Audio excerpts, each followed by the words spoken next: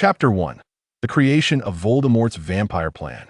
In a lush forest in England, amidst unstable ground, a solitary house stands aloof.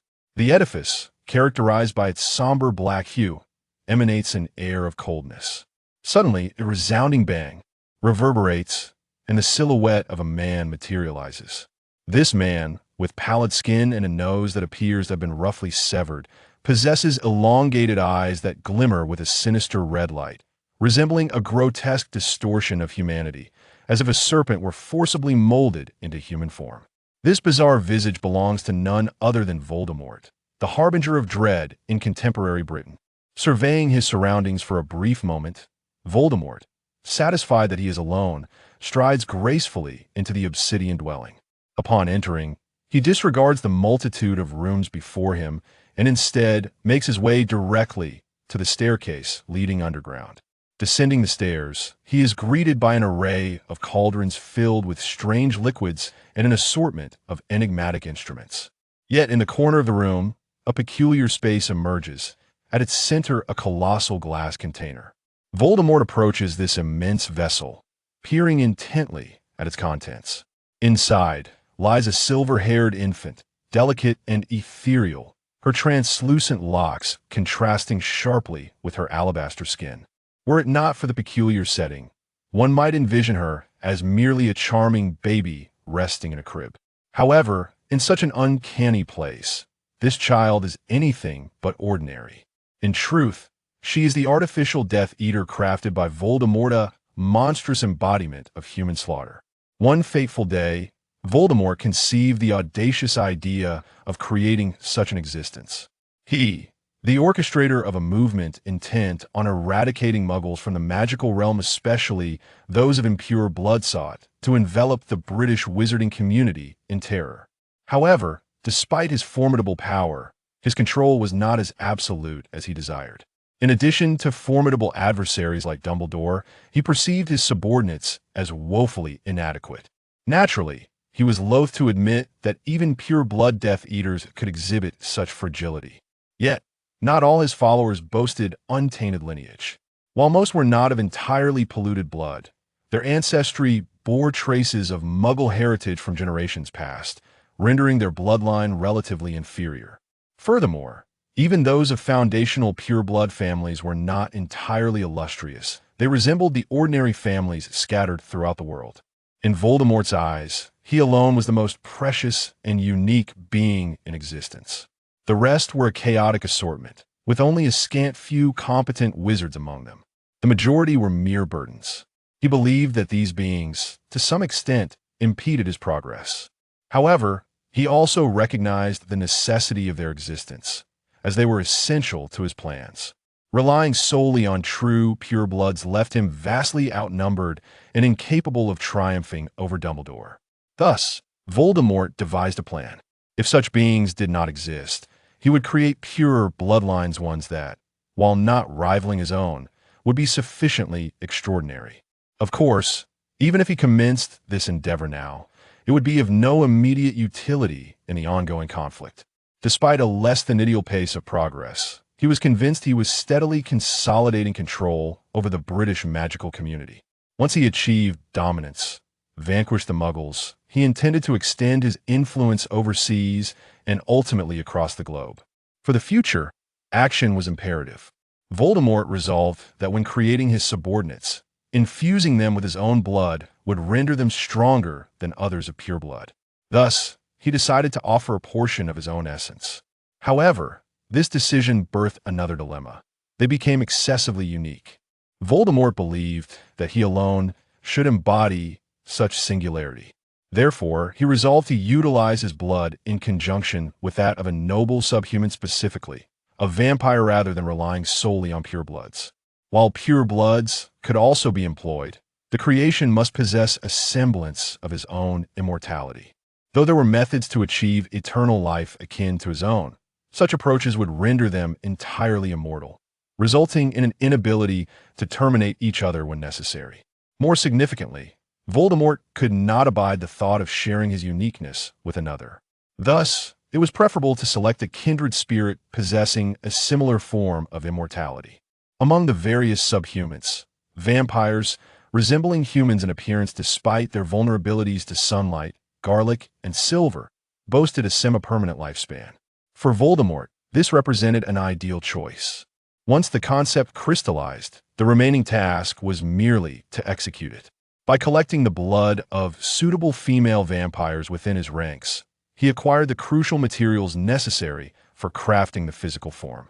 Any unnecessary female corpses were disposed of, and subsequently, he needed only to gather a selection of herbs and minerals. In this manner, an exceptional servant one, not as extraordinary as himself, but possessing a semi-permanent corporeal form would be born. Employing his formidable power, the creation of this servant progressed smoothly.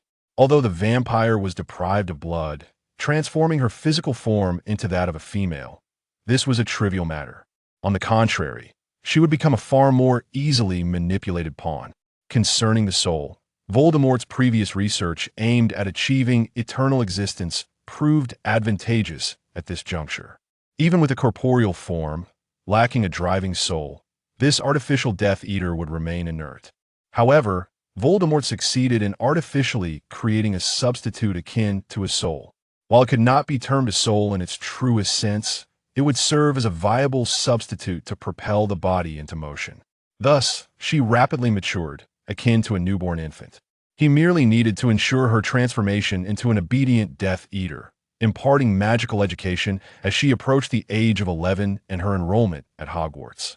Though the process would be lengthy, her very essence infused with his blood guaranteed her exceptional potential. She would not require an extensive period to become useful. The completion of this new pawn, solidifying his dominion, was imminent.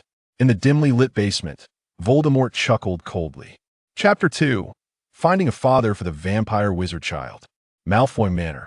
Lucius stood before his wife Narcissa, cradling their torment-hold son. Balancing his life as a devoted husband and father with his responsibilities as a Death Eater proved to be a delicate endeavor. Suddenly, Voldemort's summons echoed ominously. Lucius felt an undercurrent of anxiety, fearing that his duties as a Death Eater might falter in light of his son's birth. The worst-case scenario loom'd a reprimand, or worse, execution. However, upon arriving, Lucius discovered that Voldemort bore no intention of reproach. Without preamble, he calmly issued a command. "I have something to entrust to you. Come with me at once. Do not let anyone see you." Following Voldemort's lead, Lucius found himself in an unusual location. In a forest stood a solitary black house. "Master, what is this place?" Lucius inquired cautiously. "This is my laboratory for magical experimentation," Voldemort replied without hesitation, then stepped inside.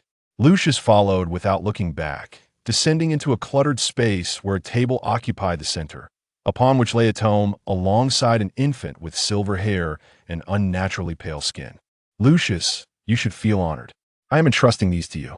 This is a mark of my trust, for you are pure blood and my most loyal follower," Voldemort declared, turning to face him with a solemn tone. Truthfully, Lucius found it difficult to grasp the unfolding situation.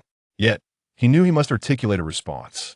Reflexively, he expressed gratitude and, in a tone designed to avoid offense, posed a few inquiries. "It is indeed an honor. In response to your trust, I shall continue to strive diligently. But what precisely are these? As for the book, you need not concern yourself with its contents. However, I must stress its significance to me. Ensure it remains unscathed. Yes, I will protect it at all costs. And regarding the infant, you have guessed correctly," Voldemort replied with a smile, yet his expression hinted at a foreboding sense of dread. True to his intuition, Voldemort began to unveil the unimaginable. "This is a Death Eater I have created, born of my bloodline." This revelation was utterly unexpected. Voldemort's bloodline? Could it be his daughter? Lucius had never before encountered such information.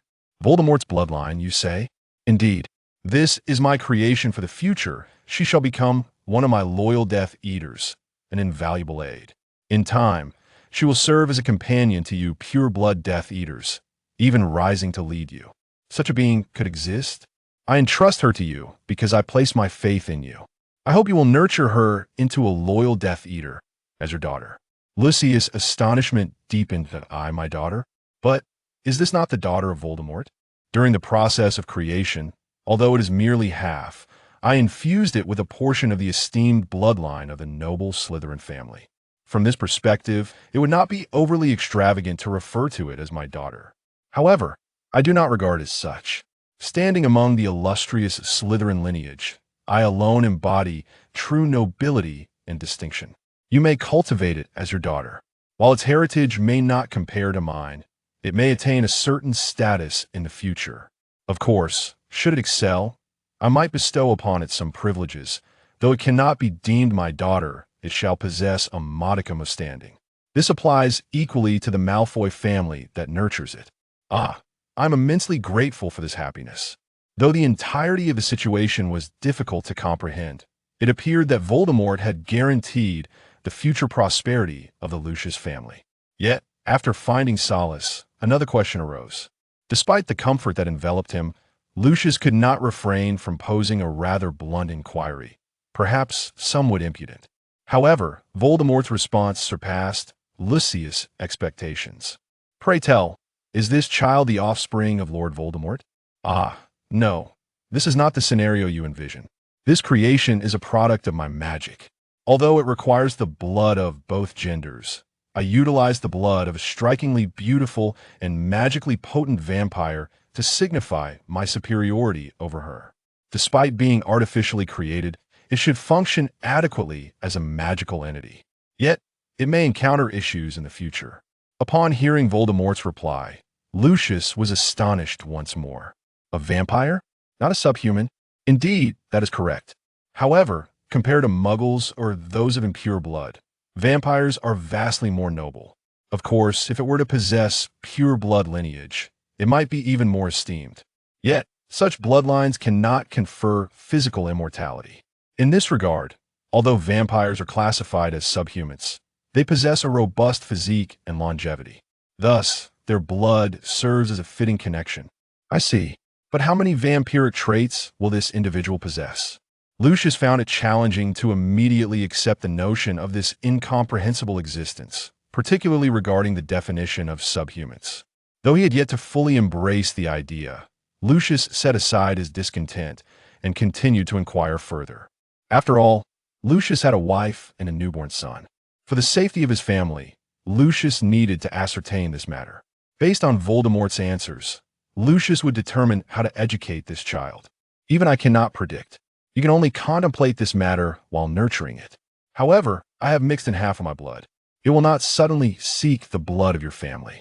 Even with such reassurances, Lucius remained unable to fully relax. Nevertheless, understand, I shall devote myself to its upbringing. Ultimately, Lucius had no right to refuse. Voldemort seemed to sense Lucius' inner doubts and abruptly emanated a formidable aura of menace. What is it? Are you dissatisfied with my decision? Absolutely not. I shall be exceedingly pleased to raise it. At that moment, all Lucius could do was hastily bow his head. Do not worry. After the functionality commences, he has not once requested blood. Perhaps a mere drop now, and then will suffice. Thus, Voldemort appeared to consider the topic concluded and began to walk towards the exit, only to abruptly halt before the door to the basement. By the way, has there been any progress regarding the whereabouts of the infant mentioned in Severus' report? No, there has not. According to his information, on the day in question, 2 children met the conditions of birth, one from the Lambert family and the other from the Potter family. The Lambert child has been confirmed, yet the Potter child's whereabouts remain elusive. Very well, it may be the Potters. Continue the search. Yes, but may I inquire why you are seeking an infant born on that day? You need not concern yourself with that. Having spoken in an irate tone, Lucius hurriedly bowed his head. You may continue searching for the Potters. This time, he truly departed.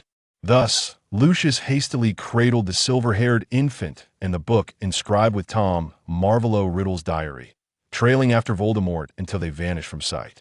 Chapter 3. A New Family. Within a grand chamber of Malfoy Manor, hastily transformed into a nursery since the discovery of her pregnancy, a woman resembling a mother tended to an infant. The mother's name was Narcissa Malfoy. She was a member of the Sacred 28, having married in the Malfoy family from the Black lineage, a paragon of pure blood. Her marriage to Lucius Malfoy, at first, was merely a political alliance to preserve pure blood status. To maintain purity was, in her eyes, an unquestionable obligation. Thus, she harbored no grievances. Yet, had she never contemplated marrying a man with whom she had fallen deeply in love? Upon meeting Lucius, she witnessed his pride and dignity as a nobleman, alongside his gentleness and a hint of solitude, and gradually found him endearing, nurturing burgeoning feelings of affection and pursuit. Subsequently, she and her husband welcomed a son named Draco, and she was enveloped in a steadfast familial love for her cherished husband and child. Yet, within her heart lingered an undeniable discontent, not directed at her family, but rather at herself. This discontent was narrated from Narcissa's perspective as she gazed lovingly at her adorable infant son, Draco, who possessed platinum blonde hair and pale gray eyes, a delightful blend of both her and Lucius' traits. Although he was the beloved son she took pride in, the recent news of her husband's return compelled Narcissa to momentarily divert her gaze from him to greet Lucius at the door. With a tone devoid of the tenderness she usually reserved for Draco, Narcissa instructed, "Dobby, take good care of Draco." Upon her call, a servant of the Malfoy estate promptly appeared. "Yes, madam," he replied, and Narcissa exchanged a brief glance with the responding servant before making her way to the entrance. The Malfoy residence, a historic manor, required a considerable distance to traverse before reaching the door. While summoning a servant would have expedited her journey as a noble family, the Malfoys adhered to certain protocols. As Narcissa walked along the lengthy corridor, she arrived just in time to see Lucius entering the house. "Welcome home," she greeted. To which he responded, though his demeanor seemed markedly altered. Upon closer inspection, she noted that he had his hands concealed behind his back, as if hiding something.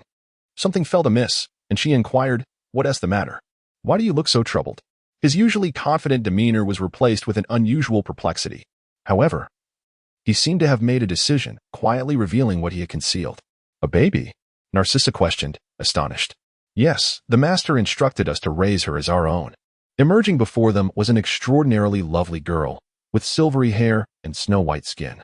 The unexpected turn of events left Narcissa bewildered. Although they were requested to nurture the child, the abruptness of the situation was disconcerting.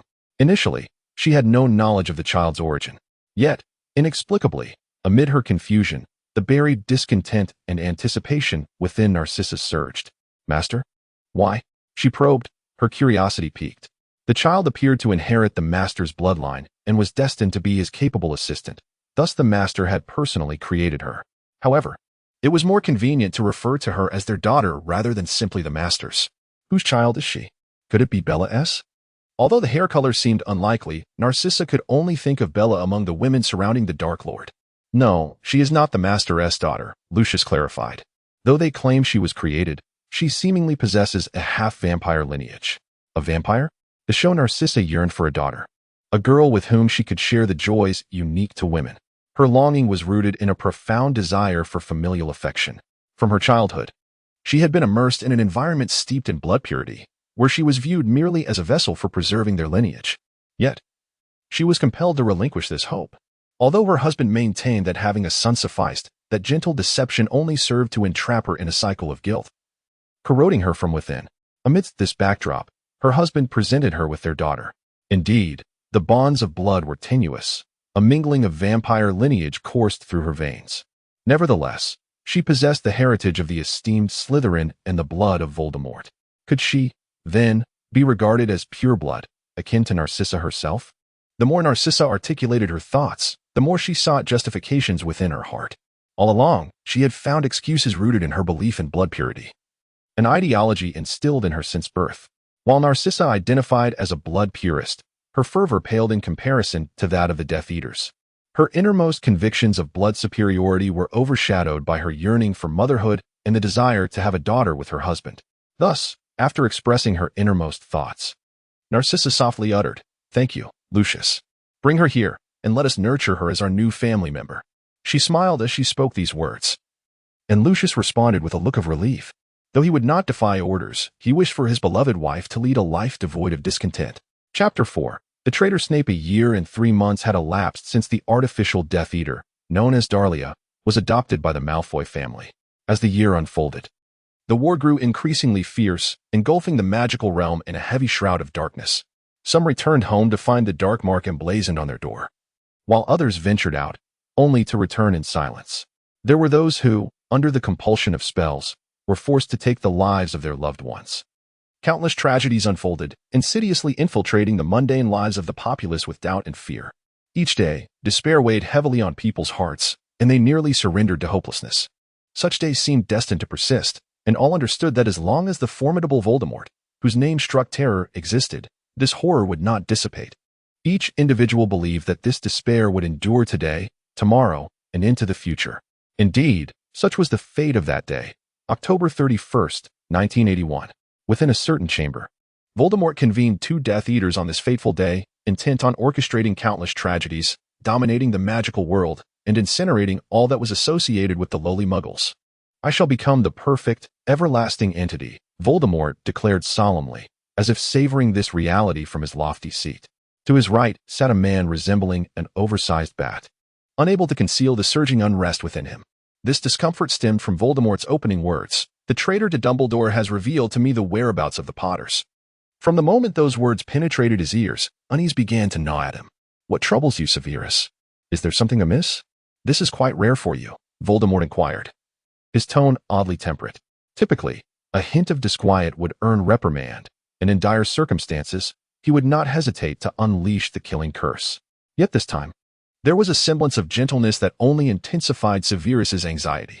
"No, my esteemed master. There is nothing that disturbs me," Severus replied, striving to regain his customary icy demeanor. "Do not conceal your thoughts, Severus. As my loyal servant, the information you provide, though partial, is crucial for my ascendance to immortality today. Consider it a reward. I am in high spirits. Speak your mind." Voldemort's encouragement compelled Severus to voice his concerns, albeit reluctantly. "There is but one matter. Will you spare the true Potter girl?" This question harkened back to a prior promise made when Severus learned that the woman he loved was the mother of the prophesied child. Voldemort's expression flickered with surprise before erupting into a chilling laughter.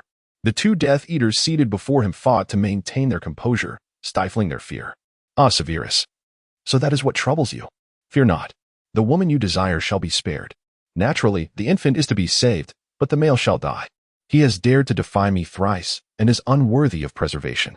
Upon hearing this, Severus bowed his head, yet he could not dispel the unease festering within. Voldemort was known for his indiscriminate ruthlessness, slaying without hesitation, viewing even his followers as mere pawns. If necessary, he would not balk at breaking promises and extinguishing lives. This reality compelled Severus to operate as a double agent. He endeavored to bury his disquiet once more, recalling the despairing news received at the funeral. Who was the traitor? No, there was but one individual. Severus's heart surged with loathing. The one safeguarding the secrets of the Potters was the despicable Sirius Black, as long as he remained loyal. This information would not reach Voldemort. It was imperative to relay this news to Dumbledore swiftly and ensure Lily's safety, yet with Voldemort before him, that was an impossible endeavor. To save Lily, he could only rely on Voldemort's tenuous promise, a commitment he himself was uncertain of. Rather than dwell on such matters, "Lucius, let us discuss you. How fares your daughter?" Voldemort seemed to imply that his conversation with Severus had concluded, shifting his gaze to Lucius. Present were only Voldemort, Severus, and Lucius. At the outset of this summons, Lucius had learned of the Potter's whereabouts, revealed through the traitor's information. However, he remained oblivious to the prophecy's content and could not fathom how the impending attack on the Potters intertwined with Voldemort's quest for immortality. The prophecy's details were known only to Severus and Voldemort. Voldemort had no intention of sharing this, even with his most loyal Death Eaters, fearing any hint of his imperfection. Furthermore, for Severus, Voldemort's words held an element of confusion. Why would Voldemort be concerned about Lucius's daughter? This remained a mystery. For the origins of Daria were known only to Lucius and his wife, Narcissa, a secret they guarded closely. Even Bellatrix, Narcissa's sister, remained oblivious. Voldemort would not allow the existence of one treated as a daughter. To be regarded as a daughter would lead to a delusion of loyalty. And it sufficed for such loyalty to be directed solely towards himself.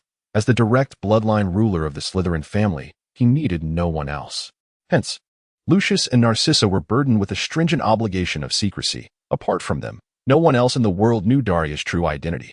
Among the Death Eaters, Only the news of Narcissa giving birth to 2 children was conveyed. Although Draco and Daria were born approximately a month and 3 weeks apart, they were regarded as twins. And the information was meticulously controlled. Despite certain enigmatic aspects, in the current state of anxiety, Severus neither questioned nor doubted. Rather, he dismissed such details, which would not even leave a trace in memory. All is well, she is growing normally. Overall, both Daria and Draco were developing at a typical pace. At 1 year of age, they began to walk independently, and although they could only utter simple words like mama and papa, they had commenced speaking. The siblings were flourishing smoothly. Naturally, they had not yet begun their education as Death Eaters. For a child merely 1 year old, teaching magic, manipulation, torment, or even murder was far too premature. Such matters required further maturation, and Voldemort had not yet demanded these. Nevertheless, despite Daria being too young to comprehend pure-blood supremacy, this knowledge was incessantly reiterated. Lucius reflected on the children's situation, promptly addressing the matter, although he harbored some concerns. Of course, these were not worries for his son. But for Daria, initially, he was troubled by her sanguine impulses, but soon discovered that such occurrences were infrequent. They found that even without regular blood offerings, there were no significant issues. While she required milk or solid food approximately every 2 months, there were times when she would seem unsatisfied, and at those moments, a small amount of blood would delight her, leaving her content. The issue lay in Daria's expression. Her demeanor was excessively impassive. Draco often smiled, cried loudly when he fell, and exhibited profound loneliness in the absence of either himself or his wife, a truly expressive child. In contrast, Daria neither smiled nor cried when she fell, and she rarely displayed the endearing countenance expected of a child her age, her beauty untouched by emotion. Expressionless, Daria was nearly devoid of expression. When blood was offered to her, her countenance would shift, appearing joyful, but such changes were fleeting. Soon thereafter, her expression would revert to its usual placidity. According to his wife, there seemed to be subtle shifts in her expressions, indicating that she was not entirely devoid of emotion. However, he found it challenging to discern the nuanced differences in his daughter's expressions. Although he believed she was not without feelings, he worried excessively. Despite being a creation bestowed by Voldemort, the inability to comprehend his daughter's emotions troubled him, though she was not his biological child. Through the process of nurturing alongside his wife, he began to love her as he did Draco. Initially, he viewed her merely as a being capable of bestowing him with glory, but he had since come to regard her as his beloved daughter. Though he must educate her according to Voldemort's desires, an internal conflict persisted. Thus was the life of the Malfoy family at 1 year and 3 months. Contemplating this, Voldemort appeared satisfied with his words. If all proceeded smoothly, it would be splendid. That child would be immensely beneficial to my reign over this world in the future. Having spoken, Voldemort rose from his seat. The two hastily stood. Then, I shall proceed to the Potter residence. There, I shall perform the ritual that grants me immortality. You may prepare a celebration to welcome my eternal existence. Gather some muggles, those of impure blood, and traitors of bloodlines for the festivities. And ensure the other Death Eaters are informed, so they may respond to my summons at any time. Tonight, I shall become an entity beyond even Dumbledore's reach. With that proclamation, Voldemort vanished from the Potter residence with a resounding pop. Upon his departure, only Lucius and Severus remained. With Voldemort gone, there was no time left to squander. Despite prior commitments, Severus's beloved woman might become one he could never possess. The woman he had loved since childhood could perish due to his mistakes. This news must be relayed to Dumbledore post-haste, but more importantly, to Lily. Then, I take my leave. Severus disappeared, tinged with anxiety. Left alone, Lucius sensed Severus's unease but began to take action in fulfilling the mission bestowed upon him by Voldemort. First, he contacted all Death Eaters to inform them that Voldemort might summon them that night. Then, he recalled the entertainment that had recently been arranged in the basement of this very building. To his surprise, Voldemort's orders had been executed with remarkable swiftness. After all, he had been preoccupied with searching for the Potters for the past 3 days and had not returned home. Before receiving Voldemort's communication, he had intended to wait at his own estate, yet found himself appearing there instead. Chapter 5, The Day of Fate. The Dark Lord had departed, leaving only Lucius and Severus behind. With the Dark Lord gone, there was no time to waste, even with promises made. Severus's beloved could transform into a woman he would never attain. The woman he had cherished since childhood might perish due to his own missteps. This vital information must be conveyed to Dumbledore swiftly, particularly to Lily. Then, I take my leave. Severus vanished in a state of panic. Alone. Lucius felt discomfort about Severus's demeanor, yet he commenced his efforts to fulfill the Dark Lord's command. First, he ensured all Death Eaters were aware that the Dark Lord would summon them that night. Additionally, he recalled some items recently placed in the basement of this building. The Dark Lord's commands had been astonishingly fulfilled in a short span. Reflecting on the past 3 days, he had been absorbed in the search for the Potters, leaving no time to return home. Lucius had initially planned to wait for news from the Dark Lord at his manor, yet he found himself appearing at the estate. Lucius's perspective. Welcome back, my dear. Must we leave today? No. I fear the Dark Lord may call upon us again tonight. As he spoke, he noticed his wife greeting him at the door. Welcome back, Lucius. Beside such a wife stood a son, brought to meet his father, attempting to play with him, while a daughter, cradled in her mother's arms, silently gazed at her father. Look, Daria. Father. Though her face remained expressionless, Daria nonetheless conveyed a welcome back. From the way Daria joyfully caressed her, it was evident that she must have welcomed her with a smile. I could only perceive his expressionless demeanor, yet you, Daria, upon our reunion, seemed genuinely pleased. It appears my conjectures were not unfounded. How did you anticipate that you would be summoned this evening? Oh, it seems the Dark Lord has taken matters into his own hands tonight.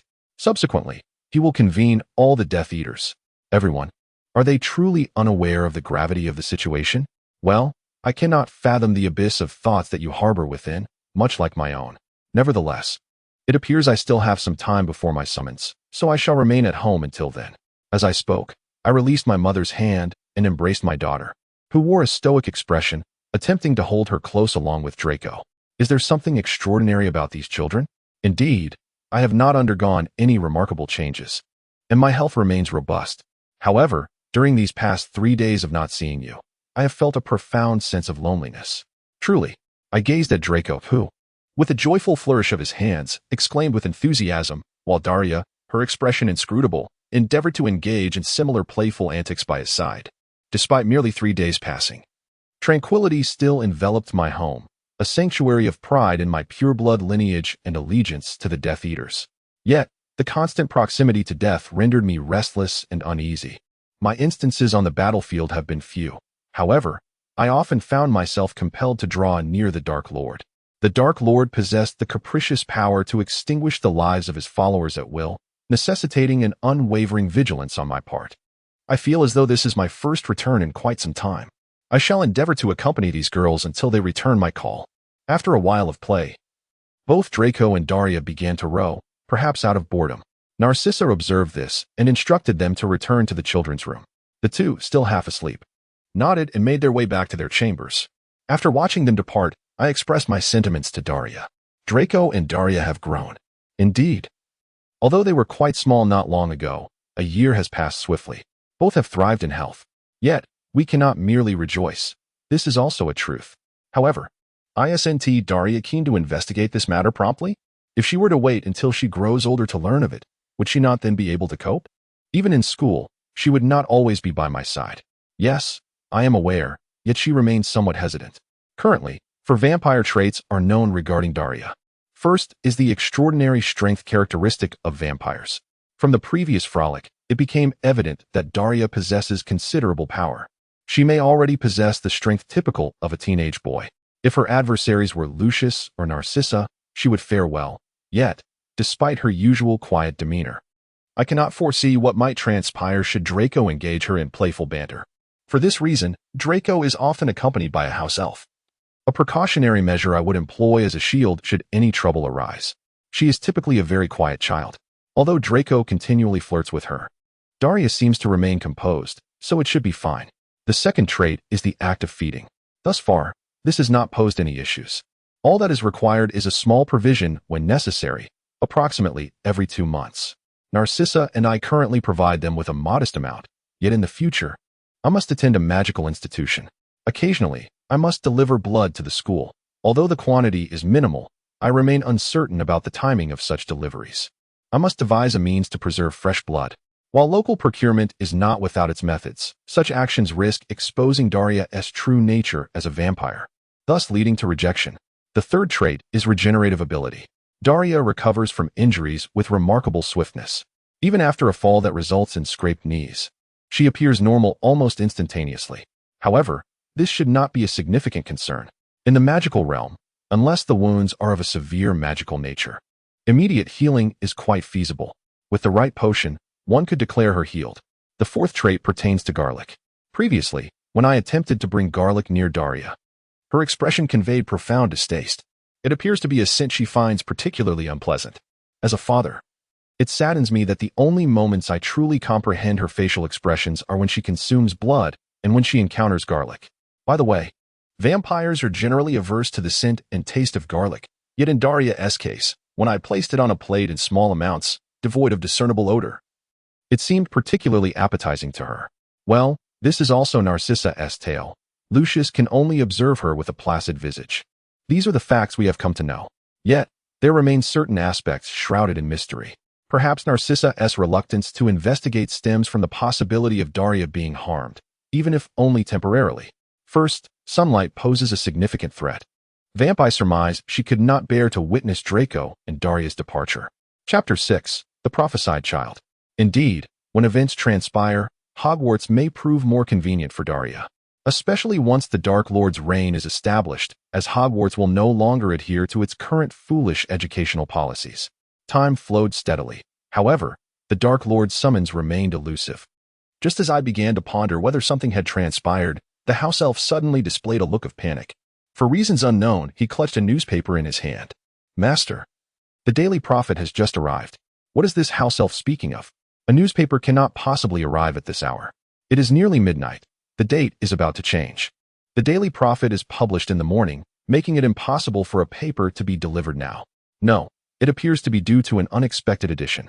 The content is an extra. I gazed at the supplementary material, eager to uncover what had occurred at this hour. Then, a wave of shock overcame me, causing my heart to momentarily cease its beating. Initially, I deemed it absurd, but as I continued reading, I began to question its authenticity. The content was so startling that the special edition was recalled. Hey you, what is it? You look as if something is amiss. What exactly was written? Narcissa inquired of Lucius, unaware that the house elf was desperately attempting to conceal her joyful expression amidst the temporary content. My complexion was pallid as I slowly pointed with trembling fingers towards the special edition. There, the Dark Lord had fallen. In any case, I must ascertain the truth. I shall promptly seek out the other Death Eaters to gather information. With that, I hurriedly appeared before my companions. From that moment on, I began to believe that the Dark Lord was destined for demise, and I betrayed my comrades. All of this was for the sake of my wife and children. I did not choose to remain loyal to the Dark Lord, but instead opted for familial bonds. From this day forth, my daughter shall gradually diverge from the predetermined path of her life.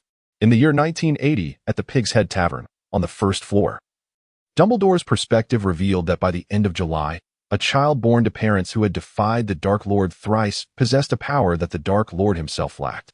The Dark Lord personally brought forth his offspring for comparison. As long as one exists, the other cannot survive. I recall the prophecy I heard on the second floor. At first, I sensed not even a hint of talent. Yet, instinctively, I understood that the prophecy was indeed authentic. This astonishing prophecy determined the fate of the magical realm. Generally speaking, such matters ought not to be known to our adversaries. However, outside the window, the Death Eater Severus Snape had caught wind of this information. Yet, he had only heard half of the prophecy. Voldemort remained unaware of its entirety. Nevertheless, the Potter and the Longbottom families remained in peril, the offspring of those who had defied the Dark Lord thrice. As far as I know, only the Potter and Longbottom families meet this criterion. I am uncertain as to whom Voldemort will regard as the child of prophecy, yet I am convinced that he will identify one of them. Action must be taken. Perhaps Voldemort, or Tom, will choose the Potter family. The Longbottoms are of pure blood, yet the Potter offspring is of mixed heritage. He likely believes that the child of the prophecy will belong to the Potter family, sharing some commonalities with him. Naturally, I must remain vigilant regarding both parties. But in any case, I must confer with the members of the Order of the Phoenix on how to safeguard both families moving forward. The prophecy must be concealed from members to prevent any further leakage of information. Thus, while contemplating the future, I hurriedly vanished from the headquarters of the Order. A few days later, at the entrance of Hogwarts, I encountered Sybil. "Sybil, I have been expecting you," I said. "Dumbledore, you have traveled quite a distance to meet me." She replied, though I was already aware of her presence. This morning, I had an omen. Sybil Trelawney returned, adorned with large spectacles and sequined attire. It is true that I seldom perceive even a hint of her gift. However, the prophecy she uttered at that moment was likely authentic. It must be safeguarded within Hogwarts to prevent it from falling into enemy hands. Oh, you are correct. First, you must decide on the location of your classroom. Where would you prefer it to be? The higher, the better, I responded. Hogwarts classrooms are dictated by the professor's preferences. Upon arrival, each student selects the place they wish to use as a classroom. Indeed, as a seer like myself comes into contact with the mundane, the inner sight becomes dulled. Last night, gazing at the stars, I felt that the top of the North Tower would be a splendid location. The North Tower? I recall an attic there, which has fallen into disuse. As I spoke, I ascended to the top of the North Tower, where it had now become the new divination classroom. Upon climbing the ladder into the classroom, I found it to be merely a dusty attic. I apologize, Sybil. I did not anticipate this place would be designated as a classroom. I ought to summon the house elves to tidy it up immediately. Thank you for your concern. Are you pleased to have found your new home? After you set down your belongings in the adjacent room, we must host a welcome party in the Great Hall. Everyone is eagerly awaiting your arrival. It is time for you to shine. Just as I expressed my desire to leave the room, a loud thud echoed from behind me. Turning to see what had transpired, I found Sybil setting down her luggage, gazing intently at the sky beyond. She slowly shifted her unsteady gaze towards me. This is just as it was back then? Yes. I recalled her condition during her last prophecy, in late July, when the chosen child was born. And the Dark Lord would ultimately fulfill me. Beware, enemy of the Dark Lord. Beware, Dark Lord. That child governs destruction. That child shall never. I cannot become an ally of either side. Upon uttering this, Trelawney's gaze finally returned. Oh, I apologize. I seem to have momentarily lost myself. With that, Sybil walked away, as if nothing had occurred. However, my heart brimmed with questions. After all, it was the correct decision to protect her within Hogwarts. The previous prophecy felt as real as before. Yet, unlike the previous prophecies, I remained uncertain of their meaning. The Dark Lord fulfills me? You govern destruction? The information is too scant to ascertain whom she referred to or what her counsel was. Undoubtedly, this prophecy will prove significant in the struggle against Voldemort. This time, it resides within Hogwarts, thus the Death Eaters remain unaware of it. It is imperative to maintain secrecy and diligently gather intelligence. Yes, while I strategize for the future, I cannot shake the unease stemming from her ominous prophecy. The child must never stand with either side. Henceforth, both will descend into ruin. Chapter 7. A happy family. 5 years have elapsed since the Dark Lord was vanquished by an infant. These past 5 years have been exceedingly busy for the Malfoy family. Once the Dark Lord departed, Lucius was the first to surrender himself to the Ministry of Magic, claiming he had been subjected to the Imperius Curse. Naturally, no one would believe such nonsense. Nonetheless, he was ultimately acquitted. Why? One reason is that many other individuals had indeed been ensnared by the Imperius Curse. The horror of the curse lies in its deceptive nature. At first glance, it is nearly impossible to discern whether a person is being manipulated. Therefore, it could not be proven that Lucius and the other traitorous Death Eaters were genuinely under its influence. The second reason pertains to Lucius's role as a Death Eater. His primary function was to exploit his pure-blood aristocracy to transform the Ministry into the Dark Lord's puppet. As a Death Eater, he had only engaged in combat with a handful of Aurors. Thus, there were insufficient witnesses to substantiate his status as a Death Eater. Most importantly, the principal reason lies in his influence. Even though he was suspected of being a Death Eater, his sway within the Ministry remained undiminished. He adeptly leveraged this advantage, fulfilling the role assigned to him by the Dark Lord. Ironically, just as he vanished, I found myself amid the chaos that ensued with the Dark Lord's departure. Magic would cease to function, due to such political machinations, and by transferring the Golden Galleon to numerous judges, he was proven innocent and released without charge. Ultimately, only those with irrefutable evidence of their status as Death Eaters and continued loyalty to the Dark Lord were arrested and dispatched to Azkaban. However, even after his exoneration, suspicion lingered. Reporters invaded to interview him, while Aurors sought evidence of his Death Eater affiliation. Even after the trial concluded, the tumultuous atmosphere persisted for some time without abating. It was not until 5 years later that this state finally settled completely. On July 31st, 1986, within a chamber of the Malfoy estate, illuminated by the moonlight, there sat Dahlia Malfoy. The girl, bathed in moonlight, possessed flowing silver hair and skin as pristine as freshly fallen snow, blending seamlessly with her tresses. Her eyes, a pale gold, were reminiscent of fish eyes. Though merely 6 years of age, her visage exuded a beauty that surpassed mere cuteness, hinting at the promise of becoming an unparalleled beauty in the future. Yet, this girl was devoid of any expression or emotion. The only reason she could still be regarded as beautiful was that even her impassive countenance accentuated her allure. The girl leafed through the book in her hands, displaying a dignity rare for a child of 6. Though expressionless, the scene would undoubtedly render a picturesque tableau, unless one noted the pitch-black gloves adorning her hands, laden with dark magic, or the ominous tome she clutched, a dreadful book of dark arts. A knock resounded at the door. "You are here again, Daria." A statuesque beauty with fair skin, golden hair, and azure eyes entered the room. "Have you been reading that book again? You truly are dedicated to your studies. I wish Draco would take a page from your book." Despite being her sibling, he had not shied away from rigorous study. On the contrary, for a child of his age, his enthusiasm for learning was commendable, and his academic performance was exceptional. However, in comparison to Daria, she inevitably falls somewhat short. Even though the Dark Lord has vanished and there is no longer a need to hastily fulfill her duties as a former Death Eater, I still believe that Lucius would not raise the Dark Lord's entrusted Daria with the same regard as a Death Eater, which is rather unsettling. Thus, he began teaching her a modicum of magic at the tender age of 3, and her remarkable talent has already begun to manifest. Now, she willingly immerses herself in the advanced knowledge of Hogwarts. No, mother. The ghost is striving diligently as well. On that day, I even implored Father to teach me how to study. Moreover, I simply adore perusing books on magic. With a wry smile, I returned to my mother's side. Yet, on the surface, she wore an expression devoid of emotion. The Malfoy family, I surmised, were the only ones who bore such a bitter smile. "By the way, mother, what brings you here?" I had nearly forgotten that the gathering was still 2 hours away. "I came to check if you were ready for the party. Since it is your birthday, I must look splendid."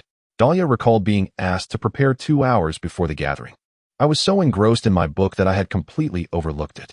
Time was indeed drawing near. With that, she returned the book to the shelf and walked towards the fitting room with her mother. Today's celebration was limited to the inner circle. Officially, her birthday fell on June 5th, coinciding with Draco's. However, today was July 31st, and thus we were to hold a modest birthday gathering with only 4 family members. "Thank you for your patience." A mother and daughter appeared in the opulent dining room of the Malfoy estate, where the father and son had been awaiting them with warm greetings. "Oh, you both look splendid in those outfits." Narcissa donned an elegant light yellow dress, while Dahlia wore a black gown that contrasted starkly with her complexion, complemented by black gloves adorning her hands. Yes, father.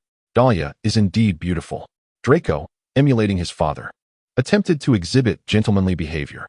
At merely 6 years of age, he had yet to fully grasp the nuances of such conduct.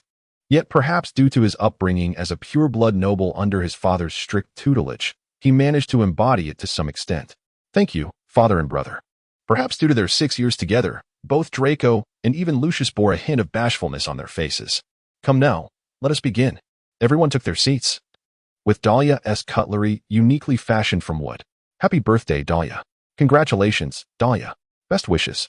While others may have remained unaware, Dahlia stood there, adorned with a subtle and genuine smile of happiness. It was a scene that encapsulated familial bliss, surrounded by love. Chapter 8. Doubts from Dahlia's perspective. A few days after the family birthday celebration, it was time to select friends for Draco and Dahlia. My father suddenly began to speak at the dinner table, saying, "You are all 6 years old now. It is time to hold a tea party." My mother is utterly convinced of this, yet I fail to comprehend what has transpired. "Mother, what exactly is a tea party?" I inquired of my mother whether my younger brother also shared my confusion. She proceeded to elucidate in detail. A tea gathering serves to introduce a 6-year-old pure-blood wizard to other members of the esteemed pure-blood aristocracy. Choose wisely. Even among the pure-bloods, you are among the most cherished members of the Sacred 28. "I comprehend now, I comprehend." My elder brother nodded in agreement, though it seemed he might not fully grasp the implications. Pure-blood. My parents often remarked that the most illustrious among wizards are those of pure-blood lineage. The greatness of a wizard is determined by whether he is of pure-blood descent. My dear parents often express it this way. Yet, suddenly, I find myself pondering, am I truly of pure blood? This question arose when I was merely 4.5 years old. One day, As I ventured to the library to peruse a tome on magic, I initially found myself bewildered by its content. Thus, I beseeched my father to enlighten me in the art of sorcery. Lately, however, I have developed a profound affinity for the study of magic, an inclination that seems inevitable. He harbors a particular passion for the exploration of magic, specifically that which is categorized as dark sorcery. During my studies in this realm, my father frequently extolled my efforts. Yet deep within my heart, I sensed that he was subtly conveying his fondness for the darker arts. Nevertheless, despite my pursuit of dark magic, my father cautioned me, "This is perilous. Do not attempt to wield magic in my absence." API call failed with status code 429. Error. Code 429. Message. Resource has been exhausted, e.g. check quota. Status. Resource exhausted. I have never encountered him. Yet I have left the cane inherited from my great-grandfather in my room. It is said that magicians procure their own wands at the tender age of 11.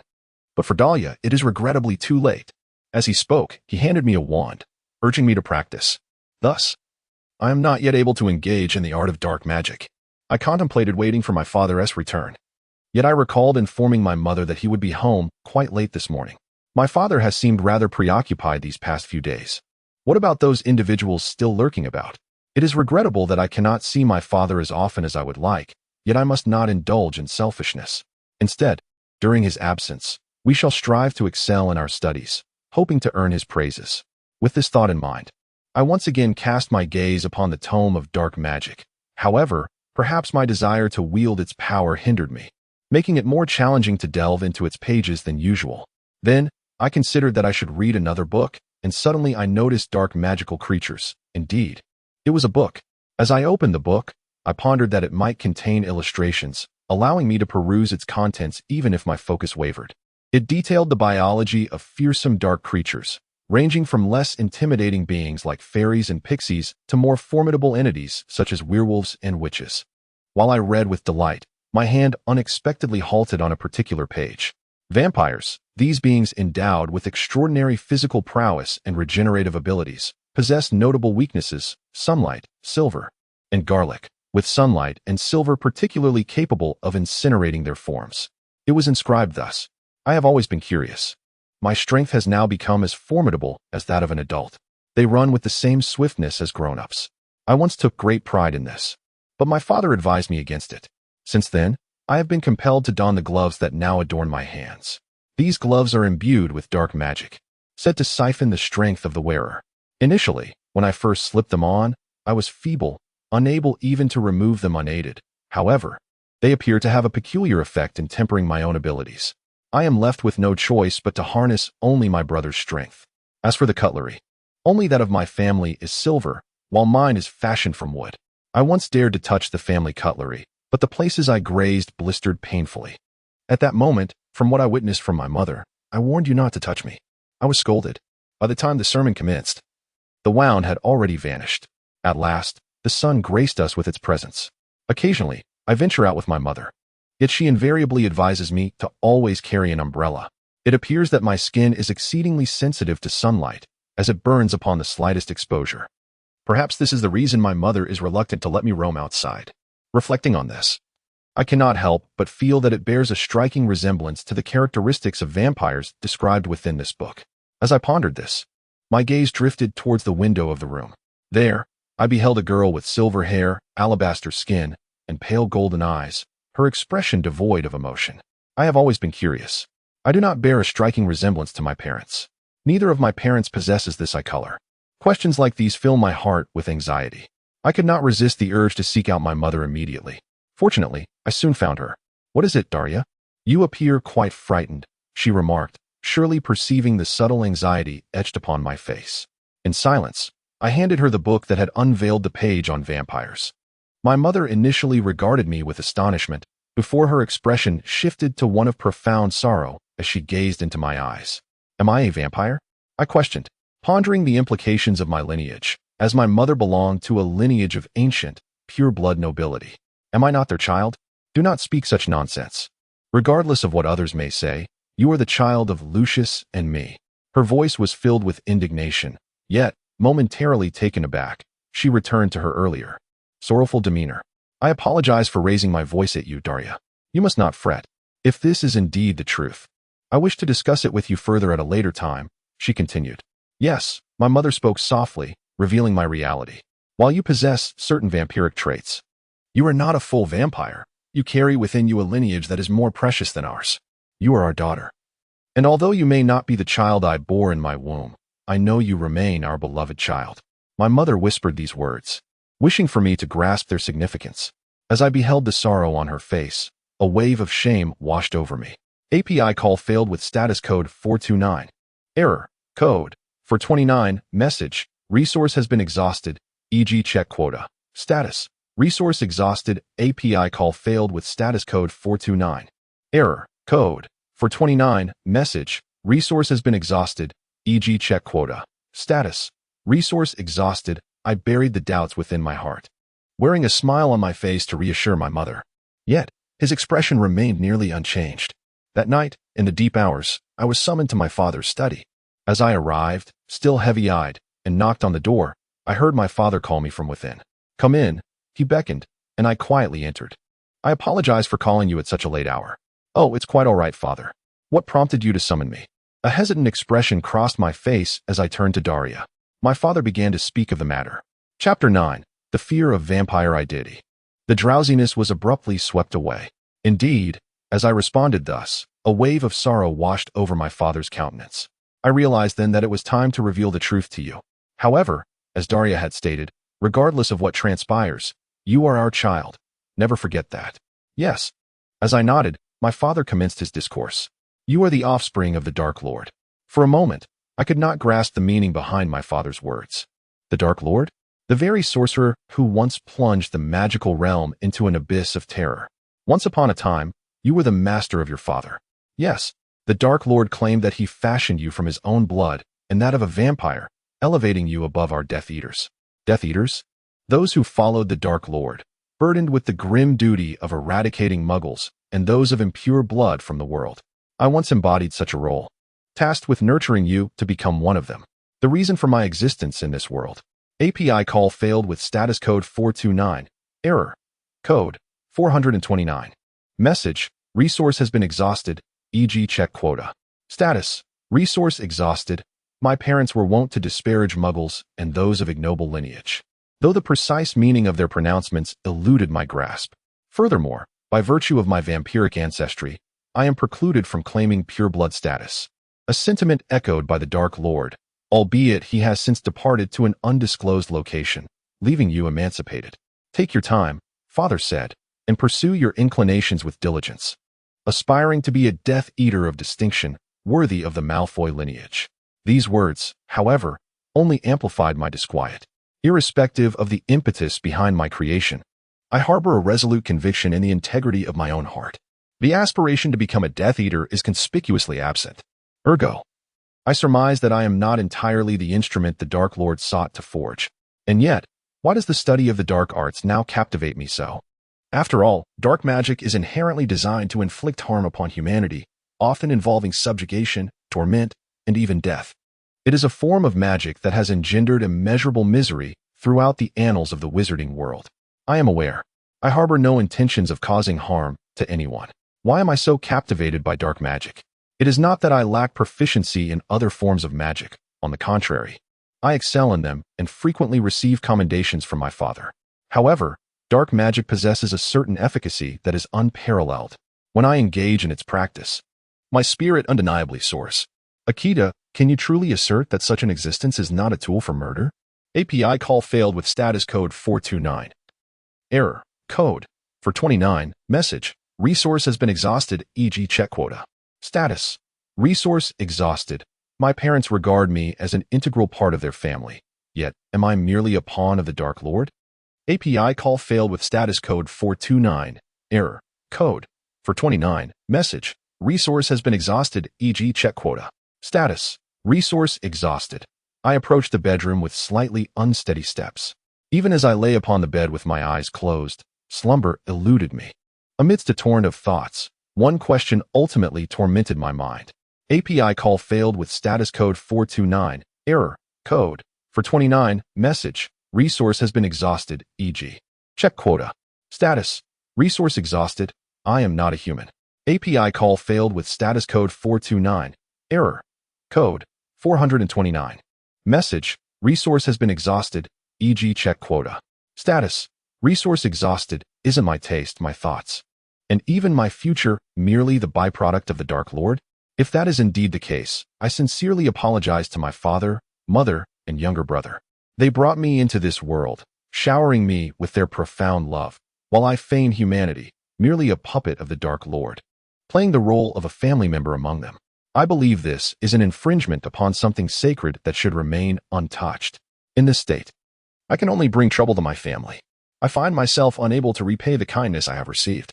Merely contemplating this shatters my heart. An increasing torrent of thoughts spirals in a misguided direction. API call failed with status code 429. Error. Code 429. Message. Resource has been exhausted, e.g. check quota. Status. Resource exhausted. At present, I lack the inclination to partake in breakfast. However, I cannot allow my parents to worry any longer. I attempt to rise from my slumber. Miss, are you feeling unwell? No, thank you, Dobby. I merely rested for a while. Please do not fret. I do not wish to cause your mother any concern regarding this matter. My parents harbor a disdain for Dobby, yet I find no such animosity towards him. His parents are frequently away, and during the times my brother and I find ourselves alone at home, he often brings along sweets and sometimes joins us in our playful endeavors. Recently, it appears my brother has grown somewhat indifferent towards Dobby, perhaps influenced by our parents' sentiments. But to me, he is merely an eccentric caretaker, a house elf engaging in play with the children of his master. He embodies a peculiar charm, which may indeed explain why his parents harbor a dislike for him. His odd existence as a house elf sets him apart. When I reassured Dobby not to worry, he gazed at me with concern, yet ultimately, he acquiesced. I swiftly changed out of my pajamas and made my way to the dining hall for breakfast. Before entering the cafeteria, a smile graced my face, alleviating my worries. Good morning. As I stepped into the dining area, my family was already present. Oh, good morning, my father remarked, his expression laden with concern. Did you sleep well last night? I have not slept at all. Indeed, I fell asleep the moment I lay down. As I returned with a smile, I felt a sense of relief wash over me, and my face returned to its usual composure. Yet, my mother still gazed at me with concern, for a mother can never be deceived. Come, let us have breakfast. I am quite hungry this morning. I attempted to settle down with a bright voice, while my mother believed she needed time to herself. Yet, her concern for me intertwined with her breakfast. After the morning meal, everyone was sipping tea following dinner, but the thirst that had lingered since dawn remained unquenched. Daria, are you thirsty?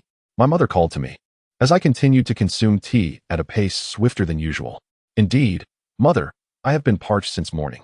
Shouldn't Daria be drinking tea then?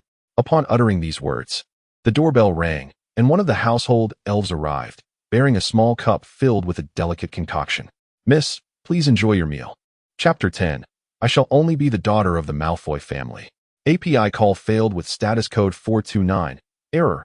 Code 429. Message. Resource has been exhausted. E.g. check quota. Status. Resource exhausted. I indulge in this juice once every 2 months. It consistently quenches my thirst whenever I yearn for refreshment. My brother once remarked that it was unfair for me to drink alone and subsequently voiced this concern to our father. Typically, my father treats both me and my younger brother with great kindness. However, at that moment, he never considered extending this privilege to my sibling. Now, I comprehend the reason behind my brother's exclusion. Even if he were offered the opportunity, he would be incapable of partaking. Oh, how I wish I had realized this sooner. It was only when I was informed that I am a vampire that the true nature of the substance became clear to me. It is not merely juice or something akin to it, but rather the blood of another.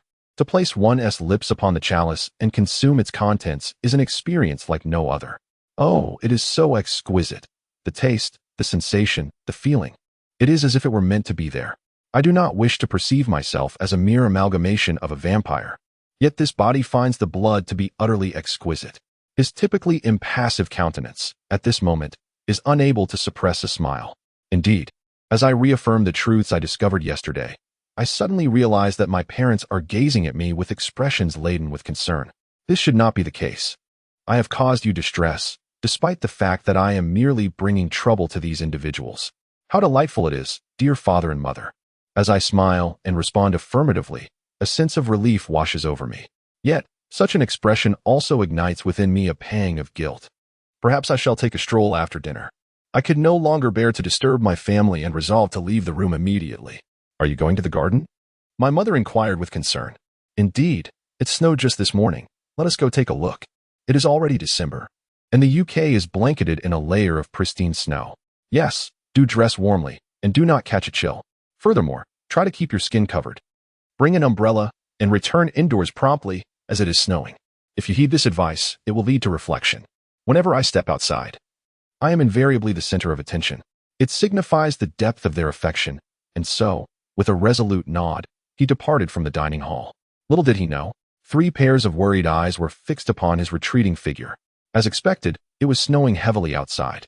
I walked alone through the immaculate white landscape. The journey was somewhat arduous due to the cumbersome heavy attire designed for warmth and protection from the sun. I decided to take a moment to rest, so I settled onto a bench in the garden. The atmosphere here is truly serene. If one listens closely, the sound of falling snowflakes can be heard. Oh, I yearned to quietly dissolve into this tranquil world, wishing happiness for everyone. Just as my thoughts began to veer in an undesirable direction, I was suddenly startled by the sound of footsteps in the stillness. Turning around, I saw my younger brother approaching. "What's the matter, brother?" he inquired, appearing somewhat hesitant. "Let me sit here," he said, taking a seat beside me. "Brother, what exactly happened this morning? It seems you are pushing yourself too hard," he noted, having observed my distress. "No, it's nothing significant," I replied. Yet, for some reason, my expression today appeared more pronounced than usual. Clearly, my brother sensed that my subdued demeanor was more pronounced than normal. I would not deceive him. Although the specter is selfish, it possesses a certain tenderness towards me. Even the toys my brother procured for me are readily given whenever I desire them, and they come to my aid in times of trouble. After all, isn't my brother the one who understands my expressions best within our family? With this thought, I felt it was foolish to continue lying to the specter. Partly out of guilt towards my family, I confessed to the specter as if in repentance. "Brother, I am a vampire, not even a pure blood. For I was created from a blend of vampire blood and that of a sorcerer. I am merely a creation of that individual. It is nothing more than a tool, fashioned to attain desired power, with preferences assigned at will." The outpouring of remorse became uncontrollable. Ultimately, I uttered thoughts I wished to suppress. I was certain I was merely a puppet of that individual, perhaps merely playing a familial role among my brothers. I was at a loss regarding my true thoughts. As a puppet, I could only bring trouble to everyone. "Brother, do you know? I revel in dark magic. My greatest pleasure is in causing harm. How can you say I am not an instrument of murder?" My confession began quietly, grew increasingly fervent, and culminated in a heart-wrenching cry. Indeed, I could not divulge to my brother the matters regarding the Dark Lord. The pristine silence was once again invaded by my voice. "Hey, brother, I am uncertain of what to do. I do not know if a doll like me can truly belong among everyone." This was my final murmur. Then my brother, astonished by my fierce swordsmanship, replied, I don't quite understand, but I have come to know about vampires for now." The specter responded as though nothing had transpired. "Did I not previously inform father of what I wished for Daria to drink? Subsequently, I inquired about your condition. Consider this. I desired it only once, and thereafter, I seem to have lost interest. Father mentioned that Daria is half vampire, but the other half belongs to the finest pureblood, thus it is reasonable to regard her as pureblood. This tale is meant for others. You mentioned that you should not speak of this to me, so I shall refrain from elaborating further. It appears that the specter is indeed well informed regarding vampires. Furthermore, regarding dark magic, I find it unimportant. I think dark magic is quite fascinating. My father often peruses books on dark magic, and he asserts that it can cause harm. Yet Daria herself has no intention of causing injury, correct? I nodded immediately. In that case, I have no objections. The application of dark magic is entirely dependent on your approach. Indeed, the gloves that Daria currently wears must be saturated with dark magic. That is dark magic. Please ensure Dahlia's safety, will you? I was astonished as my gaze fell upon my hand. Indeed, it possesses the capability to shield my family and myself from harm. The manner in which one wields a tool may vary depending on its intended use. I whisper softly, "These are my father's gloves," when Dahlia began to wear them. I found it quite fascinating, so I inquired with my father, who replied. My older brother continued, expressing his confusion. However, he stated that Dahlia is not a nuisance. Which raises a question. Does Dahlia truly wish to distance herself from you? He promptly shook his head in response. If that is the case, then is it not splendid? Yet, it could also lead to complications within the household. Indeed, the spirit responded with a courteous tone. Surely, elder brother did not imply such a notion? On the contrary, it is rather vexatious. Regardless, we are all part of the same family. There is no need for such concern. Such urgency has caused my younger brother to cry out. However, I might merely be a doll. Perhaps my emotions are predestined? Let us refrain from uttering harsh words. Yet, does it truly matter what is said? Whether it is so or not, what you contemplate now is simply what occupies your thoughts at this moment. That is the essence of it. This is indeed correct. Regardless of my tastes or the determinants of my actions, I yearn to be with this family. My love for them is the singular emotion that envelopes me at this moment. Oh, how utterly simple it is. I found myself preoccupied with numerous challenges, neglecting the truly significant matters. This sensation alone suffices. With this feeling, I fear nothing.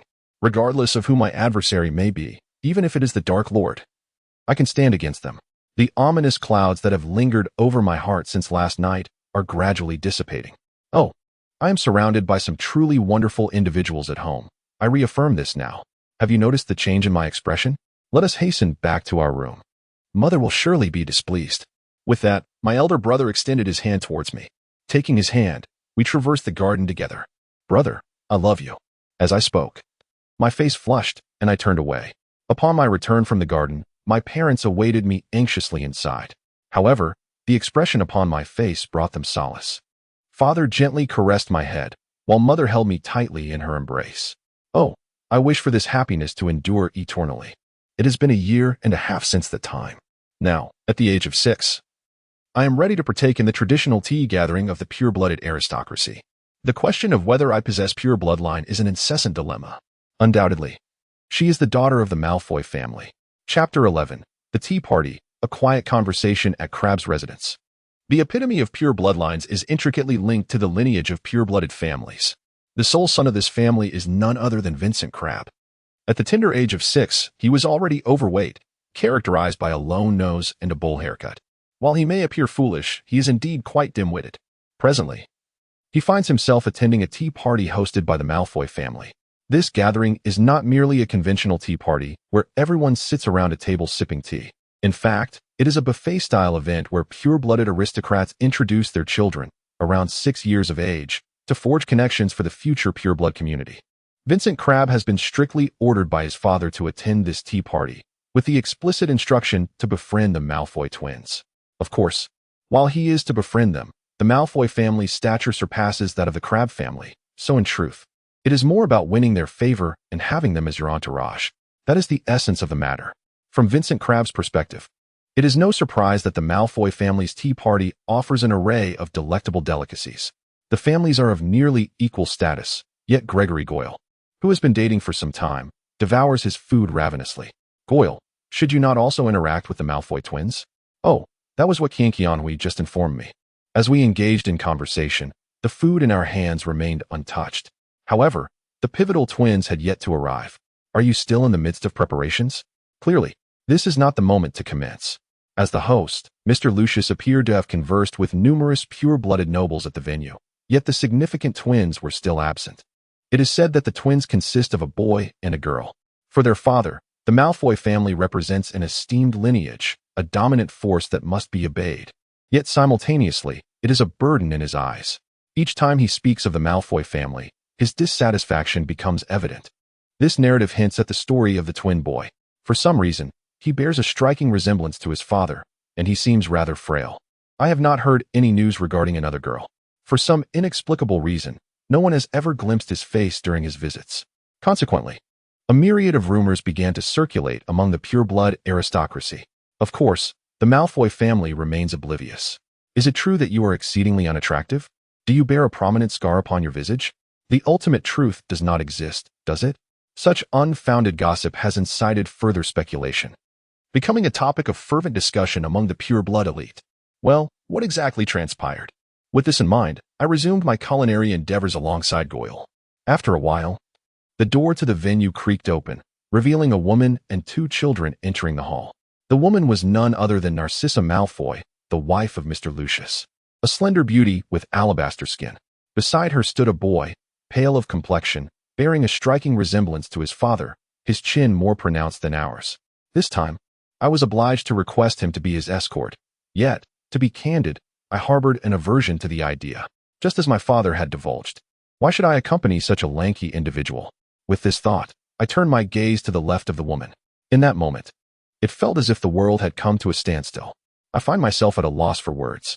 Beside me, Gaul bears a similar expression, standing motionless with his hands outstretched towards the food. No, it is not only Gaul. Upon seeing the girl to my left, the entire assembly falls silent. Her ethereal hair glimmers in silvery hues, and her skin is as pale as if dusted with powder. Her visage, adorned with delicate golden eyes, could easily be described as that of a beauty. I cannot help but muse that with such a face, she is destined to blossom magnificently in the future. However, it is not her beauty that renders the gathering mute. It is the aura she emanates. With her fishing-like eyes, she surveys the surroundings. At merely 6 years of age, despite it being her inaugural attendance at a tea party, she exhibits no fear, her expression betraying not the slightest twitch. Her countenance remains impassive.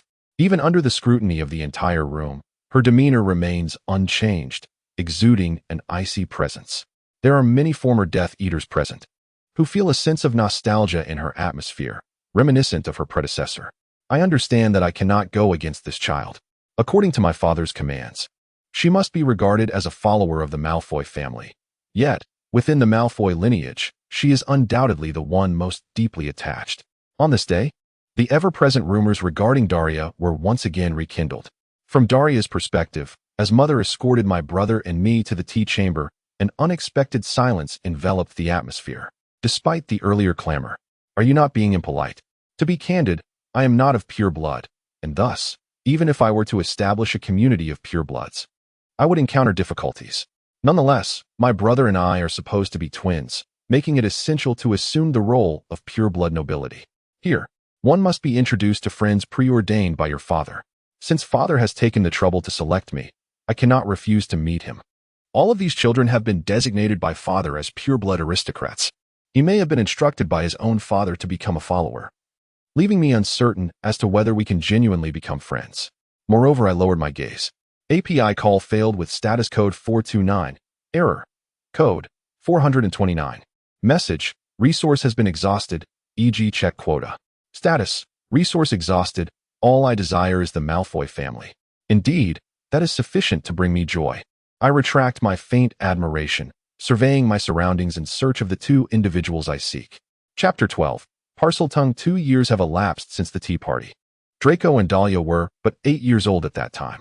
Crabbe and Goyle had greeted them then, and they have now become the devoted attendants of the twins. Nevertheless, Draco remains the sole companion they frequently accompany, as they seldom appear beside Dahlia. For them, it is paramount to gain Dahlia's favor rather than Draco's. However, Dahlia's frosty demeanor is quite daunting, and she spends most of her time in the library, making her difficult to approach. The two, lacking a penchant for reading, find little to occupy themselves in the presence of the studious Dahlia. Their previous antics of consuming sweets in the library had incited Dahlia's ire, prompting them to abandon such behavior henceforth. By the following day, they had forgotten much, yet the memory of that incident lingered. The once frigid atmosphere grew even more chilling, and her originally soft golden eyes transformed into a blood-red hue. In that moment, they felt utterly devoid of life. Dahlia, an avid reader, could not forgive the two for scattering their discarded sweets near her books. To her, they were merely followers of Draco. Since it was my father who introduced you, I believe I ought to uphold at least a baseline of pure-blood aristocracy. This is a recognition of the status associated with such a lineage. In her eyes, these two were utterly foolish, lacking even the capacity for coherent speech.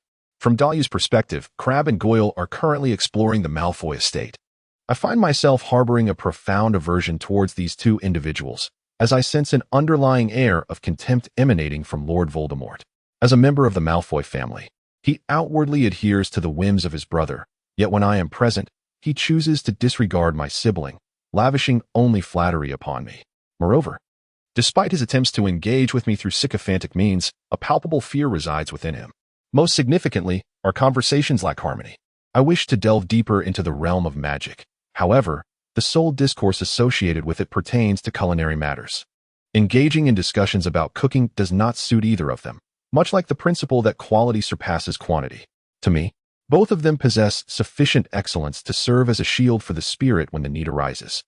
I grew weary of conversing with the two of them and decided to depart, contemplating a return to the library. However, I mused that the roses in the garden must have blossomed beautifully by now, so I retreated to my chamber to fetch my parasol. I donned an attire that shielded my skin from exposure, save for my face, and made my way to the garden.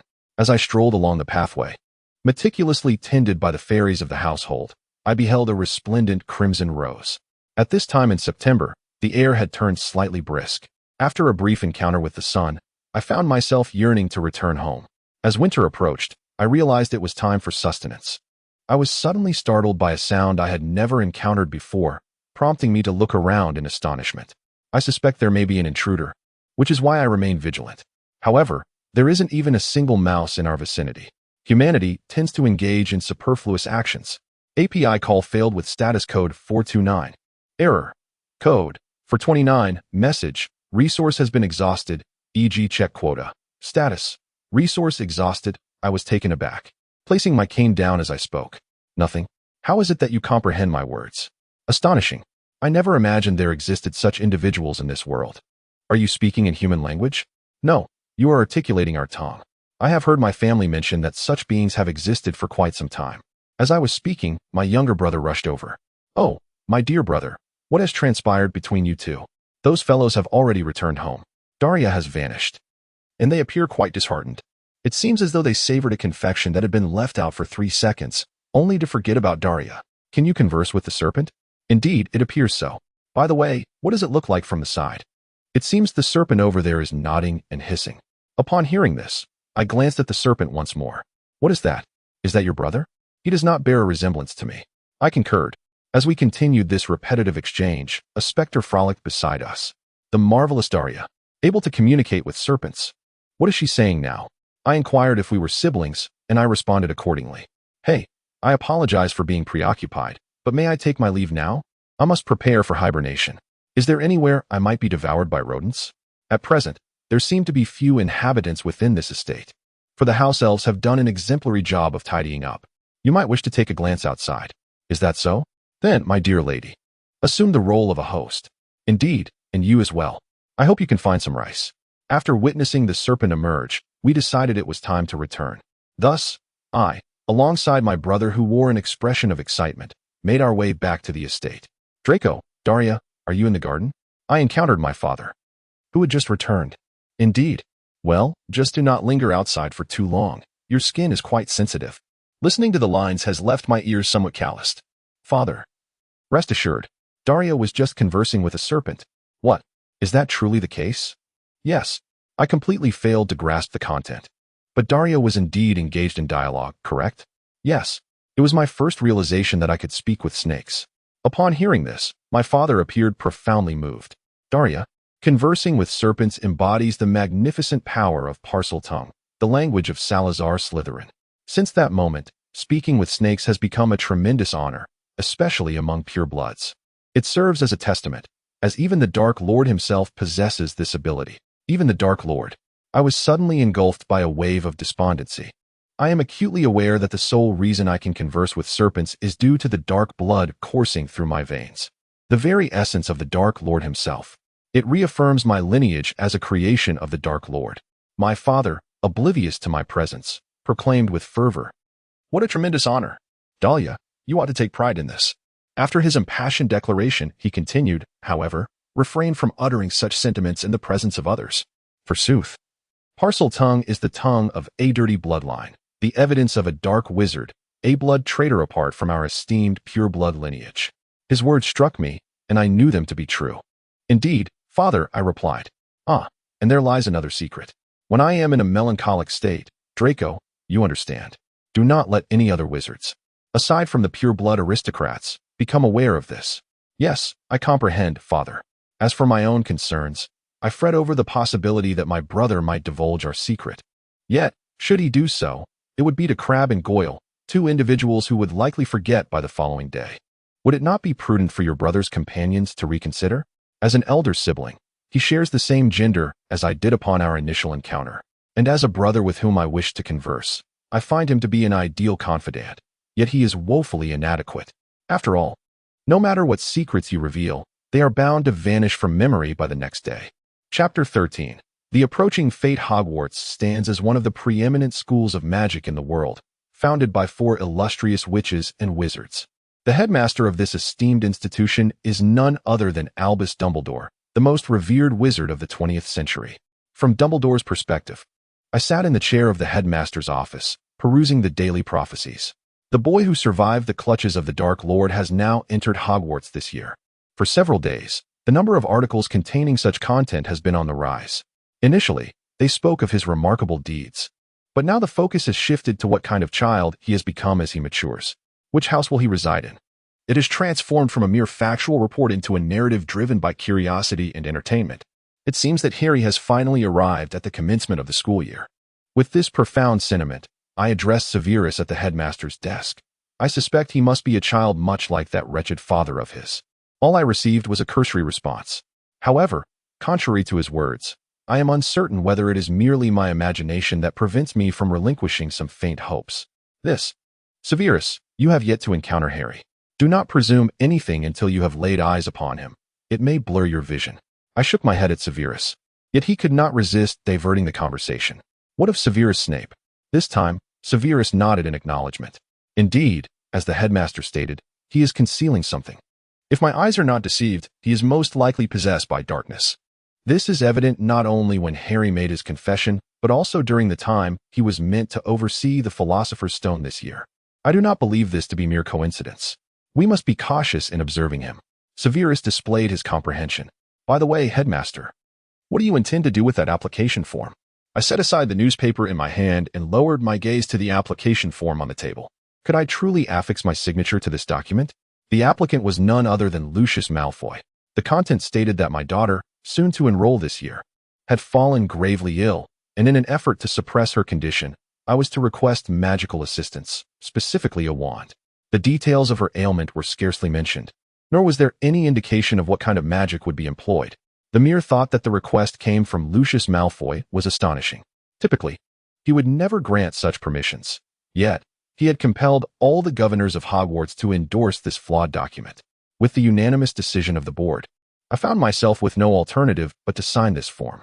Even in my refusal, the document would still pass. The reason I received this application might be rooted in my reluctance to voice future complaints regarding those enchanted gloves. They were purportedly intended to alleviate my daughter's illness, though I remained uncertain of the actual danger they posed. Well, should anything hazardous be involved, it would be my daughter who would face the brunt of suspicion first. Thus, I did not perceive it as an immediate threat. Resignedly, I signed the application and handed it over to the owl that had delivered it. As I watched the owl soar away with the document, I inquired of Severus. Had he encountered this girl? No, he had never met her in person. However, upon meeting Lucius, he had exuded immense pride in his daughter. Perhaps he recalled that moment. Severus responded, his expression tinged with frustration.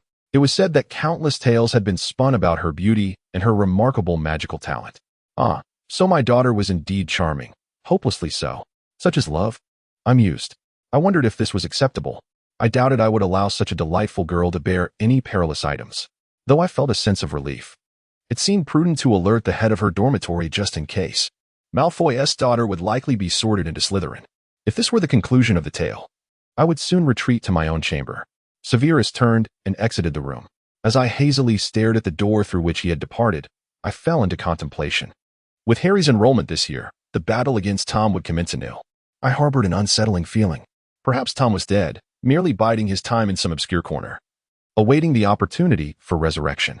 I do not believe that any individual with self-respect would abandon the prophetic boy who has placed him in such a predicament. Furthermore, there is the matter of the stone. He undoubtedly desires this stone for the purpose of resurrection. I harbor suspicions that the vanguard is indeed Chilo.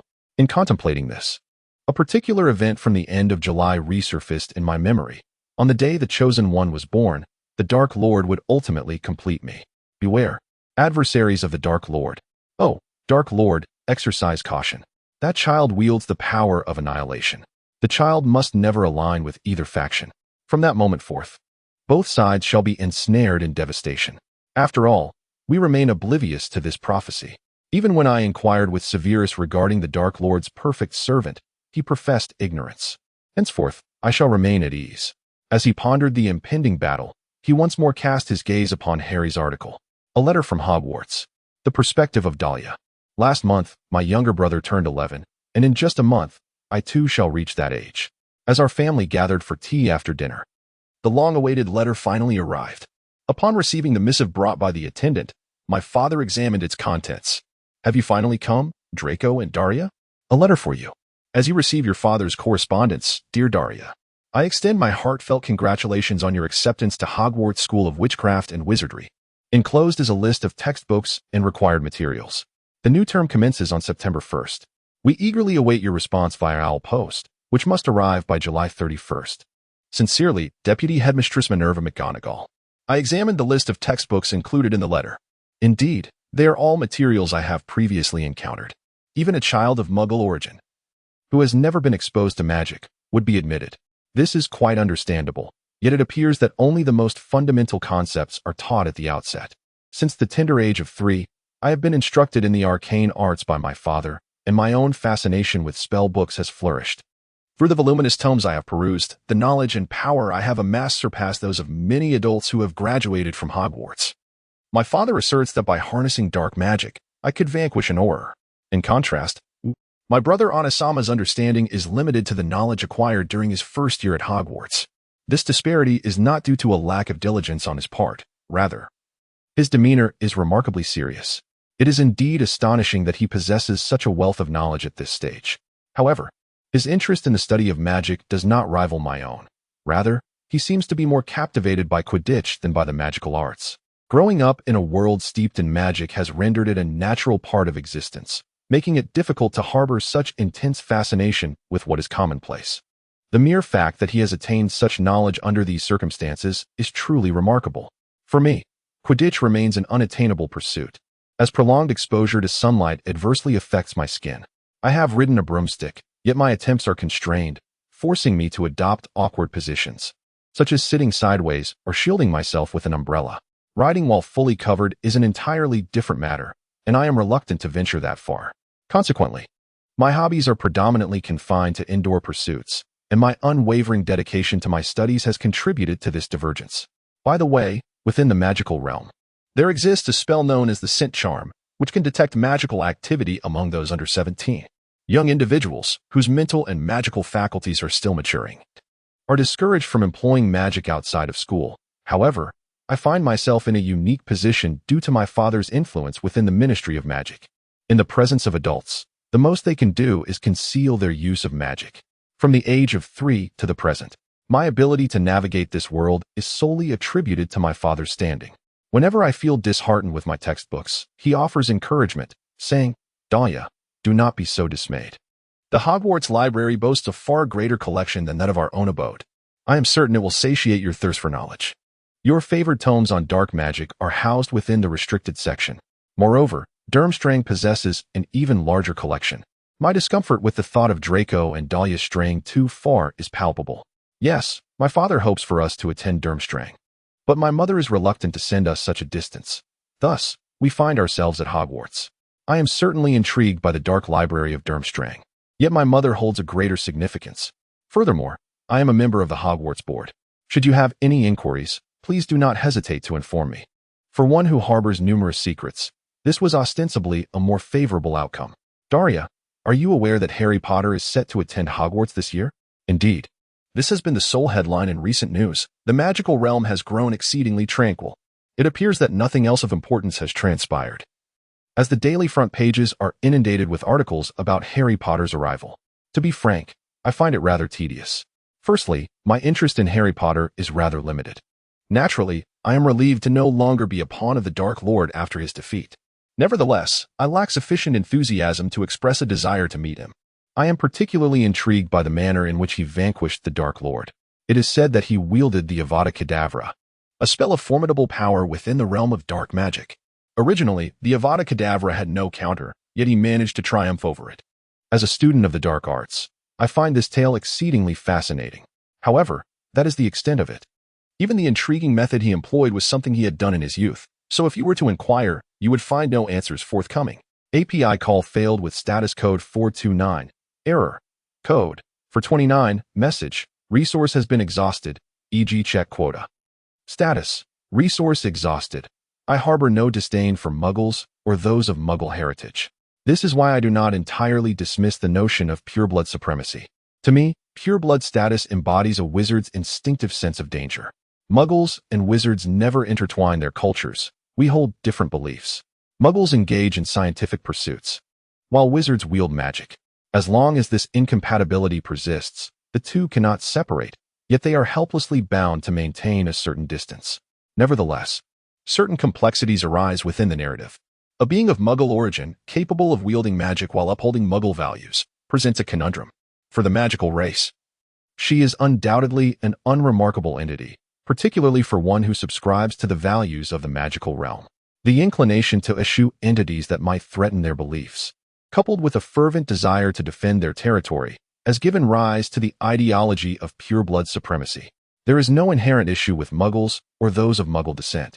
However, it is the rigid adherence to pureblood ideology that does not embody true malevolence. I believe the principle of their physical exclusion is excessively extreme. After all, I am not a pureblood myself, yet this does not imply that I harbor fondness for those of Muggle lineage. To me, Muggles, Muggleborns, blood traders, and even purebloods hold no intrinsic value. What matters is the safety and happiness of my loved ones. If there exists any potentia, although I do not frequently visit Diagon Alley, this is not my first encounter there. Diagon Alley is a sunlit locale, which is why my mother prefers that I refrain from going. In contrast, I often find myself shopping in Nocturne Alley. Nocturne Alley is a shadowy street, devoid of abundant sunlight, and its security deteriorates in tandem with the encroaching darkness. Nevertheless, as the daughter of the Malfoy family, I find that few purebloods in Nocturne Alley would dare to harm me. Yet, the safety remains precarious. Every realm has its share of the brave. Thus, whenever I venture out to shop, my father invariably accompanies me. The only occasion I ventured into Diagon Alley was with my brother, either meandering through a broom shop or dining at an exquisite restaurant therein. However, this time, my purchase was not the coveted item I had long desired, but rather mundane supplies essential for my studies at Hogwarts. It is imperative to visit Diagon Alley, as opposed to Nocturne Alley. Given that my mother harbors a dislike for crowded places, I found myself hoping for her swift return home. Thus, I prepared textbooks, potted plants, and other assorted items necessary for my parents' lessons. My siblings and I ought to procure matching robes and wands simultaneously, as these are items we absolutely require. I am not fond of crowds, and my health is rather fragile, thus I prefer my mother to rest at home. This marks my first year at Hogwarts. My mother insisted regardless, and I reluctantly acquiesced. I donned my sun-protective attire and strolled to the fireplace, wielding an umbrella to shield myself from the sun's rays. It appeared that my precautions against sun exposure were effective. My father conducted a meticulous examination of my entire being. Once he ascertained that I was in good condition, he diverted his gaze from me and added a pinch of flue powder into the hearth. When you observe the flames in the fireplace turning green, step into the flames, he instructed, before vanishing from the room. We hastily followed suit, insisting that we should not keep our father waiting too long. The fireplace in the leaky cauldron has been designated by the Ministry of Magic as the entrance and exit for traveling to Diagon Alley. But could there be a more splendid location? In truth, it serves as the sole gateway connecting the Muggle world to Diagon Alley. Nevertheless, I couldn't help but ponder whether I might request them to tidy up a bit more. Lost in such thoughts, I swiftly dashed past the shops, tapping the bricks in the prescribed order. I shall procure your textbooks and then some school supplies. You should head to Ollivander's first.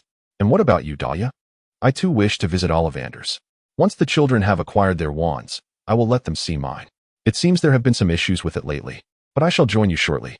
Everyone is out shopping, and after our spree, we shall dine at our usual restaurant before returning home. Thus, as I reviewed our future itinerary, I noted that my father would be heading to Flourish and Blots while we were to visit Ollivander's wand shop. For centuries, this establishment has provided the finest wands to numerous wizards. The interior is rather cramped and worn, perhaps due to the boxes of wands lining the walls. My mother is waiting outside, likely believing the shop too small to accommodate 3 of us. As the shop door swung open, a bell chimed, and an elderly man with large eyes emerged from the back. "Welcome," he greeted. "May I assist you in acquiring a wand?" Perhaps this venerable gentleman is Ollivander himself. For years, he has sold wands to countless wizards, exuding an air of peculiar charm. Ah, indeed. My sister as well, my brother chimed in, drawing Ollivander's gaze with a hint of trepidation before he swiftly regained his composure. Very well then. Please extend your wand arm. With that, my brother extended his right arm, and Ollivander began to measure various parts of his physique with a tape measure. Perhaps having completed the necessary measurements, he retreated to the back of the shop with a wand, though some tape still clung to my brother. Eventually, I measured my brother's nostrils, and gently removing my gloves, I seized one of the tape measures. Oblivious to our silent exchange, Ollivander produced a wand. Elder core, 23 centimeters, perfect flexibility. Here, give it a wave.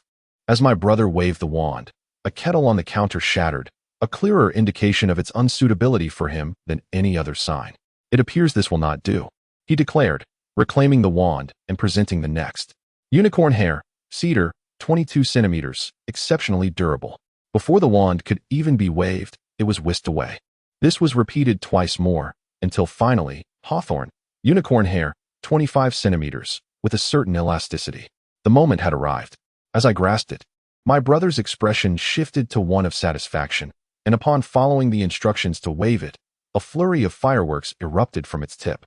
As I applauded, Ollivander exclaimed, "Marvelous." After a brief murmur, he turned to me. "Now, it is your turn, young lady. Where is your wand arm?" I stood beside my brother, and after announcing my readiness, I was measured from various angles before I ventured to the back of the shop to retrieve my wand. The tape measure never clung to me. Here we are.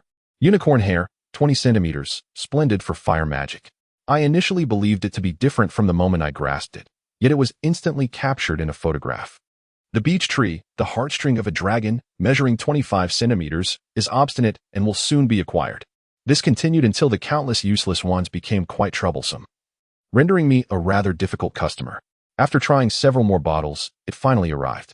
A yew wand with the tail of a night stallion, 33 centimeters in length. Ideal for dark magic.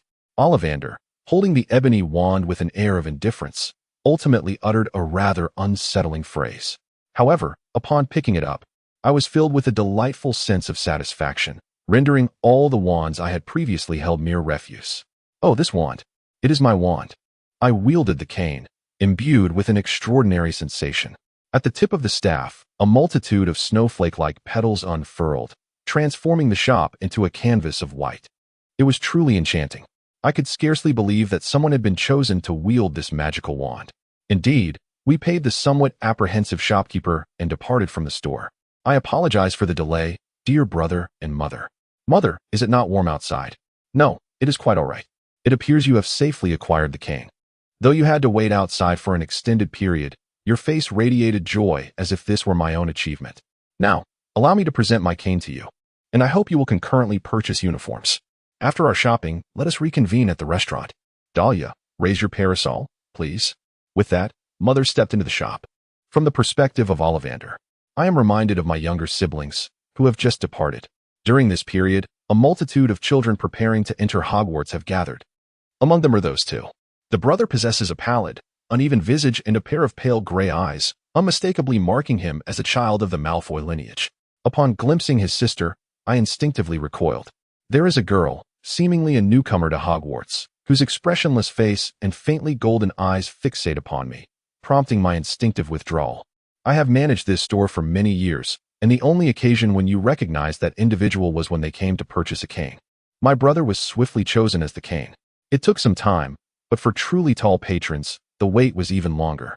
As I reflect on these moments, my sister had already become a regular customer. When I found myself unable to decide which cane to select, one particular cane suddenly captured my attention.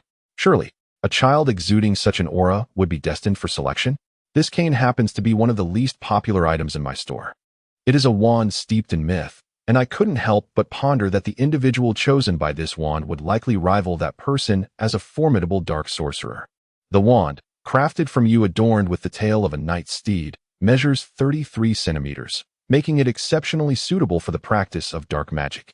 I did not disclose to her that this yew tree and that individual's wand were both derived from the same tree, along with the tail of the nightmare. It is said to possess an identical core material to that of the Elder Wand. Unlike the Elder Wand, it is not a wand that bestows unparalleled strength upon its wielder. However, Perhaps if one were to employ it for dark magic, it would be more easily manipulated than any other wand. I have no desire to sell such wands. However, I have never peddled wands in Ollivanders, regardless of their nature or the darkness I may foresee they could unleash.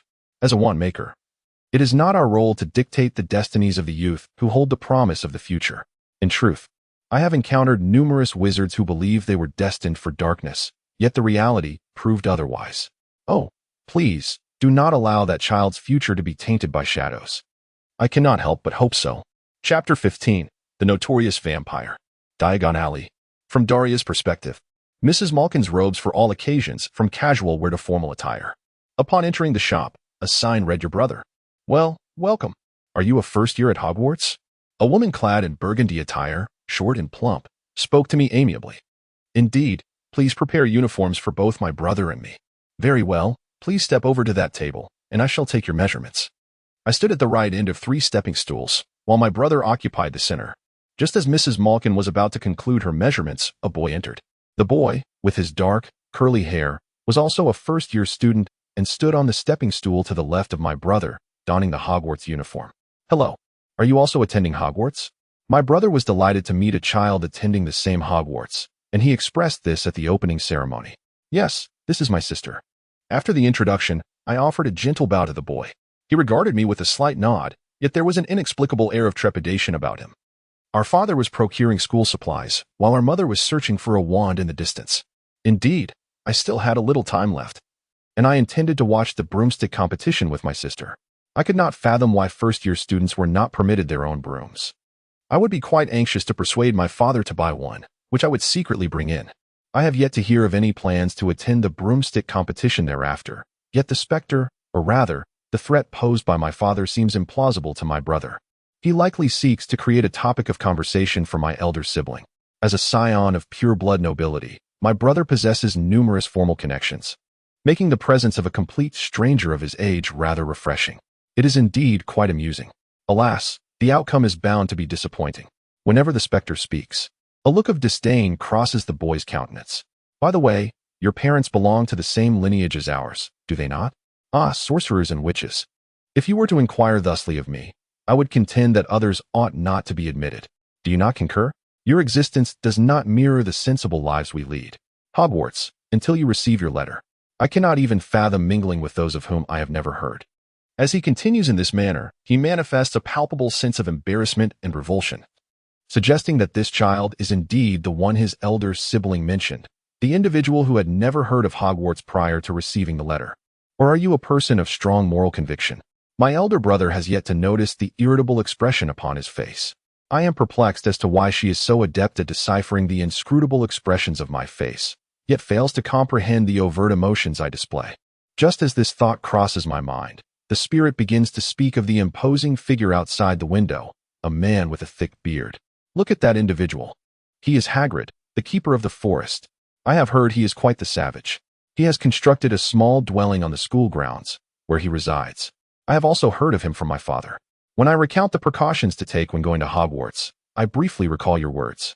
However, in contrast to the specific measures I had previously undertaken, this feels more like a lament.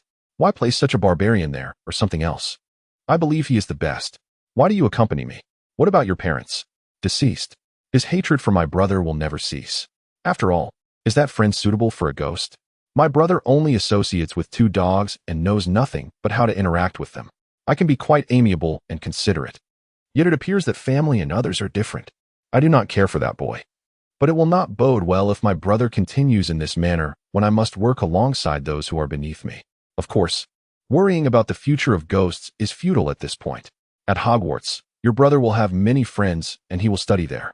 In the worst-case scenario, it should not reach an extent that causes discomfort to others. With this thought, my brother and I were not yet finished, as his measurements had been completed first. I made my brother wait again. Girls take a long time to be measured. Well then, see you at Hogwarts. Perhaps. My brother greeted him as if eager to leave the shop quickly. I kept you waiting, brother. No need to apologize. But our parents might be waiting for us at the restaurant, so let us hurry. Yes. As I teased my brother with these words, he exclaimed in a flustered manner, "No need, it's fine. Hurry up." While saying this, I noticed my brother running slightly faster than me, hindered by the umbrella, and I thought, ah, How kind my brother truly is. I share the same sentiment. It was an unforgettable day for Harry as he stepped into the realm of magic. However, not everyone I encountered there was benevolent. Upon entering Madame Malkin's shop, I found 2 men and a woman standing on a stone slab before me. Beside them stood a pallid boy who inquired, "Oh, are you also attending Hogwarts?" He appeared to be another child bound for that esteemed institution. Assuming this to be the case, I responded, "This is my sister." Thus, he introduced the girl standing next to him. As I gazed at the girl who had been hidden in his shadow, I was struck by her ethereal beauty. Her hair gleamed like silver, and her eyes shone a pale gold. Everything about her radiated purity. She was the most exquisite girl I had ever laid eyes upon.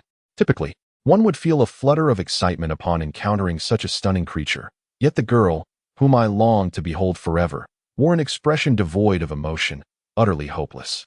With those delicate golden eyes fixed upon me, she offered a gentle nod. To me, her bow, coupled with that vacant expression, was unimportant. Nevertheless, I felt compelled to extend a greeting, as if it were the natural course of events. I felt a twinge of trepidation towards a girl who was both cold and beautiful, yet my brother's conversation drew me away from her. Our discussion was far from pleasant. After enduring an hour of discomfort while taking measurements, I hastily exited the store. At last, when I glanced back at the girl, I found her expressionless gaze fixed upon me, exuding an air of indifference. Chapter 16. King's Cross Station, Hogwarts Express, September 1st. 1991. King's Cross Station. Daria's perspective. Has been 2 months since I procured all the necessary supplies for Hogwarts. During this time, I have reflected upon the knowledge I have acquired thus far. My brother has also provided his commentary. Has he contributed in any way? He possesses a serious demeanor and is studious, yet he is an energetic 11-year-old boy. It must be quite cruel for him to be compelled to remain at his desk for study. As an elder sibling, he favors Quidditch over academics. And on days when the weather is conducive to the sport, he may feel an urge to escape. Nevertheless, the minimum requirements have been met, although our father seems dissatisfied. As if he believes Daria must be the heir of the Malfoy family. He often expresses this sentiment. On a side note, I find it challenging to persuade him. Given his serious disposition, it is time to bid farewell to the daily life of such a family. We now stand before the Hogwarts Express. Surrounding us are wizards and witches hailing from various families, accompanied by their pets roaming freely. It is a remarkably chaotic environment. I express my heartfelt regret for your mother having lingered in such an environment for an extended period. Thus, it is best to bid farewell promptly and board the Hogwarts Express. Now, let us proceed. Take care. Upon hearing my words, my mother embraced me, her eyes brimming with tears. Listen, should you encounter any difficulties, do not hesitate to inform me immediately. And Draco, Daria, you may seek out a potions professor named Severus Snape, who was my junior at Hogwarts.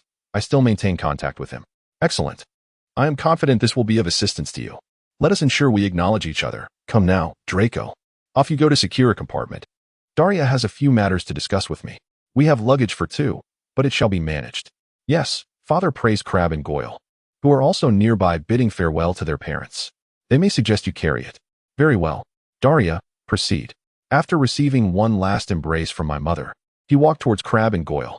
Now, Daria, let us confirm one last time.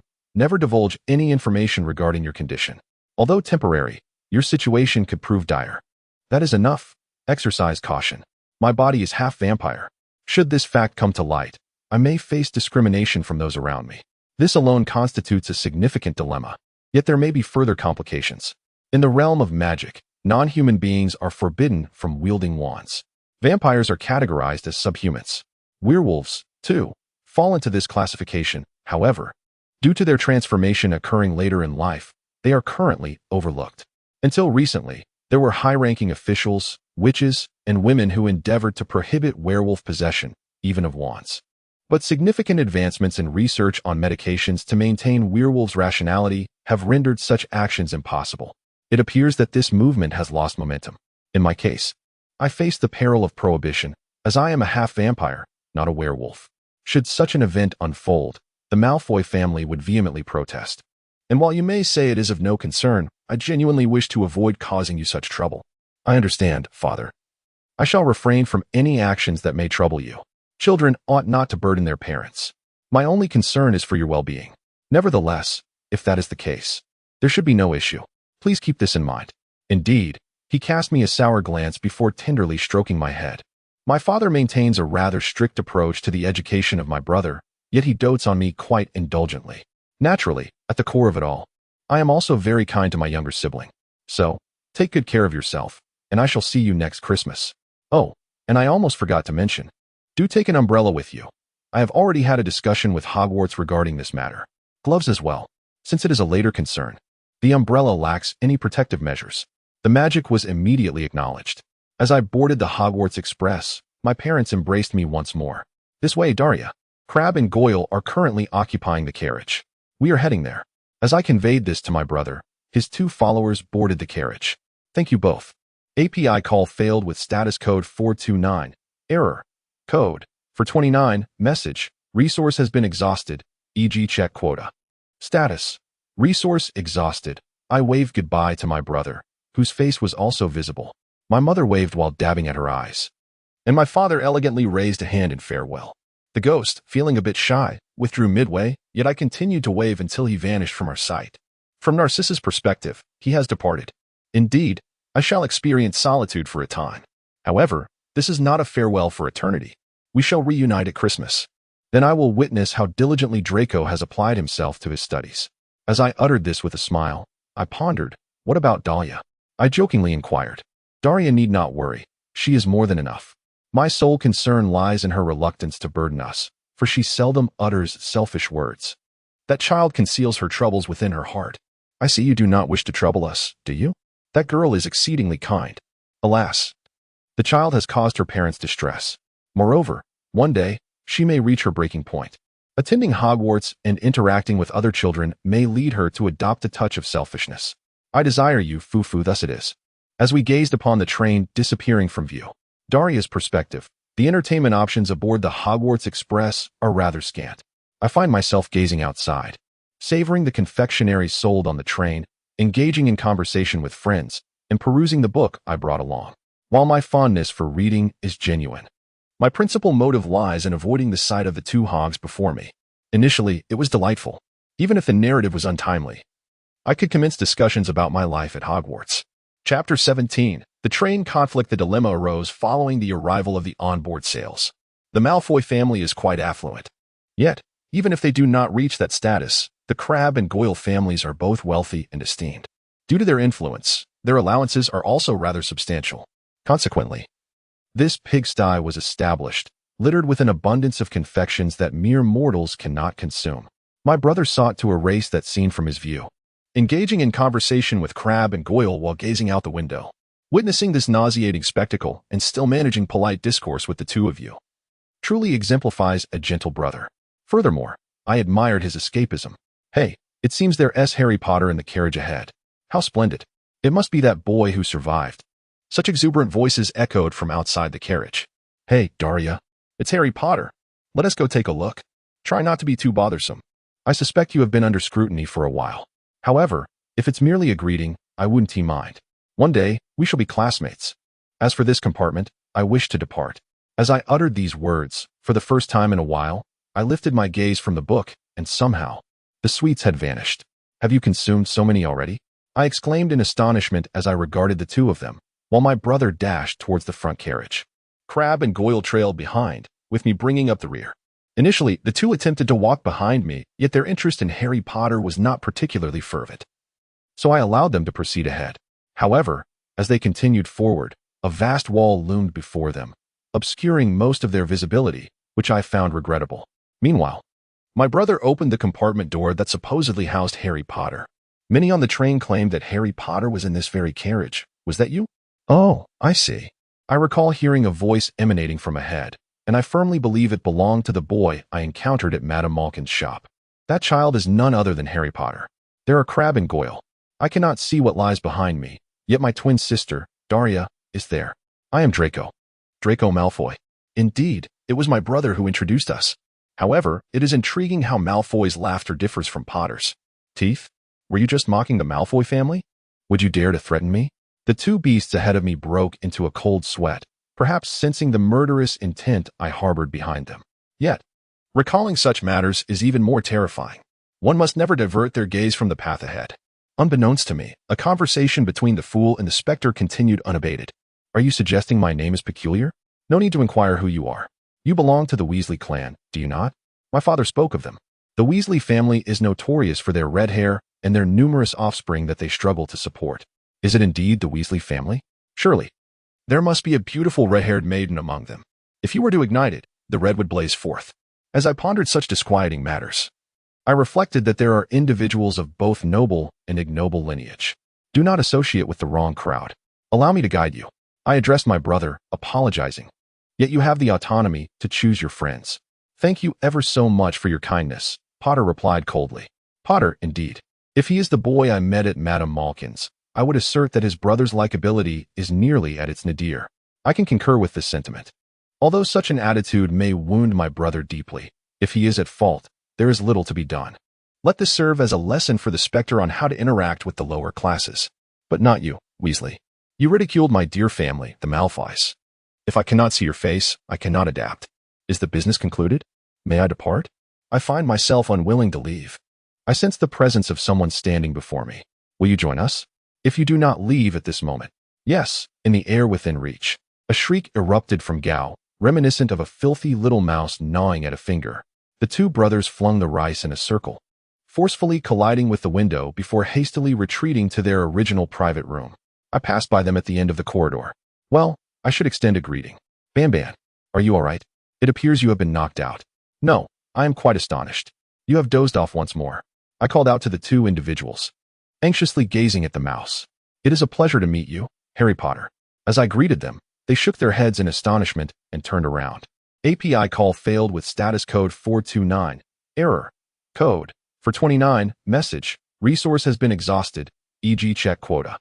Status. Resource exhausted. API call failed with status code 429. Error. Code. For 29. Message. Resource has been exhausted, e.g. check quota. Status. Resource exhausted. I momentarily interrupted my own discourse. Let me inquire once more. What is your name? I anxiously inquired once more, contemplating that if you fail to respond again, I shall surely end your existence.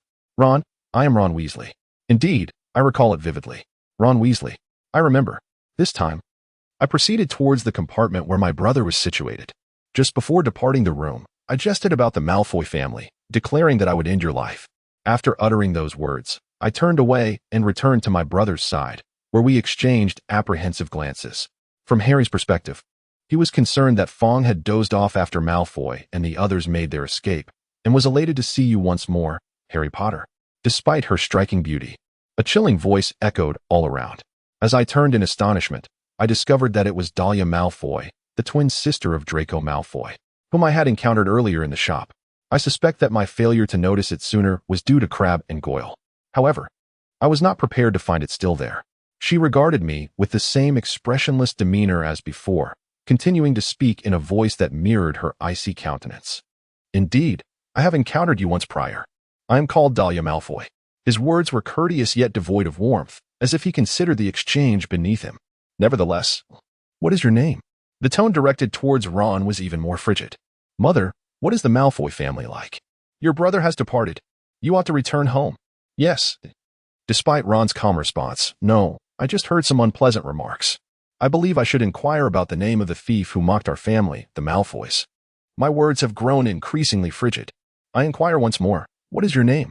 It bears a palpable tone of finality. Is this not something you can endure any longer? Ron, I am Ron Weasley.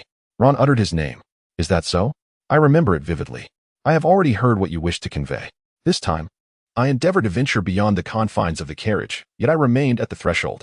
Should you deride the Malfoy family henceforth, I shall terminate your existence. Indubitably. This marks the inaugural instance in my recollection that I have experienced such sanguinary inclinations. Subsequent to her departure, the trepidation that had previously gripped me dissipated. I have been apprised of that lineage. Subsequent to the vanishing of who must not be named, they were among the vanguard to realign themselves. Ostensibly, they professed to having been bewitched. My father, however, remained skeptical, asserting that Lucius Malfoy would scarcely require pretext to consort with the dark faction. As I hearkened to Ron's murmurings, it occurred to me that during our initial encounter, her irises possessed a pale golden hue, yet just now, I am uncertain as to why they appeared crimson. From Daria's vantage, he is exceedingly vexatious. Should you persist in mocking the Malfoys, even if one does not resort to homicide, I shall instigate actions that will render you desirous of such an end." Contemporaneously with these musings, a maiden with auburn ringlets hastened from the fore. Observing my impassive countenance, she hesitated momentarily, yet proceeded to inquire with unwavering resolve. "Pray tell, is it rumored correctly that an altercation transpired here?" "Nay, there was neither a fracas nor any form of combat." As I articulated this, she responded, "Indeed. However, the lads here are rather juvenile. Pray, exercise caution, would you?" Taken aback by the naivete of this innocent, I replied, "Indeed, I shall. I must now hasten to change attire." API call failed with status code 429. Error. Code 429. Message. Resource has been exhausted, e.g. check quota. Status. Resource exhausted. My encounter with Hermione Granger was fleeting, lasting only a few seconds, yet it marked the beginning of our subsequent conversations. Chapter 18. The sorting ceremony from Daria's perspective. Following our brief meeting, nothing extraordinary transpired as the train journey steadily approached its destination. Upon my return to my compartment, I donned my uniform alongside those brothers who cursed Potter, and we resumed our chatting and reading. Perhaps it was unprecedented for a student to purchase such an abundance of sweets, as the lady selling confections returned to our carriage after her rounds. However, before the two gluttons could utter a word, I promptly declined. Were we to transform this space into a pigsty once more? The brothers found themselves at a loss without their sweets. It was time. Indeed, even so, there was nothing particularly remarkable about our attire and uniform. I am uncertain of the principles behind organizing luggage. However, it appears that if I leave it here, it will be transported to my designated dormitory room. Hogwarts must surely have a plethora of house elves. Just as I was contemplating this, the train came to a halt. We had arrived at Hogsmeade Station, the closest stop to Hogwarts. As the train ceased its motion, students began to disembark. While I surveyed the now dimly lit area from the opposite side, I noticed first and second years. Just then, a burly man carrying a lantern approached. I had seen him in Diagon Alley before. Ah, he is what my father referred to as a giant, regardless of whether he is indeed a giant. He certainly appears quite formidable. What must one consume to attain such a size? Most notably, unlike Crabbe and Goyle, this towering figure possesses a notable physique. Are there any second years remaining? Come along, follow me. Watch your step. Good. Second year students, follow me. In the first grade, we followed the tall figure who had just begun to walk. This path seemed to be traversed solely by first graders, as the older students ventured in a different direction. It was a narrow strip that could barely be described as a road. The area was shrouded in dim light, and the uneven ground made walking quite challenging. All the first graders, while carefully navigating the narrow path, kept their eyes fixated on their feet. Suddenly, the path widened, and as their vision expanded, they found themselves at the edge of a vast, dark lake. On the opposite shore, a mountain came into view, and at its summit, I exclaimed, "Hey, second graders, I see it. It's Hogwarts." I beheld a colossal and magnificent castle adorned with numerous spires of varying heights. Indeed, it was Hogwarts, where my brother and I would soon embark on our journey to master the arcane arts. Hogwarts stands as one of the preeminent magical institutions in the world, a place yearned for by every young sorcerer. As the first-year students reveled in the breathtaking vistas, a booming voice called out, "Come on, let us board the boat." For at a time, this shout drew our attention away from the castle. Following the giant's instructions, my brother, I, Crabbe, and Goyle boarded the vessel. To be honest, the boat felt rather cramped due to our combined presence.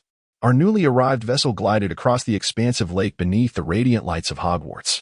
The immense castle, adrift in the night, possessed a beauty that captivated my gaze, making me wish to behold it forever. "Lower your heads."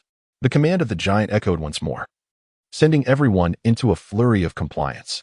A procession wound through the ivy-draped curtain beneath the cliffs, traversing a tunnel that seemed to lie just beneath the castle. Arriving at the underground dock. "Hey you, is this your toad?" The giant handed a toad to a round-faced boy.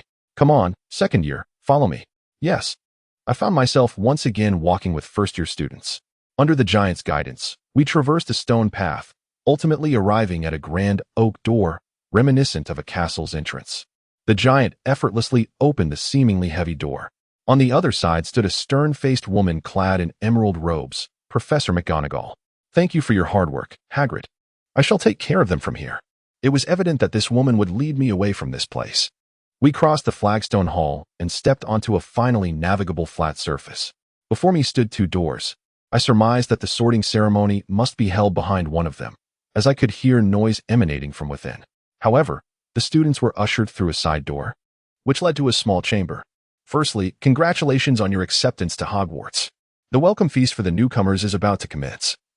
But before you enter the Great Hall and take your seats, you must decide which house you wish to join. The sorting is a matter of great significance, a vital ceremony. At Hogwarts, your housemates become your family during your time at school. There are 4 houses: Gryffindor, Hufflepuff, Ravenclaw, and Slytherin, each with a rich history and many esteemed witches and wizards. Throughout your time at Hogwarts, good behavior can earn you points, and the house will be awarded the prestigious House Cup. May each of you become a source of pride for your house, regardless of which one you join. Professor McGonagall exited the room, leaving us to stand up straight and quietly await the proceedings. As she departed, the first-year students around me adorned themselves in fine attire, animatedly discussing the impending ceremony. How exactly do they determine the houses? I pondered, thinking of the sorting as akin to an examination. Nearby, I could hear similar conversations among the other children. There might be some Muggle-born students, but it appeared that the method of determining one's house was steeped in tradition, even for those of magical lineage. My father told us wear the hat and see what qualities you possess.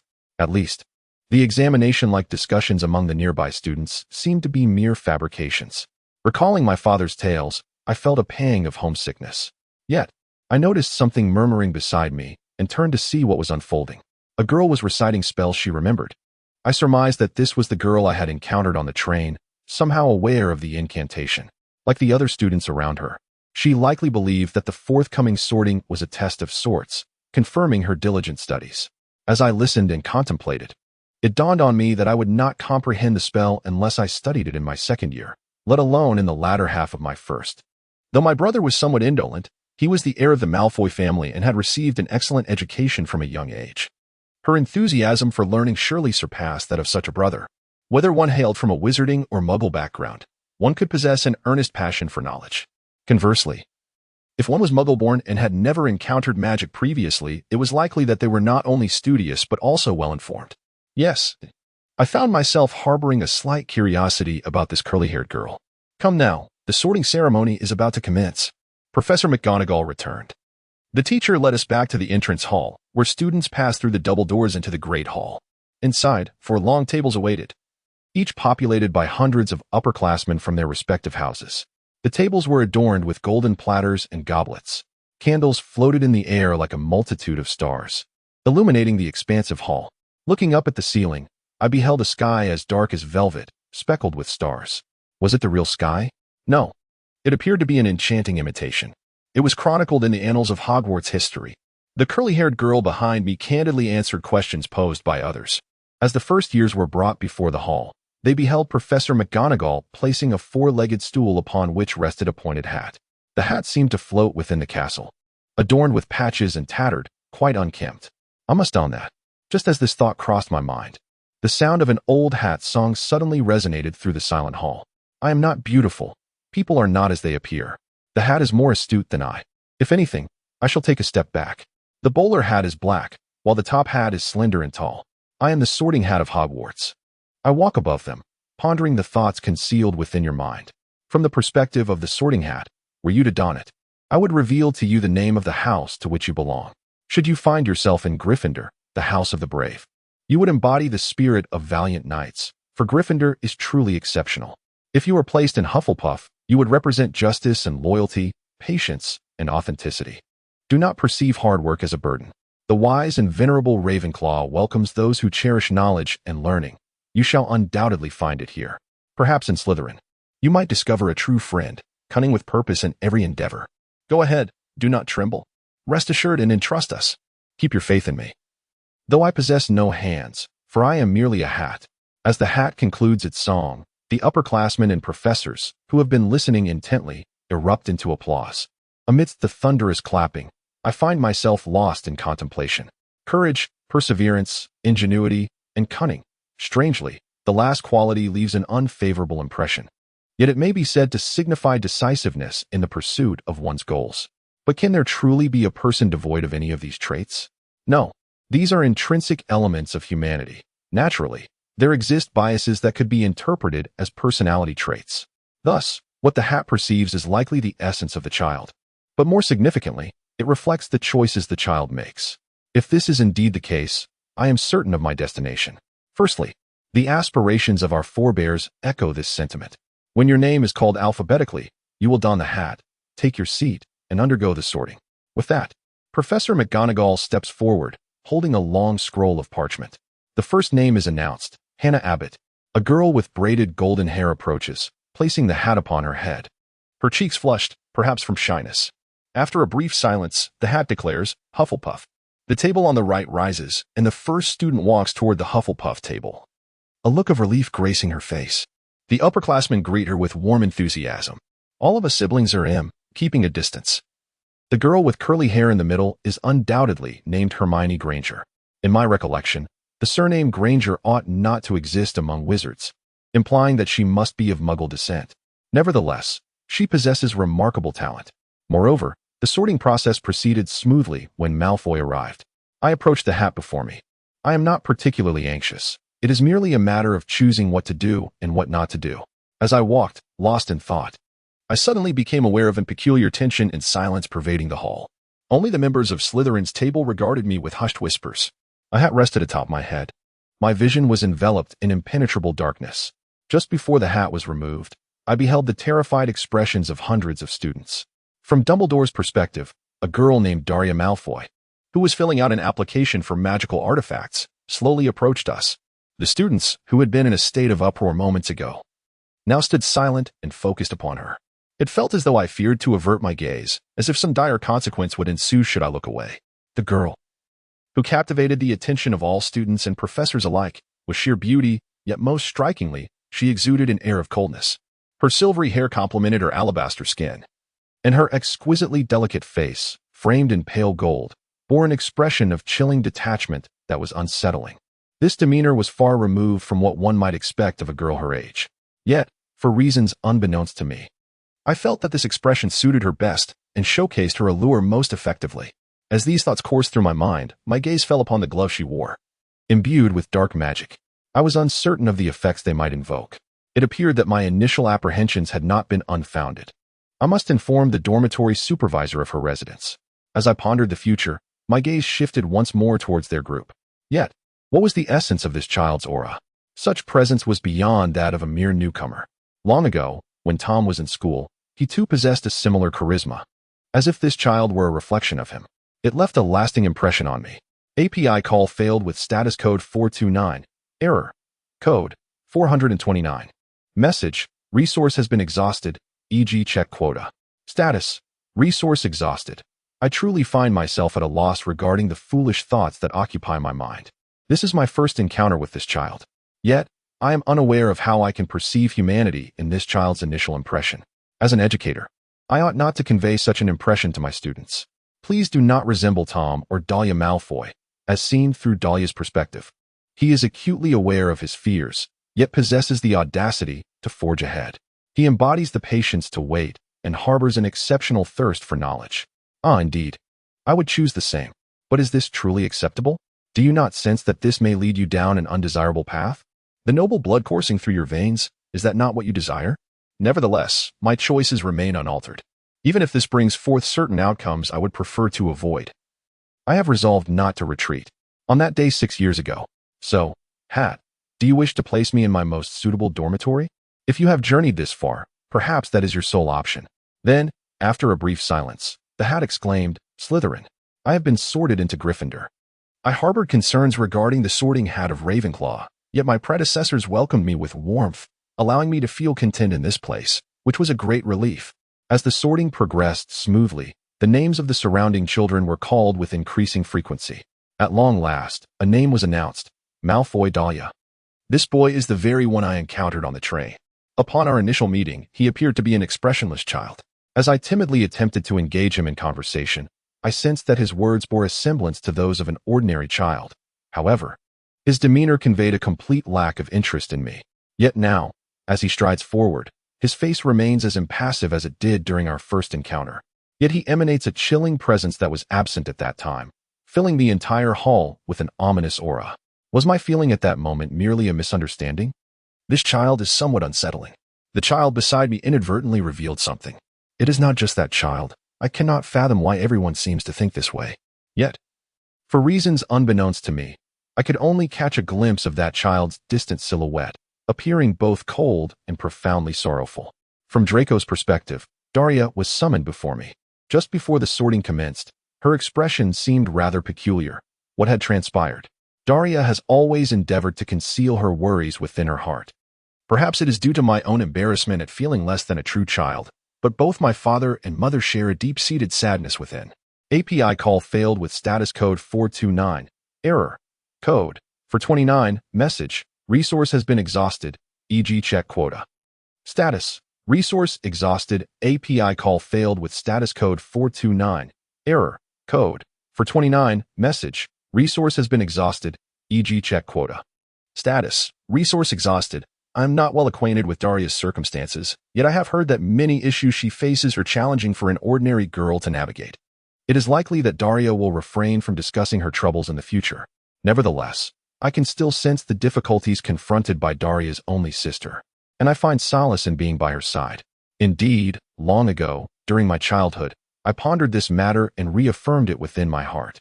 Chapter 19. The Entrance Ceremony from Daria's Perspective. Having safely entered Slytherin, I approached the table where the upperclassmen were exulting. Given the Malfoy family's esteemed position among the Sacred 28, it was inevitable that most of the children present hailed from families of lesser standing than mine. Consequently, I was greeted with warm enthusiasm by the seniors, and the atmosphere was tinged with a certain reverence. This was a spectacle unique to Slytherin, abundant in pure-blood lineage. Most significantly, my father mentioned that there were other members of the Sacred 28 among his classmates, though I had not encountered them at the tea party. One must ponder whether, without such a mindset, the children could forge some semblance of equality amongst themselves. Lost in these trivial thoughts, Draco Malfoy. My brother is addressed behind me, which feels quite natural given our shared surname. He strides toward the sorting hat. Before you place the hat upon your head, Slytherin. The hat shouts loudly, for indeed, my brother belongs to Slytherin. He values his lineage and his family. If that is the case, then I believe this is where he rightfully belongs. Although my brother and I were both admitted as upperclassmen, Daria, we share the same dormitory. Yes, dear brother. Thank you for these past 7 years. We both laughed. Moreover, it must be noted that Crabbe and Goyle were safely sorted into Slytherin. However, it is indeed questionable whether they possess the courage, patience, and wisdom, or even desire such qualities, making this outcome fitting for their lineage. In the meantime, Potter's name was called, and an incident causing quite a stir occurred, yet the sorting proceeded smoothly overall. Once the sorting concluded, a tall elder with silver hair and beard, who appeared to be the headmaster, rose from the central seat among the faculty and proclaimed, "Congratulations to the new students of Hogwarts. Before the welcoming feast commences, I wish to share a few words. Let us begin." For a fleeting moment, I pondered the nature of the situation, yet it appeared that he was driving quite normally, as those around him remained remarkably calm. A profusion of delectable dishes adorned the golden platter on the table, and the newly arrived upperclassmen and freshmen erupted in joyous celebration. Relishing the exquisite fare, the older students were engaged in lively conversation with the brothers. What might be the winning strategy for Slytherin to claim the house cup? As I listened to the tales being spun, I savored a succulent steak, its juices glistening. "Hey, the atmosphere is truly splendid. Are you the renowned Daria Malfoy?" inquired the girl seated before me. "Yes, I am not entirely aware of my notoriety, but I am indeed Daria Malfoy. And you?" "I am Daphne Greengrass. We both belong to the Sacred 28. Did you not notice my sorting?" It seemed I had unexpectedly encountered one of the illustrious Sacred 28. I endeavored to portray an expression of remorse, my countenance remaining utterly still. "Apologies, I find myself somewhat lost in thought." "Is that the case?" "Indeed. I feel a tinge of solitude. I believe I have committed an act that I deeply regret. By the way, Mr. Gringotts, Daphne is unharmed. I shall henceforth align myself with Slytherin, just as you do, both of us of pure blood." "Yes, I am indeed Daria. May I inquire, Daphne, for whom do I hold renown?" "You may be unaware, but the entire Malfoy household is abuzz with gossip. I have heard that you hosted a tea party at the tender age of 6, with sentiments as joyful then as they are now. Moreover, you are truly exquisite. It appears that many families are eager to cultivate connections with you, yet ever since, the Malfoy family has refrained from sending you to any further gatherings, has it not? Hence, Everyone is fervently seeking even the most trivial details about you. Given this information, do you not think it permissible for me to draw nearer to you? Is this an act I should refrain from? Since that tea party at 6, I have not attended another gathering, beyond our interactions in the halls of Hogwarts. Knowing and mingling at social events encompasses not merely interaction but also the bonds between families. In essence, it is a preordained affair. However, I possess far too many secrets to represent the Malfoy family in such associations. Naturally, this pertains to vampires. Should it evolve into an arranged marriage, my true nature would inevitably be exposed. In such a scenario, encircling a vampire within a family would invite scrutiny from other pure-blooded aristocrats towards the Malfoy lineage. Thus, I only attended the inaugural tea party, where I was introduced to Crabbe and Goyle, both of considerable standing, unlikely to facilitate any matchmaking endeavors. Of course, since that time, my father and his acquaintances have sought various means to include me in social gatherings. While he harbors concerns for the future, he likely does not wish for me to be perceived as a forsaken individual. Although I appreciate my father's good intentions, I have successfully persuaded them that I would attend but once. I can no longer bring any trouble to the Malfoy family. According to his father, he thereafter treated her as his own daughter, so lovely that she preferred to remain indoors to survive. It is understandable that Mr. Malfoy would not invite Delia to the gatherings. Delia, though expressionless, is a beauty.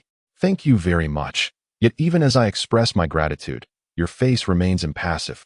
I conversed with Daphne, who wore a bittersweet smile. Even though she noticed my impassive demeanor, she seemed to harbor no particular thoughts.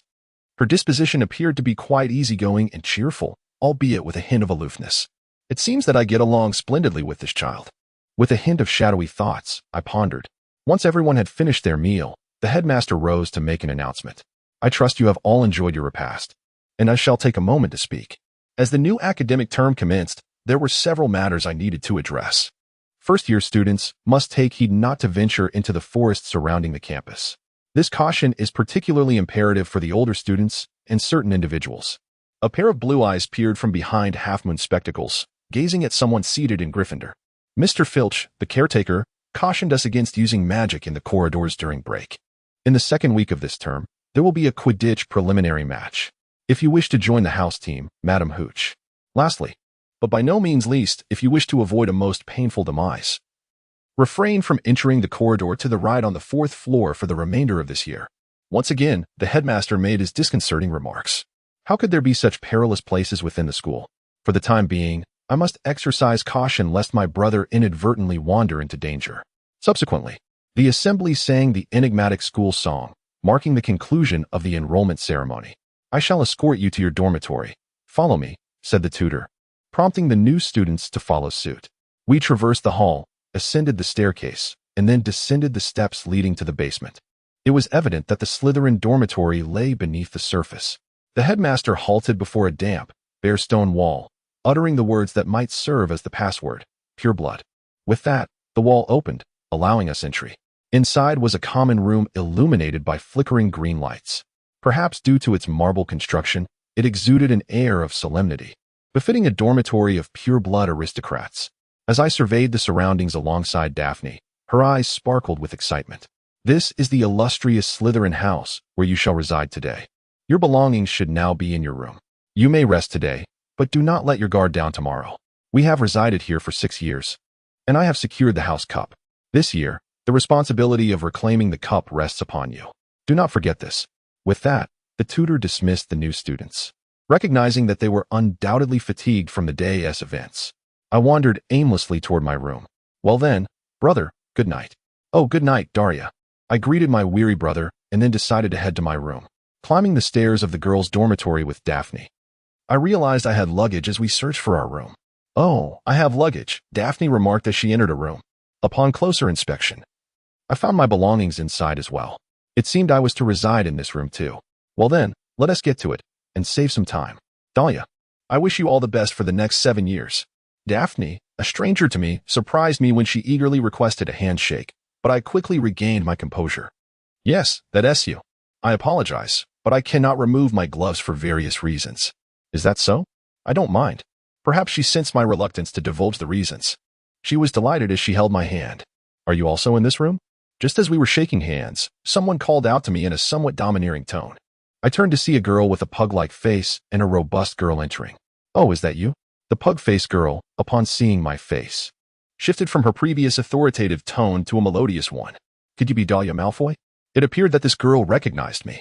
The pure blood community was indeed more insular than I had anticipated. "Yes, and you are?" I inquired. "I am Pansy Parkinson. This is Millicent Bulstrode.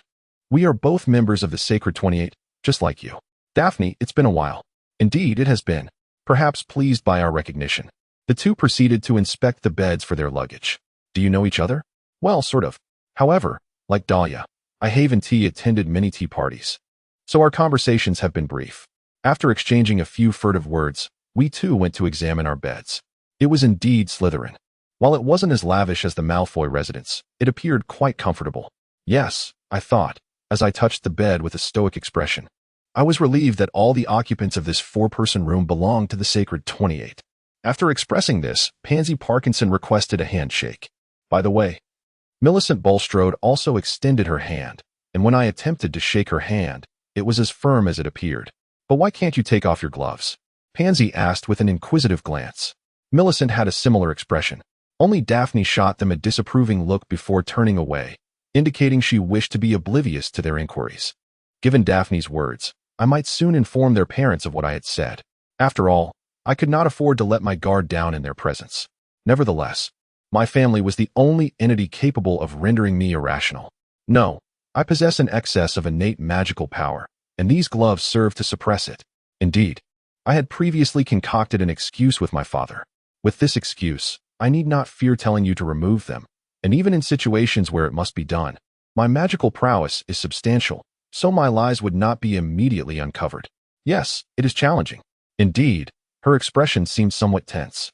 Before the Malfoys, I did not exhibit any overt fear. Moreover, possessing formidable magical power is not inherently detrimental, provided it remains controlled. If we do not retire soon, it may affect us tomorrow, Millicent Bulstrode remarked as she pulled her pet cat from its cage, perhaps too exhausted. "Yes, I have classes tomorrow." "Indeed." Pansy hastily snuggled into her bed, seemingly wishing to escape for a moment. "Shall we sleep then?" "Yes, indeed. Good night, Dahlia." API call failed with status code 429. Error. Code 429. Message. Resource has been exhausted, e.g. check quota. Status. Resource exhausted. I am certain you possess a beautiful bed. As I ponder these trivial matters and recline, I find myself weary, succumbing to a blissful slumber. In the haze of drowsiness, I suddenly become aware of something. Consider this. Only Daphne, with her inscrutable expression, perceives my reluctance to speak and refrains from inquiring why I do not remove my gloves. From Draco's perspective, the dreams of childhood linger. This unwavering aspiration resides deep within my heart. Though somewhat nebulous, the inception of my determination is indeed palpable. Daria has always been a child of remarkable capabilities. She excels in her studies, and while she seldom ventures outdoors, she possesses greater physical prowess than I. Although she shares the same age as my sister, her demeanor far surpasses my own. This is the root of my envy towards Daria. More delightfully, she possesses certain special things, treasures I could never bestow upon her: an umbrella, fine cutlery, gloves, and occasionally, the juice she drinks. I believed I could not offer them to her, as she surpassed me in every way. In that moment, I felt an overwhelming sense of jealousy towards my sister, who seemed so devoted to our parents. One day, my sister complained of thirst in the morning. I initially thought that a cup of black tea would suffice. However, it seems that today our father has also decided to offer her some juice. API call failed with status code 429. Error. Code 429. Message. Resource has been exhausted, e.g. check quota. Status. Resource exhausted. I find myself unable to resist the pangs of jealousy, prompting me to inquire of my father. "No," he replied, "this belongs to Dahlia. Moreover, you cannot partake in it." His response was rather ambiguous. At that moment, I did not grasp the true implication of the phrase "cannot drink," interpreting it instead as a denial of my right to indulge in it. I can no longer endure these words. Subsequently, when I returned to my room, I curled up within its confines. I detest everything. An exemplary sister, praised by our parents. I am uncertain how long I have been in this state when suddenly, light floods the darkened room. As I glance towards the doorway, I find Daria staring at me with an expression of concern. To be frank, at that moment, I had no desire to behold Daria's face. "Leave," I inadvertently exclaimed. And Daria, momentarily taken aback by my expressionless tone, swiftly retreated. For reasons unknown, a fluttering sensation stirred deep within my chest. Why do I harbor such disdain for my sister? Despite her unbearable nature, she seems to capture the entirety of our parents' attention. Just as I was wrestling with this fleeting discomfort, a household elf entered the room. "Master, it is time for dinner," he announced. This encapsulates the events of the day. To be candid, I have little desire to attend. However, if I were to abstain, my mother would surely worry, not to mention my father. I was not particularly fond of it, yet as I exited the room, I unexpectedly stumbled upon a box of candies outside the door. These were my favorite confections at the time. What could possibly account for this item being here? API call failed with status code 429. Error. Code 429. Message. Resource has been exhausted, e.g. check quota. Status. Resource exhausted. I surmised that he brought me this instead of the drink I was meant to have. Upon this realization, a wave of shame washed over me. I believed I had committed some dreadful act against Daria. Thank you for tonight. With this thought, I settled at the dining table. After sharing dinner with my family as usual, my father abruptly declared, "Draco, come to my study now. This is what you mentioned. It must be almost noon." I felt a surge of anger towards my father. As I pondered this, upon arriving at his study, he said, "Draco, I apologize for the suddenness of this summons. It is noon. I cannot offer you a drink, but would you like something in return? This occasion is quite special. You may voice any desire." Regardless of my apologies, I still harbored jealousy towards Daria. Hence, I implore you, please hand me the glove worn by Daria. I did not lose heart and made the same request as Daria. Recently, Daria began to wear gloves, smooth as black silk. To me, this appeared truly remarkable. However, my father responded, "I'm sorry, but I cannot do that either, Draco." This was merely a denial. Upon hearing these words, the flames of jealousy within me reignited. Why? Is it because I am not as good as Daria? Is it because I am unworthy? Is it because I love Daria more?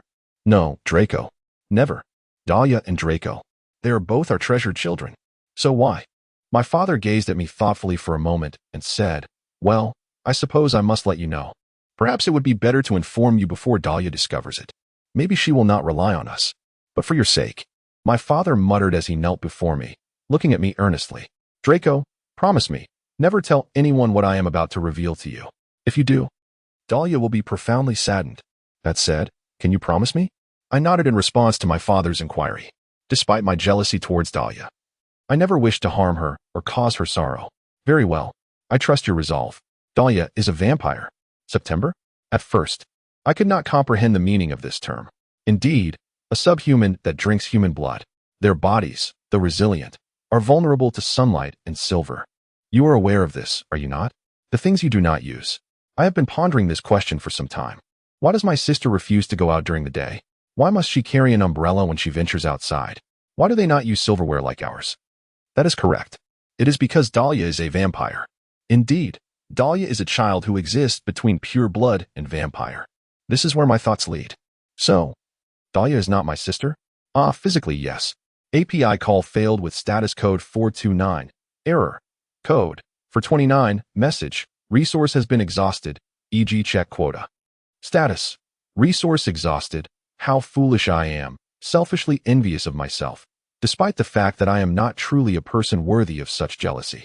I delight in Quidditch. I revel in soaring through the skies on my broomstick, feeling the wind rush past me and basking in the warmth of the sun. I once extended an invitation to Daria, yet she sorrowfully shook her head and turned her face back to her book. You excel in your studies. Do you seek your father's praise? At that moment, I shared the same sentiment, but in retrospect, how foolish that notion seems. Part of her devotion to learning stems from her passion for it, but more significantly, Daria is unable to play Quidditch outdoors under the sun. Unbeknownst to me, envy towards my sister took root, causing her distress. I made my sister, who had always comforted me, feel sorrowful. Reflecting on this fills my heart with guilt. It is already late. Good night. Tomorrow, I shall inquire about my desires, aside from blood and gloves. Could it be juice blood? If you are a hooch, you must drink blood somewhere. Thus far, in the few instances I have encountered my sister, this is the only occasion I can envision her partaking in drink. As I pondered, just before exiting the room, I wondered, what exactly are those gloves? API call failed with status code 429. Error. Code 429. Message. Resource has been exhausted, e.g. check quota. Status. Resource exhausted, API call failed with status code 429. Error. Code. 429. Message. Resource has been exhausted, e.g. check quota. Status. Resource exhausted. What dreadful act have I committed? As this thought crossed my mind, the door swung open once more, revealing Daria gazing at me. I could not afford to err again. With this in mind, I beckoned to Daria, who approached me with an expressionless demeanor and took a seat beside me. "Brother, are you still in pain?" she inquired.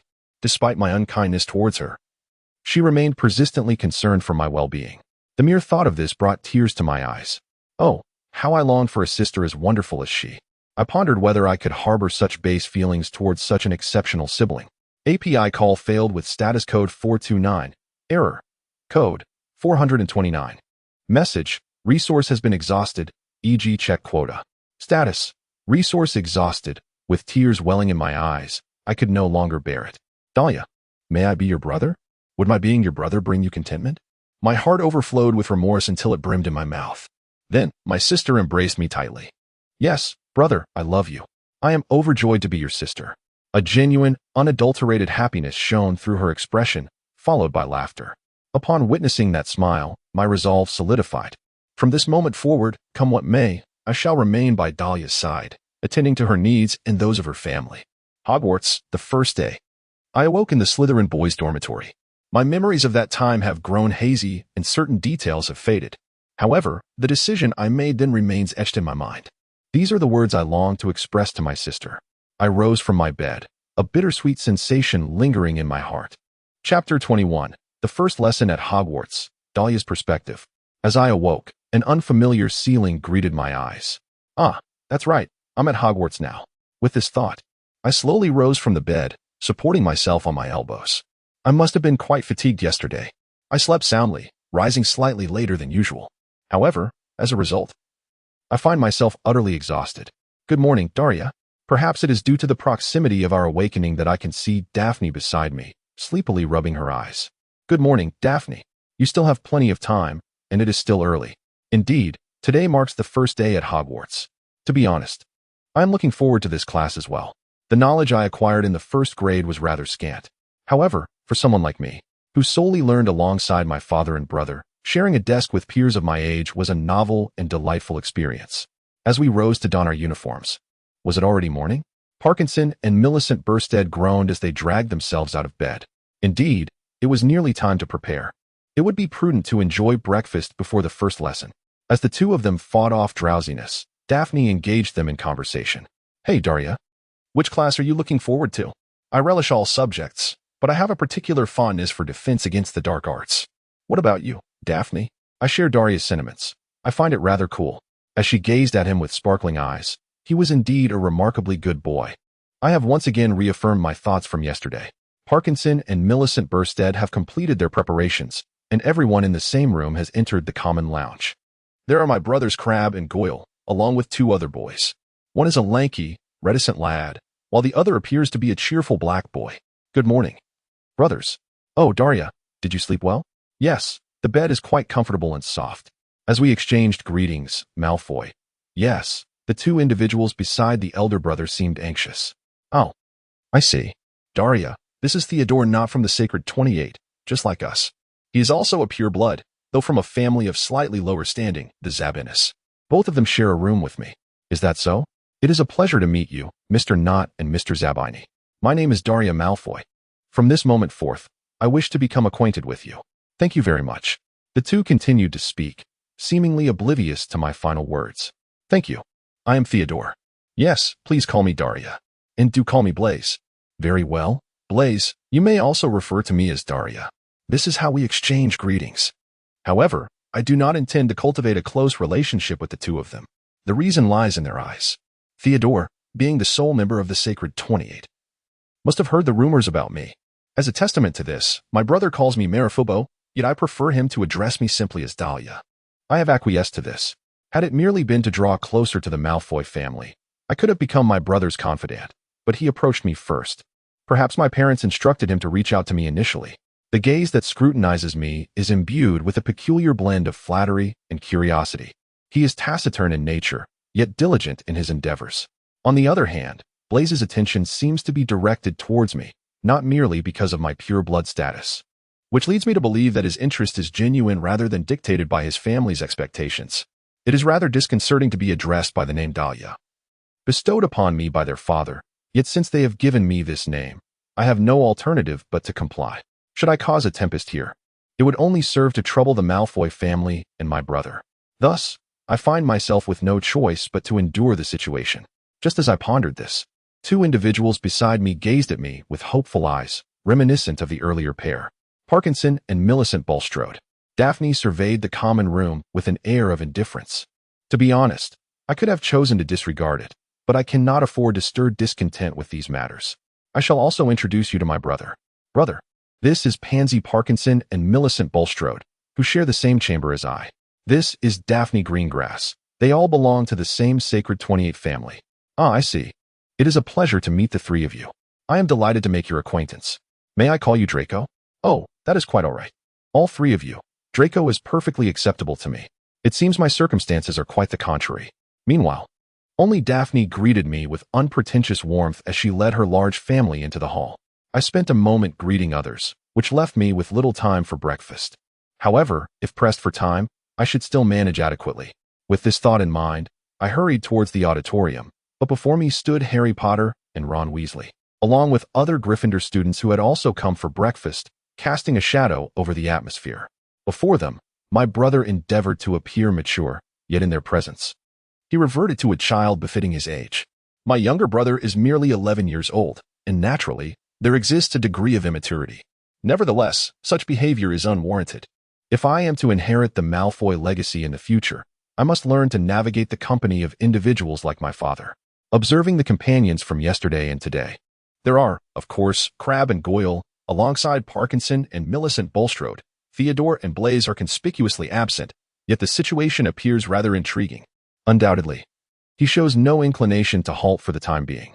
As I surveyed my brothers, contemplating the opportune moment to intervene, Daphne, who had decided to stand by my side, reminded me we scarcely have time left for breakfast. Indeed, you are correct, I replied. I too have come to realize this, including the significance of reprimanding my elder brother. And I find myself ensnared in the current tempest of invective. Ignoring the bite from Weasley during the scuffle, everyone began to walk alongside my elder brother. Might I receive a lesson later? When I suddenly sensed someone gazing at me, I turned to discover two individuals regarding me with expressions of irritation. From Harry's perspective, today marks the inaugural day at Hogwarts, yet its importance eludes me. As Ron and I made our way to breakfast, a throng of Slytherins materialized unexpectedly. Ah, Potter and Weasley, do you wish for me to deliver this to your home as well? Draco Malfoy, positioned at the center of the crowd, instigated the confrontation. Ron flushed. Malfoy, be quiet. Thus commenced the altercation with the Slytherins. As Ron remarked, why are these Slytherin individuals so insufferable? Just as this thought crossed my mind, a fair-haired girl approached Draco. That child, Dahlia Malfoy, approached me with the same detached demeanor as when I first encountered her. Hey, what's the matter, Sister Malfoy? Is there anything I can assist you with? Ron shouted, attempting to dispel his faint trepidation towards her, yet she did not spare him a glance as she addressed Malfoy. Brother, we don't have much time for breakfast. Ah, indeed, you shall regret this later. Dahlia Malfoy trailed after Malfoy, who departed with an air of superiority, followed by other Slytherin students like subservience.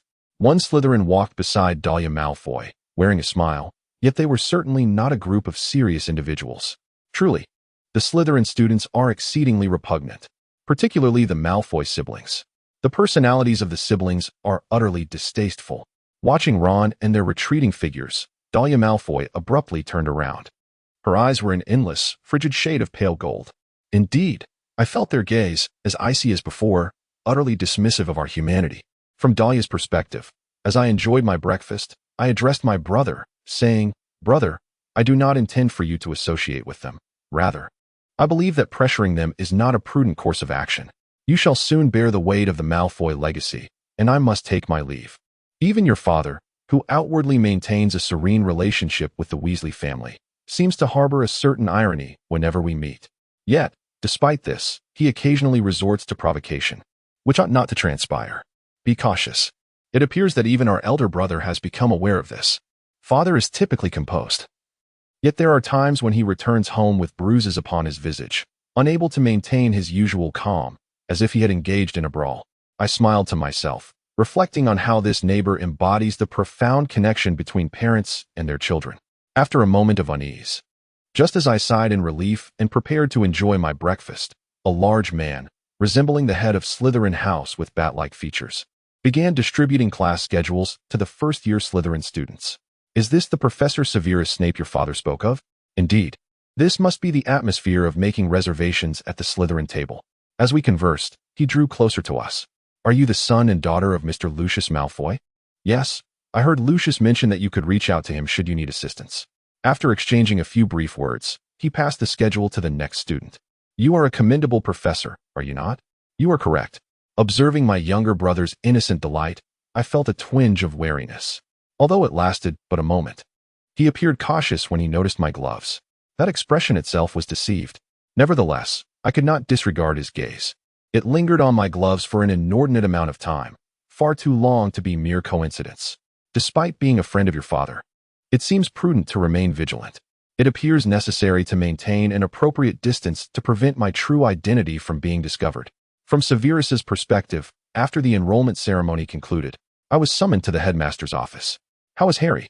He bears an uncanny resemblance to that insufferable James Potter. I replied, but your eyes are indeed reminiscent of Lily's. Are they not?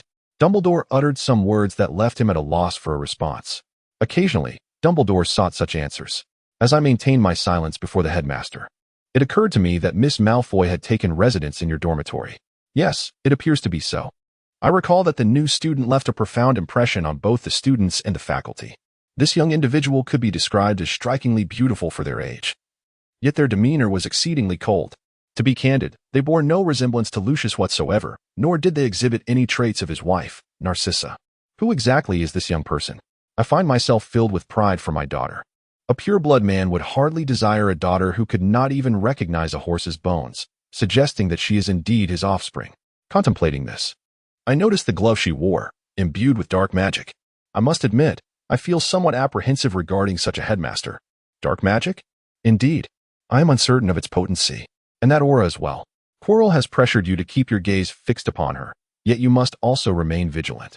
Given your position in Slytherin, Severus, this is the most prudent approach to encountering her. I understand. I accepted this and departed from the principal's office. Lucius and I have known each other since our school days. He was my senior in the Slytherin dormitory and was the one who looked after me whenever I encountered various issues. My relationship with him is quite harmonious. One might even say we are close friends. Even if my words were to betray me in his presence, I would remain silent. The mere thought of doubting his daughter brings me great distress. Yet as the head of the dormitory, I must remain vigilant, especially with the dark artifacts at my disposal. It seems he holds a deep affection for his daughter, though I regard this concern as unfounded. After all, they are the offspring of old friends. Do you mind this notion? With that thought, I made my way to the basement where my room is located. From Daria's perspective, newcomers are often besieged by various contraptions, such as moving staircases, concealed passages, hidden chambers, and mischievous poltergeists. Consequently, most first years tend to arrive at their classes at the very last moment or are tardy. Although students from Slytherin are notably less prone to such delays, this can be attributed to Slytherin's unique cohesion. Unlike other houses, Slytherin is bound together by the concept of pure blood, creating an environment where everyone generally faces the same direction, thereby fostering a stronger sense of unity compared to the other houses. Moreover, if he triumphs this year, it will mark the 7th consecutive year for the House Cup, prompting him to enlighten the newcomers on the essentials of Hogwarts. API call failed with status code 429, error, code, for 29, message, resource has been exhausted, e.g. check quota. Status, resource exhausted. I find myself envious of you. Now, dear new students, I am Phileas Flitwick, the professor who imparts the art of fairy magic. The instructor introduced himself while standing atop a stack of books on the desk. Fairy magic serves as the gateway to the magical education you will embark upon in your 3rd year. In this class, we shall practice enchantments, and together we shall joyfully delve into the realm of magic. The material presented is rather elementary for me, and it is not something that can be easily reviewed. However, the course is both accessible and engaging, truly a splendid class designed with the student's best interests at heart. I successfully cast the spell during my very first attempt, namely MU. Word, spell, sentence. Over the course of several lessons, he initially accomplished those classroom assignments with remarkable success, consistently enhancing his Slytherin points day after day. Chapter 22, Potions Class. One day, that long-awaited moment finally arrived. It was the first Thursday at Hogwarts.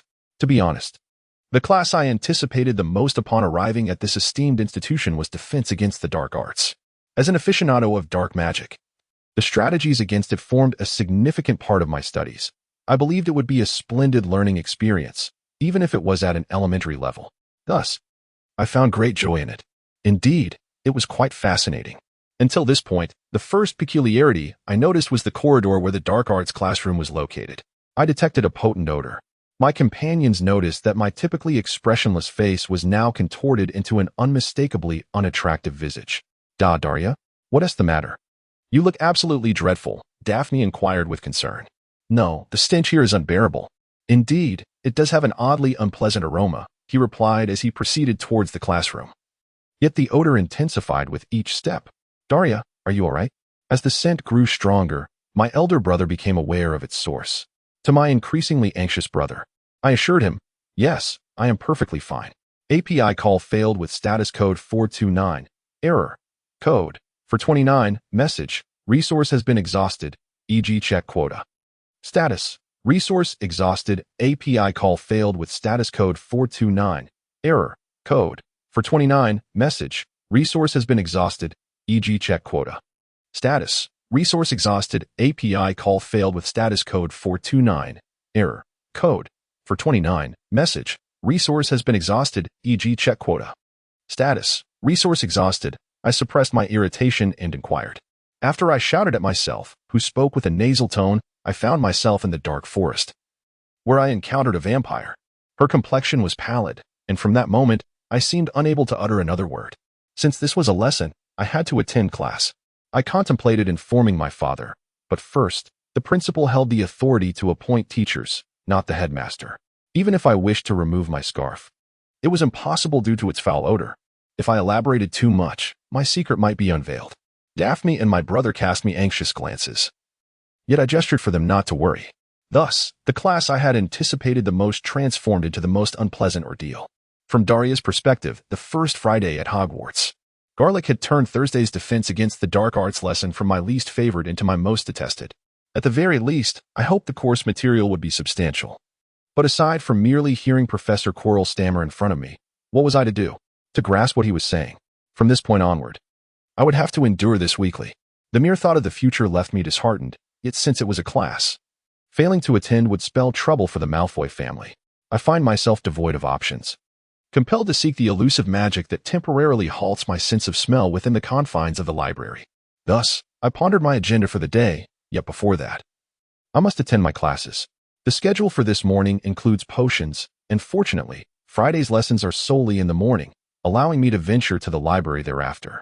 At that moment, it seemed that only one dormitory was in attendance. However, this particular potions class is unlike the others. 2 dormitories are concurrently engaging in the same lesson. Courses outside of herbology occasionally amalgamate with other dormitories, but the only 2 that have ever merged are potions. Slytherin and Gryffindor exist within the same temporal realm. As I have gleaned over the past week, the rapport between Slytherin and Gryffindor is far from amicable. Should we cross paths in the corridor, we exchange curses. Should we encounter one another in the hall, the same vitriol ensues. What transpires when these 2 dormitories are confined within the same space? The answer lies starkly before you. The seating has been artfully divided into 2 sections. To the left, a sea of green. To the right, a cascade of red, and so forth. It appears as though both factions are collectively holding their breath, silently declaring, I refuse to breathe the same air. Despite the professor's absence, an unusual silence envelopes the classroom. I sat beside my brother, awaiting the professor's arrival, pondering why our first meeting had unfolded so poorly. Had several minutes already elapsed? As the faces of the students began to pale, he appeared, perhaps gasping for breath. Suddenly, the classroom door swung open, and Professor Severus Snape entered, resembling an oversized bat. Cloaked in a long black robe, he moved swiftly, greeted by the students as he approached the front. Attendance was proceeding smoothly, until, with a sudden exclamation, I'm Mr. Harry Potter, our new star. A playful atmosphere enveloped the room, yet I quickly regained my composure. In this course, You shall learn the subtle science and exacting art of potion making. After completing the roll call, the professor began to speak. In this class, we shall not engage in any foolish antics, such as waving wands. Many of you may still believe that this is magic, the bubbling cauldron, the swirling steam, the delicate forces coursing through your veins and heart, a bewildering and sensory-altering magical power. I do not expect you to fully grasp this grandeur. I shall teach you how to bottle glory, brew honor, and even seal death. However, this is contingent upon you surpassing the prowess of what I shall impart regarding the potion known as Usanoros. It appeared he held a profound affection for potions. I knew this because I too cherished the dark arts. Defense against the dark arts had been a concern before it was obscured, but this course seemed promising. Though I was a friend of your father, I could not draw it too close lest my secrets be unveiled, yet I did not mind seeking the professor's counsel with questions. Such high expectations, Potter. Suddenly, a loud crash caused Potter, seated nearby, to jump. What do you obtain when you add an infusion of wormwood to the powdered daffodil bulb? Is this not the content of your first-year curriculum? This was likely information that even a ghost would be scarcely aware of. I understand. Porter appears to be unaware. Porter, allow me to inquire about one more matter. If you were to direct me to seek a piece of bison horn, where would you suggest I look? Your brother shall never discover this. I am aware. It seems that Porter is also in the dark this time. Ultimately, what distinguishes Porter, Aconite, and Wolfsbane? I am uncertain. I wish Hermione would know. Why not pose a question to her? Your brother would not possess this knowledge either. I understand. The periphery of my vision revealed Granger raising his hand, as if he were aware. Porter did not comprehend. Do you grasp the meaning my brother conveyed? My brother sat beside me, mocking Potter, while he remained silent. Perhaps you do not even recognize a single one? Unsurprisingly, I believed I could comprehend the first. For the sake of the future, I must endeavor to study Chapter 23 of Transfiguration class. Perhaps he sensed my determination. His complexion grew pale. Daria knows everything. Does she not? I am endeavoring to shift the topic. However, first and foremost, Miss Malfoy, do you comprehend? The professor seems to have overheard our conversation and posed a question. Regardless of the circumstances, you have no intention of inquiring about Granger. Well, should the matter arise and a response be required, I might be compelled to award points to Gryffindor. It is rumored that Professor Snape is an ardent supporter of Slytherin, and he may wish to thwart such an occurrence. Indeed, to commence, the powdered bulb of daffodil, when combined with mugwort, can be concocted into a potent sleeping draught known as the Draught of the Living Dead. Furthermore, bezoar is a stone derived from the stomach of a goat. Lastly, aconite and wolfsbane are intrinsically linked, identical in nature. Excellent. All correct. Slytherin is awarded 10 points.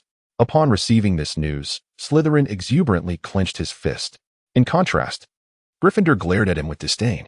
Granger had persistently raised her hand, her gaze fixed upon him, perhaps for reasons distinct from those of her fellow Gryffindor students. While the eyes of the other Gryffindors were filled with animosity and contempt, hers harbored only jealousy. I cannot ascertain your feelings. Yet I wish to prevent any misconceptions regarding the other party. By the way, gentlemen, why do you not inscribe it in your notebooks? The students, who had previously exchanged perplexed glances, began to diligently note. Potter, your impudence has cost Gryffindor a point. Only Potter found himself ensnared in despair once more. Professor Snape instructed his pupils to prepare a simple potion for treating boils. I was directed to pair up, naturally aligning with my brother. Although I had not comprehended the earlier query, my elder sibling, being the capable individual he is, appeared unfazed by the rudimentary medical task at hand. Working alongside my brother, we accomplished the task with both speed and precision, the quickest and most accurate in the class. As I surveyed my surroundings, I realized my own progress had barely reached the halfway mark, and certain occurrences were beyond my comprehension. Oh, it seems the Malfoy family has amalgamated their efforts splendidly. Such praise, albeit somewhat burdensome, is nonetheless appreciated. Just as I felt a surge of joy, an astonishing sight abruptly entered my peripheral vision. API call failed with status code 429. Error. Code. For 29. Message. Resource has been exhausted, e.g. check quota. Status. Resource exhausted. Upon citing it, I immediately cast a protective incantation to safeguard my brother, enveloping both of us in a magical shield. In the next instant, the round pot shattered, its contents scattering across the floor. A cacophony of screams erupted as everyone hastily retreated to their seats, striving to mitigate the chaos. Yet, the round-faced boy appeared to have shielded the items within the pot, a crimson ichor oozing from his entire being. You fool! The professor bellowed, waving his wand to dispel the spilled potion. Did you think to place the porcupine quills into the cauldron before removing them from the fire? Hearing the professor's admonition, I hurried to ascertain my brother's well-being. Brother, are you hurt? Oh, thanks to Daria, I am unscathed. But can that fool with the long backside not even comprehend a textbook? It was evident that the round-faced boy was named Longbottom. Was the sermon climaxing while conversing with a ghost? Take this imbecile to the infirmary. The professor vehemently chastised Longbottom's partner and redirected his ire towards Potter and Weasley, who had been working alongside him. Potter, why did you not advise him against inserting the quills? If he erred, do you reckon it would reflect favorably on you? Coupled with your previous disrespectful demeanor, Gryffindor has lost 2 points. His tribulations seemed far from over. From Severus's perspective, he is an insufferable child. As expected, he bears a striking resemblance to James Potter. His paternal visage irks me greatly. To suppress this irritation, I devised a potion. It was submitted by the Malfoy siblings.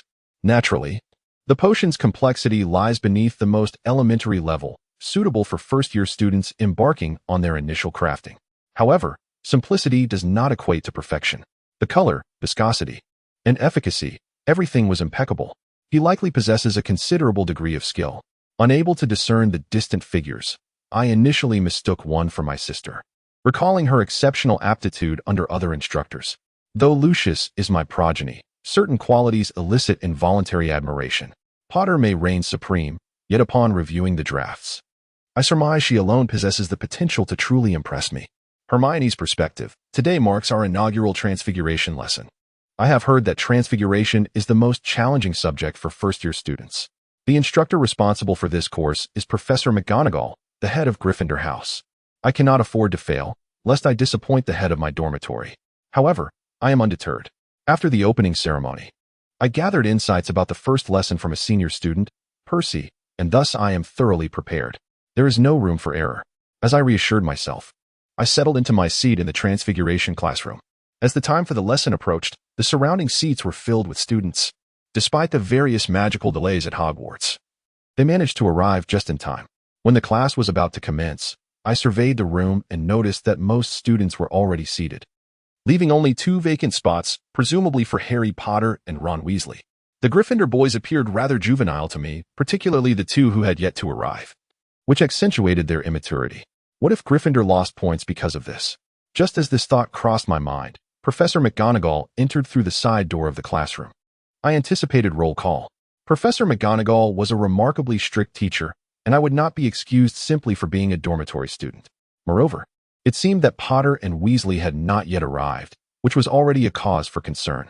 Ordinarily, I would face penalties for tardiness. However, as it was still the first week at Hogwarts, I felt a certain reassurance with such a teacher. I would certainly be more mindful in the future. Now, what you are about to learn is one of the most challenging subjects, Transfiguration. This is an exceptionally difficult and perilous branch of magic. I shall allow you to leave, and you will never have the opportunity to return to this class again, the teacher warned.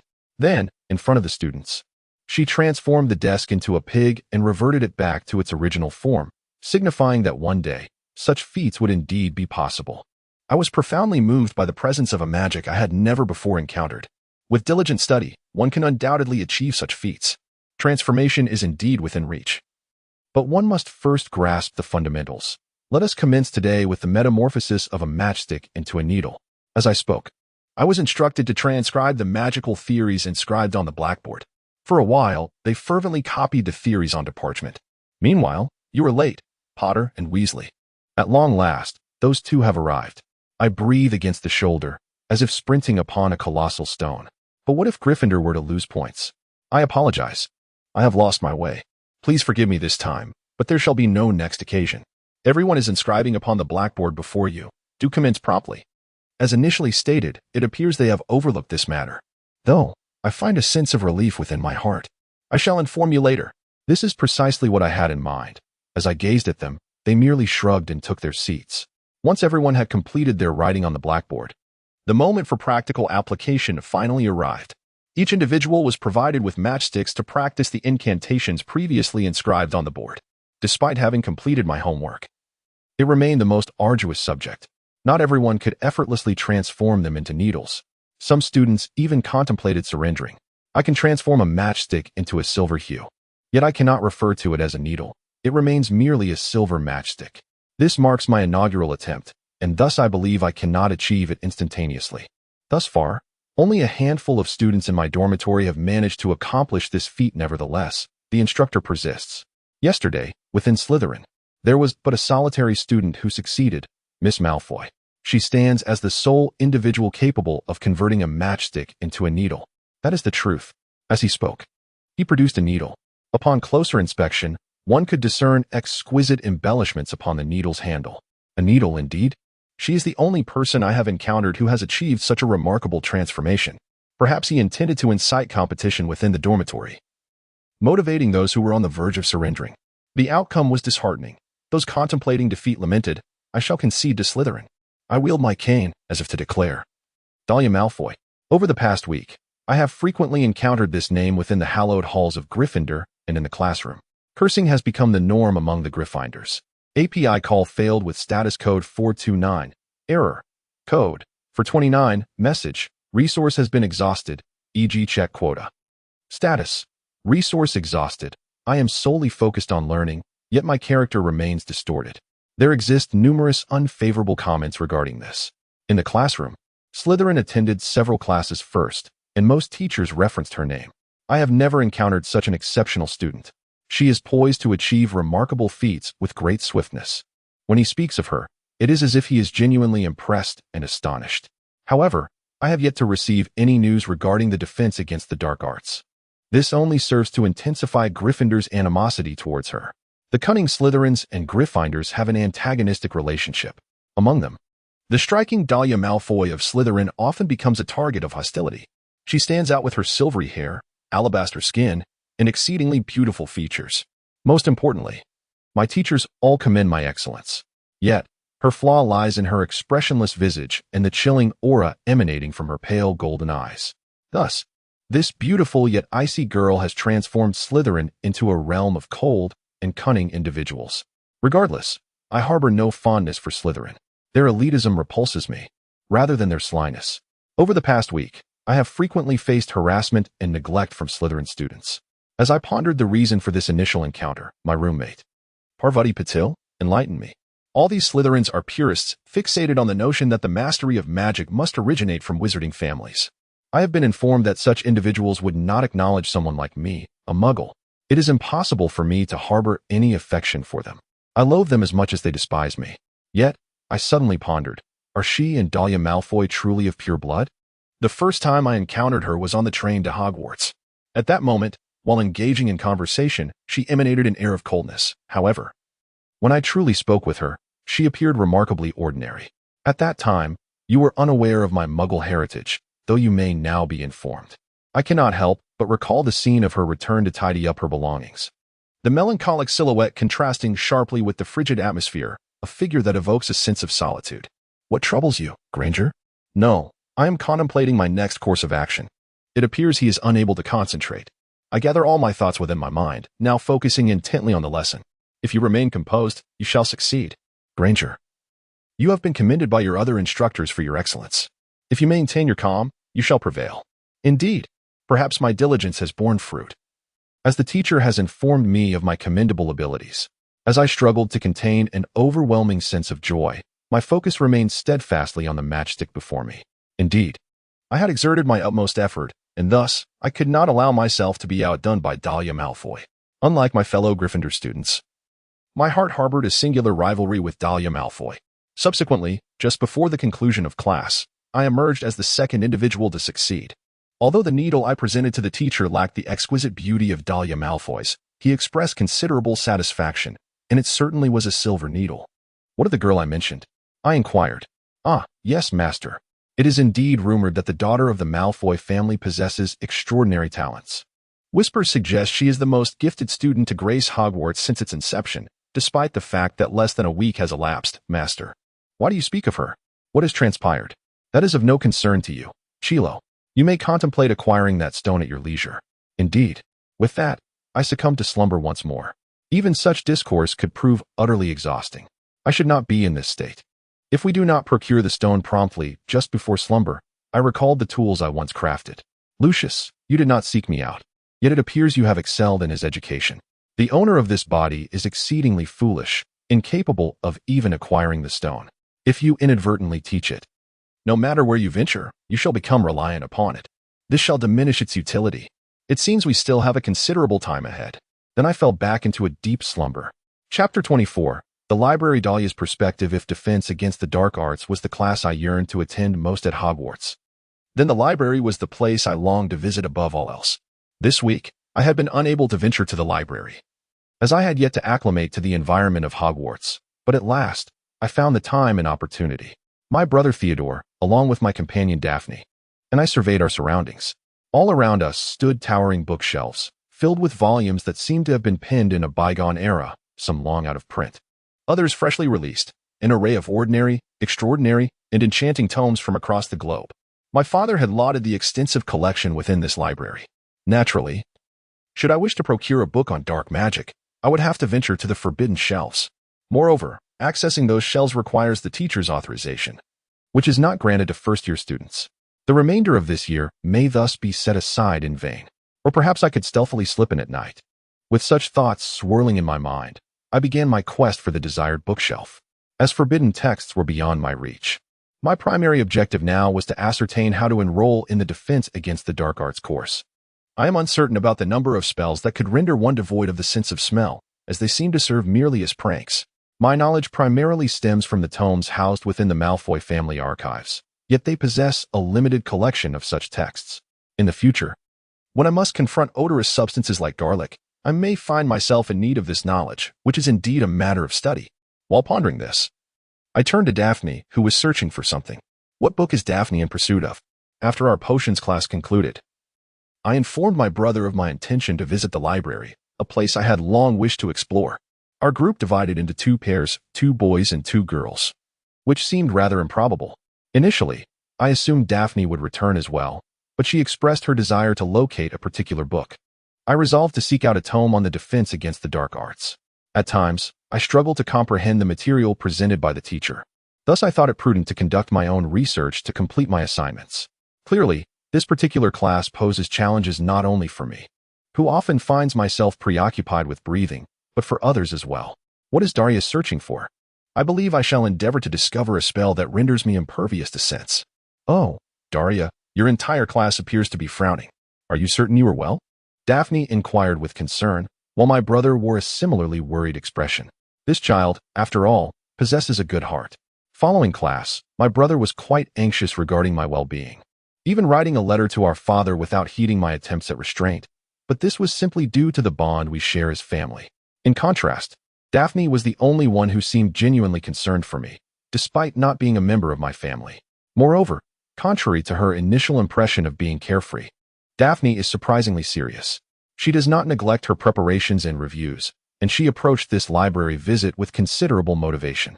Perhaps it is because children of pure-blood nobility often have received some education prior to their arrival at Hogwarts, allowing them to stand a head above their peers in terms of knowledge. I, however, am quite the opposite, having ceased my studies from the very beginning. Ultimately, as the other houses catch up, they typically commence their studies, perhaps due to their earnestness or the philosophy of pure-blood ideology. Meanwhile, it is only Daphne who has diligently applied herself from the outset. It is not that I excel in class, but rather that my achievements are firmly supported by hard work. Perhaps it is for this reason that I get along well with her. Until now, I have yet to find a friend who shares my enthusiasm for learning. Thus I secretly yearn for someone of my age with whom I can converse. I imagine Daphne feels similarly. Yet, I cannot help but feel a sense of regret about this. Daphne and I are destined to become true friends. I harbor a profound secret, one that must never be divulged to anyone beyond my family. Should this secret come to light, it could drive her away, and conversely, my dearest family would suffer. Hence, I find it imperative to distance myself from her. Should we draw closer to this objective, the future promises nothing but anguish. If you encounter difficulties, do not hesitate to confide in me. Yet, how could such an exceptional young man find himself within Slytherin? By my own reckoning, Slytherin ought to be populated by those who prize cunning. If that is indeed the case, it would be more fitting for a house like Hufflepuff, which values kindness. I would burn that scarf forever. I retract my previous statements. This young man is undoubtedly a Slytherin. Thank you very much. However, it truly does not matter. Such a wonderful girl, yet she has also bestowed her cunning upon her classmates. Given that the purpose of this book diverges entirely from Daphne's intentions, we have decided to part ways for the time being.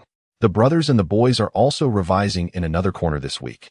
I long to read a book akin to those authored by Daphne, yet at present, I am left with no alternative but to endure my discontent. As I walked, somewhat disheartened, I stumbled upon a vividly colored tome entitled A Compendium of Mischievous Spells. If my father were to lay eyes upon it, he would undoubtedly cast it, without hesitation, into the fireplace. I truly wish to conceal from my acquaintances the fact that I am immersed in this book. Nevertheless, I persist in my reading, resolute in my determination to safeguard my heart from turmoil. I soon discovered the spell I had been searching for, and as I meticulously perused it, an unsettling sensation washed over me, as though someone were observing me intently. When I lifted my gaze, wondering if Daphne had returned, I found not her but Hermione Granger, a girl with chestnut curls, gazing at me. She stood beside the very bookshelf I was examining, evidently having stumbled upon me while seeking books on transfiguration. As my eyes met hers, she hastily averted her gaze, only to glance back at me with a hint of concern. Honestly, I could have chosen to overlook her presence. However, being scrutinized in such a manner was exceedingly bothersome, compelling me to call out to her. Did I do something wrong? Oh, I apologize. It was not my intention. After a moment of hesitation, she stammered. I am Hermione Granger. Yes, I am aware. I am Daria Malfoy. Do you know about me? Indeed, I noticed you reciting spells during the sorting ceremony, and I perceived you to be exceptionally gifted. Thus, when I heard your name, it lingered in my memory. You are incredibly talented. The professors are well aware of your excellence. They frequently discuss you in class. I hail from a family of wizards and have been studying magic for quite some time. Yet, your understanding of the magical realm has only recently begun, has it not? Nevertheless, you have already learned so much. What more can I say? As I uttered these words, she regarded me with a look of profound astonishment. I expected you to be more aloof towards me, knowing I come from a Muggle background. Upon reflection, I recalled that Slytherin was notorious for its pure-blood lineage. I do not concern myself with whether you are Muggle-born or pure-blooded. What truly matters to me is not your lineage, but my family, my family, my family, my family. Regardless of blood status, if one does not hail from the Malfoy lineage, they hold no value for me. I must take my leave. I have someone awaiting me. Furthermore, should you continue to chatter excessively, Madam Pants, who has been watching me for some time, will come to collect you. I cast a glance at the librarian who was observing me, then proceeded to the gathering point alongside my brothers.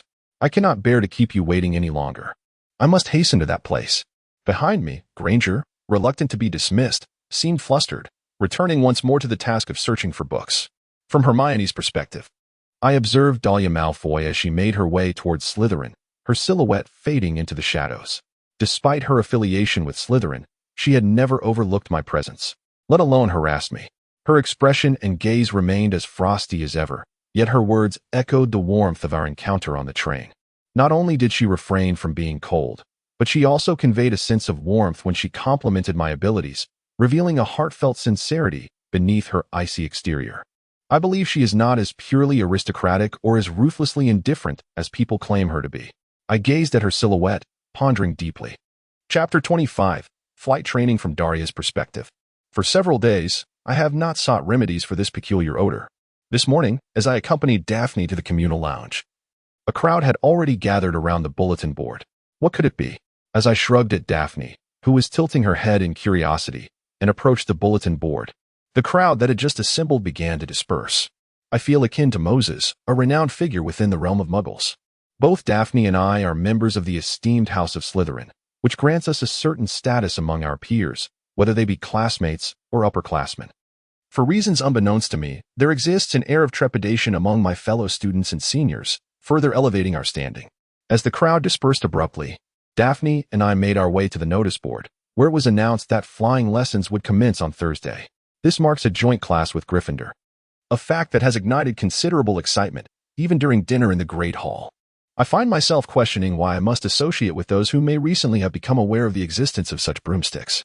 My brother, seated nearby, voiced his displeasure with loud exclamations. Incidentally, my own mood is far from cheerful. There is a possibility that Defense Against the Dark Arts, also scheduled for Thursday, might be cancelled or curtailed. Upon reflection, I am filled with an unfeasible sense of anticipation. However, My fragile hopes were dashed when Professor Snape informed me that the time zones differ. My brothers cast disapproving glances my way while they continued their conversation. Hey, Draco. This is your opportunity. I shall prove to Gryffindor, particularly that insufferable Hermione Granger, that pure blood superiority prevails. As for the house points accrued through our classes, I am currently in a commanding lead. If one were to inquire whether Slytherin is superior to Gryffindor, my answer would not be as straightforward. Granger has achieved commendable results, albeit not on par with my own, and the other Slytherin students have yet to surpass her. Daphne occasionally claims victory, but the margins are slim, which is hardly amusing for first-year Slytherins. If they were merely of Muggle descent, they might be disregarded, but when it comes to Muggleborns who outshine us, the situation is markedly different. They have surpassed us with the most basic and straightforward grading metrics.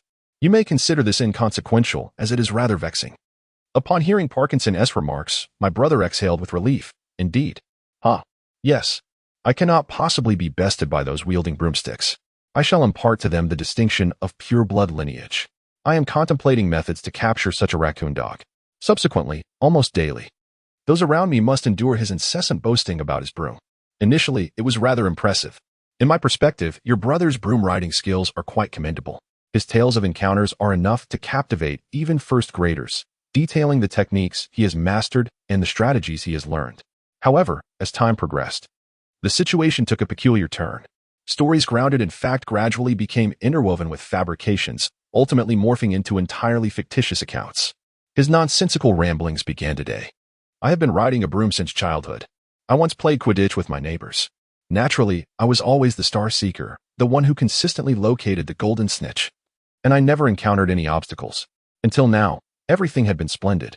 The issue arose last year, when I was soaring high on my broom and inadvertently encountered a Muggle helicopter approaching me. Muggles cannot ascend without such cumbersome metal contraptions. It resembled a disabled creature. I narrowly evaded that helicopter at the last moment. Did you think it would collide with me? Certainly not. It appeared to have ceased its movement. To begin with, helicopters have never traversed above my Muggle abode. What exactly has the ghost been evading? I shall refrain from disclosing this information, for should I intrude here recklessly, I fear it would leave an indelible wound in my brother's heart that may never heal. Yet, why would you utter such a falsehood in light of my understanding of the truth? Though I was somewhat taken aback, witnessing my elder brother's joyous laughter, I realized that just as I yearned for a companion with whom to discuss magic, my brother might also desire a friend with whom to converse about Quidditch. This is why I believe one ought not to weave falsehoods. On Thursday, a flying practice is scheduled. After the garlic class concluded in the morning, I partook of lunch, feeling rather worn. Ultimately, the deodorizing measures proved less than effective. Indeed, during class, I could no longer perceive the odor. Yet it was so overpowering that it transcended my magical defenses, lingering on my garments even after the lesson had ended. Consequently, the necessity to return to the dormitory to change remained unchanged. Furthermore, my classmates were equally drenched in the scent, which plagued me throughout the day. Daria, are you all right? I reached out to my father. It seemed my brother had also contacted him regarding this matter, but the outcome remained unsatisfactory. My father lacked the authority to take any action against the teachers, even if I attempted to protest. He could not utter anything that might inadvertently reveal my distaste for the sin of garlic. Professor Quirrell appeared to be suffering from some trauma inflicted by vampires, and due to his unstable mental state, he seemed incapable of relinquishing the garlic scarf, making it seemingly impossible to compel him to remove it. I cannot trouble my father, so I reassured him that everything was fine, as I had already devised a plan. I cannot disturb him over this matter. Nevertheless, I attempted to shift the conversation to my elder brother, who was still watching me with a worried gaze. Rather than this, it was more about the flying lessons that my brother eagerly anticipated. Indeed. Now we can allow the Gryffindors to take a breather. Potter had never ridden a broom before, so it would likely be quite a spectacle. My brother's determination was unwavering. In such moments, one truly feels like a child brimming with excitement. Thus, I prepared for the flying lesson, which would take place outdoors. Inevitably, I needed to prepare meticulously, including bringing along a sunshade. As I had not carried it with me, I had to return to the dormitory to retrieve it. Very well, the class begins at 3:30. Let us meet in the hall a bit earlier, and I shall check on your condition. Yes, see you soon. From this moment on, I shall greet my fellow Gryffindors. Combat is permissible, but please do so in moderation, dear brother. With that, my brother approached Lombard, who had just received something delivered by an owl. He opened the sunshade and carefully examined himself in the mirror, ensuring that no skin other than his face was exposed. However, the Hogwarts uniform itself did not reveal much, and since I always wore gloves, there were no exposed areas to worry about. Once satisfied, I made my way to my brother, who was likely already waiting in the hall. As I entered the Great Hall, I noticed a group of first-year Slytherin students. They probably intended to attend class. Indeed, if they ventured alone, they would ultimately find themselves isolated among the other early birds, which would be a nightmare for them. Apologies for keeping you waiting. No, we have only just gathered. Moreover, saying this, the ghostly figure meticulously inspected me from head to toe. It appeared all was well, so let us proceed. After confirming that I was not exposed, my brother began to walk alongside the first-year Slytherin students. Hey, Malfoy, where's that sunshade? Parkinson inquired, holding the sunshade. This protects me from the sun's rays. Perhaps due to my pale complexion, I am particularly sensitive to sunlight. Thus, I must wear this when I go out. I applied for it before enrollment and received approval. Yes, it must be quite a challenge. Contrary to his words, Parkinson seemed less concerned. Beside him, Daphne appeared quite worried. By the time the Slytherins arrived, all members of Gryffindor were already waiting. The first-year students immediately began their usual chemical reactions. A short distance away, Daphne and I were conversing under the sunshade. That said, is it permissible to ride a broom while holding a sunshade? Yes, you might not be able to ride normally or make any vigorous movements, but simply riding is acceptable. Indeed, just as Daphne and I engaged in such a dialogue, Ms. Hodge, the teacher responsible for the flying lessons, arrived. What nonsense are you all talking? Everyone stand by your brooms. Hurry up. The students, who had just been bickering, assumed she was a rather stern teacher and quickly gathered around the ghostly figure. Place your right hand above the broom. Now say, up. As everyone shouted up, in unison, I too held my sunshade and uttered the same command. Up. The broom instantly leapt into my palm. Even if one cannot ride a broom during the day, one can still do so for an extended period. I worried that the broom trembled in my grasp, as if it were startled by something. I surveyed my surroundings and could count the number of individuals present with a single hand. Not only were your brethren included, but also Daphne, and to my astonishment, Potter had achieved success as well. Even Granger, typically an exemplary student, appeared to be encountering difficulties. As for Longbottom, his broom was rolling away somewhere, and he was attempting to escape. Perhaps this is a common occurrence each year. Yet Professor Hodge seemed particularly unfazed, directly instructing the students to seize their brooms. Once everyone had a broom in hand, Mr. Fudge commenced a lecture on how to ride them, moving along the row of students to inspect their grip. Clearly, my brother was holding the ball incorrectly and received a warning. Potter and Weasley were smiling from beginning to end, seemingly delighted by the situation. You might find that you have even less. As I watched this scene with a sense of dismay, it appeared to be my turn. I had heard of your fair complexion and your use of a parasol, allowing you to sit sideways. Moreover, this was your inaugural flying lesson. So do not be overly reckless. Yes, thank you. In fact, a nearby Gryffindor student inquired, why do you have a parasol? He regarded me with disapproval, but I chose to disregard it, as it was rather bothersome. The explanation was cumbersome, so the teacher merely needed to be aware of the circumstances. After conversing with me in a most amiable manner, Mr. Fudge proceeded to check on the next student. He appeared stern, yet he was, in truth, a very affable instructor. My siblings, Daphne and Granger, are in close proximity, eavesdropping upon my discourse and casting dubious glances in my direction. Following a period of scrutiny, the moment of departure has finally arrived. Now, upon the emission of my whistle, exert a forceful kick against the ground. Maintain a firm grip upon the broom. Ascend several meters into the air, incline your body forward, and then promptly descend. Is this understood? Egad, ere Professor Hoke could sound the signal, I espied, within the periphery of my vision, Longbottom hurtling forth with extraordinary celerity. Manifestly, his patience had waned, and he had impetuously propelled himself off the ground prior to the designated cue. Hark! Longbottom, return. The instructor endeavored to restrain him, but Longbottom swiftly gained altitude. Subsequently, at an approximate elevation of 20 meters, Longbottom commenced a precipitous descent, presumably ejected from the unruly broom. At such a height, the outcome would assuredly be fatal. I cast a calm glance at my classmate and contemplated. Indeed, not only were the Gryffindors like Longbottom pale, but even the Slytherins wore ashen expressions. Regardless of what one might say, no one could endure witnessing a demise unfold before their very eyes. My brother's complexion had also turned pallid. After all, your sibling is inherently kind-hearted. I remained indifferent to Longbottom's fate, yet I could not impart such trauma upon a brother of such virtue. Thus, with words as my aid, I extracted my wand from my pocket and silently intoned the incantation. Chapter 26, Halloween, Part 1, Wingardium Leviosa. Suddenly, Longbottom, who had been plummeting at an alarming velocity, decelerated when he was approximately 10 meters from the ground. I gently lowered him to the earth, gazing at the astonished students, but Longbottom had already succumbed to unconsciousness. Well, if I were to fall from a height of around 20 meters, I too would lose consciousness. Well done, Malfoy. Slytherin earns 5 points. For the sake of caution, I must escort Longbottom to the infirmary. You all remain on your brooms. Otherwise, the Quidditch match will be cancelled. I will insist that you depart before leaving Hogwarts. With that, Professor Hodge took Longbottom away. Dahlia, well done. You now owe Gryffindor. Perhaps you have even garnered some points. I anticipated he might later express gratitude for my assistance, yet it seemed the Slytherins would not criticize me.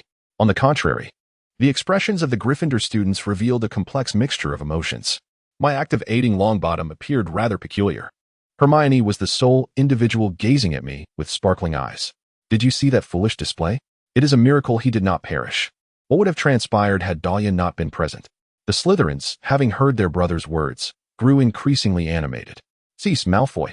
A Gryffindor girl attempted to intervene, but oh, do you possess Longbottom's shoulder? Parvati, I was unaware you had an interest in that little plump fellow, Parkinson mocked the female student. Look, it is the foolish orb sent by Longbottom's grandmother. With that, the elder brother retrieved an object that had fallen into the grass. It resembled a glass sphere, glimmering in the sunlight. It must surely be a keepsake. I recall a scene from long ago when I happened upon Diagon Alley. It was evident that when one forgets something, it turns crimson. However, even in its vivid hue, it fails to remind you of what has been forgotten, which elicited a chuckle from me at the absurdity of the contraption. Malfoy, I shall leave it to you. As I reminisced about those foolish trinkets from the past, I found myself smiling, while Potter appeared quite exhilarated, speaking up. Observing this moment, most of the students in the room shifted their attention towards your brother and Potter. I had no desire to intervene. I would allow Longbottom to seek out his own path. With that, my brother mounted his broom, attempting to take flight. But, dear brother, please refrain from engaging in perilous antics. As I addressed him, he momentarily appeared quite embarrassed.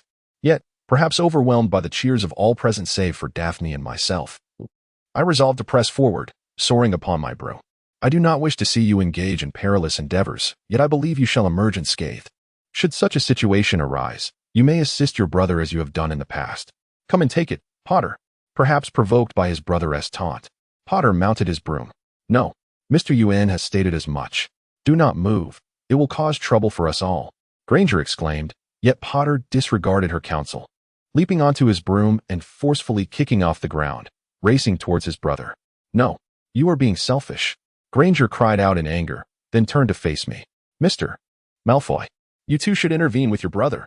If we are aware, your brother could very well face expulsion from the school. Hey, Hermione, do not provoke that fellow. I am certain he, like his brother, is attempting to mock Neville. He is a Slytherin. I am convinced he acted on a whim to save him. Indeed. Otherwise, I would not have witnessed such a cold expression on his face as Neville fell. Well, before I could utter anything to Granger, Weasley shouted, then whisked Granger away. I also endeavored to intervene. However, it is likely that he will not be expelled from the school. Otherwise, the Weasley brothers, as we have heard, would have long since faced expulsion. I endeavored to soothe her with my words, yet I realized it was of little consequence. Although Lombard's perspective may be misguided, it is not entirely erroneous, for I genuinely do not care about his circumstances. Beside us, Daphne momentarily appeared vexed by Wesley's nonsensical ramblings, yet as he seemed indifferent, her irritation dissipated as well. He spoke to me in a carefree tone. Regardless, Potter, you soared quite splendidly on your first flight. Indeed, that is true. My brother has always possessed a deep passion for Quidditch, and while he excels at it, it is astonishing how he can rival the sport itself. We both gazed at it with admiration. Potter ascended steadily until he reached the same height as his brother. Hand it over to me, Malfoy. Otherwise, I shall cast you down from your broom. I do not believe he would resort to such measures merely as a threat, but once that line is crossed, one's existence is irrevocably terminated. As I gazed at him with an impassive countenance, My brother appeared vexed by both the pronouncements and the dexterity displayed by Porter. "Seize what you can obtain." As I tossed the ball, I shouted with fervor. Potter swiftly accelerated in pursuit. "Regardless, do you intend to catch it? Is this your maiden flight on a broom?" Yet, Potter dispelled my doubts, seizing the ball mid-air. Upon landing with the snitch in hand, he was greeted by a chorus of cheers from Gryffindor, leaving Slytherin in stunned silence. However, the exhilaration was short-lived. Harry Potter. Professor McGonagall appeared out of nowhere, halting before Potter, struggling to steady her uneven breath, yet unable to conceal her excitement. "I have never witnessed such a feat." "Potter, follow me." Hermione and Ron protested, but their voices fell on deaf ears. McGonagall then firmly proclaimed this to Potter, despite her astonishment, and dragged him towards the castle. The members of Slytherin watched from the sidelines, laughing heartily.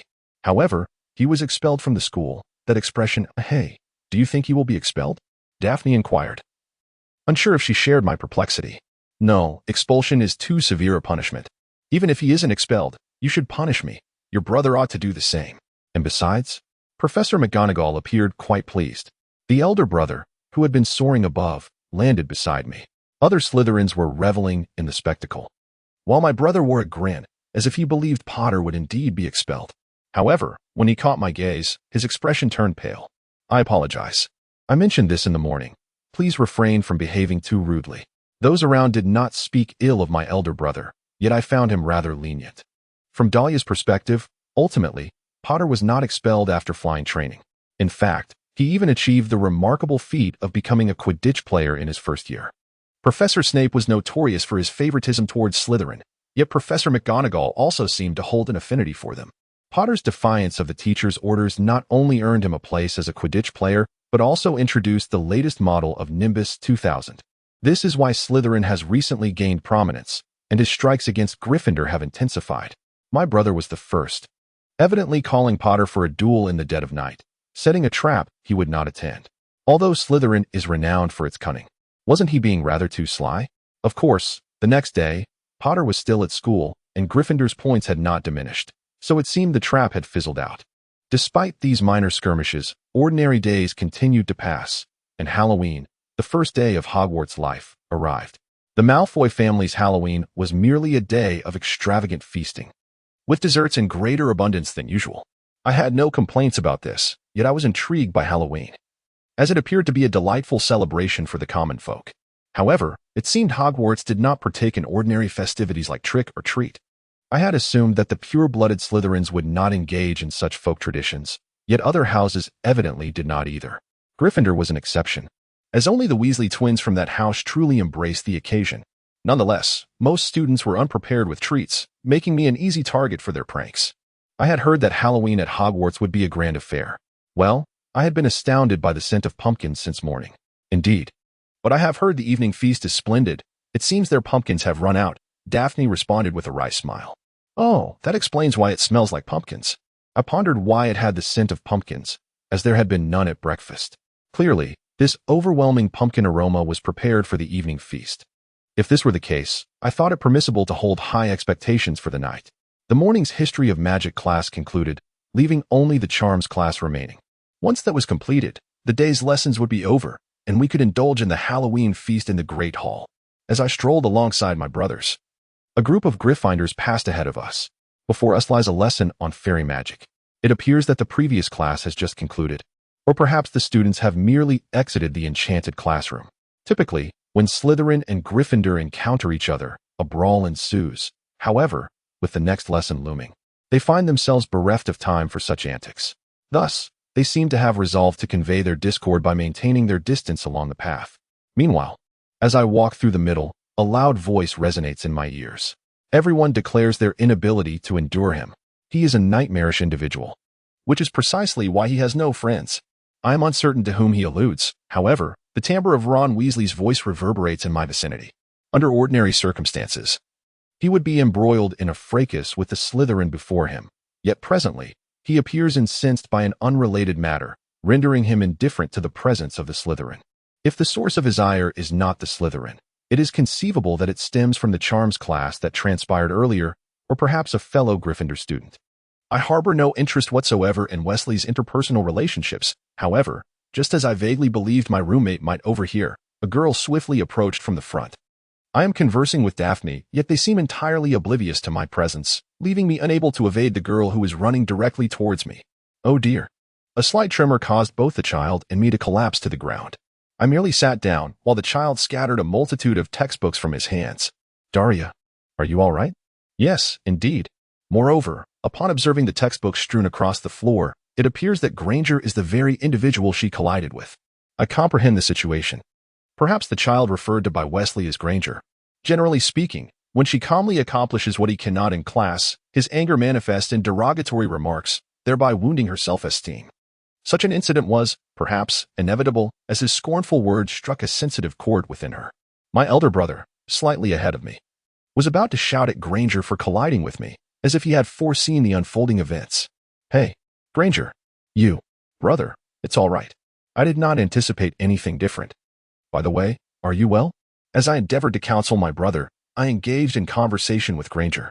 She merely nodded gently, yet made no attempt to lower her gaze towards me. It seemed that the recent shock had shattered everything I had steadfastly upheld. The Slytherins surrounding her regarded her with furrowed brows, while the Gryffindors merely observed, as if she were beyond their reach, cursed by her own house. Alas.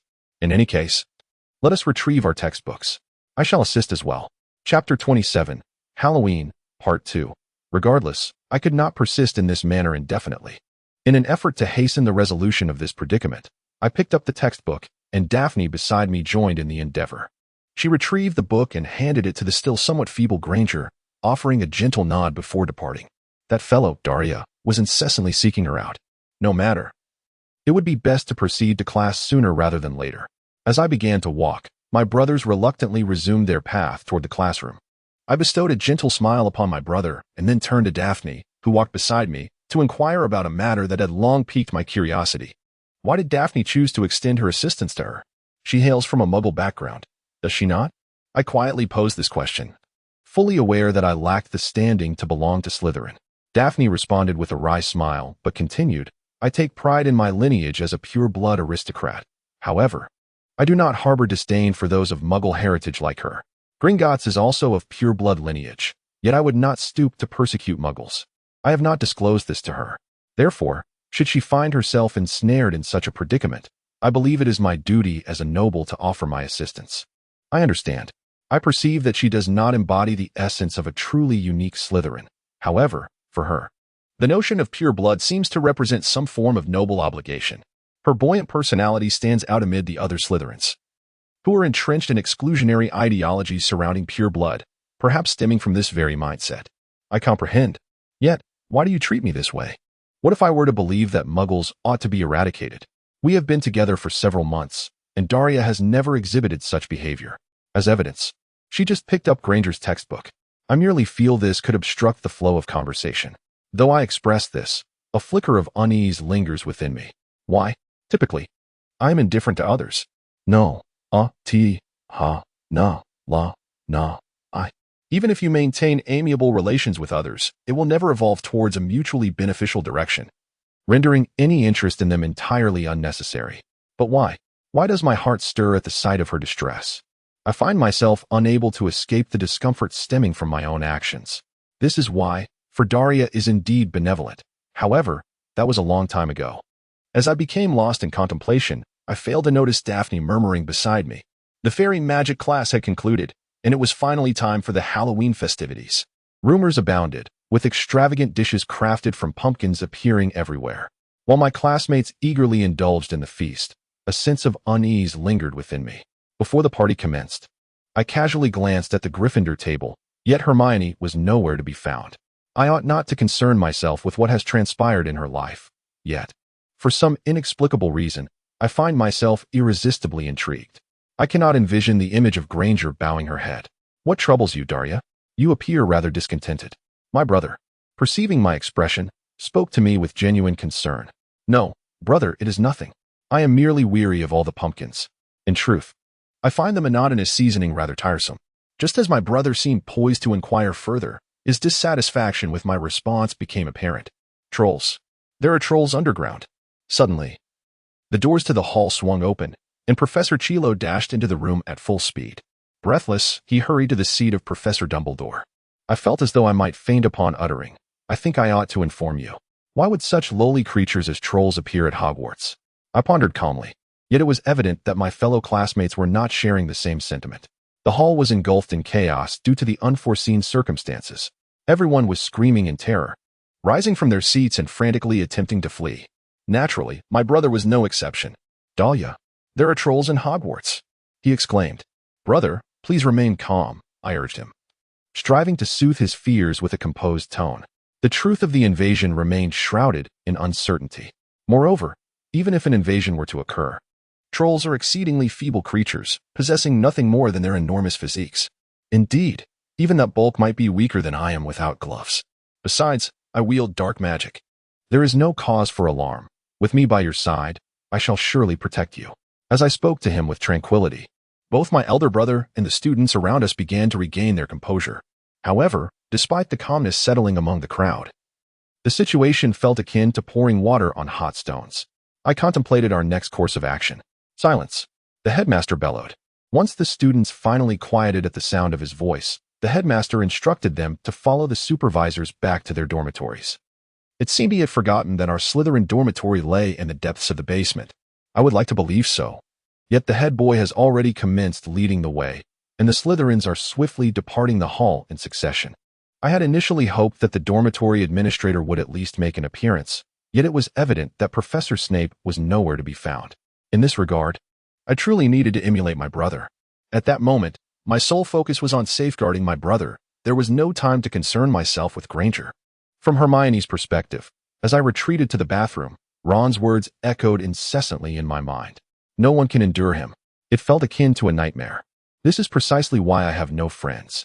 It is indeed true. Since my arrival at Hogwarts, I have not forged a single friendship. I often find myself emotionally lashing out at others. I am merely in the process of learning, oblivious to the events unfolding around me. I have become ensnared in a trivial thought. Since I am behaving this way, others ought to as well. It is childish to scorn everyone in one's vicinity. Yet the most immature of all is the one who harbors such disdain. Oh, how foolish I am. No matter how extensively I study, I am unable to grasp this concept. Moreover, during that time, I exerted all my strength in colliding with Dahlia Malfoy. Conversely, I chose to leave without uttering a word to the girl who was picking up her textbook. I believe he will surely harbor resentment towards me. My academic performance has consistently been exemplary. One might even say it has perpetually remained at its finest. I did not pursue learning with the singular aim of becoming the best. However, I find myself irresistibly drawn to the joy of acquiring knowledge about intriguing subjects. Thus, I strive to learn. Perhaps it is for this very reason that I ultimately emerged as the top student in my class, yet this accolade holds little significance for me. Nevertheless, nothing has changed for me since then. In the past, I compelled those around me to engage in their studies. This was a source of amusement for everyone, and I would encourage you to explore it. Naturally, this was met with disdain from all. It is evident that, for many, learning is simply a chore, and unlike me, they do not experience it as a spontaneous delight. For someone so easily isolated, a turning point arrived, a letter from Hogwarts. I am filled with delight at the prospect of uncovering previously unknown truths regarding the existence of magic. In retrospect, my decision to embark on this path stemmed from an insatiable thirst for knowledge. However, to claim that I did not yearn to escape my prior state of isolation would be a falsehood. Fortuitously, my parents acquiesced to my desire to attend Hogwarts. Although I have a tendency towards seclusion, my parents have always been a steadfast presence in my life. I believe a part of me harbored the hope that my sojourn at Hogwarts would facilitate a transformation of my surroundings. Yet, ultimately, nothing altered. Despite the changes in my environment and the subjects I pursued, I remained unchanged. Meanwhile, something profound shifted within me, a singular ambition. It is Dahlia Malfoy. She perpetually lingers ahead, always out of reach. Prior to my arrival at Hogwarts, I was accustomed to being the first to arrive, yet now I find myself perpetually trailing in her wake. This marks an unprecedented experience in my life. People of my age possess far more knowledge than I do. Unbeknownst to me, she has become my aspiration. I yearn to catch up with her, to delve deeper into the knowledge she possesses. I hold her in high regard, viewing her as both a rival and an individual I aspire to surpass. Yet, it is possible that she harbors animosity towards me. In the library, I discovered that she is not of pure lineage, which led me to ponder the possibility that she may not be as disliked as I had presumed. As these thoughts unfolded, My mind began to wander down a more dismal path. How much time has passed? I believe my tears had run dry. Yet my eyes remained laden with sorrow, though they were devoid of moisture. I pondered whether it was nearing the time to return to the dormitory. Should I linger outside this evening, a surge of anger would undoubtedly envelop me. As I contemplated this, a sense of melancholy washed over me, compelling me to step outside. When suddenly an unpleasant odor assailed my senses. Stepping out of the room, I was greeted by the sight of a colossal troll wielding a club, an entity that should certainly not have been present in such a locale. Chapter 28. Halloween, Part 2. Dahlia's perspective. The hall and Slytherin house were in close proximity, allowing us to arrive at the dormitory swiftly. Ultimately, contrary to my initial fears, I did not encounter the troll on my way to Slytherin. Upon reaching the dormitory, a wave of relief washed over everyone, and the atmosphere was light and carefree, with students sprawled across the sofas and plush carpets of the common room. Simultaneously, I felt a sense of comfort, knowing my brother was safe, yet just as I began to relax, an unsettling thought struck me. I felt as though I had overlooked something. There was something. I had missed something. As I mulled over this, I overheard Parkinson, lounging on the sofa, exhale deeply and exclaim. Speaking of which, I wondered what had become of Granger. What had happened to him? It appeared that the blood traitor had been hiding in the bathroom, weeping since the conclusion of the morning lesson, and he had not even arrived early for the gathering. In other words, he remained in the restroom, oblivious to the troll's presence. Thus, I realized my earlier concerns were somewhat exaggerated. I was certain he would be delighted to encounter such a troll. Listening to the conversation between Parkinson and Millicent Bulstrode, I quickly recognized the source of my earlier discomfort. Indeed, I had been unaware of his seclusion in the bathroom. But since he had not been in the hall, he likely remained oblivious to the troll's lurking presence. If one were to seek refuge within the dormitory, it would be secure. However, hiding in the ladies' restroom was another matter entirely. Although they were on different floors, the distance to the basement remained relatively short. In the worst-case scenario, an encounter was quite plausible. But, Dahlia? What is it? No, it is nothing. I immediately realized that contemplating such matters is utterly futile. It is simply as it is. It does not matter. What happened to her is inconsequential. Why should I concern myself with her? I have pondered this notion. Yet the rationale eludes me. Why am I feeling so despondent? You are concerned about Granger, are you not? Indeed. Daphne inquired with a gaze that seemed to penetrate my very soul. No, why would you think so? I have no reason to be worried about her. No, Dahlia. You must certainly be concerned about Granger. I mean, you genuinely hold affection for her, do you not? No, that is a misunderstanding on Daphne's part. Why would I harbor such feelings for her? Dahlia is quite obstinate, yet her visage betrays a hint of anxiety. After being informed, I glanced at the mirror in the common room, but it did not reflect the usual change. As expressionless as ever. It does not seem so, does it? Yes, that is precisely how you appear. Right, Draco? Indeed, Daphne is conversing with her brother, who is nearby, eavesdropping on our exchange. The elder Malfoy appeared somewhat irritable as he scrutinized my countenance, ultimately nodding in dissatisfaction. Ah, Dahlia, you presently appear quite troubled, regardless of how I may deceive myself. The elder Malfoy seems to comprehend my turmoil. No, you do not appear that way. Even your brother misjudges you. Yet the conclusion remains unchanged. I ought not to dwell on this. Yes, if this were to conclude, I would be heading to the girls' dormitory. However, Dahlia, can you now visit Granger's bathroom? The elder brother seems to have taken a risk, suddenly addressing me. What are you implying? I have stated this before. Yes, you may be indifferent, but I care. What do you mean by that? API call failed with status code 429. Error. Code. 429. Message. Resource has been exhausted, e.g. check quota. Status. Resource exhausted. I gazed at my elder brother, who spoke rapidly in an attempt to concoct an excuse. This was my brother's rationale. A suitable pretext for me to venture into the ladies' restroom. However, there were certain truths I held to be self-evident. Trolls, in their folly, seldom infiltrate Hogwarts. It was merely that spoon that had ventured inside. If a life were to be lost, the implications would be even graver, regardless of whether someone facilitated its entry. This represents a significant breach of security at Hogwarts. The primary culpability lies with Headmaster Dumbledore. The matter of accountability shall not rest upon the shoulders of the board members. Yet the loathsome journalist representing Rita Skeeter is bound to hover around your father, a member of the board. Given these considerations, it is prudent to prioritize Granger's safety. This was a fervent debate, yet I resolved to inform Granger about the troll. Thus, I fashioned my excuse and observed my brother's countenance. I wandered into the corridor, muttering to myself in the stillness. Thank you, dear sister. It was only when Daphne informed me that I became aware of this. No, I refuse to acknowledge it. I certainly hold a fondness for Granger. My initial intrigue lies in the realm of sorting. To my astonishment, a girl who has only recently embarked on her journey into the world of magic has acquired knowledge in a remarkably short span of time, surpassing that of an average first-grade student, and even outstripping the erudition of those pure-blooded children who have been groomed for greatness since childhood. Yet, this merely marks the beginning of my fascination with her. Why do I care for her? It is her innocence that captivates me. Despite being a student of Gryffindor, she always gazes at me with an innocent admiration. At first, I believed this was merely due to my unfamiliarity with the pure-blood traditions of the magical realm. However, as time passed, and I found myself subjected to the taunts of Slytherin, I noticed that she never regarded me in the same manner as the other members of her house. Instead, she looked at me with a sincere yearning, as if she desired to delve into the depths of my soul. In a world dominated by pure-blood elitism, where conversations are often limited to those who only acknowledge their own lineage, it is a refreshing experience to connect with someone like Daphne, who transcends such boundaries. And therein lies the reason for my affection towards her. I harbor a secret. Should anyone endeavor to uncover the true identity behind my purebred aristocratic facade, I find myself unable to engage with them beyond what is absolutely necessary.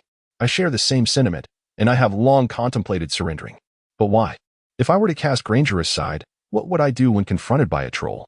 The moment I comprehend this, I feel as though I would irrevocably lose something within me that cannot be reclaimed. This is simply how I perceive it. From Draco's perspective, do you concur? Daria might find herself in peril. Are you aware of that? Daphne spoke to me, her expression a blend of solace and concern. Do not fret over the troll. For my father has also remarked that Daria possesses the capability to vanquish an ordinary Auror. Daria has long since graduated from Hogwarts, and when considering her proficiency in dark magic, she has reached a level that could easily overpower other wizards. Moreover, should she remove her gloves, she can demonstrate her strength and regenerative abilities to a degree that would render her formidable against a troll. Daria has no reason to be defeated by a troll.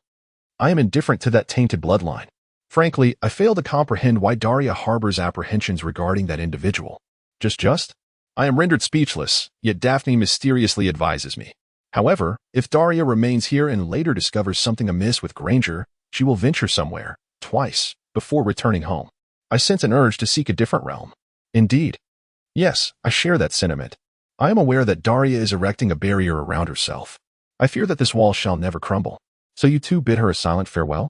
Indeed, I am a friend to Daria. Even if she does not perceive it that way, I regard her as a friend.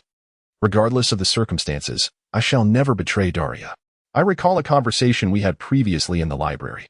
While awaiting Daria's return, we exchanged our commitments. I shall continue to seek your assistance regarding Daria. Daphne, upon hearing my soft voice, nodded resolutely. Well then, will you be seated on the sofa before Daria returns? What do you intend to do? I too am waiting for Daria.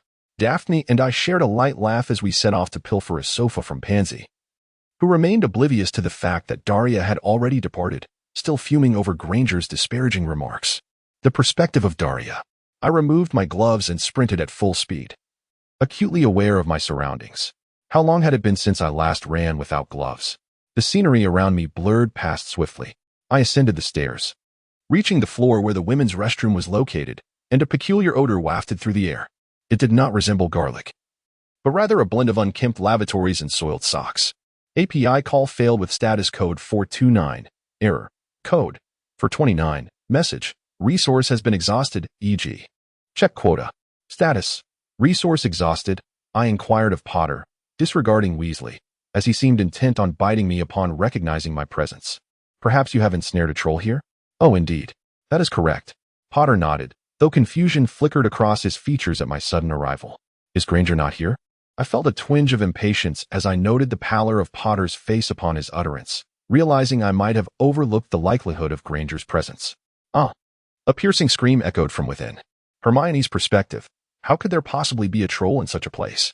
As I stood in a location where I ought not to be, a troll became aware of my existence, gazing at me with its murky eyes. It let out a strange roar and brandished the club it held. Though I managed to evade the initial strike with a scream, my legs were paralyzed with fear, rendering me unable to rise from my prone position. Even as I attempted to flee toward the door, I soon realized it had seemingly been locked. Most critically, I watched the scene unfold in slow motion, engulfed in a sense of dread and helplessness. But then, with a resounding crash, the long-closed door was violently thrust open. On the other side of the troll stood Daria Malfoy, a figure I deeply admired, who appeared taken aback by the sudden turn of events. From Daria's perspective, it seemed she had arrived just in the nick of time. As she witnessed the troll preparing to strike Granger with its club, she realized the gravity of her timely arrival. Had she been even a moment later, the outcome could have been fatal. Beside me, Potter and Weasley seemed to share my realization, their faces paling in response to the imminent danger. We locked eyes for a moment. The troll appeared quite taken aback, and then Potter realized that Granger remained in peril. "I brought you here." With that, I began to frantically hurl the scattered debris around us. The troll seemed to waver, contemplating whom to attack first, Granger or us. However, perhaps due to the annoyance caused by the fragments thrown by Potter, it redirected its focus toward me, raising its club menacingly. "Hey, you thin one." Upon hearing the desperate cry of Weasley as he circled the troll, it once again shifted its target. Meanwhile, I employed a firecracker charm to divert the troll's attention, all the while watching Potter sprint towards Granger. Yet, Granger remained paralyzed by fear, unable to extricate herself from her predicament. As I panicked, fearing that the situation would deteriorate further, the troll seemed to finally recognize that Potter and Granger were immobilized and began to charge towards them. Disregarding the distractions posed by Weasley and me, this could turn disastrous. With this thought in mind, I suddenly made the most beloved yet most loathed choice I had ever made, invoking a spell I had never used before. Avada Kedavra. Instantly, a green light struck the troll, extinguishing its life from this world. From Hermione's perspective, the troll was effortlessly vanquished by the spell cast by Daria Malfoy, a spell of which I was unaware. I gazed at Daria Malfoy, bewildered by the rapid turn of events since the troll's appearance. As I observed her face remained as impassive as ever. Yet the atmosphere felt somewhat awkward. Just then, I was relieved by the arrival of the girls. Reflecting on the fact that Mr. Malfoy, Harry, and Ron had come to my rescue, I noticed Mr. Malfoy parting his expressionless lips, seemingly flustered. "I apologize, but please take care of the remaining matters. I shall claim the credit for the troll, so kindly keep my presence a secret." Chapter 29. A call for help as she attempted to turn away. I hastily addressed her. "Mr. Malfoy, why do you go to such lengths to assist me? The spell I employed is rather unsightly. It's specifically aimed at trolls, thus devoid of legal implications, yet it is one I prefer to keep under wraps. So, please remain discreet. I would be immensely grateful if you could provide me with some information. If the teachers inquire, please cover for me." With that, she hurriedly sought to exit the restroom. I thought to myself, I must articulate this now, and then I called out to them loudly. "Mr. Malfoy, I sincerely appreciate your assistance." She lingered once more at the doorway, speaking without turning her head. "I did not come here to genuinely assist you. Frankly, I am indifferent to the events that befall you. My sole concern is to prevent anyone from perishing in a school where my father serves as headmaster. Please do not make this a matter of contention. It is quite troublesome." "Hey, what does that mean?" Harry and Ron were infuriated. Yet, to me, her impassive tone suggested that these were not her true sentiments. Ron opened his mouth, convinced that she had departed for good. Absolutely. What an insufferable individual. I nearly turned to him, thinking he was there to aid me. Yet he is nothing but a cold and repugnant creature. A Slytherin could never offer me assistance. I opened my mouth, eager to engage in a debate with Ron regarding his anger, but then I heard footsteps approaching and promptly closed my lips. Soon after, Professors McGonagall, Snape, and Quirrell arrived to inquire about the situation. In an effort to protect Harry, Ron, and Mr. Malfoy, I swiftly fabricated a lie to Professor McGonagall, an exceptional duelist, which resulted in a deduction of 5 points from my house. However, Harry and Ron each gained 5 points for their adept concealment of Mr. Malfoy's information. Yet, I could not shake the feeling that Professor Snape, who was examining the troll, was scrutinizing me, as if searching for something. On our way home, as I strolled alongside the two of them, they had already forged a friendship, perhaps due to their shared experiences, where barriers had been broken. Ron began to speak, his tone reminiscent of his previous anger. I felt there was absolutely no need to protect Malfoy's sister. He even stated he had no intention of aiding her. If that were the case, then he had no obligation to shield her. That is not true. Even if she did not mean to assist, it would still be worthwhile. Moreover, I sensed that this was not her genuine intent. You are far too kind-hearted. Are you serious? Did you not see those icy eyes? Deep down, I believe they were indifferent to you. Harry was about to argue with Ron when he suddenly noticed that Harry's expression remained as grim as before. Hey, Harry, what's wrong? Ron called out, evidently aware of Harry's unusual demeanor. I think I know the spell Malfoy cast. What? That essay spell I've never seen before. Are you not imagining things? Despite Harry's skepticism, he replied, No, I don't know what that spell is. I just recognize it. Long ago, when I was still young, I felt an indescribable anxiety when Harry spoke with those dark eyes. Dahlia's perspective. API call failed with status code 429. Error. Code. For 29. Message. Resource has been exhausted, e.g. check quota. Status. Resource exhausted. I recall the events that transpired earlier. After unexpectedly aiding her in extricating herself from a predicament, our relationship became untenable. In a fit of folly, I spoke nonsensically to incite her disdain, yet I remain uncertain whether she would genuinely come to loathe me. For some inexplicable reason, I perceive the intensity of the scrutiny upon me has intensified significantly. As I stepped through the door of the dormitory, I contemplated the necessity of being more cautious in my relationships with others, having lent a helping hand.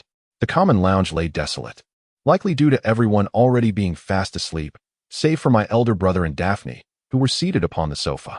Welcome home, Daria. My brother greeted me with a smile, as if he had exhaled a sigh of relief. Judging by your expression, it seems that matters have unfolded favorably. Indeed, we successfully averted any loss of life. Really? Daphne exclaimed, leaping from beside my brother to my side. Thank heavens. You were safe. I had faith in your well-being. Yet I was deeply concerned. Yes, thank you, Daphne. You remain as steadfast as ever. Daphne muttered a wry smile and then distanced herself from me. Much like Granger, I found it difficult to approach Daphne. However, you worried me excessively. I feel compelled to express this. Thank you, Daphne. Daphne's expression transformed from a rueful smile to a radiant one, perhaps prompted by the faint sound akin to a mosquito's buzz. At that time, my secrets were confined to being a vampire and speaking with serpents. I believed that even if I could not connect with anyone outside my family, tranquility would prevail indefinitely. Yet, that was far from the truth.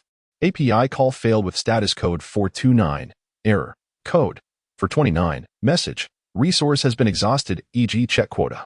Status. Resource exhausted. I later came to this realization. Speaking of which, did you encounter a troll? Indeed, it was right where they were about to strike. Are you all right? You weren't harmed, were you? As I gazed at Daphne, her assurance that I was unscathed brought back memories. Ah, so I vanquished a troll. Though not human, it was still a living being. As the recollection dawned upon me, an overwhelming sense of regret surged within me for having taken its life. You appear to be unharmed. What became of the ogre? To your brother, speak the truth. Yes. On the day I discovered that this was a tool forged by the Dark Lord, I felt remorse for inflicting harm. For I had endeavored to avoid such damage in my rebellion against the Emperor. Do you recall our conversation in the Snowflake Garden? My elder brother gazed at me with concern, as if he understood my regret, yet in that moment, his expression turned to one of shock. Daphne, too, bore a similar look of astonishment as she confirmed my safety. I fear I now appear exceedingly cruel. Such is the nature of our fleeting circumstances, which leave me profoundly fatigued and remorseful for the lives I have extinguished. Brother, does my countenance seem so dreadful? Daria, perhaps you have not noticed? My elder brother replied, his expression laden with despondency. It was evident that he appeared utterly exhausted. I shall retire now. Daphne, let us depart. I conversed with Daphne. Her expression mirrored that of her brother, yet she merely shook her head. No. Before I approach, I must speak with Draco once more. Dahlia ascended first. Understanding this, I complied with her wishes.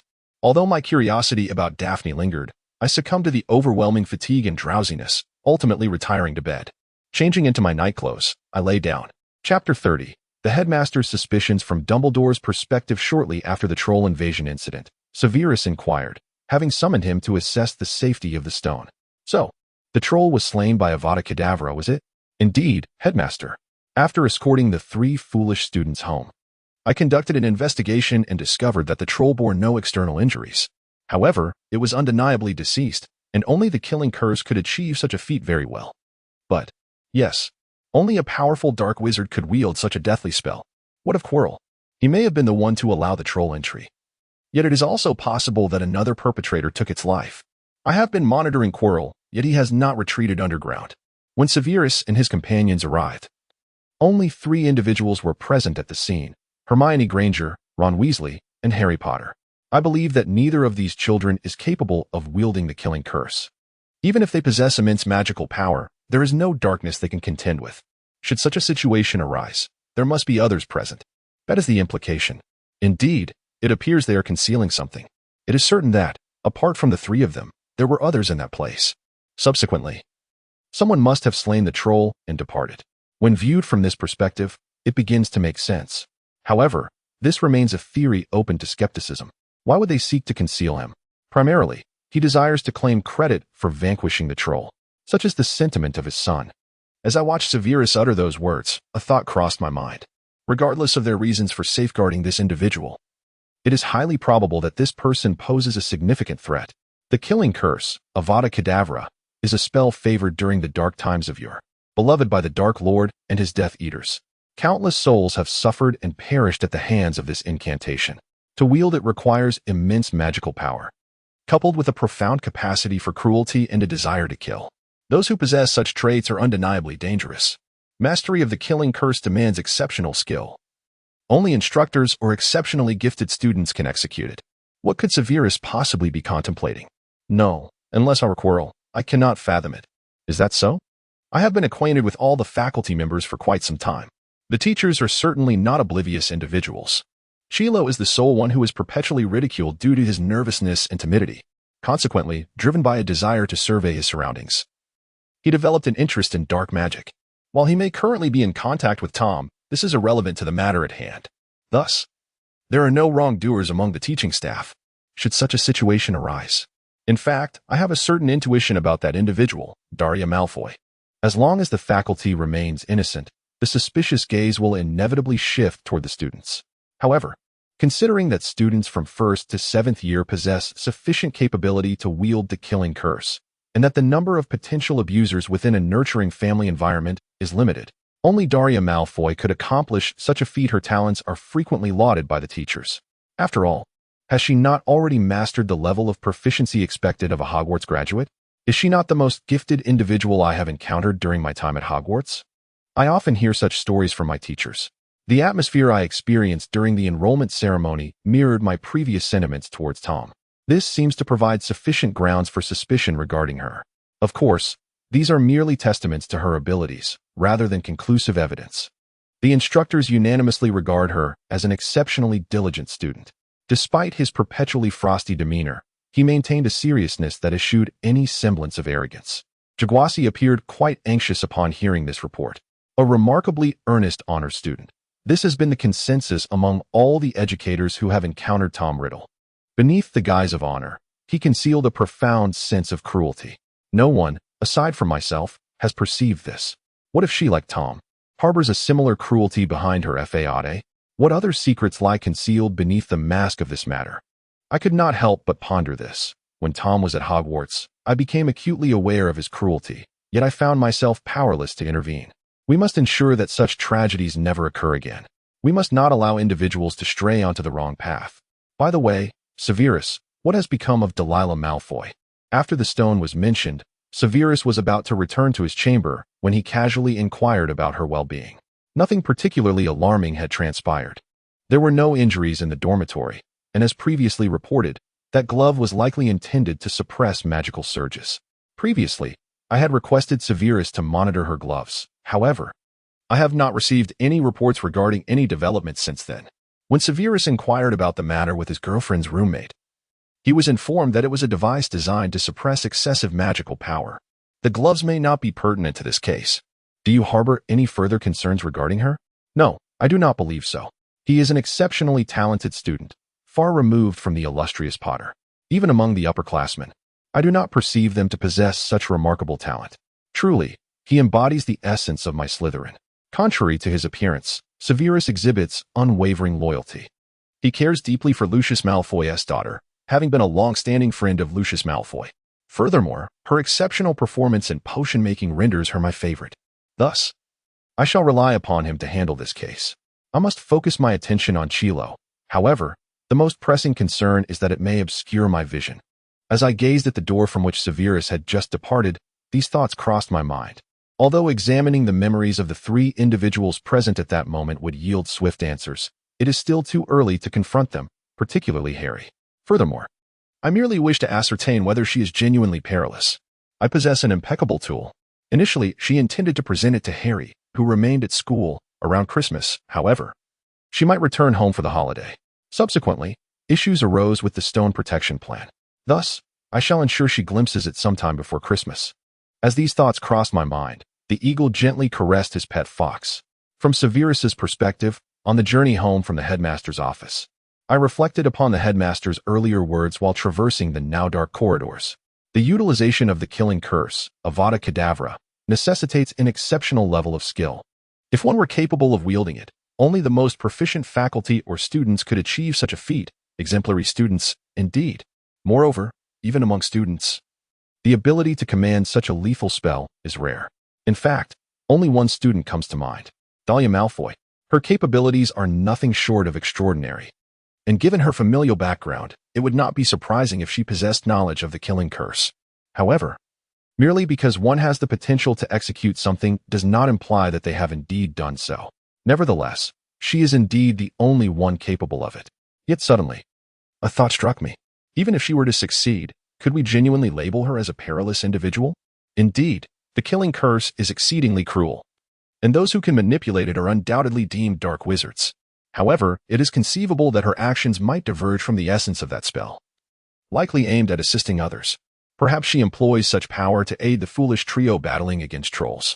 Three individuals who are utterly ignorant of what the killing curse entails could hardly safeguard her.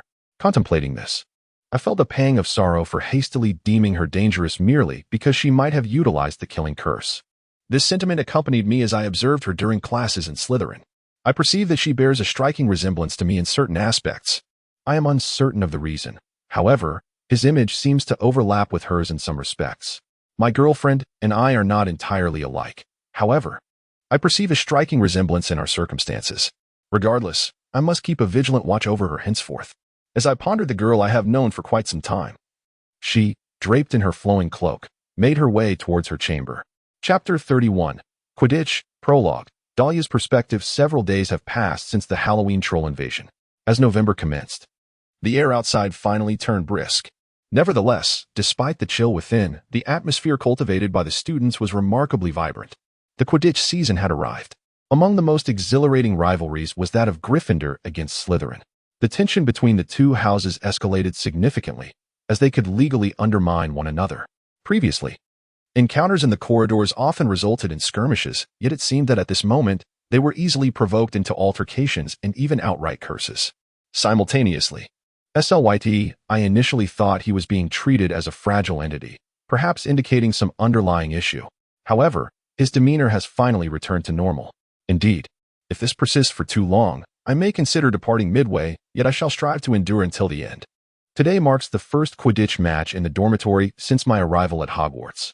Initially, I had no intention of attending, as my interest in Quidditch was rather minimal and the sunlight was quite intense. However, witnessing my brother's joyous laughter prompted me to reconsider my decision. When I conveyed my thoughts to him, he appeared somewhat anxious about the day ahead, yet I also realized that my sister, typically indifferent, was eagerly anticipating a similar experience. He seemed delighted to be going. The weather today is splendid. How do you fare? Yes. Thus, I plan to take precautions against the sun's rays. Indeed. But where will you watch from? The student stands will likely be overcrowded. In truth, it is thanks to Professor Snape's kindness that I am afforded a seat among the faculty. When the surroundings become congested, my parasol may prove somewhat cumbersome. Moreover, the excitement surrounding the Quidditch match can lead to unforeseen incidents. As I pondered this, I recalled that just a few days ago, Professor Snape expressed concern for my well-being and invited me to view the match from the staff area. Assuming it was a mere courtesy, he readily commended the idea. Indeed, if there were to be any potential for mischief from a faculty chair, it would likely stem from Professor McGonagall. Hence, I figured that as long as I kept my distance, all should be well. Professor McGonagall is typically composed, yet I have heard whispers of her fervent enthusiasm for Quidditch. During matches, her excitement can be quite palpable. One might even observe her dashing about from her seat. Thus, as I finished my breakfast, The time finally arrived for all the students to make their way to the Quidditch pitch. Just before bidding farewell to my brothers and heading towards the staff area, my brother called out to me with a hint of concern in his voice. "Dahlia, if anything arises, please consult Professor Snape and then return home." Since I had mentioned my intention to attend the Quidditch match, I could only smile wryly at his anxious expression. He appeared both pleased and apprehensive. "Do not fret, brother. We shan't linger here for too long." "Yes, but if something happens, I will return immediately." Ultimately, I took my leave of my worried brothers and proceeded toward the staff seating. As I approached the area, Professor Snape awaited me at the entrance. "I apologize for keeping you waiting." "Not at all. I have just arrived." With that, the professor scrutinized me from head to toe. Clearly satisfied, he nodded and continued. "It seems all precautions have been duly observed.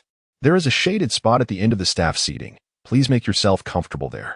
However, should any situation arise, do not hesitate to report it immediately." "Yes. Thank you for your consideration." Professor Snape is indeed a very accommodating teacher from Slytherin. I often wonder if he would be so compliant were it not for my health. As we ascended the stairs toward the podium, I found myself lost in these trivial thoughts when suddenly an unpleasant odor assailed my senses. As I climbed higher, I frowned, pondering the source of the smell, which only intensified. Forget it. I strive daily to avoid dwelling excessively on that particular subject, yet now I have completed it. If you wish to say so, then indeed. I too am an educator. Cursing my own carelessness, I ascended the staircase and arrived at the teacher's seat. Professor Garlick was seated there alongside several other instructors. "Oh, dear mother, do you also occupy this seat, Mr. Malfoy?"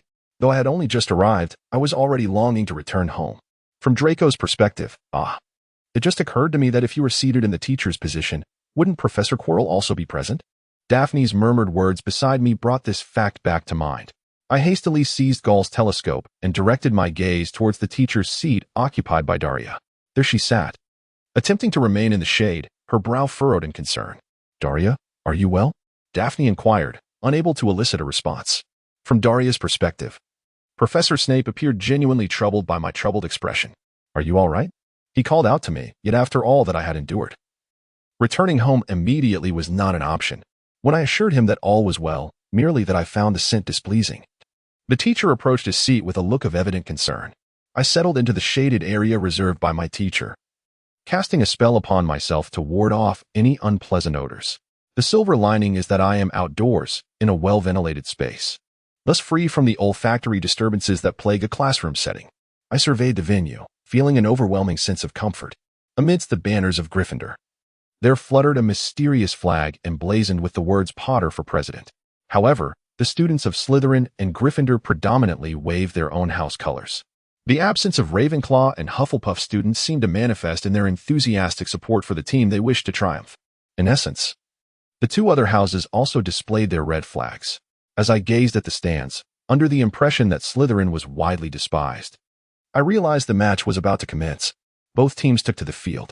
Even from my vantage point, Harry Potter, the sole first-year player, appeared noticeably smaller than his counterparts. In contrast, Marcus Flint, the captain of Slytherin, seemed to be the largest among them, with Madame Hooch's authoritative voice resonating. All players mounted their brooms. Then, with a sharp blast of her whistle, they all soared into the air. The match had finally begun.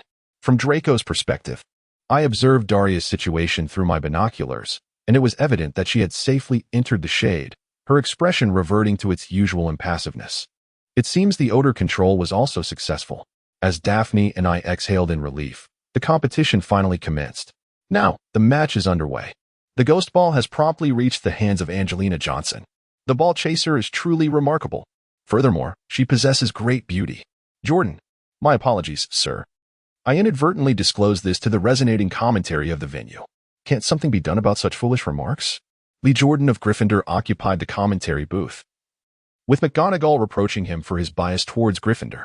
However, given the professor's own fondness for the house, it remains uncertain whether she truly intended to intervene.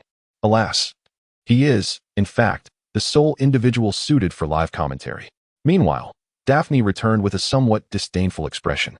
Amidst all this, Slytherin allowed their opponents to score first, prompting an involuntary sigh from me. The other three houses erupted in cheers. Yet, shortly thereafter, with their distinctive style, Slytherin established a lead of 30-20. Along the way, Potter spotted the golden snitch and endeavored to capture it. only to be thwarted by Marcus Flint. A chorus of boos erupted from the other houses. Subsequently, Slytherin's score steadily increased. In the meantime, we mocked Potter, who seemed utterly incapable of taking action. From Daria's perspective, Potter's movements appeared rather erratic. It was as though the broomstick had attempted to throw him off. His maneuvers seemed rather haphazard, based on his flying training. I doubt he would act in such a manner. This could hardly be attributed to a broomstick malfunction, especially not with the recently released Nimbus 2000, which is not prone to such failures. One thing comes to my mind: dark magic. It is an exceedingly advanced spell, far too intricate to be executed in mere jest. Should I attempt it, I would undoubtedly become a teacher. As I pondered this, I surveyed my surroundings. I endeavored to avoid directing my gaze toward that particular direction. And as I turned my head away from Professor Quirrell, I suddenly noticed Professor Snape intently fixated on Potter, muttering an incantation under his breath. Initially, I presumed the professor was chastising me, but it soon became apparent that this was not the case. As a scholar of the dark arts, I understood the gravity of the situation. This was the disarming charm. Cold sweat trickled down the professor's forehead as he desperately fixated on Potter, reciting the spell to free him, clearly running out of time. It was merely a matter of time before Potter was cast aside in such a manner. This time, the professor was genuinely considering my well-being. Moreover, he was a friend of my father's. I do not know who has cast a curse upon you, but could you assist me? With this thought, I gazed at Potter and began to chant the incantation to lift the curse. From Ron's perspective, Hermione discovered that Snape had placed a spell on Harry. Leave it to me. Upon finishing my words, I dashed towards the teacher's desk. Through my binoculars, I observed Harry, whose broomstick was swaying violently just moments ago, though it now seemed to have calmed somewhat. Nevertheless, Harry clutched the broom with one hand, displaying no sign of relaxation or complacency. His brothers attempted to transfer their focus to their own brooms, yet their efforts appeared futile. The broom steadily ascended toward the heights. If this continued, Harry would truly plummet. Hurry, Hermione, he muttered fervently, directing the binoculars toward Snape, who was cursing Harry with fervor. Though he had just been raving madly, he now appeared curiously composed. He remained fixated on Harry, his lips seemingly murmuring incessantly. As I peered at him with a heart full of animosity, I suddenly caught sight of something white within my field of vision. I sought to discern the nature of the object before me, my gaze drawn towards it. For reasons unbeknownst to me, Dahlia Malfoy occupied the teacher's desk, while Snape remained, an ominous figure fixated on Harry, murmuring some incantation. Chapter 32, Quidditch, Part 2, Dahlia's Perspective. Ultimately, Gryffindor triumphed with a score of 170 to 60. Following this, Potter seized the golden snitch, or rather, ingested it whole. Upon my arrival to lift the curse, Professor Snape erupted in a fit of fury. He averted his gaze in a state of panic, leaving me to contend with the situation alone. Fortunately, for reasons unknown, the spell ignited and then dissipated. As I exhaled in relief, Potter, who had been on the verge of tumbling from his broom, discovered the golden snitch and began his descent. For reasons inexplicable, he consumed the snitch, thereby concluding the match. Despite the unusual method of capture, it was deemed that he had indeed caught the snitch, ultimately allowing Potter to outpace Slytherin. I lost the match. For me, victory or defeat holds equal weight, yet I surmised that my brother must be quite disheartened. I immediately rose to seek out my sibling, but Professor Snape, this time, appeared quite appreciative of my efforts. After expressing a few words of gratitude, I reconsidered my approach and made my way towards the professor. However, Professor Snape interrupted my words with a rather displeased tone, instructing, "Miss Malfoy, follow me."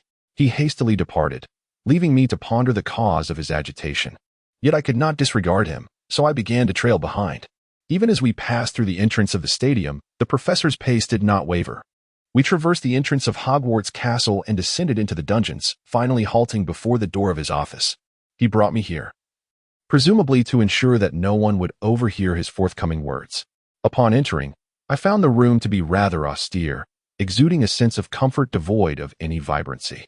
A black leather sofa and a table occupied the space, with another desk positioned across from them. Towering bookshelves lined the walls, filled to the brim with tomes spanning various fields of knowledge. As I settled onto the indicated sofa, the professor swiftly waved his wand, conjuring a cup of tea that materialized upon the table. After instructing me to partake, he took a seat directly opposite me. His gaze fixed upon me as I sipped the tea, yet he remained silent.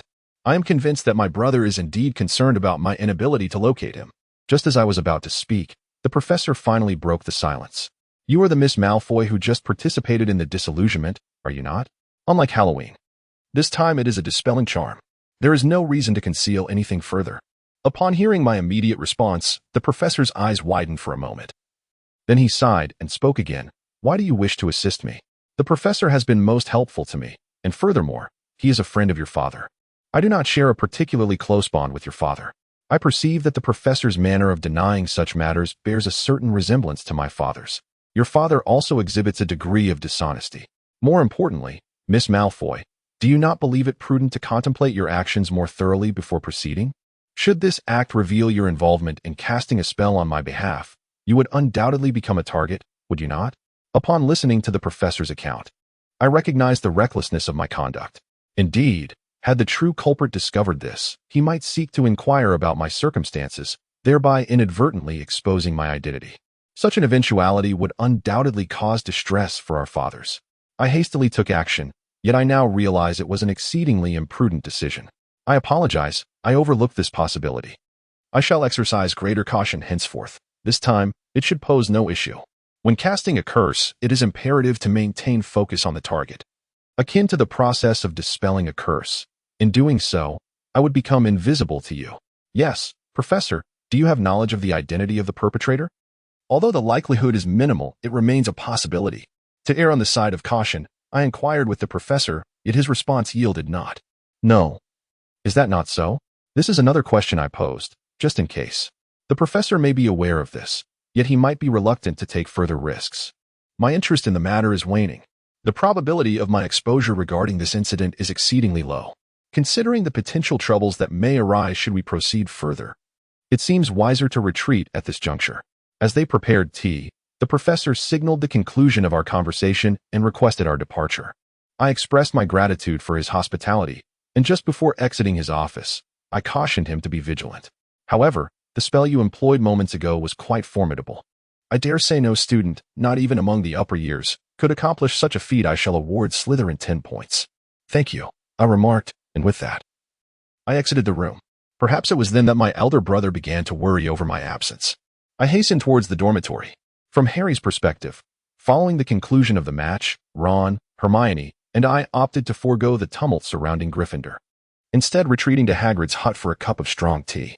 We four celebrated our victory for a while, but I suddenly posed some questions that had piqued my curiosity. Reflecting on it now, what could have prompted Feng Ji to act in such a manner? In the previous match, Pookie abruptly ceased to heed my words and resorted to violent behavior, attempting to shove me aside, a phenomenon that had never occurred before. Before Hermione could articulate her thoughts, she appeared to have forgotten some crucial details regarding my predicament. It's Snape and Dahlia Malfoy, Ron exclaimed. Hermione was about to respond, astonished by Ron's declaration. What are you talking about, Ron? Mr. Malfoy could never commit such an act. Hermione, I witnessed it. I saw Snape muttering curses at Harry's broomstick. So when you inquired about him, I observed him. That's exactly what transpired. My curiosity was suddenly piqued as I glanced towards the edge of the teacher's podium, where I discerned that Malfoy's sister had also cast a curse akin to Snape's. You are mistaken. I merely set fire to Snape. That nullified the curse. Besides, there was no justification for cursing her. Hey, Hermione, he is a Slytherin. There are ample reasons to curse him. Have you forgotten where our rivalry with Gryffindor took place? Just as the two engaged in their dispute, Hagrid, who had been silent until then, interjected. Aside from Dahlia Malfoy, why would Snape need to do such a thing? Hey, Hagrid, Hagrid continued, gently nudging Hermione, who bid him for not defending Dahlia Malfoy. Snape is a teacher at Hogwarts. He could never act in such a manner. Hagrid posed this question, and we exchanged glances, uncertain of how to respond. Yet, I resolved to reveal the truth. I possessed some insight into Snape. He had been bitten by a three-headed dog on Halloween while attempting to outsmart it. I did not know what it was, but he had tried to steal something the dog was intent on guarding. I mean, before he and Hermione became friends. He had fallen into Malfoy's trap and was on the verge of being discovered by a teacher that night, so he hurriedly slipped into the fourth-floor corridor. The three-headed dog nearly killed him, but Hermione, present at the scene, noticed the door at the feet of the creature. Subsequently, after Halloween, I overheard Snape lamenting that his leg was injured and had been bitten by the three-headed dog. How do you know about Fleur? Hagrid inquired, visibly astonished. Puffskein? That is its name. I purchased it last year at a pub. I lent it to Dumbledore to protect him. What? Beyond that, everything is a matter of great confidentiality. Please, enlighten me. But Snape was attempting to steal it. And as for Dahlia Malfoy, if he sought to cast a spell on me. Hey, Harry, Hagrid interjected, disregarding Hermione's renewed attempt to bite him. I have stated this many times before, but Snape would never act in such a manner. But Hagrid. I witnessed Snape casting a spell. I have read extensively, so I am aware. This was undoubtedly a curse. And Dahlia Malfoy. Ron, be silent, Hagrid bellowed, as the two appeared ready to argue once more. You are mistaken. I can assure you. I cannot contend with Snape. I cannot divulge anything regarding Dahlia Malfoy, not a whisper. Listen, Hermione. I do not comprehend why you are so protective of her, but since it was not Snape who did it, I find it highly plausible that she is the culprit. Her family belongs to the Malfoy lineage, pure-blooded. They are utterly insufferable. Furthermore, Dumbledore seems quite wary of that young man. Dumbledore? I cannot help but inquire. Ah, I speak of the dark sorcerer who once resided there. For some inexplicable reason, upon seeing that girl, I was reminded of someone I had encountered in the past. I am unaware of her identity, yet it is evident that Dumbledore harbors considerable caution towards her. After articulating this, Hagrid directed his gaze towards all of us, rather than solely Hermione. Chapter 33, The Mirror of Erist. Listen. I cannot fathom why Harry's broom behaved in such a manner. To be frank, I possess no evidence implicating Dahlia Malfoy. However, I can assure you, you ought to invest your time in perilous endeavors. This is no concern of yours. Charge in. Disregard that dog and what it guards. That belongs to Nicholas Flamel. Nicholas Flamel? Hagrid, realizing I had inadvertently revealed too much, began to seethe with anger. You should return home at once. I shall no longer converse with you. After expelling us, he firmly shut the door of the hut. Dahlia's perspective. Upon my return to the common room, I was met with an atmosphere akin to a funeral. For we had lost the match. Meanwhile, my brother and Daphne were seated on the sofa, their expressions fraught with concern, yet upon seeing my countenance, they appeared to relax slightly and moved closer. It was already quite late. Yes, after the match, Professor Snape invited me for tea. What, really? Hey, Dahlia. How was the aroma from the teacher's quarters? Daphne inquired with genuine concern, to which I responded with a hint of bewilderment. Yes, it was outdoors, thus relatively better. The seating was a fair distance apart. Indeed, it was delightful. Subsequently, we engaged in conversation in the common room until the late hours. Despite our defeat, it was, after all, the inaugural house match, and one could imagine everyone was too exhilarated to fall asleep. As I conversed with my brother, a fellow freshman, about the day's match, I occasionally interjected. Everyone appeared quite animated, discussing a myriad of topics, ranging from serious reflections on the match to lighter banter on how to vanquish our opponents. I am not particularly fond of this game, yet I take great pleasure in observing him engage in delightful conversations with everyone. Which is why I lingered until all had grown weary and retired for the night. Slytherin boasts a plethora of pure-blood aristocrats. Typically, many children, who speak the least, exhibit pride, while those who speak the worst display arrogance. However, there exists a boy and a girl who appear innocent and age-appropriate, yet do not convey such an impression. Today has been truly enjoyable. Indeed, it is our first time engaging in such late-night discourse, and it feels refreshing. I understand. I comprehend. As we returned to the bedroom, my elder brother, too, felt fatigued and lay back down on the bed. So, Daria, good night. Indeed, good night, Daphne. I greeted her, and Daphne swiftly nestled into bed. Perhaps due to her exhaustion. Today, a multitude of events unfolded before me. As I gazed upon my bed, preparing to succumb to slumber, I was suddenly struck by the sight of a letter resting beside my pillow. I wished to ascertain the author of this letter. Upon inspecting the reverse side, I discovered it was penned by Albus Dumbledore.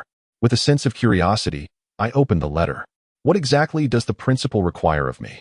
Furthermore, I wish to inform you that on the eve of the Christmas holidays, I returned home. I have a matter to inquire about. Please visit my room. P.S. I have recently developed a fondness for chocolate frogs. Indeed, that is how it is written. From Daria's perspective, it was mid-December, and Hogwarts was entirely blanketed in snow.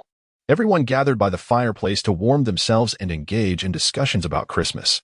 It seemed that each individual was consumed with anxiety regarding their Christmas gifts. I, too, eagerly anticipate the arrival of Christmas.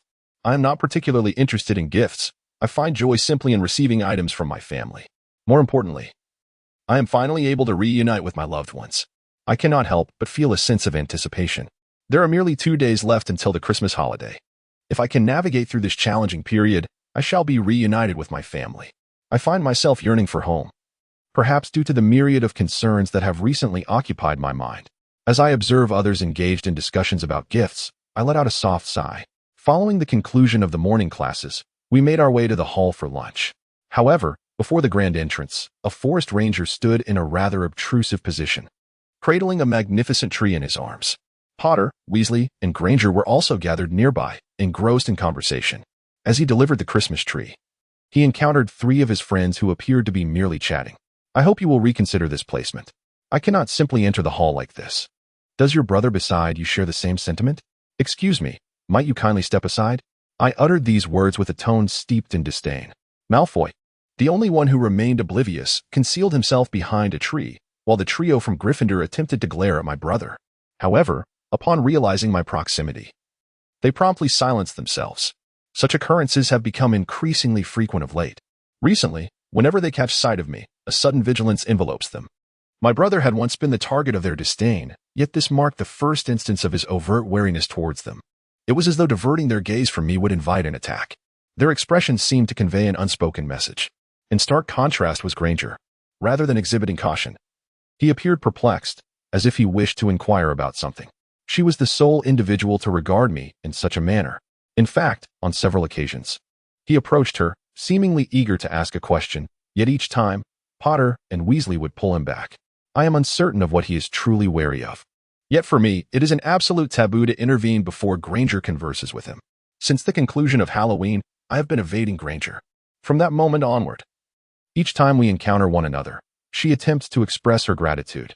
Although I uttered words that were likely to induce her disdain, she appears not to comprehend their implications. They approach me with sparkling eyes, but upon noticing my presence alongside my brothers and members of Slytherin, I observe their struggle to retreat. I find it increasingly difficult to foster any attachment to her. Thus, he invariably ensures he is in the company of other Slytherins, regardless of where he might encounter her. However, from this moment forth, even if I choose not to, Gryffindor shall no longer approach me without permission. The 2 of them regard me with caution, and Granger appears somewhat perplexed. Seeing them brings a sigh of relief, yet deep within, I feel a profound sense of solitude. Can one truly make a home in such a place, Weasley? Surely you have earned a bit of pocket money. Hagrid's hut must feel like a palace to you. You must have accumulated enough funds to send back to your family. Perhaps he disapproves of the way they gaze at me. Yet recently he has been more aggressive towards them than usual. I am indifferent to it, but my kind-hearted brother cannot bear it. Just as Weasley was about to retaliate against his brother's provocation, Professor Snape arrived, deducting points from Gryffindor. Subsequently, we Slytherins followed the professor into the Great Hall, stealthily passing by the Keeper of Keys. Honestly, what is it that prompts them to look at Dahlia in such a manner? I have done nothing to provoke them. Yet after all this, my brother suddenly whispered to me, I believe they will never discover the truth. It is impossible. We have had no interaction with them whatsoever. I replied to my brother in a voice laced with concern.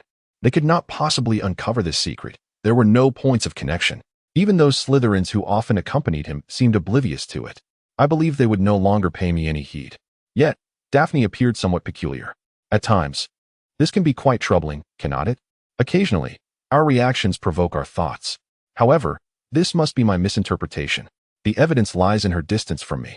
Yet, there remains one more matter that troubles me. Since I inquired about that letter, Dumbledore has become exceedingly anxious.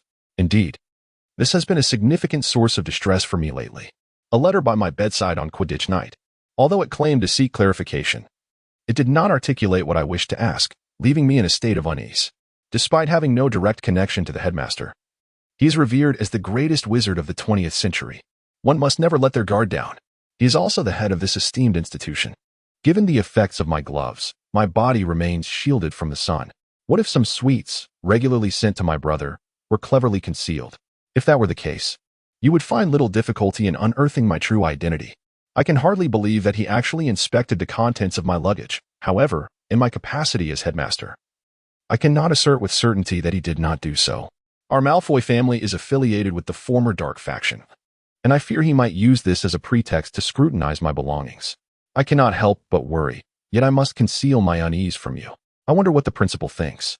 In truth, ever since I dispatched that letter, a part of me has been under scrutiny. The students dine in the hall at the same time as the teachers. Consequently, when I go for breakfast, I often catch sight of the teachers dining before me.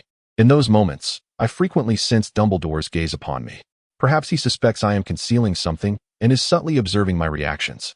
However, this also indicates that he lacks conclusive evidence. Otherwise, such a grace period would not allow for such scrutiny. I am uncertain about what you have observed. However, irrespective of the specifics, if you lack evidence, there remains an opportunity for action. I'm merely engaged in the actions befitting a Slytherin, reassuring myself as I concealed my unease. It was the eve before my return home. Perhaps it was the growing apprehension that led the spectre to once again counsel against my attendance. Yet I found myself inexorably drawn to this place.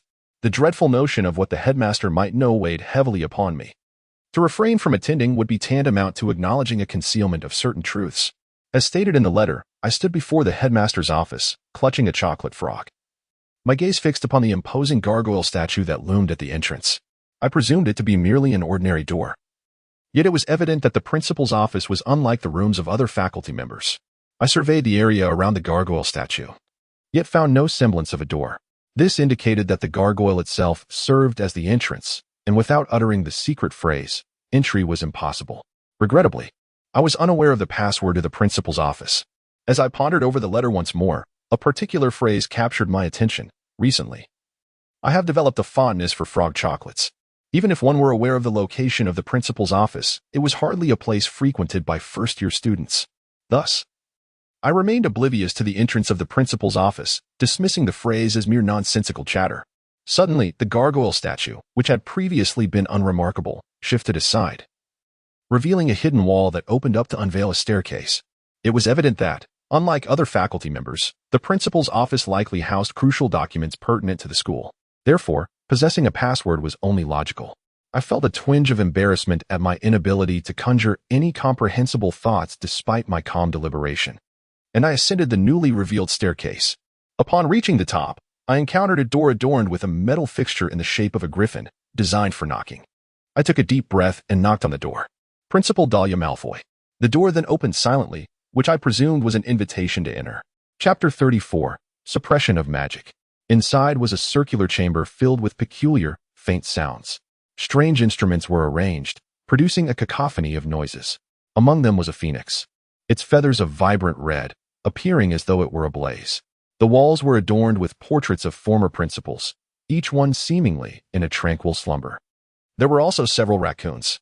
Amidst these oddities, a particularly large mirror stood in the corner of the room. Beside the mirror stood none other than the principal who had summoned me today, Dumbledore. Good evening, Daria. I apologize for calling you at such a late hour. No, Principal, I replied, approaching him, as my reflection appeared in the mirror, sitting beside the principal. The moment I was captured in that reflection, the scene within the mirror transformed to a crimson hue, reminiscent of the principal's office. I conversed with the principal, believing it to be a mirror adorned with numerous splattered marks. This is frog chocolate. Oh, I apologize for the misunderstanding. Yet, this truly is my favorite dish. Thank you very much. As I uttered these words, I began to indulge in the chocolate frog. Within it lay a card depicting Dumbledore. The headmaster gazed upon me with a melancholic expression. I pondered upon my fortune in acquiring this card. I had never experienced such luck before. Look, there exists something known as Bertie Bott's every flavor beans, does it not? I find them rather unappealing, as they tend to lose their flavor. Though I speak of trivial matters, his gaze remained fixed upon me, as if he were scrutinizing my very being. Dumbledore, too, seemed to share this intensity. Perhaps I was as well. This was sufficient to unfold into a farce. Let us proceed directly to the matter at hand. So, what is it that you truly wish to inquire of me? I comprehend now. There are a few matters I wish to discuss with you. The expression on the once jovial elder's face transformed into one of solemnity. Daria, are you aware that trolls invaded on Halloween? Yes, I am aware. It was indeed that troll. Do you know the condition in which it was discovered? I have only heard that Potter and his companions defeated it. To assert that the troll is dead would undoubtedly be a grave error. Perhaps the Potters have also been placed under a ban, as they were the only ones to vanquish it within the school. The sole individuals who might be privy to the troll's potential demise are myself, the trio of Potters, and the faculty. I am aware of my absence. As I responded, Dumbledore fixed his gaze upon me and remarked, "This is a secret, but the troll is indeed deceased, having fallen victim to the Avada Kedavra curse." Dahlia, you are quite perceptive, are you not? Indeed, I am fully aware. However, I doubt Potter and his companions would resort to such measures, would they? I could have placed the blame upon them. Yet they likely understood that it was not their fault.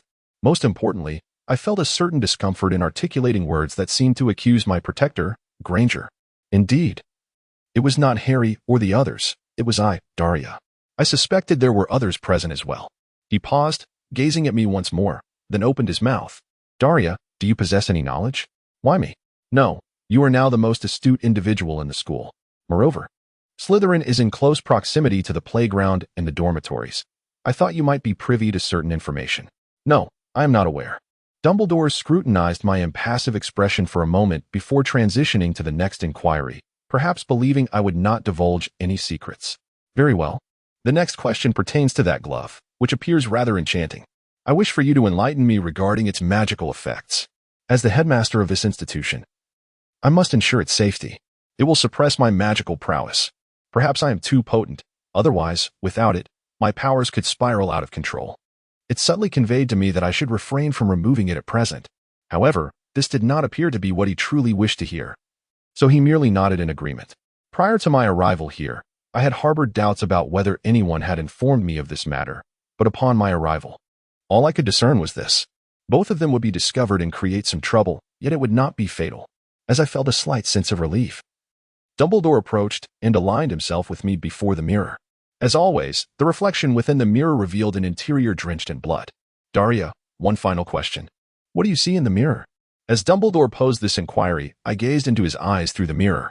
There, I beheld the headmaster with the gravest expression I had ever witnessed. When I found my answer, that gaze sent chills down my spine. Thus far, it was merely the front row seats. This was what I yearned to ask the most. But why should we heed what the mirror reveals? Does it not simply reflect the scenes of bloodshed? What precisely does this mirror reflect? What is the headmaster's intention? No, headmaster. It is merely my reflection.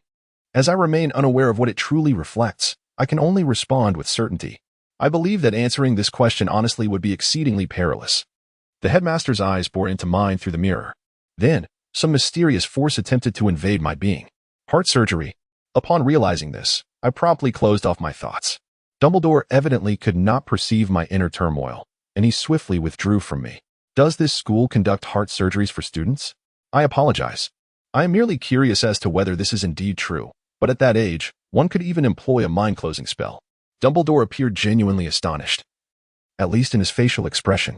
Thus, I pondered, what does this mirror reflect? After another prolonged gaze, Dumbledore seemed to concede. This mirror is here, Daria. It reflects your innermost desires. That is precisely what I meant to convey. I gazed in astonishment at the mirror. Indeed, the principal's office was vividly visible, stained with blood. This cannot be me. No, it shouldn't be. Yet, why do I harbor such a sensation? AKGA are you no ROU? From Dumbledore's perspective, is this the mightiest she? Then, Daria. This mirror shall transform into an ordinary one, reflecting the most joyous elements of the world. Daria Malfoy, with her characteristic bewildered expression, stared into the mirror. The response she had just given was likely a fabrication. However, I could not discern what she truly beheld from her expression. I am aware of her well-being. I never anticipated that Gia could employ the heart-sealing technique. Perhaps this will unveil the true scenes she has beheld. Furthermore, she will likely remain vigilant towards him in the future. Nevertheless, concealing certain truths may also imply that one has witnessed something malevolent. I am aware that such thoughts have rendered me unworthy of my role as an educator. Nevertheless, the frigid atmosphere surrounding her evoked memories of Voldemort, inevitably steering my thoughts astray. She gazed into the mirror for a while. Then, one by one, she murmured, "Indeed, I am the happiest person in the world." Hence I perceived nothing. It seemed as though she was attempting to reassure herself. In that moment, she bore a striking resemblance to Tom. It was already quite late. I expressed my apologies, urging her to exercise caution on her journey home. "Yes, please forgive me," Delilah Malfoy said as she prepared to exit the room. However, just before she departed, I called out, "Hey, Delilah, I hope you are finally willing to listen to the ramblings of an old man." "What? Merely a mumble. It shall soon come to an end." She paused at my words, yet I did not turn back. I suspect that, in the end, he harbors a deep resentment towards me. With this thought, I softly declared, I recognize the futility of this endeavor. Yet, I cannot shake off the guilt for my past failure to guide Tom, compelling me to share my thoughts with him. Once, there was a student, the finest among all, revered by everyone. Yet, he ultimately strayed, unnoticed in his cruelty, leading to a catastrophic calamity that I am now on the brink of igniting. What if I were to become like that individual? I would not utter such words. However, you bear a striking resemblance to him, Daria. He chose the wrong path. And I believe these choices reveal your true essence. I perceive this as a decision. Keep that in mind. I shall remember it. And once more, she retreated. It was a miscalculation that she could employ the occlumency. It heightened her vigilance. Henceforth, surveilling her would prove increasingly arduous. I am apprehensive about what lies ahead. Alone in the principal's office, I murmured to myself. From Daria's perspective, it is the choices you make that unveil your authentic identity. In the dimly lit corridor, I recalled Dumbledore's previous words. This is indeed the case if one is a normal person. But I was reminded of the reflection staring back at me in the mirror. The room was drenched in crimson. Amidst it all, my shadow in the mirror toyed with my obsidian wand, grinning with a disquieting smile. I am uncertain of what this signifies. No, I do not comprehend. My desires cannot be so trivial. I possess but a singular wish, to safeguard your family. Yet, even so, why do such events transpire? Do you claim that this is my very nature? I find myself utterly bereft of choices, do I not?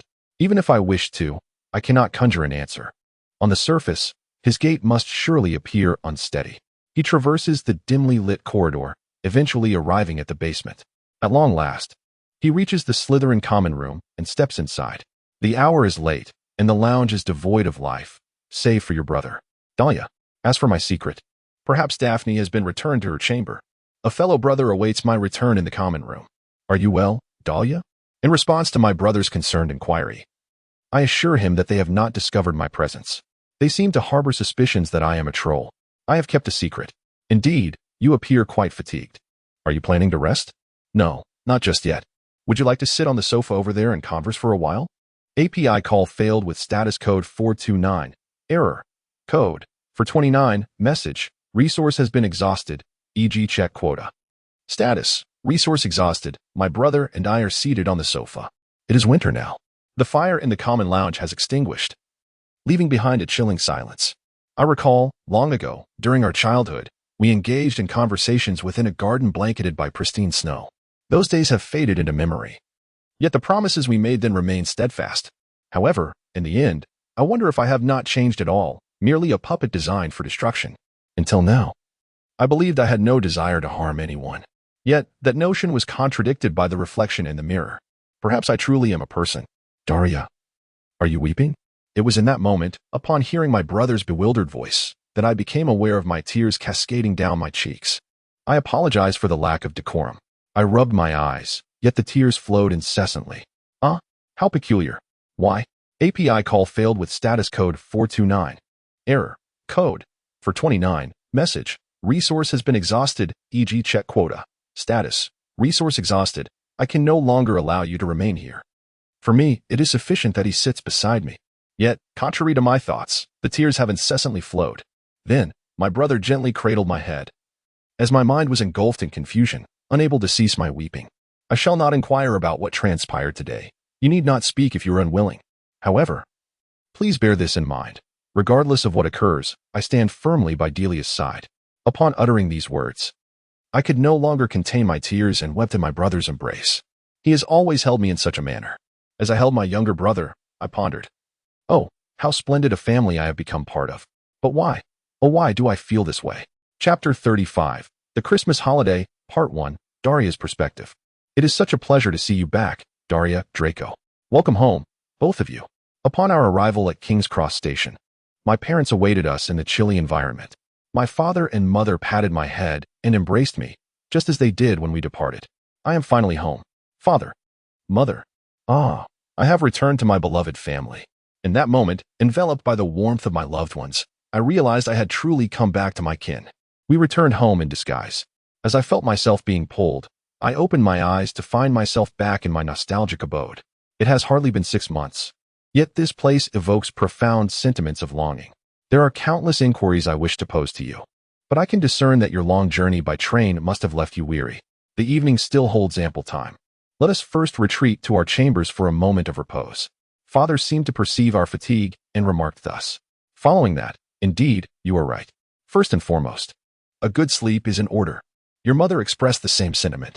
Clearly, both of them recognize the extent of my weariness. Truly, thank you. I shall heed your advice and take a moment to rest. Dear brother, shall we proceed? API call failed with status code 429. Error. Code 429. Message. Resource has been exhausted, e.g. check quota. Status. Resource exhausted. I fervently apologize to my brother, who consoled me through my relentless tears and accompanied me through it all. However, he simply said, "It would be better if you didn't cry," before turning away. His cheeks flushed. It was the very first day of the Christmas holiday.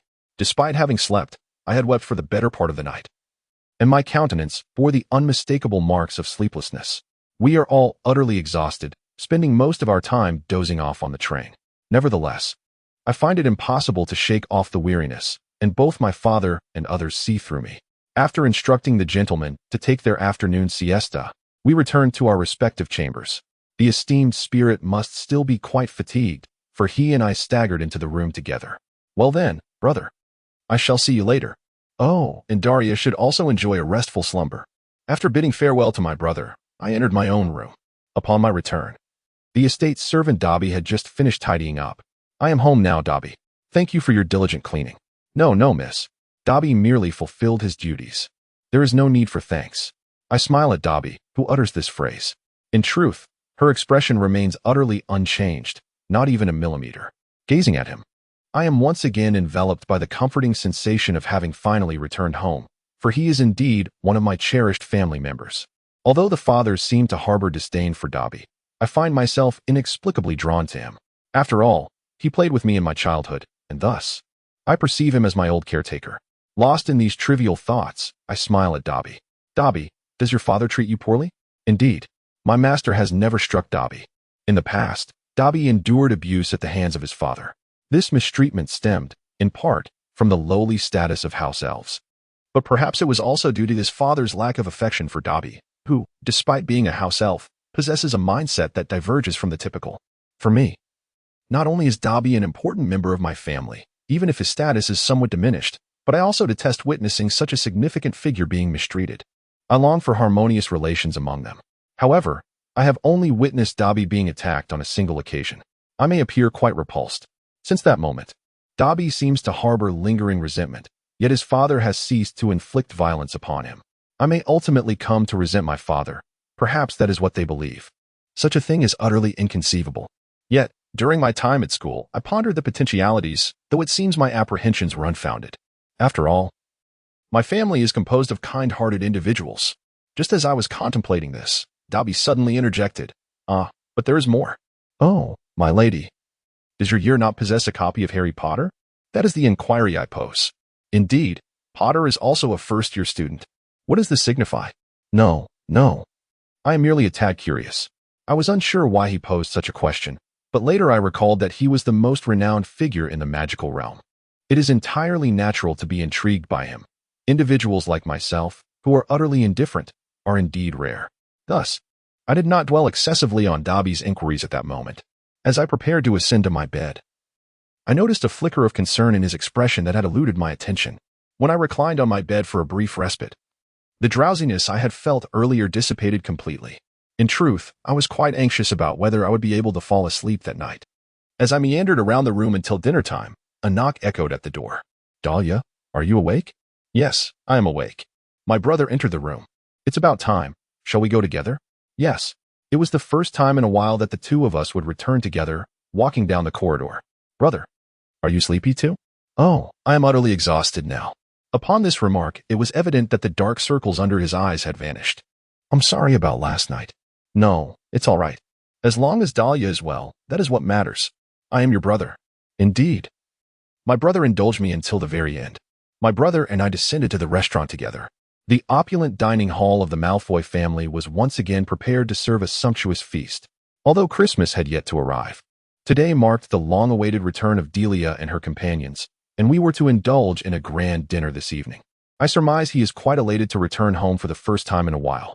Mother joyfully escorted us to our seats. The feast at Hogwarts is splendid, yet the meals we savor at home remain unparalleled. My brother and I sat down and laughed together, reminiscing about the time that has passed since we last returned home. I wish to inquire about your experiences at Hogwarts, particularly regarding Draco and your academic achievements. Yes, I have a premonition that this will be a rather dull period for my esteemed elder brother. After enjoying our first meal at home, we all partook in post-dinner tea. At the dining table, our parents listened with delight as we recounted our experiences at Hogwarts. Primarily, it was my brother who spoke, while I mostly offered feedback and supplementary information. API call failed with status code 429. Error. Code. For 29. Message. Resource has been exhausted, e.g. check quota. Status. Resource exhausted. As I sip my tea, I am enveloped by a profound sense of nostalgia. It has been quite some time since I have shared such a moment of tranquility with my family over tea. I find myself for the first time in a long while enveloped in a sense of joy. After all, this is what I truly desire. It cannot possibly be what I yearn for. Everyone has finished their tea, and fatigue has settled upon us, accompanied by a wave of drowsiness. Let us retire for the night. You must be quite weary, and the Christmas holiday has only just commenced, so you deserve a good night's rest. Thus, Mother tucked us into bed, and my younger brother nodded beside me, gazing at me with his eyes. Yet, I still have tasks to attend to. Indeed, Father, there is something I must discuss with you. Dear brother, you may return now. There remains a while before I can surrender to slumber. Certain matters cannot yet be reported in the presence of my elder sibling, particularly those concerning yesterday. Father seemed to grasp my intent and immediately nodded, leading me away from the dining room. I bid good night to my seemingly anxious brother and mother, then proceeded to the study alongside my father. Dumbledore remained perilously at risk. Upon entering the study, I recounted to my father the conversation I had with the headmaster the previous day, yet I deliberately concealed the matter regarding the mirror. If I were to divulge it, my father and others would undoubtedly despise me. Thus I found myself unable to speak of the events that transpired yesterday. I am uncertain. Fathers are inherently kind-hearted individuals. Even if you know me, you would still hold affection for me. Yet, I vividly remember everything I witnessed at that moment. In a chamber drenched in crimson, I toyed with a pitch-black staff, a ghastly smile etched upon my visage. The mere thought of my body and soul being unveiled as such a monstrosity rendered me speechless. Indeed, I pondered whether the headmaster would persist in his scrutiny. My father, with his eyes closed, fell into contemplation. Just 1 year. No, rather, a mere 6 months, and I had already garnered so much suspicion. Can we achieve this from now on? Furthermore, my ramblings were a source of distress for my father. No, it is of no concern. You need not worry. In truth, I am the one who ought to apologize. Though I am the director, I have inadvertently caused you undue trouble, which is truly lamentable. This is not the case. It is my fault. I have troubled your father, for he does not require my presence. No, it is my error. Despite being a board member, I am powerless. At this juncture, the conversation was interrupted, and my father resumed speaking.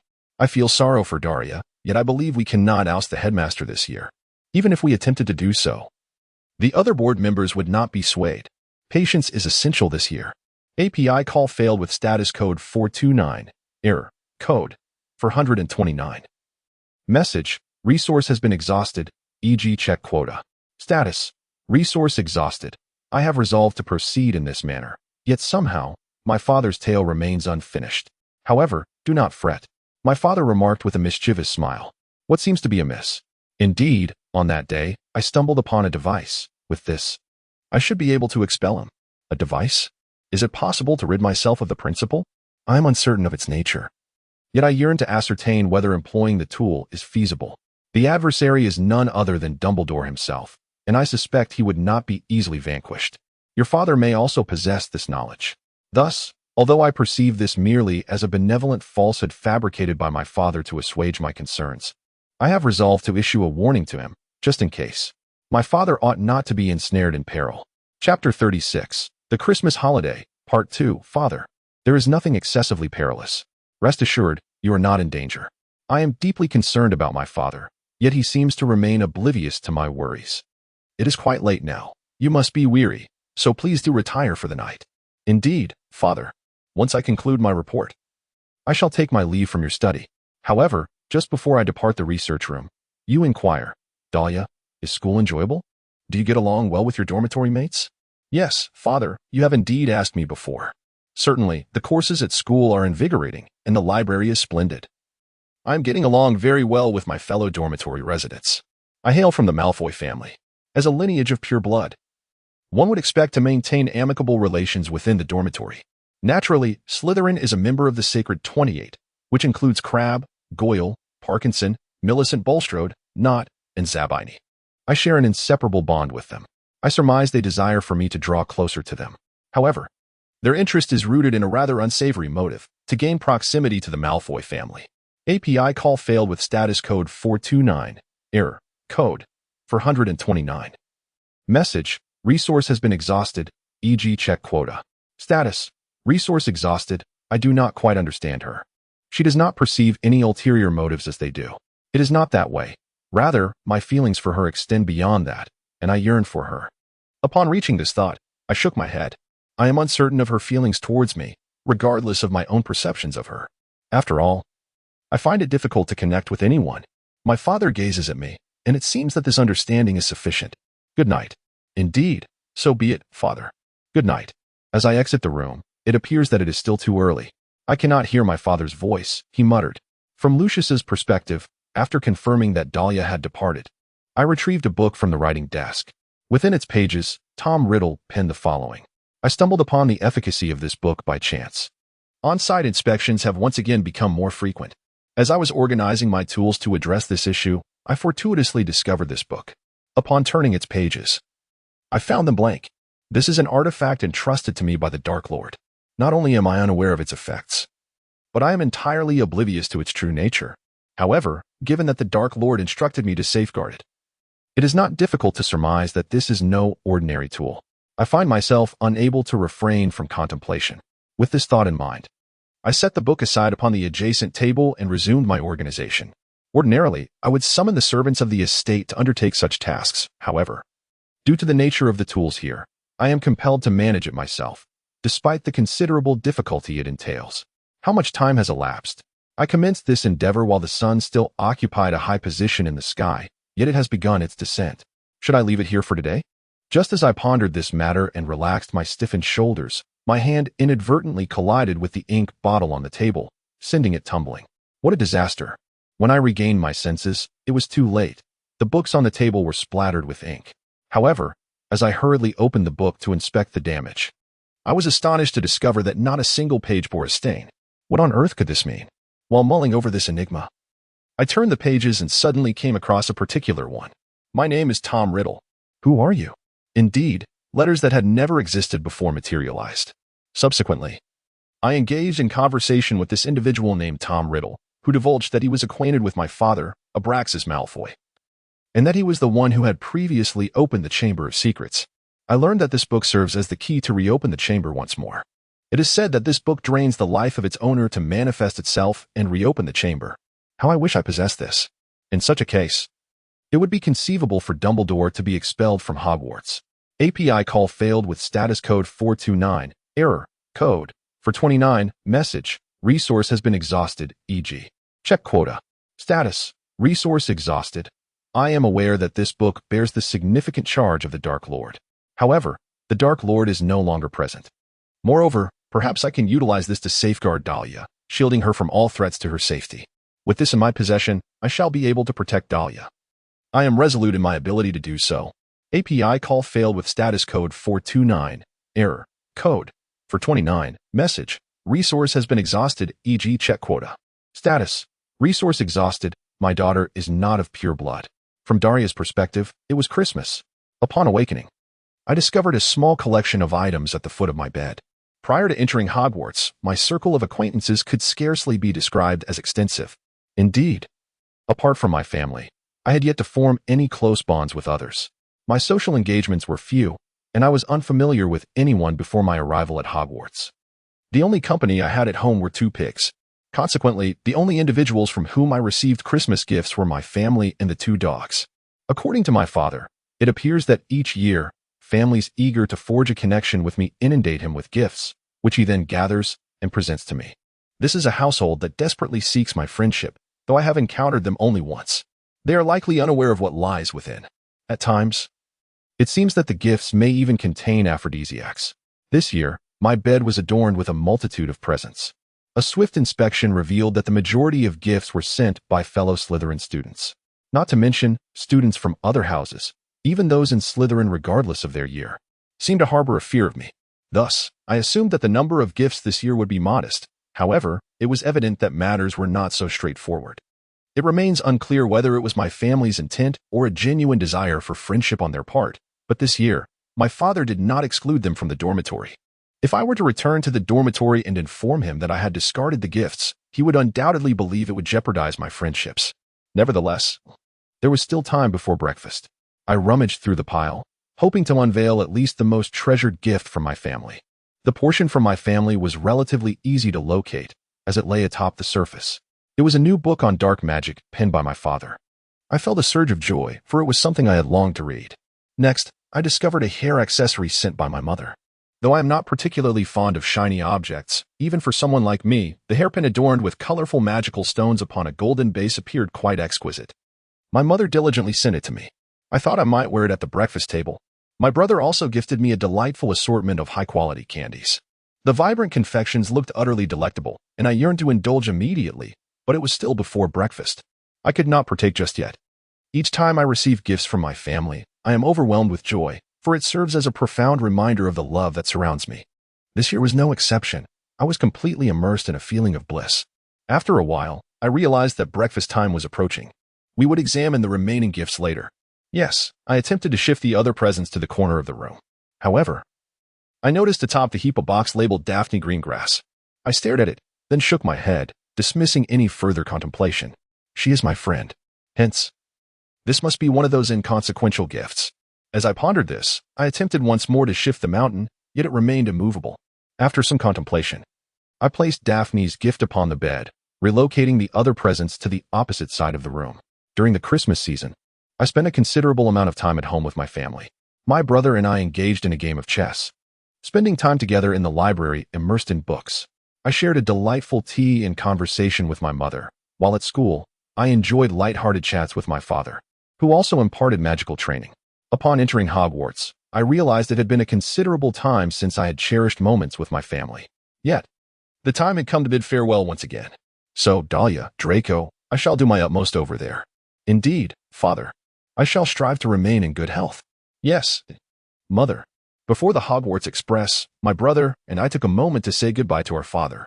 Although 6 months lay ahead, it was imperative to study diligently in preparation for the final examinations, for you are of pure blood. Indeed, father. No, Dahlia, I harbor no concerns for you. I am confident you will excel. I assure you, Draco. Yes, father. The ghost had fabricated a false report, yet father was likely already aware. Your father is the headmaster of Hogwarts. Contemplating it, I suppose if I were cognizant of my standing at Hogwarts, I would not be surprised. It was nearly time to depart. So, father, mother, let us be on our way. Wishing you a splendid day. Take care of your health. Enveloped in my mother's embrace, we boarded the train. Soon after, apart from the ghost, there were no other family members present, and the moments of unease began anew. Dahlia, over here, here. As I searched for a compartment on the train, Daphne waved at me, seemingly having reserved a spot for me. My brother and I attempted to join Crabbe and Goyle, who had joined us along the way, in Daphne's compartment, but Parkinson and Millicent Bulstrode occupied it, rendering our entry impossible. We shall utilize a different compartment. Perhaps not, and Zabini have one. Yes, I understand, brother. Until later, I do not wish to part ways with my brother. Yet I am certain he desires to spend time with the boys. I bid farewell to my tearful sibling and enter Daphne's carriage. Oh, where is Draco? It feels somewhat cramped here, so you should seek out Theodore and Blaise. Indeed, the presence of Parkinson beside me appeared to convey disappointment at my response. Subsequently, Daphne, with an expression of excitement, engaged me in conversation. Daria, it has already been a week. You have exhausted my gift. The present from Daphne was a serpentine tie clip. Although it lacked the refinement of the one bestowed by my mother, it nonetheless exuded the essence of pure blood nobility. You have given me something truly exquisite. Yes, marvelous. I hope you cherish it. Thank you ever so much for your gift, Daria. I shall put it to use immediately. As Daphne spoke, she produced a handkerchief adorned with intricate floral embroidery. Beyond my family, I had also bestowed gifts upon those who had consistently stood by my brother, including Daphne. He had gifted her a handkerchief as well. The sensation against my skin is delightful, and the embroidery is truly splendid. Thank you. No. I am simply elated that you appreciate it. After all, this is my first occasion presenting a gift to someone outside my family. He murmured the last part softly. Yet Daphne seemed to hear it quite clearly. He gazed at me with a radiant smile gracing his features. The four of us engaged in a brief conversation about the Christmas holidays when suddenly, a knock resonated on the compartment door. As I pondered the source of the disturbance, I caught sight of Granger peering in from outside. "What brings you here?" Parkinson was the first to confront Granger. While Millicent Bulstrode did not vocalize her disdain, but regarded her with an expression akin to that reserved for dirt. Only Daphne appeared perplexed as to why Granger had entered the compartment. "That. I have a question for Mr. Malfoy." Chapter 37. The Christmas Holidays, Part 2. With no Gryffindor present to impede her, I wondered if she was eager to seize this opportunity. Typically, she would not engage with me in the presence of Slytherins. Yet today, she felt compelled to inquire, even if it meant pressing me. "Why should I speak with you? I do not mean to imply that I wish to engage in conversation with you. However, to speak candidly, I could have easily disregarded the matter entirely. Yet, despite Granger's apparent unpopularity, his resolve remains unwavering, and he has not even attempted to withdraw from the entrance." After a sigh, he suggested, "Well, let us step outside for a discussion." With that, he took the initiative to proceed outdoors. As I departed, Parkinson and Millicent Bulstrode seemed eager to voice something, but I chose to ignore them. "So, what is it you wish to inquire?" I spoke to Granger, who followed me with a look of fear and surprise. I realized I could not converse here. "Could you come over for a moment?" she asked before walking away. Since I had expressed my willingness to listen to her, I felt compelled to follow. She led me to a carriage where two girls stood outside. I recognized them as fellow Gryffindors, identifiable by their red ties. As Granger brought me to this location, the girls appeared quite astonished. She kept glancing at me, as if in trepidation. Hey, Hermione. Are you inquiring about Daria Malfoy?" "That is correct." "Well, do you wish to speak with her alone?" "Yes. I apologize. It's just that I prefer to keep certain conversations private." However, the two exchanged glances and hesitated for a moment, seemingly deliberating whether to allow her to be alone with me. Ultimately, it seemed she resolved to grant that request. "All right. Do something for Hermione. I will never forgive you." After that, they walked away to an undisclosed location. Regardless of forgiveness, I had no intention of causing Granger any harm. And even if circumstances were to unfold, I doubted she could offer me any assistance. Granger appeared to believe I was offended, her complexion paling. I am truly sorry. I did not mean to make you feel this way." "No, it's perfectly fine." Upon completing my statement, I entered the designated booth.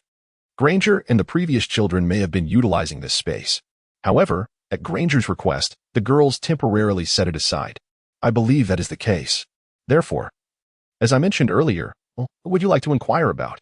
This is a tale you wish to keep from prying ears, is it not? I have brought you to this juncture. Indeed, that is correct.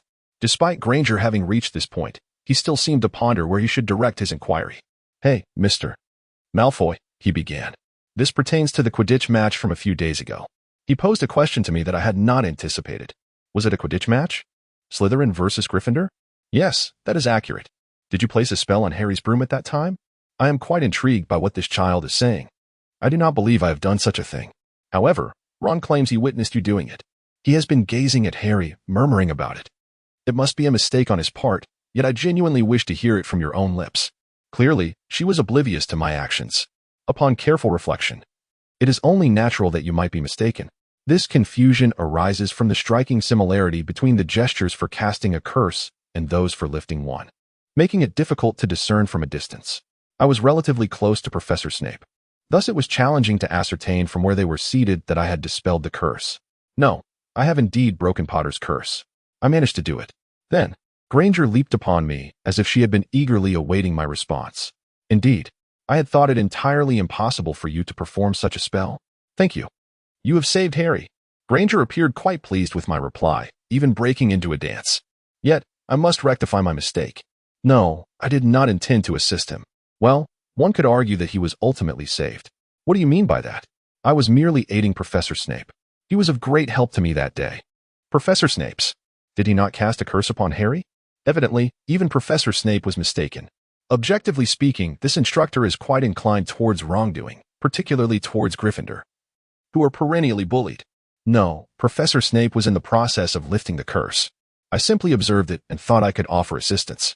However, this action is indeed a curse. It is understandable that there would be misunderstandings, as Gryffindor's seating is situated farther from the faculties. The act of casting a curse and that of lifting it bear a remarkable resemblance. I would only resort to cursing. Perhaps it is an unavoidable circumstance. Such matters are not typically documented in standard textbooks. In truth, I am astonished by how much you have learned. After all, you are a remarkable witch. I wish my words brought her joy. Granger's face flushed a deep crimson, and she appeared as though she might leap up in excitement once more. I have succeeded. I cannot allow myself to fall in love with her. As I lamented my own words, I inquired of Granger, "Is that all you wish to ask? If so, I would prefer to return. Much time has elapsed, and Daphne must be quite concerned. Oh, there is one more question I wish to pose. Do you happen to know Nicholas Flamel?" "Nicholas Flamel? Why discuss an alchemist? I believe it is no longer worth studying." "Nicholas Flamel is the alchemist who created the Philosopher's Stone. What is the significance of that?" Granger appeared astonished by my response, clearly a memory he had long forgotten. I thought I had encountered this name before, and now I recall. "Thank you, Mr. Malfoy. I finally remembered. I merely wished to ascertain if you had consistently held on to this name, though it bears no special meaning." "Oh, I see. Very well, then." I disregarded Granger, who seemed to have more to say as I exited the room. From behind, he exclaimed, "Thank you," loudly, but I chose to ignore him. Finally liberated, I returned to the compartment where Daphne was situated. However, upon my return, I discovered a change in the occupants. Replacing Parkinson and Millicent Burstead were Crabbe and Gore. "Oh, what has happened to you two?" I inquired, having heard that the two of us were expelled. Daphne was responsible for Crabbe and Gore. When I am absent, the girls must surely have gone to visit their brothers. As for these two, their presence is rather bothersome in numbers, and they are likely assigned to me. They appear to be more interested in me than in my brother, which seems to bring them joy. Thus, I assume this is beneficial for them as well. Although Daphne and I must remain somewhat narrow-minded. I shut the compartment door, having sighed countless times today. From Hermione's perspective, after confirming Mr. Malfoy's innocence, I promptly relayed this matter to Harry and Ron. With a sense of elation, I spoke, yet they gazed at me with incredulous expressions. Hey, Hermione. Are you in your right mind? Why would you question yourself?" Because I could scarcely believe she had accomplished it. In truth, she claimed she was breaking the curse. I knew you would say that. Have you ever witnessed a criminal self-identifying as such? Harry, who had remained silent, now joined the fray. I believe Ron is correct. Moreover, did she not mention she was assisting Snape? Hence, without a doubt, she is engaged in the same endeavors as Snape. But that is precisely the point. At the very least, I am convinced that Snape has placed a curse upon you. Is that not so? The moment you ignited the fire, the curse was lifted. This, indeed, is true. That instance, I dismantled Professor Snape's spell. If it were a dissolution, I fail to comprehend why the curse on Harry would cease. Hermione, you have been deceived by him. Hearing Ron's words, I found it increasingly difficult to discern reality from illusion. I believe I was rather careless when I inquired with her directly. Nevertheless, I truly wished to place my trust in her. Consequently, despite my usual disposition, my actions were driven more by emotion than by reason. As a result, her assertions have diverged from the facts currently known. Harry and Ron seem to think that Mr. Malfoy is lying and that he is friends with Professor Snape, yet I find myself increasingly uncertain. I have a sense that I have overlooked something significant. Chapter 38, Punishment, Part 1, from Daria's perspective. The new semester at Hogwarts has been underway for some time. Winter has finally drawn to a close, and the arrival of spring is gently approaching. One day, in the library, the usual patrons were diligently working on their assignments. Daria, are you going to watch the Hufflepuff versus Gryffindor match tomorrow? My brother, who is diligently working on his homework beside me, has begun to engage in conversation. No, I have resolved not to go this time. I expressed my thoughts this time, yet to be perfectly candid, as long as that insufferable Professor Snape is around, I have no desire to attend the Quidditch match. Even with odor-masking measures in place, foul smells remain unpleasant. Furthermore, there is another reason I am resolute in avoiding the game this time. We cannot occupy the teachers' seats for this match. Ah, I see. Professor Snape is not in the staff room this time. Was he not invited? No, it is not quite like that. Indeed, this match was originally meant to be officiated by Professor Snape, rather than the ever-present Professor Hooch, perhaps during the last incident when Potter was cursed. The very professor who was casting the counter-curse was right beside him, guarding his safety. Yet, that is not the crux of the matter. Just a few days ago, Professor Snape informed me that he would not be taking his place on the podium, but he could continue to do so if he so wished. Thank you. But why are you here to serve as a judge this time? Under Potter's protection? Upon hearing my words, his expression seemed to convey that this was a task he truly wished to avoid. Ah, indeed. However, it would not be an issue if I chose not to proceed. Why? The headmistress is expected to observe this match, although it seems she only decided to order me to act as Potter's talisman after the fact. Upon reflection, I found the teacher's words to be utterly distasteful. The principal is also set to attend this match. Should the principal come, he would naturally occupy the teacher's seat. Ever since the incident prior to Christmas, I have harbored a sense of discontent towards the principal. One might say I detest him. With such a presence, the air becomes suffused with an unpleasant odor, and I find myself disinterested in a match devoid of Slytherin's participation. Merely contemplating it leaves a sour taste. Thus, despite my appreciation for Professor Snape's kind intentions, I have resolved not to attend the match this time. I understand that, while it is regrettable, there is little I can do. Should Gryffindor prevail, it would signify an important victory, potentially displacing Slytherin from their leading position. However, that seems inconsequential now, does it not? If Professor Snape were officiating, it would be acceptable, Lord Oni remarked with a smile.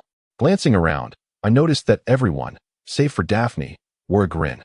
Perhaps he, like Slytherin, was concocting some cunning scheme. Let us refrain from engaging in overly perilous activities. If we err, Slytherin will incur penalties, correct? Oh, I am aware. Hey, Crabbe, Goyle. As I turned to them, I observed their arms trembling for some inexplicable reason. Millicent Bulstrode was also in attendance. It appears that skill will ultimately determine the outcome. The magical realm has succumbed, at least in terms of employing magic. Daphne, do take care of your brothers. Yes, I comprehend. Should Slytherin be on the verge of losing points, I shall intervene. It seems that sports can, to some degree, transform individuals. As I mused on this, I cast a glance at my kind yet cunning roommate. Subsequently, several weeks after the Quidditch match, the teachers began assigning a considerable amount of homework. Despite the fact that examinations were still 10 weeks away, this was not particularly challenging for me, so I encountered little trouble, but evidently, it posed a significant challenge for others. Daria, please inform me of your whereabouts. Ordinarily, it is my elder brother, Nitriver, Parkinson. Yet this time I surmise he feels it prudent to rely on me rather than his elder sibling. My brother also feels overwhelmed by the abundance of homework. However, his condition remains relatively stable. Daphne, perhaps the finest Slytherin beside me, seems to be faring well, as do Theodore and Blaise. Yet, Parkinson and Millicent Bulstrode, not always diligent in their studies, are on the brink of a breakdown. Crabbe and Goyle appear to exude a relaxed atmosphere, but in reality, one could question their comprehension of even the simplest assignments, leading them to surrender. I find myself pondering how they manage to navigate life so securely. Even my brother's friend, who is also a companion from my childhood, seems rather indifferent. I might temporarily send out a lifeboat for assistance, but should that fail, I would have no choice but to concede. This proximity to Parkinson and Millicent Bulstrode is due to my unique privilege of being the only one allowed to peruse others' assignments. Unbeknownst to me, she referred to me as Daria. I do not permit such familiarity, yet now it feels inappropriate to demand a retraction. Indeed, where does one draw the line? We remain the same roommates. I find myself unable to refuse. My desire to be with my brother is profound. Yet circumstances have led me to this point, and I can only proceed as such. With this in mind, I endeavored to explain as meticulously and clearly as possible, hoping to prevent others from inquiring repeatedly and wasting time. However, contrary to my intentions, it became quite the topic of conversation. I found myself not only intimidated by the first-year Slytherins but also by the upperclassmen. I too have faced inquiries. As a result, the time I can spend with my brother has diminished. It was one of those study days. While I was immersed in my studies in the common room, my brother unexpectedly burst in, exclaiming loudly, "There's a dragon. The barbarians and Potter are hiding a dragon." I gently lifted my head and beheld the expression of the ghost, and in that moment, certainty enveloped me. "Brother, have you lost your sanity from excessive studying? After all, I ought to allow him a moment to breathe, perhaps by occasionally engaging in a game of Quidditch." "My esteemed brother, I apologize. You are overthinking this. Such fantasies are unfounded. But why is this so? Surely, it must be a dragon? The law forbids its breeding. Firstly, it is inconceivable for an ordinary person to possess one. Yet, I just encountered you in that savage's hut. Today, during potions class, I overheard the Potter couple whispering suspiciously, prompting me to investigate the hut. And there they were, as I was hatching a dragon. I suspect that my elder brother has made an error. However, if what he truly saw was indeed a dragon, how did the forest ranger manage to acquire such a creature? Obtaining a dragon egg is not as effortless as my brother might imagine. Among magical beings, dragons are deemed exceptionally perilous entities. Their bodies are enveloped in formidable scales that render magic ineffective. They possess venomous fangs and emit searing flames from their mouths. Dragons are creatures that only experts can contend with, and their appearance in human settlements invariably leads to catastrophic destruction. This is precisely why the law strictly prohibits the domestication of dragons. One can sell chicken eggs, and one can also purchase them. Of course, if one is familiar with the clandestine and illicit underworld, there exists at least a possibility of engaging with such matters. Dragons grow at an astonishing rate, which leads me to believe that breeding them is implausible. It is perplexing that a man, seemingly unconnected to the shadows, possesses one. Regardless, my brother must have erred. They may have mistaken it for an enormous lizard or something else entirely. Daphne, who studies alongside Draco, appears to share the same sentiment, casting a sympathetic glance towards me. You look weary. Come, let us have a cup of tea. While this is indeed true, my elder brother seems somewhat despondent. In the ensuing days, people continued to frequent the town hall for breakfast as usual. However, I noticed that my brother seemed unwell. What is the matter, brother? No, it's nothing. Though he says so, he still appears to be in discomfort. As I approached the hall with curiosity, I discovered a throng of people gathered before the hourglass recording the dormitory scores. What has transpired? Has it begun? I do not mind overlooking it.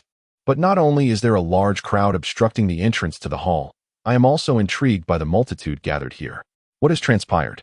When I inquired of the earlier Slytherin, he realized it was I who was speaking to him and replied with evident alarm, yes, indeed. It appears that Gryffindor's score has plummeted by 150 points last night. My expression remained unchanged, yet my heart was in turmoil. Oh dear, 150 points. Daphne and the others were equally astonished, their voices rising in disbelief. How could such a drastic reduction occur? Well, let's be honest. It appears that Potter, Granger, and Longbottom ought to bear some blame. Indeed, it was only visible from a distance, but the once abundant supply of Gryffindor sand had noticeably diminished since yesterday. I am unaware of their actions, yet Slytherin has emerged victorious. Draco. Oh yes, Parkinson joyfully leaped beside her brother. Nevertheless, a hint of unease lingered on his face. In such moments, I would typically be the first to rejoice. However, I finally grasped the reason, as I observed the Gryffindor hourglass. I also caught sight of the Slytherin one. Slytherin's points had also decreased by 20. At the breakfast table, I whispered to my brother. Perhaps the reason your brother feels unwell is that, brother dear, Slytherin's score has indeed fallen. But that is, Daria, as you might imagine, it is my fault. Is that so? What did you do? Potter and his friends discovered crucial evidence to aid the dragon's escape. Therefore, we awaited their arrival, but McGonagall found us. Oh really? Daria, I apologize. My brother offered his apology. It is of no consequence. I intend to earn as many points as I desire. Thus, there is no need for you to apologize for such matters. I endeavored to console him, yet for reasons unknown, he remained unwell. Do you harbor any further concerns? Thus it stands. Lord Oni lingered there, for indeed, there were repercussions. Yes, he stated with a gravitas that weighed heavily upon his words. From Harry's perspective, trailing behind Filch, I felt utterly despondent. We traversed the pitch-black campus towards the Forbidden Forest. Besides myself, there were Hermione, Neville, and Malfoy. Each seemed beset by anxiety regarding the impending events. Neville was in tears, and Malfoy's already pallid countenance had grown even more ashen. Hermione kept her gaze lowered as she walked. Perhaps he truly regretted that occasion. How did this transpire? Following the conclusion of the match between Hufflepuff and Gryffindor, Snape attempted to extort Professor Quirrell regarding certain matters. I witnessed it. He became increasingly convinced that Snape was attempting to steal the Philosopher's Stone. However, at that moment, Hagrid's foolish act of possessing a dragon completely erased that thought from his mind. Moreover, Malfoy discovered the existence of the dragon and had no choice but to summon Ron's brother, Charlie, to take charge of the creature. Professor McGonagall located him. Malfoy was the first to be caught and lost 20 points. Yet, I found it difficult to feel pleased about this. After all, Gryffindor had lost 150 points. Hermione and I endeavored to alert our peers to the presence of Malfoy. Each of us incurred a deduction of 50 points, resulting in Gryffindor losing a total of 150 points in a single night. The following day heralded the onset of our tribulations. Overnight, I became the most detested individual within the school, not solely among Gryffindor, but also from Hufflepuff and Ravenclaw. The outcome of the House Cup was now determined in favor of Slytherin. Nevertheless, our misfortunes were far from over. Today marked the arrival of the day of reckoning. That evening, under the watchful eye of Filch, we convened before the Forbidden Forest. The dark woods appeared exceedingly ominous, however. The presence of Hagrid as our guide provided a semblance of reassurance. Over there, do you see that glimmering silver object on the ground? It is the blood of a unicorn, for a unicorn has been harmed within this forest. This marks the second occurrence within the week. We decided to split into two groups. Myself, Hermione, and Hagrid, while Malfoy and Neville, accompanied by Hagrid's pet, ventured into the woods. However, along the way, Neville's team ignited a red spark, signaling an emergency, prompting a temporary halt to our search. I was indifferent to what might befall Malfoy, but Neville seemed as if he were an integral part of it all from the very beginning. I rushed over, only to discover that it was merely one of Malfoy's pranks, which startled Neville and sent sparks flying. Hagrid, in a fit of fury, resolved to accompany Hermione and Neville, leaving Fong and Malfoy in my charge. I certainly intended to relay this incident to my father. Were you frightened? No, that is not true, Potter. Malfoy's face still bore the marks of terror. To be candid, I was also quite afraid, but I was reluctant to display it before Malfoy. Ultimately, I found myself in Malfoy's company. He was invariably accompanied by his sister, Dahlia Malfoy. Now that she was gone, I perceived it as an opportune moment to listen. Malfoy. What? I said. I have something I wish to inquire about concerning your sister. The instant those words left my lips, fear evaporated from Malfoy's visage, which had been contorted with terror, transforming it into something akin to a theatrical mask. What do you wish to ask about Dahlia? No, not that. I find myself disheartened by Malfoy's transformation. His mind now brims with trepidation. He yearns to shake him, to inquire about the events surrounding Quidditch, to question whether he is an accomplice of Snape. Yet, Malfoy abruptly adopts a stance of obstinacy. I am uncertain of what you seek in regards to Dahlia, but allow me to clarify this. I possess nothing to divulge about Dahlia. With that, he strides forward. For the ensuing 30 minutes, we traverse in silence. This is not an atmosphere conducive to probing Malfoy about Dahlia. Initially, he walked as though his courage had returned, but now his countenance is once again contorted by fear. Reminiscent of his earlier reaction when questioned about Dahlia Malfoy, a girl who eternally lingers beside him, her expression lovely yet frigid. What, I wonder, does Dahlia Malfoy represent for this young man? I find myself somewhat perturbed by this situation. Of course, shortly thereafter, an event so intense will transpire that I shall scarcely remember this dilemma. As I traversed a dense forest, I unexpectedly stumbled upon a clearing. There lay the lifeless body of a pure white unicorn, with someone drawing its blood. Ag! Malfoy screamed in terror, collapsing to the ground. Fong appeared, equally distressed. A bloodsucker turned to gaze at me, perhaps alerted by the shriek. Cloaked in a hood, they slowly rose and approached me. At that moment, an unprecedented agony shot through my head, causing me to stagger involuntarily. No matter our efforts, there always seemed to be a presence drawing near from the shadows. Just as I thought all was lost, a voice inquired, "What do you intend to do to your brother?" Upon turning, I beheld a striking silver-haired maiden whose eyes, rather than the usual light golden hue, glowed a vivid crimson, coldly fixated on someone hidden beneath a hood. Someone was cloaked, feeding on the deceased unicorn. Yet, more alarming to me was the presence of the girl, who ought not to be here. Chapter 39, Punishment, Part 2. From Harry's perspective, I gazed upon the suddenly appearing girl, as if I had been there all along, simultaneously enduring an excruciating agony unlike anything I had ever felt before. Her eyes, no longer the usual pale gold, were now stained a vivid crimson. And in stark contrast to her typically impassive demeanor, she unmistakably exuded fervor. "Fear not. I intend to strike at my brother. I shall not slay you without purpose. You yearn to sustain yourself on the blood of unicorns, do you not?" No sooner had he uttered these words than he raised his wand with a speed imperceptible to my eyes. "I am convinced you will soon wish for death to be preferable." In that moment, a white spell shot forth from Daria Malfoy's wand. Some attempted to evade her, yet they were entranced by her beauty and aura.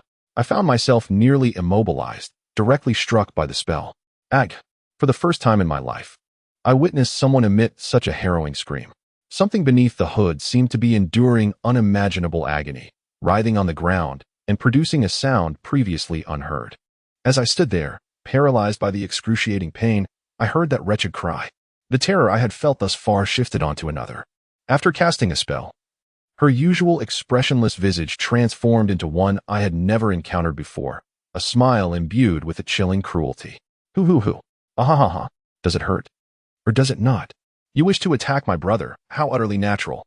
My heart raced at the sight of her terrible demeanor. She felt less human, as if she were something altogether different from us. Perhaps Malfoy was also taken aback by the sudden turn of events, as he knelt on the ground, immobilized. Minutes later, the masked man, rendered mute by persistent agony, could only crawl upon the earth. Daria Malfoy gazed at him with a smile previously unseen. Is the time not ripe? Does it not hurt? I shall soon grant you some respite. After the spell concluded, she addressed the gasping man, once more directing her wand at him. Die, Avada.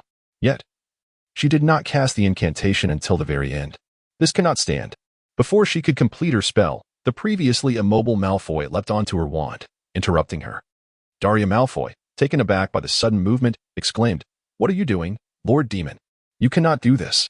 Amidst their quarrel, the robed man, perhaps sensing an opportunity, managed to rise, seemingly enduring the pain, and effortlessly fled to a distant location. As he disappeared, the intense suffering dissipated. Have you escaped? Her voice resonated with deep regret, as if lamenting a loss. Her expression, reminiscent of remorse for a life taken, reverted to her customary blankness, yet it was distinctly altered. Her eyes regained their usual pale gold hue. Brother, why do you obstruct my path? Daria. Before Malfoy could utter another word, the sound of hoofbeats echoed from behind. As I pondered the unfolding events, a creature emerged from the underbrush, a being with the lower body of a horse and the upper body of a human. It was a centaur, a creature regarded as magical in the Muggle world. We remained vigilant regarding the appearance of the Palomino centaur, adorned with lustrous golden hair, a platinum-hued body, and a delicate tawny coat. Are you injured? He inquired with a warmth that was disarming. Yes. I'm fine. Oh, and you? Oh, is this your first encounter with a centaur? I am Florence. He gazed at me tenderly with his astonishing blue eyes, then cast a cautious glance at Daria Malfoy behind him before returning his focus to me. Daria Malfoy exhibited a wariness towards the suddenly appearing centaur. However, upon realizing that Malfoy posed no threat to me, he began to scrutinize every inch of Malfoy's form, seemingly more concerned about his brother's well-being than my own. Oh, hello. Daria, I merely wish to ensure that you were unscathed. I understand you're tickling me, but please remain still for a moment. While I listened to the dialogue in the background, I conversed with Florence. I hastily returned to Hagrid's side. The forest is now a perilous place, particularly for you, Potter. I understand. But what exactly is it? Harry Potter, are you aware of the properties of unicorn blood? No. You see, it is used to prolong life. However, it is an imperfect life. It extinguishes an innocent life. The moment you come into contact with that blood, you are cursed. You live while being dead. It will transform into. Who is responsible for this? Nonetheless, there are ways to escape. For instance, other than unicorn blood, there are substances that can restore your full strength and even grant you immortality. But what if there is only one? I understand. This is what the school possesses. The Philosopher's Stone. Indeed, there is also an individual striving to regain power through the acquisition of strength. Can you think of anyone? When you mention this, I am reminded of the one who stole my parents and left a scar upon my forehead. Thus, he must be Vo. Harry, are you all right? Hagrid's voice resonated around me. I turned towards the source of the sound and beheld Hagrid, Hermione, and Neville rushing towards me. Harry, are you all right? Oh, I am fine.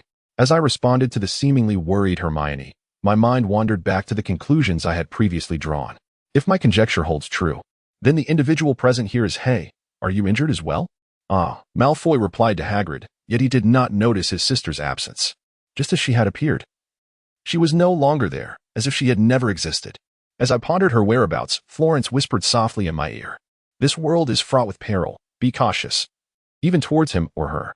Upon returning to the common room, I recounted the entire incident to Ron and Hermione.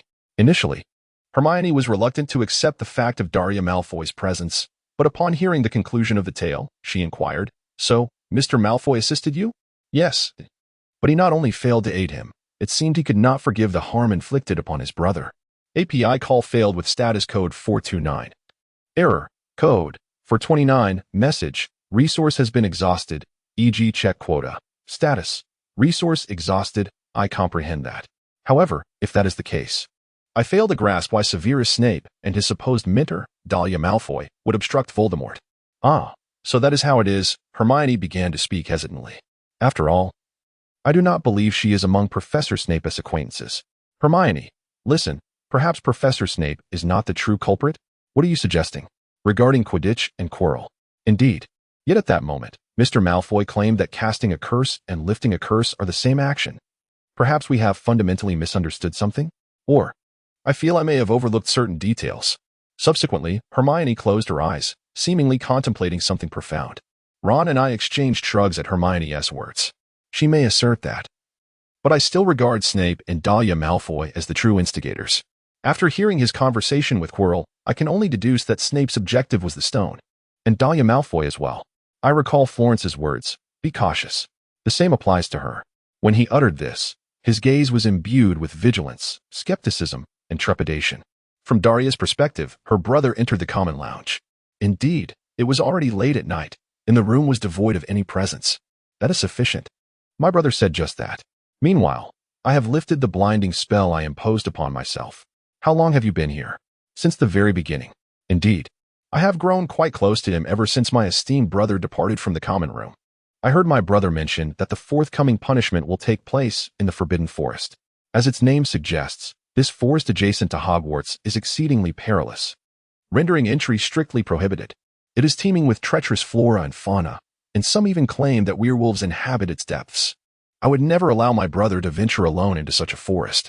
He is not the only one who enters. Yet I harbor doubts about the ability of the others to safeguard him in times of peril. This is precisely why I resolved to employ a blinding spell to approach my brother. I see now. Thank you for rescuing me just now. No. I merely fulfilled the expectations of a sister. For a sister, it is only natural to protect her beloved sibling. However, do not follow me in the future. It could prove perilous for you. But wait. I wish to defend myself.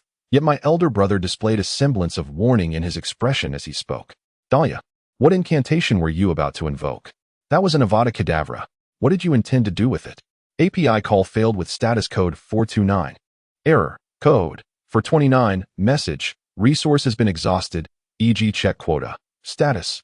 Resource exhausted. I find myself in a state of uncertainty. Initially, I could not comprehend what my esteemed brother intended to convey. I am aware of that incantation and its effects. However, my doubts shall soon be dispelled. My brother paused momentarily before continuing. Dahlia, what do you wish to achieve with it? This is the point that captured my attention. What, indeed, do I wish to accomplish? The earlier exhilaration swiftly faded away. API call failed with status code 429. Error. Code 429. Message. Resource has been exhausted, e.g. check quota. Status. Resource exhausted. The behaviors I typically strive to avoid. In the past, I had evaded circumstances due to my affiliation with the Malfoy family, thus sparing myself from becoming a mere puppet of the Dark Lord. This was a feat I could achieve with ease. Undoubtedly, when my elder brother is in peril, I would go to any lengths to safeguard him. However, the circumstances have shifted dramatically. I find myself unable to defy him any longer. There is no necessity for further actions. Yet, he harbors such a casual intent to take lives. The previous elation has dissipated, replaced by a chilling sensation that courses down my spine. Who am I? What is this indeed? I still harbor the same sentiments within my heart. I am consumed by fury, and I naturally find the act of murder to be an intriguing endeavor. My sincerest apologies, my master. Well, I have indulged sufficiently in the blood of unicorns, and I shall graciously forgive you for besting me in a manner reminiscent of a child. Thank you immensely. Despite being bound to this corporeal form, it does not imply that I share its sensations. Thus, I remain unscathed by the previously mentioned agony of being crucified. Were I to suffer, I would not grant forgiveness, yet the essence of this creation has endured considerable torment. Moreover, I am astonished that he can still wield the unforgivable curse. What is it that you desire of me? This is not a matter for your concern. Your focus should solely be on obtaining the Philosopher's Stone. You have every reason to believe that you can transcend the trap, correct? Yes. Then we must await the opportune moment. You do understand the consequences of failure, do you not? Indeed, I certainly do. Let us disregard those moments when one begins to coldly fabricate excuses and falls into deep contemplation. Regrettably, I still rely on such trivialities, though that will soon come to an end. Should I acquire that stone, I shall regain my power. The growth of that creation has exceeded my expectations. I may very well be able to harness it by next year. Behind the ancient ancestor, Sir Voldemort smiled, contemplating those pieces that seemed far more useful than he had initially imagined. Chapter 40. The prisoner Dahlia's perspective. Excuse me, come in. The weather outside is becoming increasingly warm, and the examination season has finally arrived. The first subject is transformation. I step into the classroom where the examination is to take place.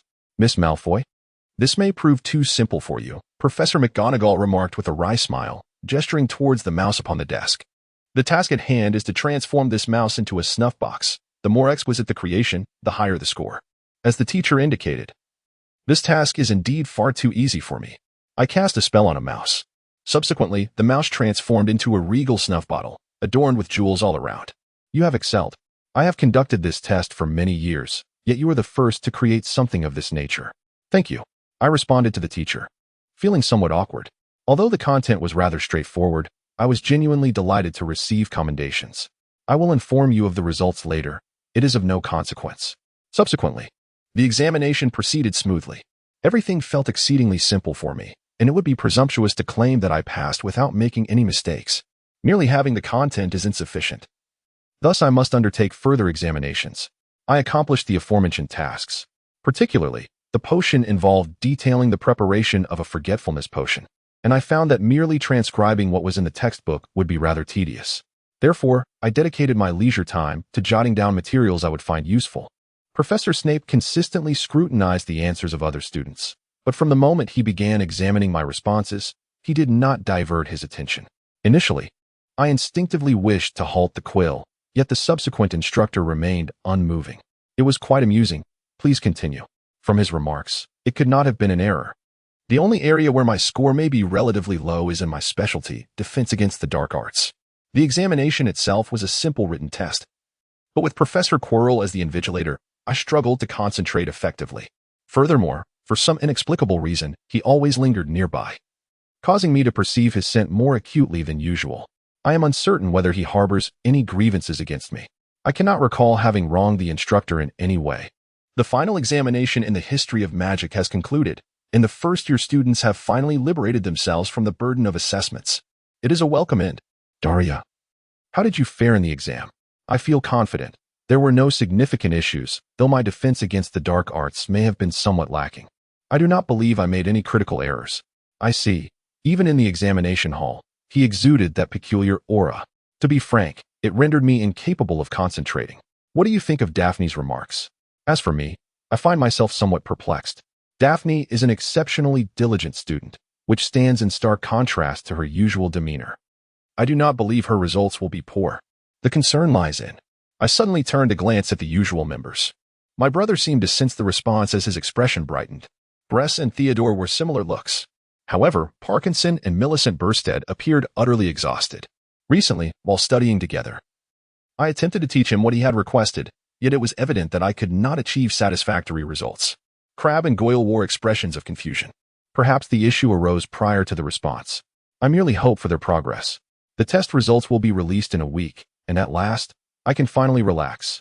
You are correct. When I congratulated Daphne, I suddenly caught sight of 3 panicked Gryffindor students out of the corner of my eye. I wondered what had caused their distress. It seemed that Daphne also harbored some concern.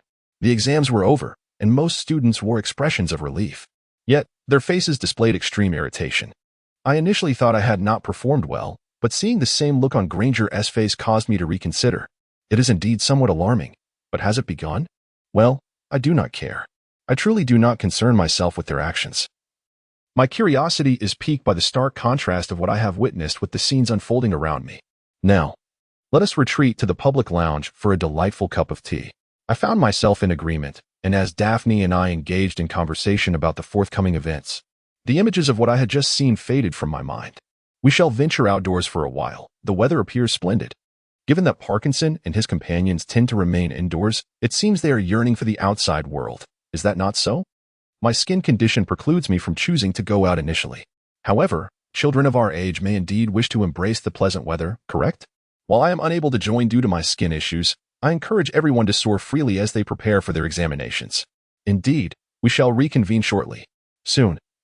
Aside from Parkinson, Millicent Burstead, and your brother, the others began to make their way outside. Draco? Parkinson glanced back at his brother, who showed no inclination to depart. No, I am quite content indoors. It appears quite warm outside, and I prefer to rest within. Is that so? Parkinson seemed to waver on whether to join. Influenced by his brother's decision, yet, perhaps the allure of the outdoors was too compelling, and thus he ventured out this time. Brother, Daphne, do you feel fortunate not to be going outside? I truly do not mind. The reason my brothers remain is quite simple. It pertains to my kind-hearted brother and roommate. I suppose it is because I cannot linger outside for too long, especially on a splendid sunny day like this, hence I need not be alone. I understand that this is not driven by pity, but rather by their goodwill. This is precisely why I do not wish to confine them. I recall the mirror I observed in the principal's office. I am a creature that may bring harm to them. Yet, it is of no consequence. The outside appears quite warm, and sharing tea with Daria would indeed be more delightful. My brother seemed somewhat displeased with his words. Although I could not articulate anything in response at that moment, I was certain that his expression mirrored that of our elder brother. After that, they never ventured outside again. In the communal lounge, the three of us engaged in cheerful discussions regarding exam matters and the plans from the past week. From Harry's perspective, eliminated. Eliminated. Voldemort shouted from the back of Quirrell's head. I desperately clutched Chilo and set him aflame. As his screams echoed throughout the room, my consciousness began to wane. The examination had just concluded when Hagrid realized that someone was leaking information about the Sorcerer's Stone. He immediately sought to inform Dumbledore of the stone's peril. Yet the headmaster was absent, and thus the situation unfolded. Aware of the imminent danger that loomed over us that night, the three of us resolved to secure the stone before Snape, potentially alongside his accomplice, Draco Malfoy. As we departed from the dormitory, we were unexpectedly noticed by Neville. Yet we still managed to reach the chamber where the sorcerer was located. Indeed, he was asleep, having succumbed to a musical enchantment, as Hagrid had informed us. Following a series of demonic traps and attempts to capture numerous flying keys with our broomsticks, we arrived at an enormous chessboard. Here, it appeared we had to play the game as mere pawns. Tragedy ensued when Ron sacrificed himself to secure victory in the chess match, while Ron seemed to lose consciousness. An overwhelming concern engulfed me, mirrored by Hermione's worry. Nevertheless, we had to press on. In the adjacent room, a troll lay unconscious, significantly larger than any we had encountered previously. I felt a sense of relief, for we would not have to slay it ourselves. Yet this signified that Snape and his companions had already passed through here. Perhaps this was to be the final trial, Snape's trial, which compelled one to retreat while another advanced. Thus, I ventured onward while Hermione chose to return. Hermione, go back to reunite with Ron and inform Dumbledore. Be cautious, for one can never predict who lies ahead. Yet you are capable. You possess something greater than I do. So, please, exercise caution. Hans, yes, we have parted ways. In that final chamber, the room where I beheld the solitary mirror at Christmas, before the mirror stood neither Severus Snape nor Professor Quirrell. Is it you? Indeed. It is I. Quirrell no longer stammered as before. He spoke with an unsettling clarity, his voice laced with a chill. But I am merely Snape. Quirrell scoffed at my words, asserting, no, it is not he. He would prefer to assist you, and he is quite suitable. I harbored doubts about this. Thus, I began to inquire further. What of Dahlia Malfoy? Dahlia Malfoy? That wretched little girl. What has become of the girl who cast the Cruciatus curse upon me? Did she not also curse me during the Quidditch match? I see. That little girl was indeed the one who obstructed my path, hindering my progress. She is aiding you as well. I remain uncertain of who Snape's accomplice might be, yet it appears she has been involved for quite some time since my resurrection. Ultimately, the true culprit is neither Snape nor I. Lay sideways, listening to Parkinson's voice, lost in contemplation. When I first heard the news, a wave of joy washed over me. Now, as that familiar scent envelopes me, I feel liberated from the confines of the classroom. It is impossible for me not to feel elated. However, there is one thing that troubles my mind, the plight of Chilo. Chilo is gone. That is all they seem to know, and they appear disinterested in knowing more. Perhaps those who spread this rumor are intentionally concealing the truth. Students are merely students, indifferent to the gravity of the situation. No, I cannot even begin to fathom it. Yet, to hide certain truths is akin to revealing what lies beneath the surface. Perhaps Chilo has met his demise, and perhaps it was at the hands of Porter. Certainly, I will refrain from discussing whether it is good or bad. I am unaware of the events that transpired at that moment. But it could have been an act of self-defense.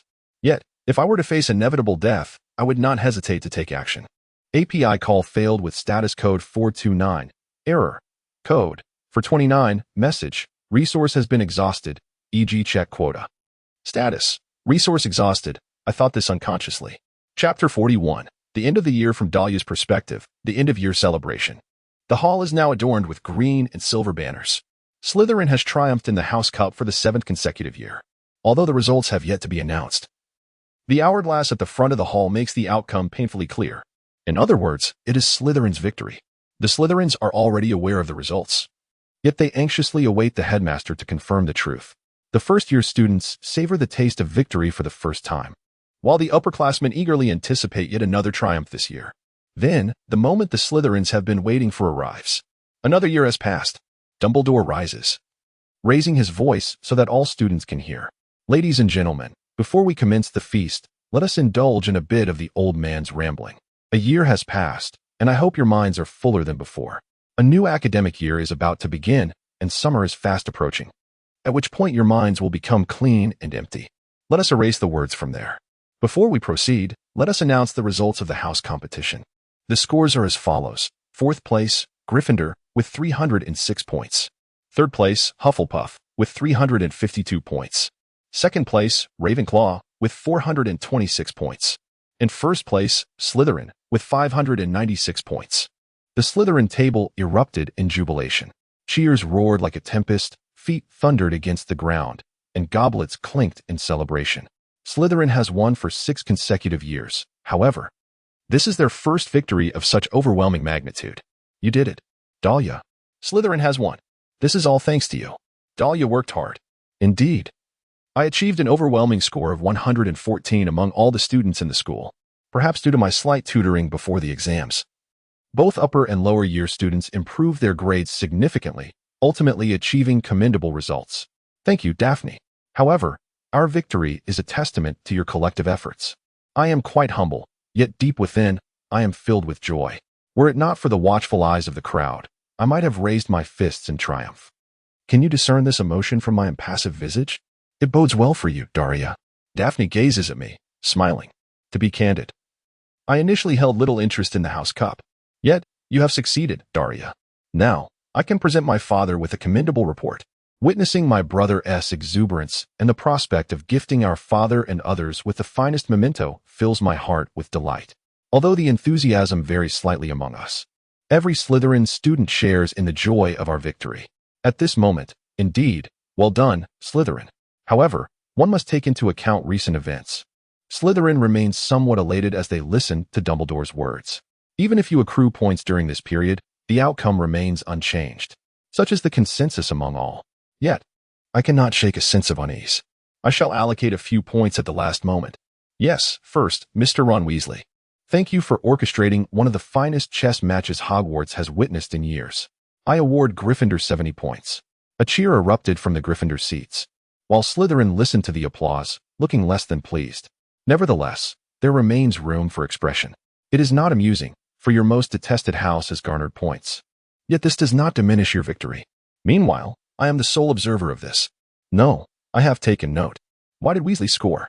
It is said that on the night Quirrell attempted to steal the Philosopher's Stone, it was not merely Potter who intervened, but also Granger and Ron Weasley.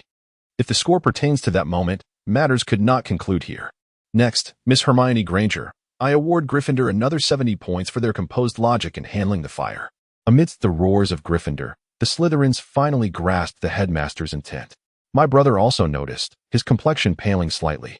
Daphne's expression mirrored a sense of unease. The third is Harry Potter. The room fell silent. The headmaster's purpose is now abundantly clear. In recognition of her exemplary spirit and extraordinary bravery, I grant Gryffindor 150 points.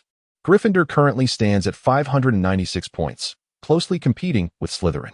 Yet, Dumbledore did not cease, raising his hand to quell the clamor from the non-Slytherin houses. He continued, "Courage manifests in myriad forms. Confronting an adversary requires immense bravery, yet it takes equal valor to challenge a friend. Thus, I award Neville Longbottom 10 points. This time, unlike the first, every house except Slytherin erupted in jubilation. Every Slytherin, save for myself, wore a countenance of despair, some even shedding tears. The boy chuckled at the other houses and remarked, 'Thus, we must slightly alter our decor.' As I clapped my hands, everything adorned in green transformed to red. Gryffindor has triumphed. The end-of-year feast commenced. Unlike at the beginning, not only the victorious Gryffindor but also Ravenclaw and Hufflepuff reveled in happiness as they dined. Sometimes here. Observe it. I sense a pair of eyes gazing upon me, as if attempting to convey some unspoken message. On the other hand, the Slytherin table is shrouded in shadows, with everyone bowing their heads, preoccupied with their meals. Indeed, the efforts, dignity, and pride of Slytherin have been trampled upon in this moment. The Potter family has accomplished something remarkable, a sentiment widely acknowledged. Yet, given this acknowledgement, why bestow points at this particular juncture? Their achievement was already well-timed. I still have nearly a week of free time that could have awarded points during that interval. Instead, I have chosen this moment, fully aware that the Slytherins, believing themselves victorious, would find themselves in an awkward position. For I, too, thought I had triumphed, and thus I braced myself for an immense shock. Furthermore, the method of calculating points is peculiar, as if he has just caught up to Slytherin and delivered the final blow. Have you ever deeply insulted a Slytherin student or performed acts of joy for others within the dormitory? Yet, the reason holds little significance. I cast my gaze to the right. API call failed with status code 429. Error. Code. For 29. Message. Resource has been exhausted. E.g. check quota. Status. Resource exhausted. I feel a profound sorrow for you. I believed I had triumphed, yet, in an instant, before the gaze of so many, my victory was tarnished. Shock is a natural response. I had envisioned this victory as a cherished memento, a source of joy for my father and others. But it was merely an illusion. Then, I glanced to my left. Daphne was in tears. I am deeply sorry, Daria, for having squandered your efforts. If only I could have garnered more points. Daria worked so diligently. Such a thing should not occur. Why did Daria exert herself so? To trample upon others? I am aware that Porter and the others accomplished remarkable feats. Yet, perhaps not at such a moment. Reflecting on it now, this was the first time I witnessed Daphne weep. Listening to her gentle sobs, I instinctively reached out to comfort her. Although this child holds me in such high regard, I was still filled with trepidation. I feared she might depart from me. I feared I might cause her pain. Thus, I refrained from extending my hand. I could not stretch it forth. I ought not to elongate it. As is customary, a creature such as I should not dare to touch her. Let her harbor disdain for me, and I shall reciprocate. He clasped Daphne's hand tightly. To be frank, I cared little for Slytherin's victory. Nevertheless, witnessing the joyous faces of my brethren brought me a measure of happiness. That smile was what I desired most. Yet, my dear brother bore an expression of despair upon his face, accompanied by Daphne's tears. Upon witnessing such sorrow, a flicker of hatred, albeit faint yet palpable, began to take root within me towards Dumbledore. From Dumbledore's perspective, he observed Harry reveling in joy alongside his fellow Gryffindors. Harry bore an uncanny resemblance to his father, yet his eyes sparkled with the same vibrant green as his mother's. At that moment, his gaze seemed to radiate pure elation. According to the prophecy, this child was indeed the chosen one, endowed with the capacity to vanquish Tom. Perhaps this power was love itself. Tom possessed nothing. Harry, however, possessed everything. In order to nurture this potential, to empower him to act with confidence when confronting Voldemort, I resolved to orchestrate a dramatic and decisive victory for Gryffindor. Furthermore, I lowered my gaze in contemplation. Although confirmation remains elusive, should the current hypothesis hold true, I possess no evidence, nor do I desire any. Yet if I were to believe this to be true, I turned my gaze towards Harry. For the time being, I wish for his utmost happiness, especially now that Voldemort has not been resurrected. A smile graced my lips as I observed not only the Gryffindor students but also those from Ravenclaw and Hufflepuff joyfully engaged in play. Harry is currently amidst a whirlwind of excitement, with those around him seemingly lauding him as the one who contributed most significantly to Gryffindor's triumph. Yet, even for the sake of the future, he has committed some unkind acts towards the Slytherin children. I shifted my gaze from the exuberant third dormitory to the Slytherin seats. It goes without saying that everyone appeared disheartened, a stark contrast to their previous demeanor. As I beheld a student who slightly bowed his head in an expression of remorse, I unexpectedly locked eyes with another student. Unlike the former, he did not lower his gaze but instead fixed his stare upon me. In that instant, a chill ran down my spine. The girl I am most wary of possesses silver-white hair and crimson eyes. This is akin to Tom. I endeavored to gaze upon her. Yet it seemed she only regarded me for a fleeting moment. She no longer looked in my direction. Thus I was unable to discern the hue of her eyes. Surely, I must have been mistaken. She is a scion of the Malfoy lineage. Although they are of pure blood, they bear no familial ties to the gaunt family of Tom. That cannot be. This is what I attempt to convince myself, yet I remain unable to erase the haunting image I previously witnessed from my mind. Chapter 42. Apologies from Daria's perspective. The examination results have been announced. Naturally, Daria excelled above all. Indeed, it is Daria, after all. Daphne and my brother engaged in such discourse whilst perusing my scores. Although the house cup has been relinquished, my examination results surpassed those of my peers. Hermione, the second in our class, also seemed to outshine her contemporaries, achieving over 100 marks in her subjects, while my scores eclipsed hers, securing my position at the pinnacle of the class. Isn't Daphne also performing admirably? Yes, Daphne may not rival Granger, yet she certainly ranks third in our cohort. However, she falls short of Daria. Aside from her, all members I instructed have also achieved remarkable results, their examination scores overwhelming those of other houses. And congratulations to your brother as well. But that is to be expected. Your sibling has also attained commendable scores, placing 10th. Although my brother expressed this outwardly, his heart appeared to swell with pride. Normally, such achievements would elicit joy from our parents. Yes, that is indeed the case. I am aware. He may achieve excellent grades. Yet he understands that his father might be displeased with him for allowing all his marks to fall below those of Muggle-born children like Granger. This is your fault. Most importantly, I recognize that your brother has also exerted considerable effort, so I shall follow up with you when you return home. This is what occupies my thoughts upon my return. By the way, Parkinson and Millicent Bulstrode also passed their exams with commendable results. Crabbe and Goyle performed adequately among them, but lingered at the bottom. Pack your belongings and depart from Hogwarts. A lengthy summer break awaits us. Hey, Daria. It is now summer vacation. May I pin you a letter? I encountered some difficulties on the way back from Hogwarts, just before boarding the train, but overall, the journey home was relatively smooth. Just as I was contemplating the prospect of seeing my parents soon, Daphne in the same carriage suddenly spoke up. In truth, it is of little consequence. I am not particularly bothered. I have accomplished it. I shall send it to you as soon as I return. Every day. Please refrain from such actions. As Daphne uttered those words, I gazed upon her face, pondering what might bring me joy. After the announcement of the dormitory cup, Daphne appeared utterly despondent. Yet by the following day, she was already exhausted. However, in my view, she was perhaps overreacting. Very well. It seems that all is well now. Observing the genuine happiness radiating from Daphne's face, I felt a sense of relief in my heart, yet simultaneously, a pang of sorrow. So, Daria, until we meet again after the summer break, I shall write you a letter. Indeed, I hope you also relish your summer holiday. The train halted at King's Cross Station, and I bid farewell to Daphne. She turned and waved until she was out of sight. Daria, shall we depart as well? Yes, my friend. We walked in the opposite direction from Daphne. Moreover, my beloved family, whom I do not wish to lose, awaits. Welcome back, Daria and Draco. Welcome home. I missed the victory of the dormitory competition, yet I have much to express. However, it is of no consequence. The summer vacation is lengthy, and we possess ample time for conversation. I am at home. API call failed with status code 429, error, code, for 29, message, resource has been exhausted, e.g. Check quota. Status, resource exhausted. I sought someone on the platform and soon found the individual I was looking for. Naturally, this was due to her striking appearance. There you are. Look, Harry and Ron are also present. Hey, why didn't you stop me?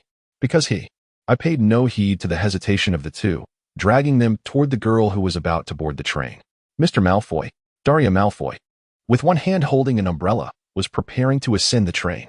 She turned to me, and upon seeing her figure, I felt as though time itself had come to a standstill. She was strikingly beautiful, her silver hair and porcelain skin radiating an ethereal quality. Her pale golden eyes sparkled with a chilling light, yet even that frosty hue accentuated her allure. As she turned in front of the train, umbrella in hand. The sight was breathtaking, reminiscent of a painting from the art gallery my parents had taken me to long ago. What is it, Mr. Granger? Yes. We have something to apologize for. Mr. Malfoy's inquiry jolted me back to reality. This was not the moment for distractions. I could not allow her to remain in the sunlight for too long. She could have been on the train, but that would have placed her among a greater number of Slytherins, a circumstance I wished to avert. Fortunately, she stood in the shade of the train, accompanied only by her brother and a girl who appeared to be her friend. The expression on Draco Malfoy's face was decidedly vexing. As for the girls, if my memory serves me correctly, Daphne Greengrass wore a similarly puzzled expression. Malfoy was the only one devoid of any discernible emotion. Yet, the three seemed to share a common sentiment. They were all bewildered as to why I was addressing them. Daria, let us depart. There's no need to listen to those fellows. What is the matter, Malfoy? Ron attempted to confront Draco Malfoy, while Draco sought to disregard me. Wait. Just a moment. It will be over soon. I pushed Ron aside and sought her assistance. If I missed this opportunity, I would not see her again once the summer break concluded. I could not allow that to happen. No, I must not. If I refrained from acting, I would forever remain unequal to her. It seemed to me that missing this chance would leave me eternally indebted to her, and I would never be able to catch up. I am sorry, Malfoy. What has suddenly transpired? I cannot recall doing anything particularly warranting an apology. She appeared taken aback by my unexpected contrition. My expression remained unchanged. In truth, we harbor suspicions about you. Suspicions about what? At that moment, I sensed a shift in the atmosphere surrounding her. The already frigid air grew even colder, and I felt the temperature plummet around us. Her pale golden eyes were serious, as if trying to anticipate my next utterance. Upon closer inspection, one could discern the striking resemblance between the eyes of Draco Malfoy and Daphne Greengrass. What? Have I uttered something peculiar? Despite the abrupt change in ambience causing me a moment's hesitation, I pressed on. In fact, we suspect that you also intend to steal the Philosopher's Stone. I heard about your situation after Christmas, but I could hardly believe it, so I apologize. The two individuals behind me remained unsatisfied with their apology, standing there with discontented expressions. Hey, you too. When he was agitated, he helplessly exclaimed, I am truly sorry. I murmured an apology softly. He must be extremely irate for having to apologize to Mr. Malfoy, the brother of Draco Malfoy. He truly is just a child. Isn't? Is that all you wish to convey? Why do you feel compelled to apologize for this? The previously existing atmosphere dissipated, and Mr. Malfoy appeared to be perplexed by the implications. Nevertheless, the two individuals beside him still wore expressions of fury. So, this is how it stands? He seemed somewhat relieved. After a while, he appeared to regain his composure, reverting to his habitual demeanor of rejection. Would it be acceptable if you did not apologize for this? As I stated earlier, I did not intend to assist Potter. I hold no interest in that. It is akin to Halloween. As usual, her demeanor suggested that she deliberately sought our disdain. Yet, much like before, I sensed that this was not her genuine sentiment. However, it seemed I was the only one with such an impression. Humph. I thought the same. Ron was incensed by Mr. Malfoy's behavior. Hermione, there is absolutely no need to apologize to this fellow. He is a Weasley. What is going on here? Initially, I could not help but wonder why Daria would steal the stone. If one is impoverished, even their thoughts may become destitute. What? Draco Malfoy was in a dreadful mood as well, mocking Ron, and an ugly exchange of words ensued. I initially intended only to apologize, but it appears that a comprehensive battle is on the verge of commencing. Bringing those two along was indeed a misstep, and Harry, who stood there with evident dissatisfaction, is poised to join the fray. It would be prudent to vacate this place promptly. Ron, stop fighting. We are here to apologize. However, Hermione urged, come on, let's leave. I am truly sorry, Mr. Malfoy. As I mentioned earlier, there is no need for an apology. Thank you. Farewell, Mr. Malfoy, and rest assured, I shall triumph next year. Through this act of contrition, I liberated myself from the stagnation within. Yet, my long-standing animosity towards her began to intensify. I scored above 100 on the test. Yet I still fall short of Mr. Malfoy's achievements. My aspirations remain distant, but one day, I shall catch up with you. Professor McGonagall expressed disappointment regarding Gryffindor's lack of victory, but she believes we shall triumph next year. I comprehend this. Well then, good luck to you. Do not forget me. I too aim to surpass you and secure second place. Daphne Greengrass, who had just moments ago displayed her dissatisfaction, shouted at me from beside Mr. Malfoy. I have forgotten, but now recollect that her score was third. Indeed, her performance was commendable. If I am not cautious, I may find myself surpassed. I must dedicate myself to diligent study over the summer to ensure I do not fall behind. Yes, I shall not concede defeat. Then, until after the summer. Ron seemed poised to say something further, but I gently pushed him away and exited the vicinity. As I walked, I realized that despite her affiliation with Slytherin, I was able to engage in a normal conversation with her. I did not sense the malevolence typically associated with other Slytherins. While walking, I pondered whether there are various kinds of Slytherins, much like Mr. Malfoy. However, after taking a few steps, I noticed that Harry, equally frustrated with Ron, had not followed. When Mr. Malfoy boarded the train, Harry turned around in surprise, fixating his gaze upon him. Harry? What is it? No, it's nothing. Harry shook his head, gesturing as if to expel unnecessary thoughts from his mind before departing with us. Shall we board the train? It's likely about to depart. I concurred, indeed, as I spoke with Harry. Hey, Harry!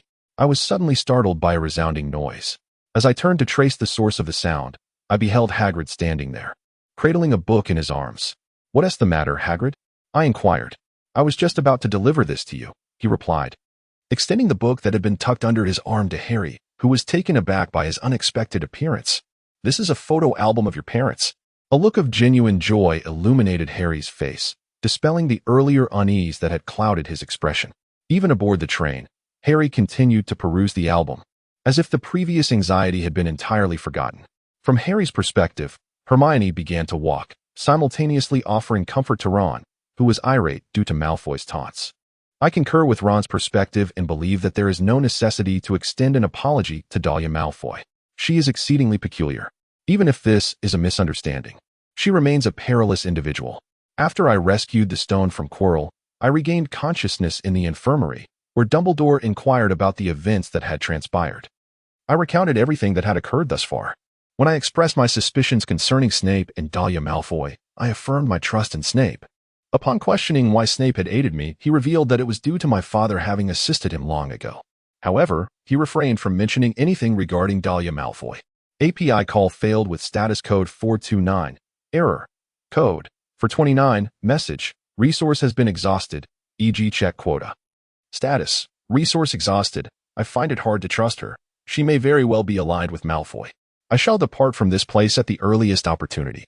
With this in mind, I endeavor to distance myself from the 3 Slytherins. Remaining here only serves to exacerbate my discomfort. However, just as I began to walk away, a faint voice reached my ears, as though engaged in a soliloquy. Have you ever taken a life? I heard it quite clearly. I quickly turned back to glance, only to find that no one was there. I thought I heard the voice of Dahlia Malfoy, but what was that? Chapter 43, My Friend, Part 1. From Daphne's perspective long ago, when I was just an innocent child, unaware of the world around me. The first time I laid eyes upon that child, it would be more apt to say I merely glimpsed her rather than truly encountered her. After all, I was unable to utter a single word to her, and she likely remained blissfully unaware of my existence. Yet, the memory lingers. The girl who emerged from beyond the door appeared to me as a vision of unparalleled beauty. She embodied a sacred entity, untouched by the world. I thought, from that instant onward, I would never behold anything more exquisite than her. Her hair shimmered with a silvery hue, and her skin, as pure as freshly fallen snow, resembled a delicate layer of powder. Those faint golden eyes rendered her akin to a stunning woman, despite her tender age of merely 6 years. What captivated me most was her expression. As she surveyed the room, her countenance remained devoid of emotion, exuding an aura of chilling detachment. The attendees were entranced by the formidable presence she radiated, as if time itself had come to a standstill. Yet, to me, beneath that veneer of indifference, her pale golden eyes seemed inexplicably filled with sorrow. In my eyes, her gaze was the most enchanting aspect of her beauty. The day I encountered her, my world irrevocably transformed.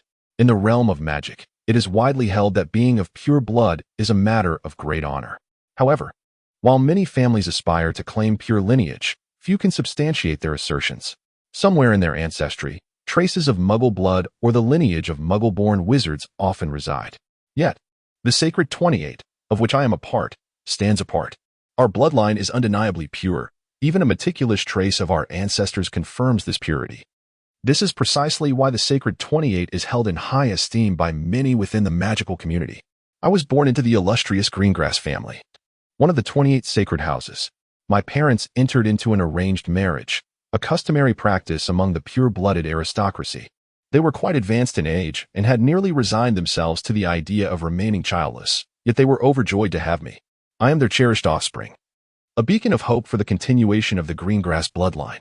As an individual, as a daughter, my upbringing has been devoid of any significant inconveniences. It seems as though everything one desires has been bestowed upon me, and there is naught that I cannot attain. I am undoubtedly grateful and I harbor a deep affection for my father. I can assert that without hesitation. However, I occasionally find myself enveloped in anxiety. API call failed with status code 429. Error. Code. For 29. Message. Resource has been exhausted, e.g. check quota. Status. Resource exhausted. The principle of pure blood held by my parents is aimed at preserving the culture and pride of the magical world through the safeguarding of lineage, rather than adopting the radical approach of excluding muggles. Nevertheless, he was raised as a pure-blood aristocrat, harboring an extraordinary obsession with pure blood. In my daily life, I unexpectedly began to feel a sense of belonging to my parents' pure-blood lineage, as if their words of gratitude for my existence celebrated the continuation of my untainted heritage. In my early years, I never doubted my parents' love. However, as I matured, their pride in pure blood instilled in me a lingering sense of anxiety and guilt, causing me to question the depth of their affection for me. I am aware that I am loved, yet perhaps this affection is not suitable for me. Initially, it felt like a minor thorn. However, as time has passed, this matter has grown significantly. The method I have chosen to mask my subtle anxieties is ironically to embrace the painful ideology of pure blood. Furthermore, she does not exhibit the fervor of her parents, nor their pure lineage. This represents a unique form of elitism that is prevalent among the masses. I found myself irredeemably drawn to the notion that purebloods represent the most esteemed lineage, and that those of non-pure blood heritage are inherently inferior. In retrospect, by denigrating those around me, I sought merely to deflect my focus from a nebulous anxiety. They employed a transient, spurious sense of superiority to conceal their unease, feigning its non-existence. However, the suppressed disquiet would only swell to greater proportions than before, only to be concealed anew. It was a vicious cycle, destined to remain perpetually unfulfilled. He scorned muggles, muggleborns, subhumans, magical creatures, and at times, even his own kin. I am not merely seeking to uphold my dignity. Rather, I yearn for a sense of security through the act of looking down upon others. This is misguided. In truth, I am aware of this on some level within me. Yet, I find myself powerless to halt this behavior. To deny it would compel me to confront the anxiety that festers within my soul. A word for fathers. Do you love yourselves? It brings me joy to hear such sentiments. However, this may be met with rejection. Even if you do not harbor such feelings, others may perceive you as lacking security due to your pure lineage and may consequently harbor disdain for you. I cannot help but feel a sense of fear regarding this. At the tender age of 6, I received an invitation, despite my utter foolishness. The Malfoy family? Indeed. The Malfoy lineage stands as the head of the esteemed Sacred 28, and thus, I had no choice but to attend. Our esteemed House of the Sacred 28 also adheres to a hierarchical structure. The Greengrass family occupies a central position, while the Malfoy family holds the preeminent rank. An invitation from such a distinguished household leaves no room for refusal. My father, like other members of the Sacred 28, holds a position of power within the Ministry of Magic. Nevertheless, the influence of the Malfoy family is so formidable that having such a father poses no issue at all. Very well, I comprehend. I regard the Malfoy family as a superior lineage of pure-blooded aristocrats, and I feel compelled to greet them due to their esteemed status. I am merely preoccupied with the concerns of others. Will you be preparing for tomorrow morning as well? Do try to retire early tonight. Indeed. Good night, father. Although I responded thus, I noticed that my father's expression still bore the weight of unspoken words. Is there something else on your mind, father? Daphne. Haven't you been troubled of late? You seem rather brusque recently. If you wouldn't mind my paternal role, I would be willing to converse with you. If that is agreeable. Father regarded me with a serious gaze. No need to look directly at it. I have nothing, father. I understand. It is of no consequence. How unfortunate. Let me return now. Good night, Daphne. Once again, I have missed this opportunity. I am such a coward. The day of the tea party arrived, and father took me to meet Mr. Lucius Malfoy to extend my greetings. Mr. Malfoy, it is a pleasure to make your acquaintance. Thank you for your invitation today. Ah, Gringotts. I hope you are enjoying yourself today. Thank you. Without further ado, may I introduce my daughter to you? I do not mind. At my father's urging, I greeted Mr. Malfoy. It is a pleasure to meet you, Mr. Malfoy. My name is Daphne Greengrass. Mr. Malfoy regarded me with an intensity that made me feel as though I were under scrutiny. Just as I began to fret over my conduct, he unexpectedly inquired, Miss Greengrass, are you now 6 years old? Yes. Then you will be of the same age as my children when you enter Hogwarts. I shall be counting on you then. Yes. I understand. Thank you very much. I returned it to Mr. Malfoy, pondering how delightful it would be if you were to introduce me at this very moment. Clearly, Mr. Lucius had not yet deemed it appropriate to present his offspring to me. Well, Daphne, My father still has matters to discuss with Mr. Malfoy. So why don't you mingle with the other children of your age? Very well, I understand. After a challenging conversation with Lucius, I departed from my father. I was uncertain if they held any affection for me, yet I managed to extend a greeting. At the very least, I would not be met with disdain. I felt the burdens upon my shoulders lifted as I glanced around, discovering that my recent acquaintances, Pansy Parkinson and Millicent Bulstrode, were standing nearby. Pansy, Millicent. Oh. Daphne, you were here too. Indeed. That day, they were chosen as my companions, for they too belonged to the esteemed house of Slytherin. After all, everything bestowed upon me is predicated upon lineage. Even friendships are determined by blood. Blood is of great worth, while that which is impure holds no value. This is why I am considered valuable, for I am of pure blood. The unease that I often suppress within my chest was on the verge of eruption. Such has been the nature of these days. If I let my guard down even slightly, anxiety would swiftly engulf me. Just as I sensed the encroaching anxiety threatening to overwhelm me, Pansy inquired, "Is Daphne also seeking the son of the Malfoy family?" Her gaze was unusually serious. "Your son?" I pondered, recalling that I was aware of the Malfoy family having children, yet I remained oblivious to their nature. Evidently, there is a boy. I believe that when he perceived the look of confusion and concern upon my face, he let out a sigh of relief. "It appears that your intentions may not align with this matter. Very well, allow me to inform you that the Malfoy family now seems to have 2 offspring, one of whom appears to be a boy. Indeed, for those of our pure bloodline, that child represents a prime prospect for future matrimonial alliances. I had assumed this was also your quest, but it seems I was mistaken. The sole purpose of my visit today was merely to extend my greetings to Mr. Malfoy. Judging by Pansy's demeanor, it seems she is in pursuit of precisely that. Indeed, it is due to the Malfoy lineage. They epitomize the essence of pure blood aristocracy. And let us not forget their considerable wealth. It is only natural that they would catch your attention, is it not? In order to preserve the sanctity of my bloodline, I must eventually wed someone of equal pure blood status from the sacred 28.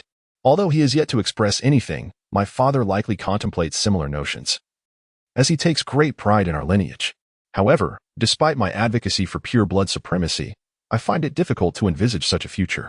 Perhaps that is the case. Wait. What a naive response. Pansy furrowed her brow slightly, perhaps perturbed by my lack of genuine engagement in the conversation. I apologize. Returning to the subject. What of the other child?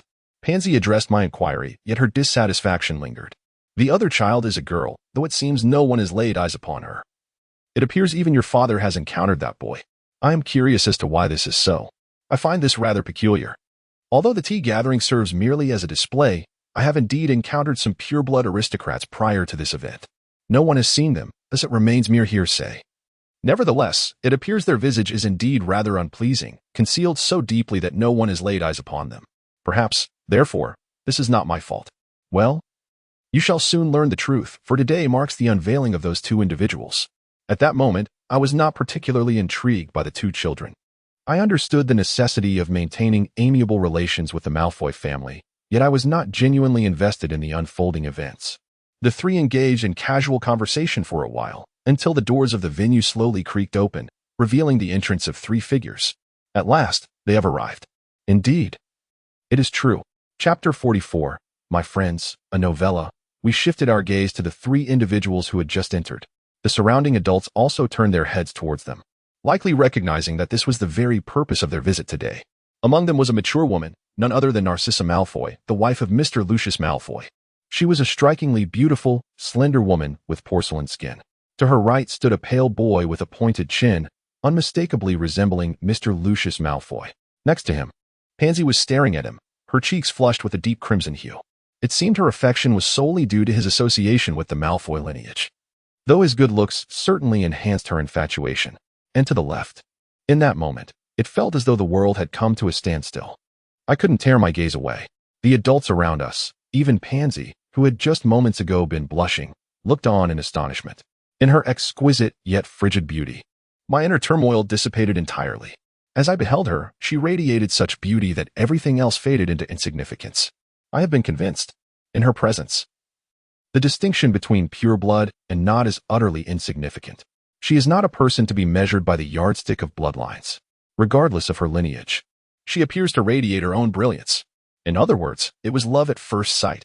Her girlfriend, Daria Malfoy, is currently engaged in conversation with a pair of towering men.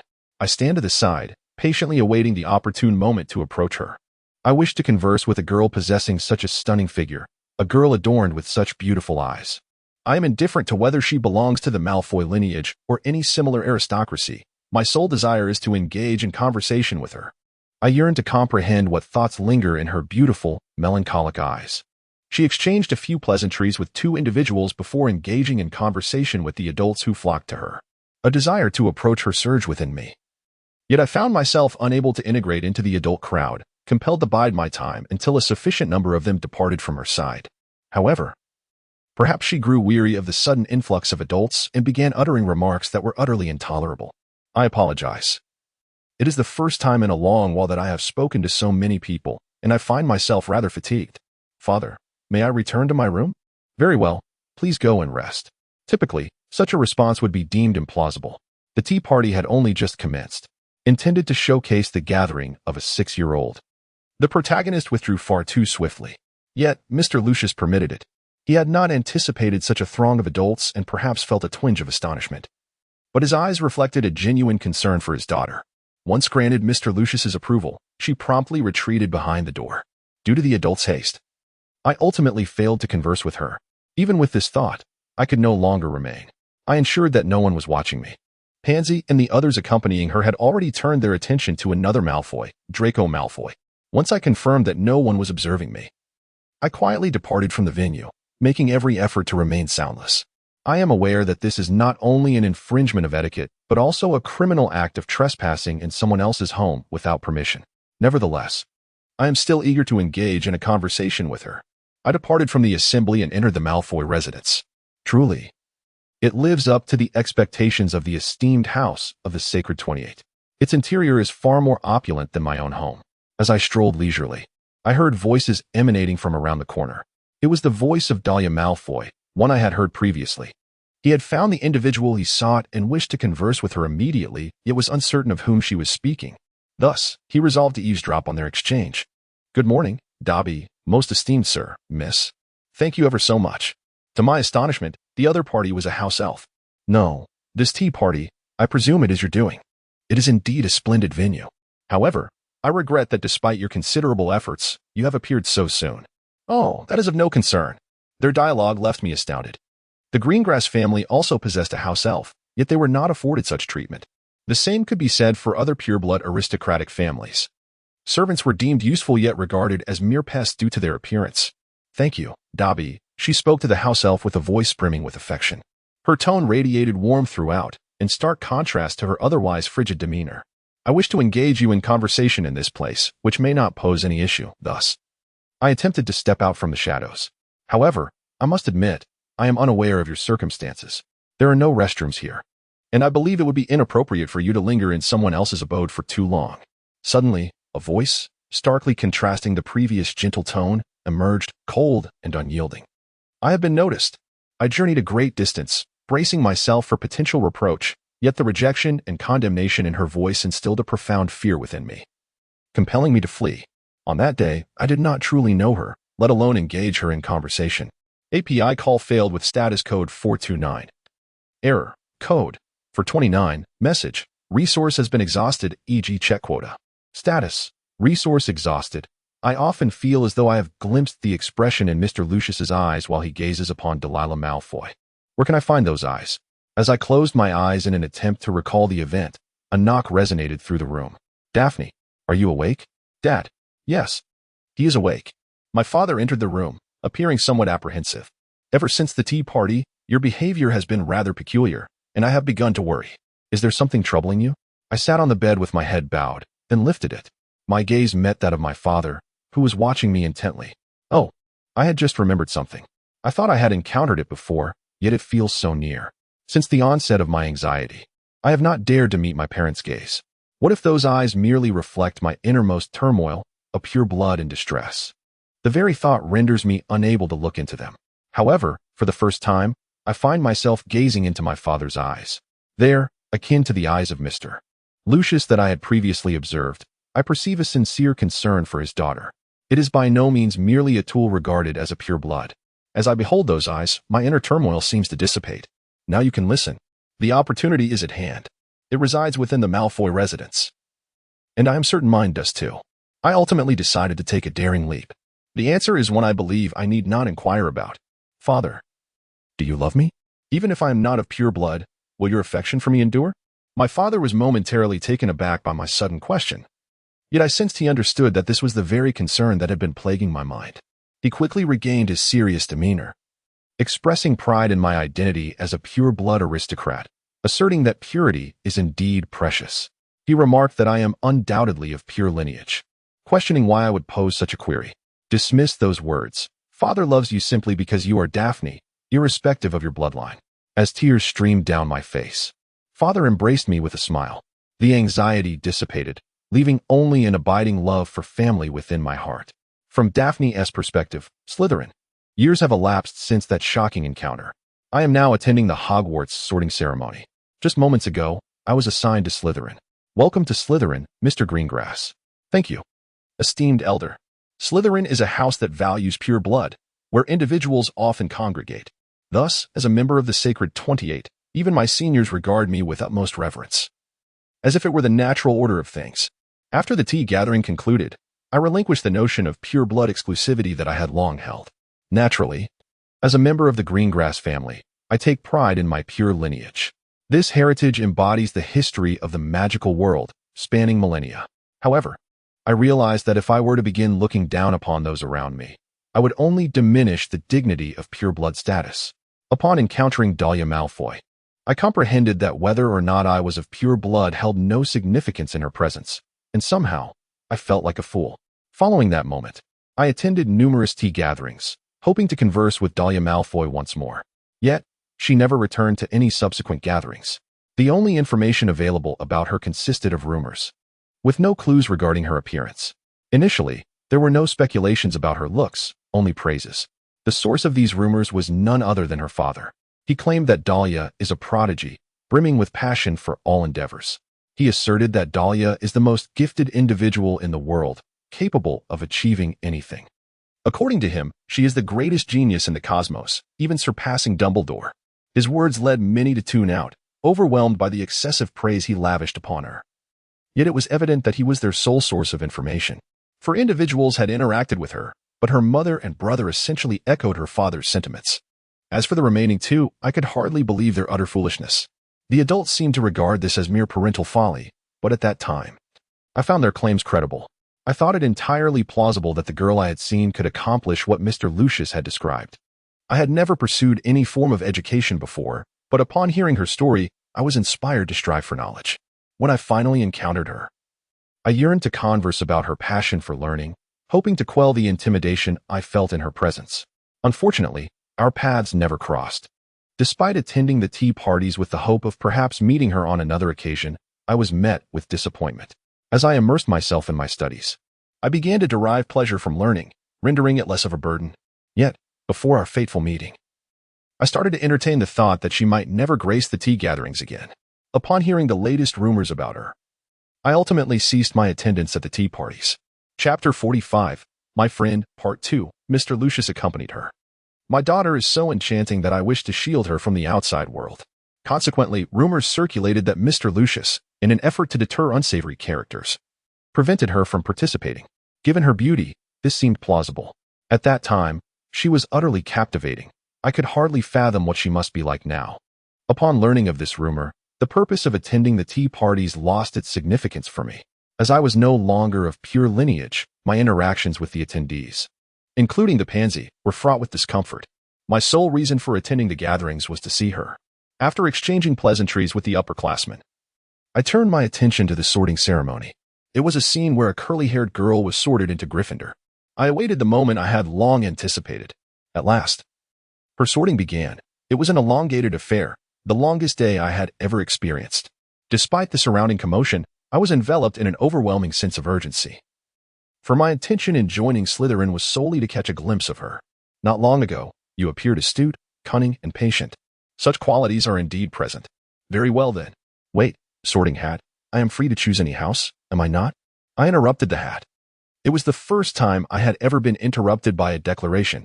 Indeed, you possess a myriad of possibilities, responded a somewhat astonished hat. Then place me in Slytherin. Shall you? Slytherin? Are you truly content with that house? You are undoubtedly cunning, yet I am uncertain how well you would fare in that environment. I have no objections. For I seek not bravery, but rather your companionship. I see, the hat mused. It appears you are indeed deserving of Slytherin. I hope you discover genuine friendship. The hat paused before proclaiming, Slytherin. The sorting of Daria Malfoy continued. I required her presence in Slytherin. Speaking of her, the typically stern Mr. Lucius emanated an unexpectedly amiable aura, recounting foolish tales about her deeds. I cannot fathom the depth of her family's affection for her, so profound that she would never opt for Slytherin. It is partly due to such contemplation that I chose Slytherin for myself. Had I been selected for Gryffindor, I would have exploited my father's influence to gain access to her dormitory. From the moment I first laid eyes on her, I was struck by an overwhelming infatuation. She offered me the chance for transformation. I longed to engage her in conversation, to glimpse the world through her eyes, to be by her side. This is not love. Yet I find myself captivated by her at first sight. As I watch her sort with a heart full of hope, the moment has finally arrived. Slytherin. The greatest opportunity to interact with her has come. Congratulations to the new students of Hogwarts. Before the welcoming feast commences, I wish to share a few words. Let us proceed. Before us lies a sumptuous banquet rarely seen at home. The first-year students not only indulge in exquisite dishes but also behold the ghosts flitting about in the ceiling that mirrors a true sky. However, only the Slytherin students are acquainted with such opulent feasts, likely due to their predominant pure bloodlines and their awareness of the spectral inhabitants. He, of course, possesses an understanding of magic, which lends him a calm demeanor. I feign tranquility on the surface, yet my experience diverges from that of my fellow Slytherins. I am a person of insatiable curiosity, unable to resist the allure of exploring Hogwarts and witnessing things for the first time.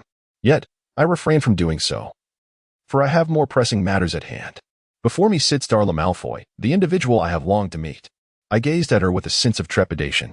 After all, she was strikingly beautiful, a notion difficult to fathom. She appeared far more radiant than when I last beheld her. It was evident that the Slytherins and even members of other houses were observing her intently. At that moment, she was savoring a delectable steak, her expression inscrutable. Yet it seemed utterly delightful. A beautiful woman, regardless of her actions, always possesses an enchanting allure. I took a deep breath to ensure she would not hear my voice. It was time to engage her in conversation. How long had I awaited this moment? However, before I spoke to him, I resolved two matters. Firstly, I would feign ignorance as if I had never encountered her before. When I first laid eyes on Mr. Malfoy, I was a foolish purist, and my beliefs were so insipid that they scarcely warranted the term doctrine. This is why I yearned to reset our initial meeting. I desired that my first interaction with her reflect the person I have become. Additionally, there is another consideration. She belongs to the Malfoy lineage, a paragon among the pure-blood aristocracy. Engaging in conversation with a house elf does not imply she shares the same foolish purism as I once did. Her reputation precedes her. This is Slytherin, where the value placed on family is inherent. The strength of her friendship is likely contingent upon whether she shares my pure blood status. Thus, I sought to leverage my own standing as a member of the esteemed House of St. 2018. While this may seem at odds with my first resolution, I had no intention of choosing any particular manner in which to interact with her. I resolved to engage her in conversation with a facade of tranquility. Hey, the atmosphere was truly delightful just now. Are you the illustrious Daria Malfoy? It has been a week since I entered Hogwarts. Somehow, I had acquired the identity of Daria's roommate. If I were not in the same room as her, I would converse with those who were. Ultimately, I found I did not require her presence in the same chamber. Nevertheless, my interactions with her did not unfold as I had envisioned. Daria proved to be a far more admirable individual than I had anticipated, and I harbored no grievances against her. She simply turned me down. I'm not the only one. She has turned down everyone except for her brother. It is not akin to disregarding us or anything of that sort. If you engage in conversation with them, they will respond courteously. Yet, there is a profound sadness in her gaze, and an air of chill inexplicably keeps us at a distance from her. I yearn to draw nearer to her. What course of action should I take? As I pondered this, I awaited Daria to bring me the book I sought. It was our inaugural visit to the Hogwarts library. Daria wished to explore the library while Blaise awaited me there, along with Draco and Theodore. I had mentioned my intention to seek out a tome on the defense against the dark arts, yet I found nothing. My true purpose, however, was to be in the company of Daria. Of course, my passion for learning beckoned me to the Hogwarts library, which houses the most extensive collection of magical texts in the world. Nevertheless, the primary reason for my visit was to spend even a fleeting moment with Dahlia. As I opened the book on dark arts, my mind wandered to other matters. Draco had previously discovered this volume before returning. But what of Dahlia?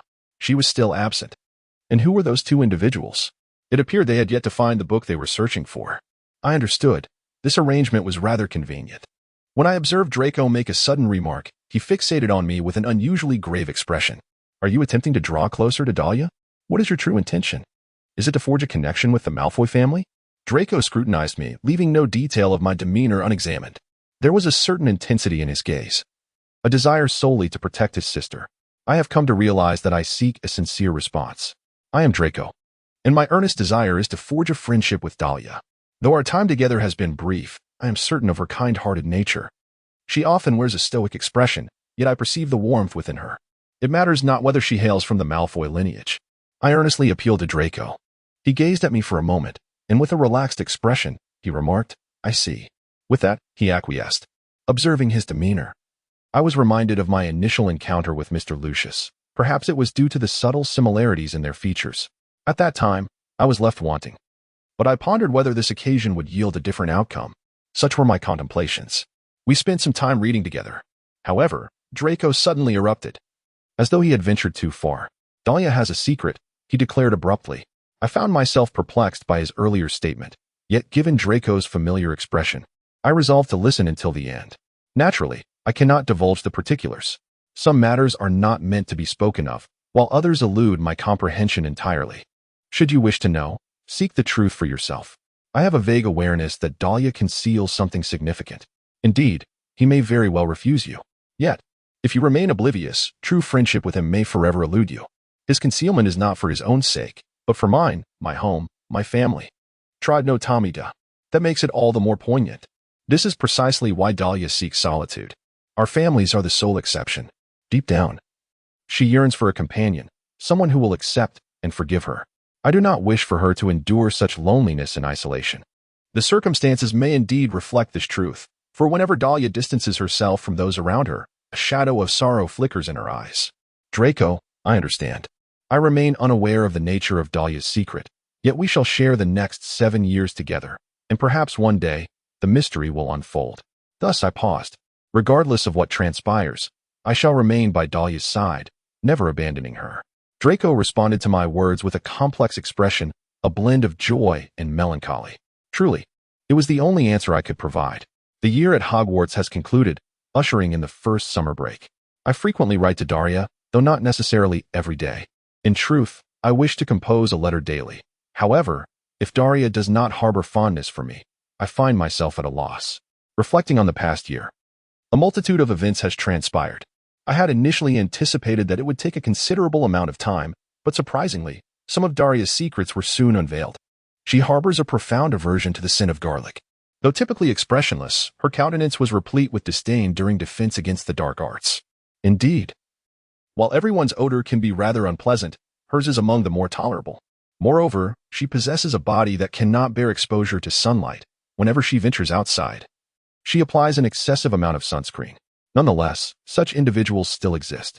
What convinced me were the regular deliveries of beverages, food, and various items that were sent to her. Draco and his companions frequently received confections from the Malfoy family, which Draco generously distributed to the other Slytherins, often providing more than they consumed themselves. Occasionally, there would be peculiar items, such as thermoses, which were not typically found. Daria had collected them early on, though I remained unaware of their purpose. On one occasion, however, I witnessed her consuming from one. Daria had urged me to proceed ahead, so I made my way to the classroom. But I forgot some matters and returned to the dormitory. She emerged from her bedroom, adorned with a smile I had never before witnessed. As I stood in astonishment, Daria, in a surprisingly cheerful mood, addressed me, saying, "Oh, Daphne, what is it? By the way, I too forgot something. More importantly, Daria, has something good happened?" Upon my inquiry, Dahlia's expression returned to its previous impassivity, leaving the atmosphere thick with astonishment. "No, particularly me, could it be so? In that case, I shall hasten to retrieve the items you seem to have forgotten." I hurriedly entered the room, retrieving the forgotten items, and then joined Daria. "Thank you for your patience. Shall we proceed?" Indeed, I recall taking a stroll with Dahlia. API call failed with status code 429. Error. Code. For 29. Message. Resource has been exhausted, e.g. Check quota. Status. Resource exhausted. What does it matter? Certainly, this is not her only secret. Why do my parents, who are not vampires, have a vampire girlfriend? And then there asks that smile you revealed on Halloween. There are many things we remain unaware of. Yet, my answer remains unchanged. So what? Regardless of who she is, I will always stand by her side. This is akin to the reason my father loves me. I cherish Dahlia simply for the essence of who she is. As I penned my letter to Daria, tears streamed down my face, releasing the myriad thoughts that weighed upon my heart. Regardless of who Daria may be, I shall never abandon you. Therefore, permit me the honor of being your friend. Chapter 46. The Secret Room. Daria's perspective. Upon awakening, I found myself standing in a realm awash in vivid crimson. Where am I now? I surveyed my surroundings, filled with perplexity. The blood-red expanse stretched interminably towards the horizon. Even when I gazed upwards, I was met with a vibrant crimson sky that seemed utterly impossible. As I turned my head, seeking to discern my whereabouts, an enormous mirror, which had never existed before, materialized before me. Approaching the mirror, I beheld my own reflection. In that image, I saw myself, wielding an obsidian cane, my smile chillingly devoid of warmth. Oh, I recall this mirror from my visit to the principal's office. This is precisely what I desired, my most fervent wish. Yet, it felt utterly implausible. API call failed with status code 429. Error. Code. For 29. Message. Resource has been exhausted, e.g. check quota. Status. Resource exhausted. I gazed at my hand, marred by the shards of the broken mirror, and pondered in silence. API call failed with status code 429. Error. Code.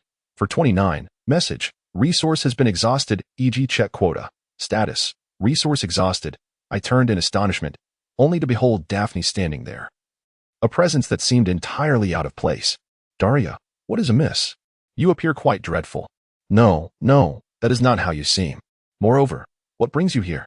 Despite receiving letters during the summer, I had never encountered Daphne in person until now. Yet, here she was, in a location I scarcely recognized. What are you saying, Daria? I cannot be the only one here, can I? Daria, are you there? Suddenly, a voice echoed from behind me. As I turned, I found my brother, father, and mother standing there as well. Daria, what troubles you? You look utterly terrifying. Ah, elder brother, do I truly seem so frightful?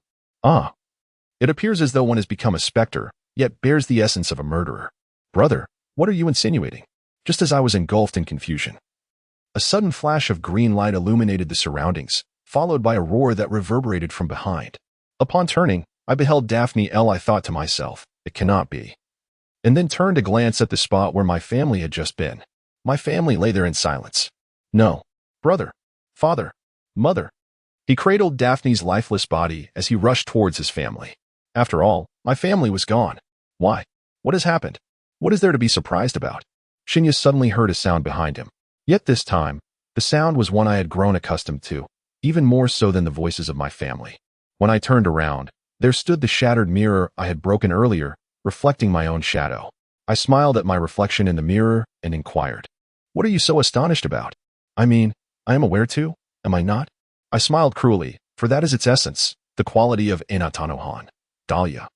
When I opened my eyes, I found myself in my familiar bedroom. It was evident that I had fallen asleep. Upon awakening, I was drenched in sweat, and my mother stood by my bedside. "Dahlia, are you all right? You truly look distressed." No, it's nothing," I replied. "I merely had a nightmare. I still recall the dream I once had. A significant figure from my life has passed away. No, it was I who took their life."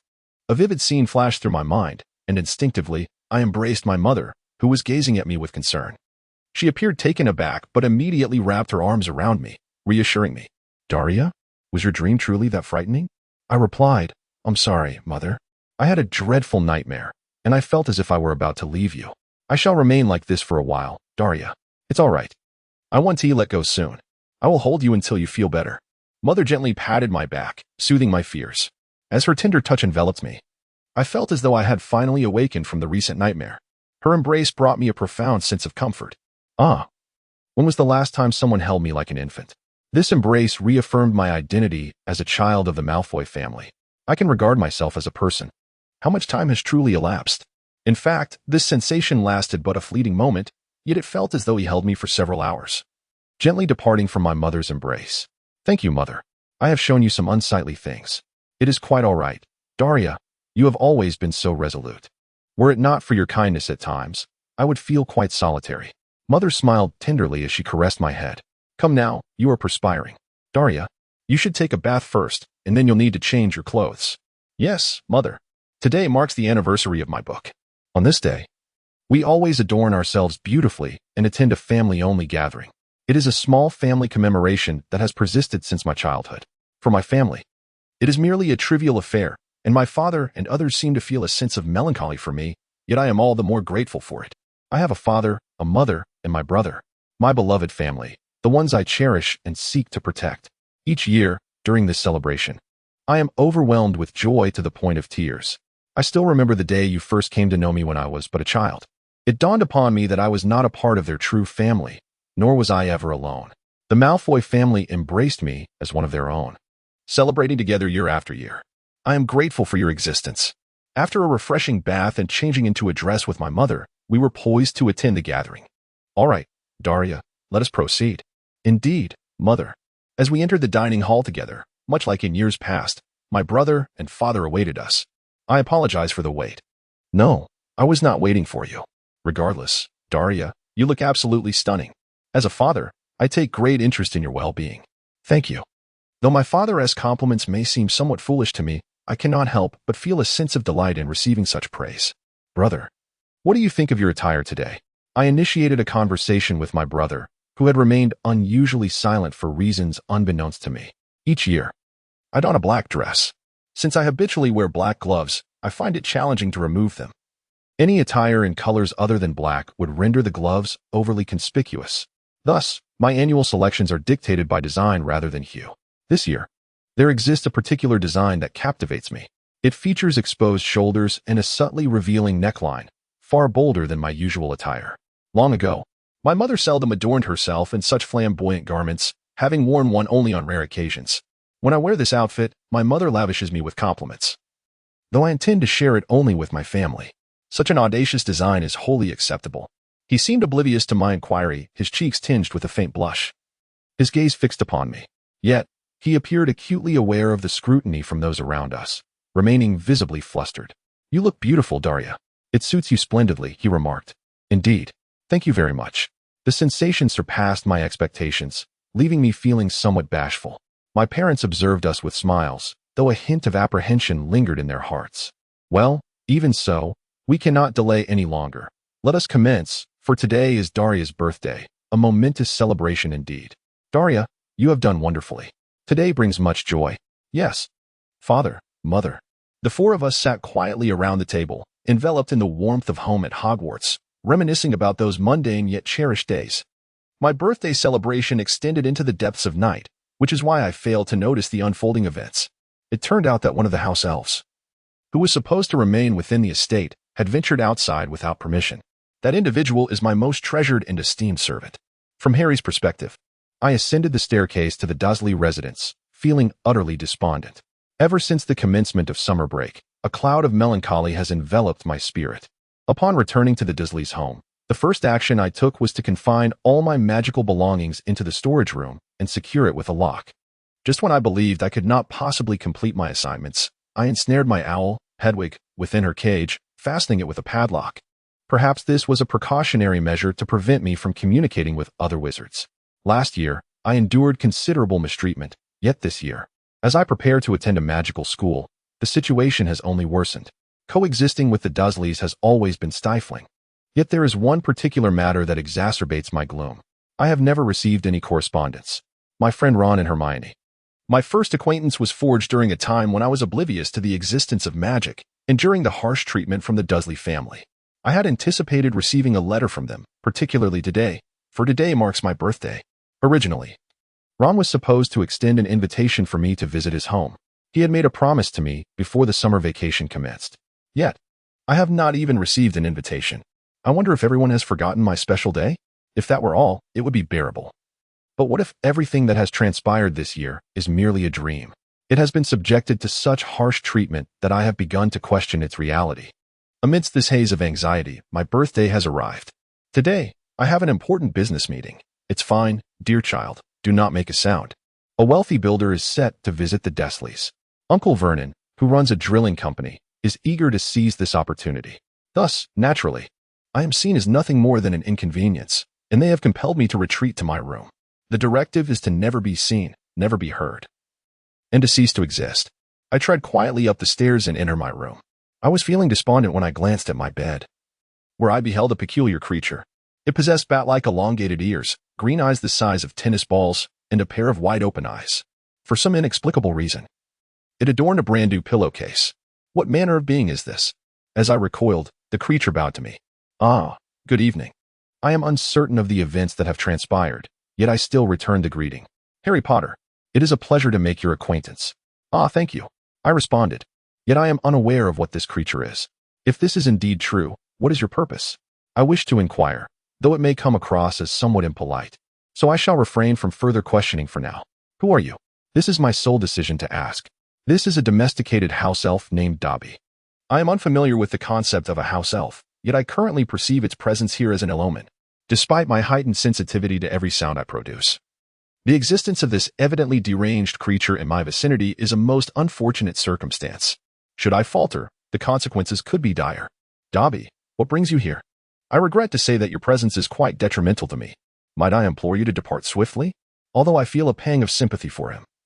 I insist that Dobby leave at once. Yes, that is indeed correct. Dobby bowed his head for a moment, but then he seemed to regain his composure, gazing earnestly at me, pleading. Dobby warns you. Harry Potter must not return to Hogwarts. I shouted at the top of my lungs, believing that the occupants below could hear me, yet their voices seemed to fade away. To be honest, I felt quite uncomfortable, but I could not disregard Dobby's words. So in this situation, I endeavored to speak as loudly as possible. What are you saying, Dobby? There is no place for me in this house. Hogwarts is my true home. No, no, no, Dobby exclaimed. Harry Potter must be in a safe place. You are the hope of house elves. In my time during the era of the Malfoys, people were treated like vermin. You have changed that. Of course, there are many house elves who are still treated in such a manner. Dobby, I am certain you have endured this as well. But I believe there was a time when it was different. Why can't I return home? This is a trap. A dreadful trap has been set for Hogwarts this term, of which Dobby is aware. Dobby should not have revealed this to you. This is an act of betrayal against your master. It is not merely a betrayal of your master. It is an act against a fellow human being. A treachery towards the lady who treats you with kindness. Yet Dobby has come to inform you. Do not lose Harry Potter. What is this trap? Who would create such a thing? Upon my inquiry, Dobby immediately seemed as if he had crushed a bitter insect, beginning to batter his head against the dressing table in the room. Dobby is a bad elf. Dobby is a bad elf. The noise was so overwhelming that I finally heard Uncle Vernon ascending the stairs. API call failed with status code 429. Error. Code 429. Message. Resource has been exhausted, e.g. check quota. Status. Resource exhausted. API call failed with status code 429. Error. Code 429. Message. Resource has been exhausted, e.g. check quota. Status. Resource exhausted. I prevented Dobby from once more colliding his head against the dressing table. Very well. I understand that I am not in a position to utter any words. So, let us refrain from speaking. However, Dobby, I earnestly yearn to return to Hogwarts. I have friends there. Are they the kind of friends who have never even penned a letter? Indeed. Dobby appears quite disheartened. Harry Potter. I hope all is well with Dobby. You intercepted my letter, did you not? My voice trembled with fury. Dobby pondered that if this letter were never to reach its destination, Harry Potter would inevitably forget Hogwarts. Return it to me now. If Harry Potter promises not to return to Hogwarts, I shall return it. I do not wish for this. Return it to me. With no alternatives left. Dobby had no choice but to act. As soon as those words escaped his lips, he broke free from my restraints and descended the stairs at lightning speed. Upon my arrival downstairs, I saw Dobby using magic to make Aunt Petunia's specially prepared desserts float. I glanced in the direction Dobby was observing. There sat the wife of a couple who had just arrived at this house. No, Dobby, do not do this. You will be harmed. As long as Harry Potter did not declare he would not return home, Dobby felt compelled to proceed. With a sorrowful gaze, Dobby hurled the dessert at the customer's head. Amidst the ensuing chaos, I watched Dobby with concern. Harry Potter, madam, please forgive me. I witnessed Dobby murmuring softly before vanishing. Thus commenced my life of captivity. Chapter 47. Dobby's beating from Daria's perspective as the family gathered around the dining table. "Miss, my dear little one, a letter from Hogwarts arrived." "Thank you, Dobby." I received a letter from Dobby, and upon opening it, I found him still gazing at me. His eyes seemed to convey a message he longed to share. "Dobby, in my view, you have no reason to linger here." His disdainful father struck him sharply. "Yes, master." Dobby remained perplexed, yet his father's gaze grew increasingly stern, prompting him to swiftly return to his duties. Indeed, a most detestable house elf. Although his father spoke thus, there was no intent to inflict harm. I surmise they regard me favorably due to my affection for Dobby. I have perused the previous correspondence and am contemplating a visit to observe Dobby's situation later. Here is the list of textbooks to be utilized this year. Basic Spells Collection for Second-Year Students, authored by Miranda Goshawk. A New Holiday with the Weeping Monster, penned by Gilderoy Lockhart. Strolling with the Ghoul, also by Gilderoy Lockhart. The Perfect Boating Adventure with Vampires, once again crafted by Gilderoy Lockhart, and so forth. Gilderoy Lockhart has authored a total of 7 books. Is your new instructor an admirer of this individual known as Gilderoy Lockhart? He has recently garnered considerable attention among witches. Has he not? I found myself tilting my head alongside my brother, who was engrossed in the list from our textbook. Recently, I had encountered a name, Gilderoy Lockhart, in the pages of the Daily Prophet. However, the articles I perused were rather mundane, and thus, I never devoted myself to a thorough reading. This new instructor is likely to be a witch, and she is undoubtedly an ardent admirer of this witch, regardless of your identity. I believe you surpassed last year's teacher. At the very least, you will not be troubled by the unpleasant odor this year. Yes, that very scent. Yet, I find myself perplexed by your words. Father, are you aware of the recent appointment? Being one of the board members of Hogwarts, it is hardly surprising that he is familiar with the new teacher's disposition. Contemplating this, my brother inquired about our father, who appeared as though he had bitten into an enormous bitter fruit. Father? Ah, I see now, a notably candid response. What is amiss? Is there a problem with the new appointment? Daria, let me put it this way. The selection of this teacher was not of my choosing. Although no one else contested for the position, that old man made the selection, and it was certainly not my decision. Strangely enough, as soon as I uttered those words, silence enveloped me, as if I were reluctant to discuss that individual at all. I am curious about the characteristics of newcomers. A profound sense of unease lingers within me. The Malfoy family possesses no volumes penned by Gilderoy Lockhart.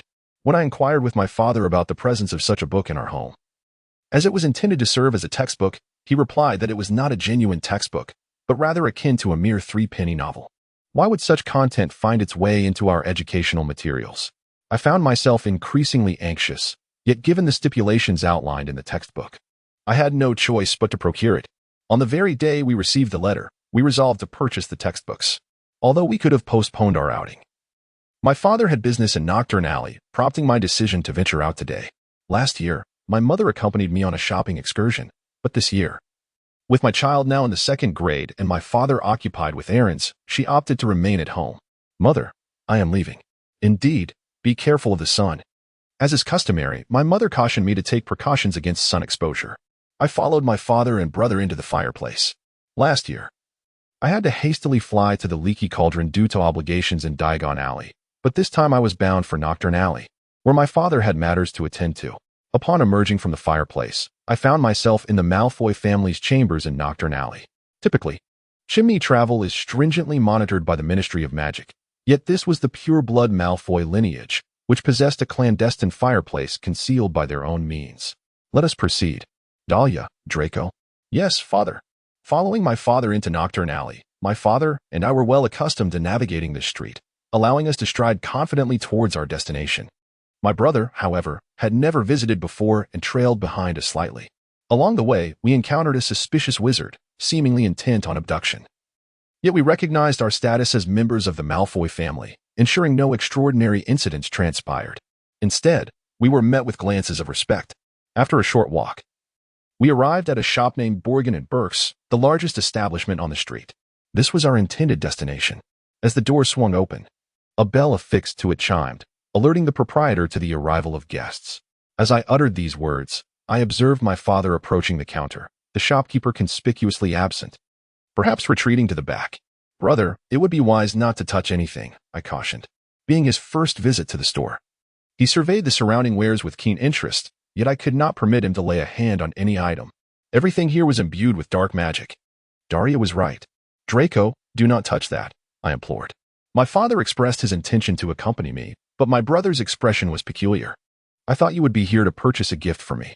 My brother has not performed well academically this year, so his father ought to present him with a gift.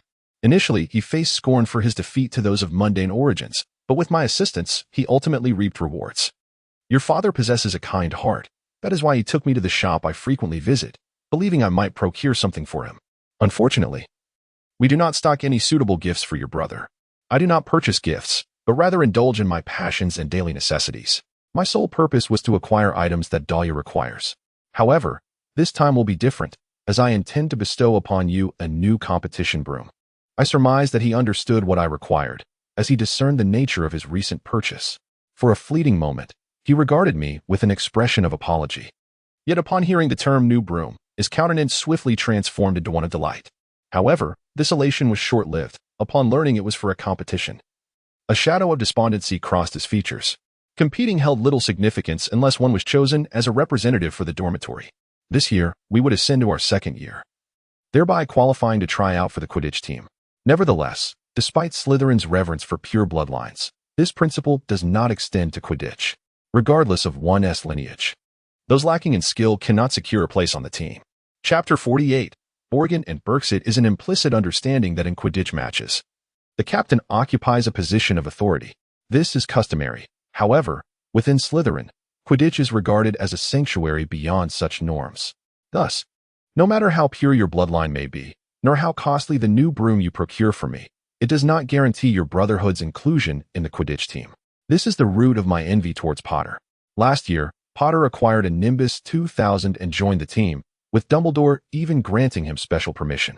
My brother is aware of this. Considering the disparity in skill demonstrated during last year's flying lessons, even if one wishes to dismiss it as mere luck, the differences in talent become increasingly evident in competition. Those who have ridden numerous brooms understand this truth. Yet, here stands a boy raised in the Muggle world, who had never even laid eyes on a broom. My passion for Quidditch blossomed from a young age. It is inconceivable for me to accept that my brother, who has exerted himself in riding brooms, cannot reconcile this. Everyone perceives Potter as admirable, marked by the scar upon his forehead and holding a broom in his hand. I have heard this tale recounted countless times. To speak ill of Harry Potter is unwise, for the majority regard him as the hero who vanquished the Dark Lord. My father interrupted my brother's discourse with a sharp glance, as if to convey that the remaining matters were now my responsibility, before he proceeded to the counter. Early in the summer, he listened with a measure of seriousness, yet having heard the narrative so many times, he seemed disinclined to inquire further. My brother harbors jealousy towards Potter. As always, I engage in amiable conversation with my sibling. Brother, if you were indeed my kin, I would join the Slytherin team. I have witnessed your prowess from a young age. Indeed, I was aware of my brother's capabilities early on.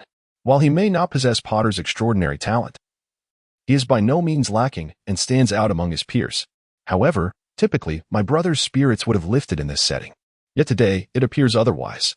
And regarding my brother, regardless of how many extol Potter's virtues, the one I find most admirable remains my sibling. Thus, I recounted the remainder of the story, something I seldom share. I take great pleasure in watching my brother engage in the exhilarating sport of Quidditch.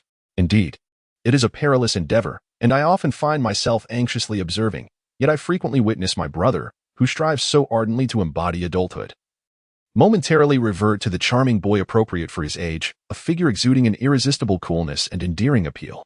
Yes, indeed, let it be so. Upon hearing my words, the ghost blushed and gracefully turned away. As my brother and I perused the merchandise, the shopkeeper, Mr. Boking, finally emerged from the back of the store. That hunched, greasy-haired man greeted us. "Ah, young lady, thank you immensely for your patronage. What brings you here today? Shall we proceed?" His voice, as oily as his hair, dripped with insincere flattery. I often purchase various items here, and occasionally my family acquires certain beverages and goods. Typically, I receive items from my parents, but when necessity arises, I procure them. He is my brother, and I peruse the products. We reminisced about our father's business negotiations. I frequented this place before my enrollment, yet I had not visited in the past year, so I yearned to see the long-absent items. However, my brother stumbled upon something, and I felt a pang of anxiety, fearing it might not be suitable. Additionally, there was another reason. Daria, what do you think it is? in the direction indicated by the ghost. There lay an object resembling a withered hand. This was a glowing hand, a magical tool that emitted a light visible only to its holder when a candle was inserted. Indeed, as expected of you, miss, you understand me well. Indeed, young master, it is my greatest ally against bandits. No, young master, you possess discerning eyes. Mr. Boken, are you suggesting that your brother is a thief? Mr. Boken attempted to interject into our conversation, perhaps wishing to evade an unprofitable business discussion. But my icy gaze compelled him to retreat hastily back to negotiations. As I turned, questioning whether I had spoken too much. My brother was fixated on a necklace beside him. Brother? What of that necklace? No, Daria. It is nothing of significance. Oh, by the way, what is it, Daria? For some reason, he appeared quite flustered, seemingly reluctant to show me the necklace, yet since he was not particularly interested in it, he began to explain what he meant. So it is settled. Your father's business negotiations appear to have finally concluded. He approached me from the counter. Daria, Draco, let us depart. Mr. Bolgene. I apologize for the interruption. As arranged, please come by my house tomorrow to collect the items. Upon finishing his statement, my father swiftly exited the store with my brother. Before leaving the store in haste, I turned back to Mr. Boken. Oh, miss, take care. Besides being a good customer. He seemed to harbor a greater fear and respect for me than for the Malfoy family, perhaps sensing he had dampened my spirits. He paled slightly as he offered his apologies. I do not mind. I may have spoken rather excessively, please forgive me. As I stood beside the imposing black cabinet near the counter, I addressed Mr. Boken. From the very moment I entered the shop, an unsettling sensation enveloped me. As if someone within the cabinet, aside from the shop's patrons, was scrutinizing me intently. I remained oblivious to the identity of this unseen observer. Yet I sensed that he was a resident of the alley, and I doubted his intentions were honorable. Nevertheless, I did not believe the locals would pose any threat to the Malfoy family, thus refraining from voicing my concerns and risking an outburst. However, the notion of a thief infiltrating a shop I frequented filled me with discomfort, prompting me to resolve to offer a final warning. Upon hearing my words, Mr. Boken was filled with indignation regarding the intruder's presence, hastily rushing towards the counter in a state of alarm. It appeared he had mistakenly interpreted my gaze as directed at him. After I pointed it out, an unsettling atmosphere emanated from the cabinet. Should I choose to retreat? I feared the intruder would seize the opportunity to escape to an undisclosed location. I did not actively pursue their intentions, so I turned and followed closely behind my father and the others. From Harry's perspective, the tightly shut windows and locked doors signified a life of total confinement that came to an unexpectedly early conclusion. Ron, along with his brothers Fred and George, arrived to assist me in a flying car. During the summer break, I encountered difficulties at the Weasley family's hideout. Ron remarked that the Weasley household was ragged and filthy, filled with bickering between Fred and George, and even a ghost haunting the attic. Yet, to me, this place felt far warmer and more inviting than the Dursleys' home. I instantly fell in love with the house. After a week of residing in this humble abode, Ron's father, Arthur Weasley, inquired about Muggles during breakfast, presenting me with a letter from school, alongside a note from my other best friend, Hermione, stating that she wished to accompany me to Diagon Alley on Wednesday. On that day, the entire Weasley family resolved to visit Diagon Alley. Despite their togetherness, they did not include their brothers Bill and Charlie, both of whom had already graduated from Hogwarts. Bill worked at a bank in Egypt, while Charlie studied dragons in Romania. Thus, the only siblings remaining at home were Percy, Fred, George, Ron, and our only sister, Ginny. Ginny was set to attend Hogwarts this year, prompting the entire family to procure her school supplies. How do we reach Diagon Alley, Harry? You must enunciate clearly, otherwise, you may mistakenly enter the wrong fireplace. The method of travel involves flying through chimneys. I am rather anxious, for this is my inaugural experience aboard a mode of transportation. Did you not observe the extent of my trepidation as I cautiously approached the fireplace? Harry, I wish you well. The moment Ginny lays eyes upon me, she blushes and averts her gaze, addressing me in such a manner. Oh, thank you. Encouraged by the young girl's support, my unease diminished somewhat. However, at a critical juncture, he inhaled the ashes from the fireplace and found himself choking. I departed from a shop that offered an assortment of exceedingly dubious items. A withered hand, blood-stained playing cards, a glass eye, and a suspicious mask were among the peculiar wares. Each selection was a rarity, unattainable through conventional means. Gazing outside, I was met not with the vibrant ambience of Diagon Alley, but rather a dimly lit and perilous street. Regardless, I felt an urgent need to vacate the premises. With that thought in mind, I made my way toward the exit. However, upon catching sight of 3 silhouettes on the other side of the glass, I was compelled to turn back. These figures were Draco Malfoy, a man bearing a striking resemblance to his father, and Daria Malfoy, the one I regarded with the utmost caution. I presently wished to avoid their presence, thus I swiftly retreat into the large black cabinet adjacent to the counter. API call failed with status code 429, error, code, 429, message, resource has been exhausted, e.g. check quota. Status, resource exhausted. I slightly opened the cabinet to take a glance. It was evident that they had come to this shop with the intent to sell something. The details eluded me, yet I overheard him mocking Uncle Wesley, which ignited my ire. As my father and the shopkeeper commenced their negotiations, I shifted my gaze from them to the curious expressions of Daria Malfoy and Draco Malfoy, who were examining the merchandise. Both appeared intrigued. Yet Draco's sudden reaction to a particular item, a necklace, prompted him to swiftly pull Daria Malfoy away from it. Thus, it was settled, as if the negotiations had finally concluded. His father led Draco out of the shop. Shortly thereafter, Daria Malfoy also exited. Excellent. Now I could leave this place as well. Just as I prepared to exhale in relief, I heard Daria Malfoy fixate her gaze upon me and say, "It would be better if you locked the door." "You've discovered it?" I exclaimed in a state of panic, as the shopkeeper rushed towards me. Would we be caught? Daria Malfoy seemed equally unaware of who was present, but it was merely a matter of time. I share the same sentiment, however. Perhaps the shopkeeper misinterpreted what she was observing as he traversed the counter and dashed to the rear. He felt an opportunity had arisen, glancing toward the store's exit only to discover that Daria Malfoy had already departed. At that moment, I hastened towards the exit, striving to remain silent. Along the way, he suddenly noticed the necklace Draco had been gazing at, a magnificent opal necklace, cursed and ominous. To date, it had claimed the lives of 19 Muggle owners. Thus it was inscribed. Even if I managed to escape the shop, the sign read Nocturne Alley, rather than the Diagon Alley I was familiar with. I was utterly oblivious to the whereabouts of Nocturne Alley. Subsequently, an elderly woman, seemingly abducted, approached him, but he was fortuitously rescued by Hagrid, allowing him to return safely to Diagon Alley. He left Hagrid, who appeared to have other matters to attend to, and joined the Weasley family and Hermione. Recounting the recent events, I encountered the Malfoy brothers at a shop named Borgin and Burke's. Malfoy, perhaps even Mr. Malfoy? Indeed. Draco, his father, and Daria Malfoy was present as well. Mr. Malfoy, I have been studying fervently this summer to defeat her. I wish to meet her as soon as possible. Well, Hermione, do you still harbor feelings for him? Hey, Ron. By the way, Harry, did Mr. Malfoy appear well? I trust you are unscathed, after all. You have always maintained a stoic demeanor. It was precisely this that nearly led to my capture, as I responded to Hermione, who seemed intent on going elsewhere. Did Lucius Malfoy purchase something? Uncle Weasley, who had been eavesdropping from the background, chimed in. No, Daria Malfoy usually speaks as if she is buying. But today she claimed to be selling. That is when concern began to set in. The elder wore a self-satisfied expression.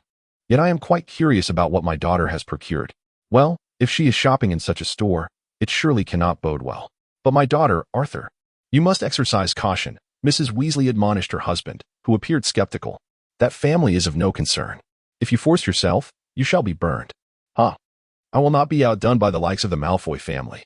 The elder declared with ire, vowing that one day he would seize that family by the tail. Yet, when he found Hermione's Muggle parents, he momentarily forgot this resolve and rushed towards them, perhaps prioritizing his immediate interests. I had not noticed that Hermione was observing the old man with a complex expression. From Daria's perspective, after concluding the events in Nocturne Alley, we proceeded to Diagon Alley to purchase brooms. I initially intended to purchase a book before coming here. However, unlike a book, I could transport this item back home. Thus, I realized that completing this task first would be more efficient. Father, the Nimbus 2001 is on sale. The latest model. Let us proceed with that one. It seemed he had momentarily forgotten his previous jealousy as he gazed at the newest broom with fascination. My father and I exchanged smiles as we observed my younger brother. After all, witnessing my brother's cheerful expression brought me immense joy. Father was in the midst of making the payment, casting a glance at my brother, who appeared delighted to have acquired the latest model. My brother and I were examining various brooms when I suddenly realized that purchasing one would consume too much time. So I decided to seek out my father. Father, do you have any concerns? I inquired. Ah, Daria, there are no particular issues at hand. I discreetly concealed the coin upon the counter, yet it remained within my sight. The gold coins were abundant, enough to procure a multitude of brooms. Oh, father, what is the matter? How much are the gold coins? As an alumnus of the dormitory, I believe it is my duty to purchase brooms for the entire team. Your father, likely aware of your brother's capabilities, is confident in your ability to join the team this year and has decided to celebrate by acquiring this latest model of broom for everyone. Is that the case? I offered my father a wry smile. Despite his unwavering strictness towards my brother, he possessed an inexplicable sweet side. Chapter 49, Sales from Daria's Perspective. After purchasing the broom, we proceeded to our final destination, Flourish and Blott's bookstore. However, what was amiss with this throng? The crowd outside was overwhelming, making it quite challenging to gain entry. More importantly, as we watched in astonishment, the number of people continued to swell. You're right, your mother is not here. But what are these people doing? Perhaps it was as it seemed. My brother pointed to a sign that read, Book Signing, Gilderoy Lockhart, Autobiography, Magical Me. I see. Upon reflection, it dawned on me that this gathering consisted entirely of women. It appeared to be a signing event for a man who had recently garnered immense popularity among witches. If that were the case, I would certainly be convinced of his appeal. Nonetheless, amidst the crowd, it was possible that the rumored new professor was present. Oh, he must be. Certainly. This is a rather telling expression of admiration. I was unaware of the new teacher's identity, yet my father harbored a profound disdain for him. I could not take my father inside. Father, would you mind waiting here? My brother and I will procure the books we seek. Upon learning of the signing event, I beseeched my father, but his expression turned sour. No need. I shall accompany you. There is a bookstore after all. Yet, my father resolutely declined my suggestion. For reasons unknown, a flicker of determination gleamed in his eyes, prompting him to act. Very well, I shall purchase some books now. Brother, let us proceed. Oh. I folded the sunshade I had been holding up, maneuvered through the crowd, and rushed into the store.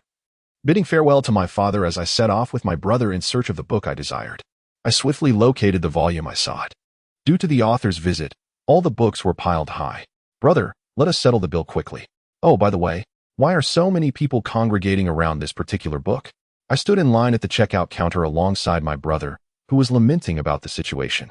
This gathering was in anticipation of a signing event, and fortunately, there weren't many people waiting to check out. It seemed we would be departing shortly. You were correct, however. Matters did not unfold as smoothly as anticipated. What if it were Harry Potter? A voice suddenly resonated from within the crowd. The perspective of Lucius. API call failed with status code 429. Error.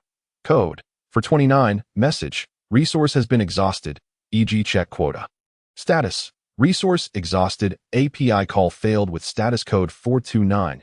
Error. Code. For 29. Message. Resource has been exhausted, e.g. check quota. Status. Resource exhausted. I reached into my pocket and touched a book. The third objective was to discreetly place this book among the academic supplies of a Hogwarts student. This book is pivotal. It serves as the key to unlock the Chamber of Secrets, established by Salazar Slytherin to eradicate those of impure blood. It is said that the chamber exists solely in myth, merely a rumor. However, the reality deviates from this notion. The chamber indeed exists. 50 years ago, it was opened but once. At that time, only one student was tragically killed, and the individual responsible for unleashing the chamber was apprehended. Let us once more unlock that forbidden door. The original intent of the chamber was not without the aim of cleansing Hogwarts of its tainted blood. Yet, the rationale for this reopening is markedly different. I am advocating for the protection of Dahlia, who is currently subjected to the unjust scrutiny of that old man. His intellect, though sharp, serves no beneficial purpose. As long as he remains the headmaster, Dahlia may be coerced into unnecessary anxiety. Furthermore, I am unaware of the specifics. But just prior to the Christmas holidays, the headmaster undertook certain actions regarding Dahlia. She remained silent, yet she gleaned some information from Draco. Due to Dahlia's reticence, I am wholly in the dark about the events that transpired. However, I am acutely aware that they are detrimental to her well-being. Since the onset of Christmas, Dahlia has frequently succumbed to sleep during the night. I awaken in a cold sweat, clutching tightly to the family members who happen to be nearby. Indeed, if I were to assert that Dahlia and I are displeased with her overly resolute indulgence, I would be lying. Yet, this is not what we desire. Dahlia is currently suffering, yet she remains unwilling to discuss her plight. They choose to bear it in silence, fearing they may disturb us. It is a lamentable situation. and I cannot help but harbor disdain for Dumbledore's torment of Dahlia. This year, Dumbledore is to be expelled from Hogwarts. Strangely, aside from myself, that old man seems to enjoy considerable favor among the other directors. There exists a societal tendency to regard him as the greatest wizard. He is far too troublesome to be cast out. However, with this book, one could indeed stir trouble at Hogwarts. If we are unable to resolve this matter, perhaps we can find a way to oust him. I once again touched the book nestled within my pocket. The tome spoke of its manifestation through the siphoning of its owner's life force, and it reopened the chamber anew. It requires a willing hand to deliver this book into the possession of a random student at Hogwarts. If I were to indulge in my greed, I would prefer the sacrifice of a Weasley, though such a desire may be rather ambitious. There is no assurance that you will be present today. And then there are these individuals. Even if they are nearby, you may not take notice of them. I seek students among the crowd who are worthy of sacrifice. All for the sake of my beloved daughter. From Dahlia's perspective, on the other side of the throng, Gilderoy Lockhart encountered Potter, who must surely have been present. Standing in line at the cashier while listening to his distant address, observing from our vantage point, it appeared that both parties were reveling in the moment.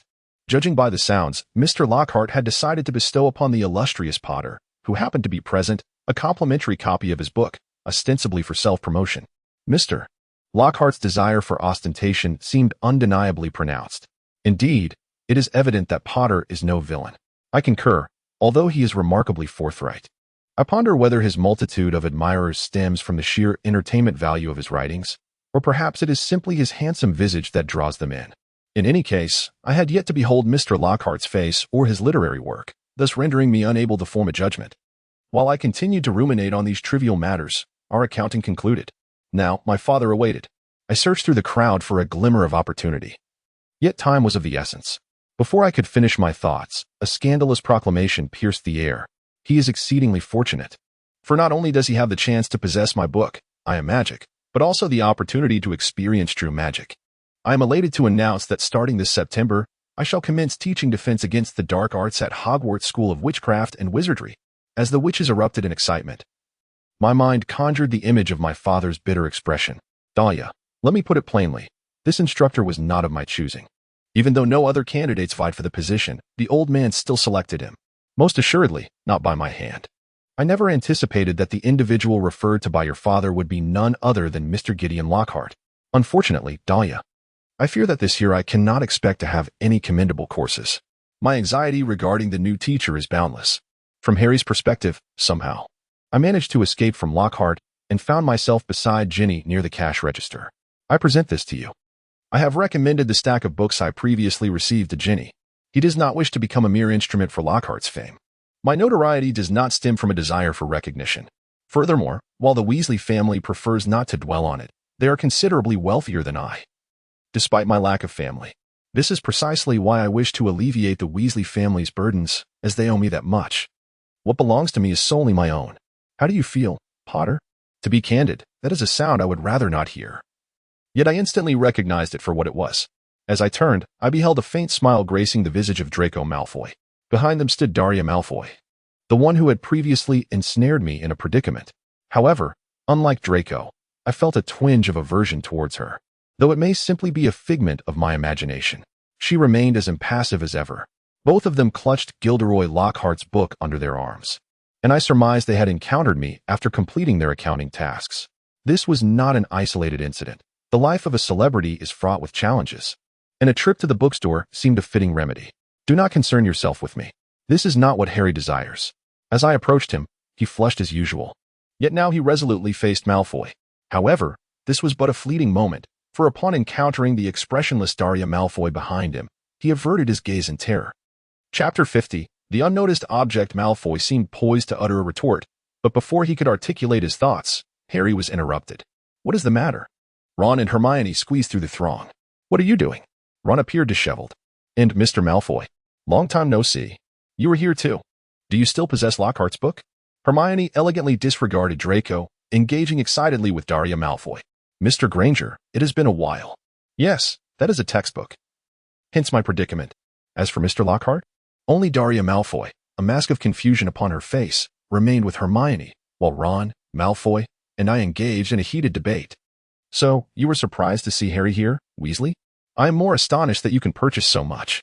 Will your parents cease their drinking and dining? Ron hurled a book into Ginny's cauldron, attempting to strike Malfoy.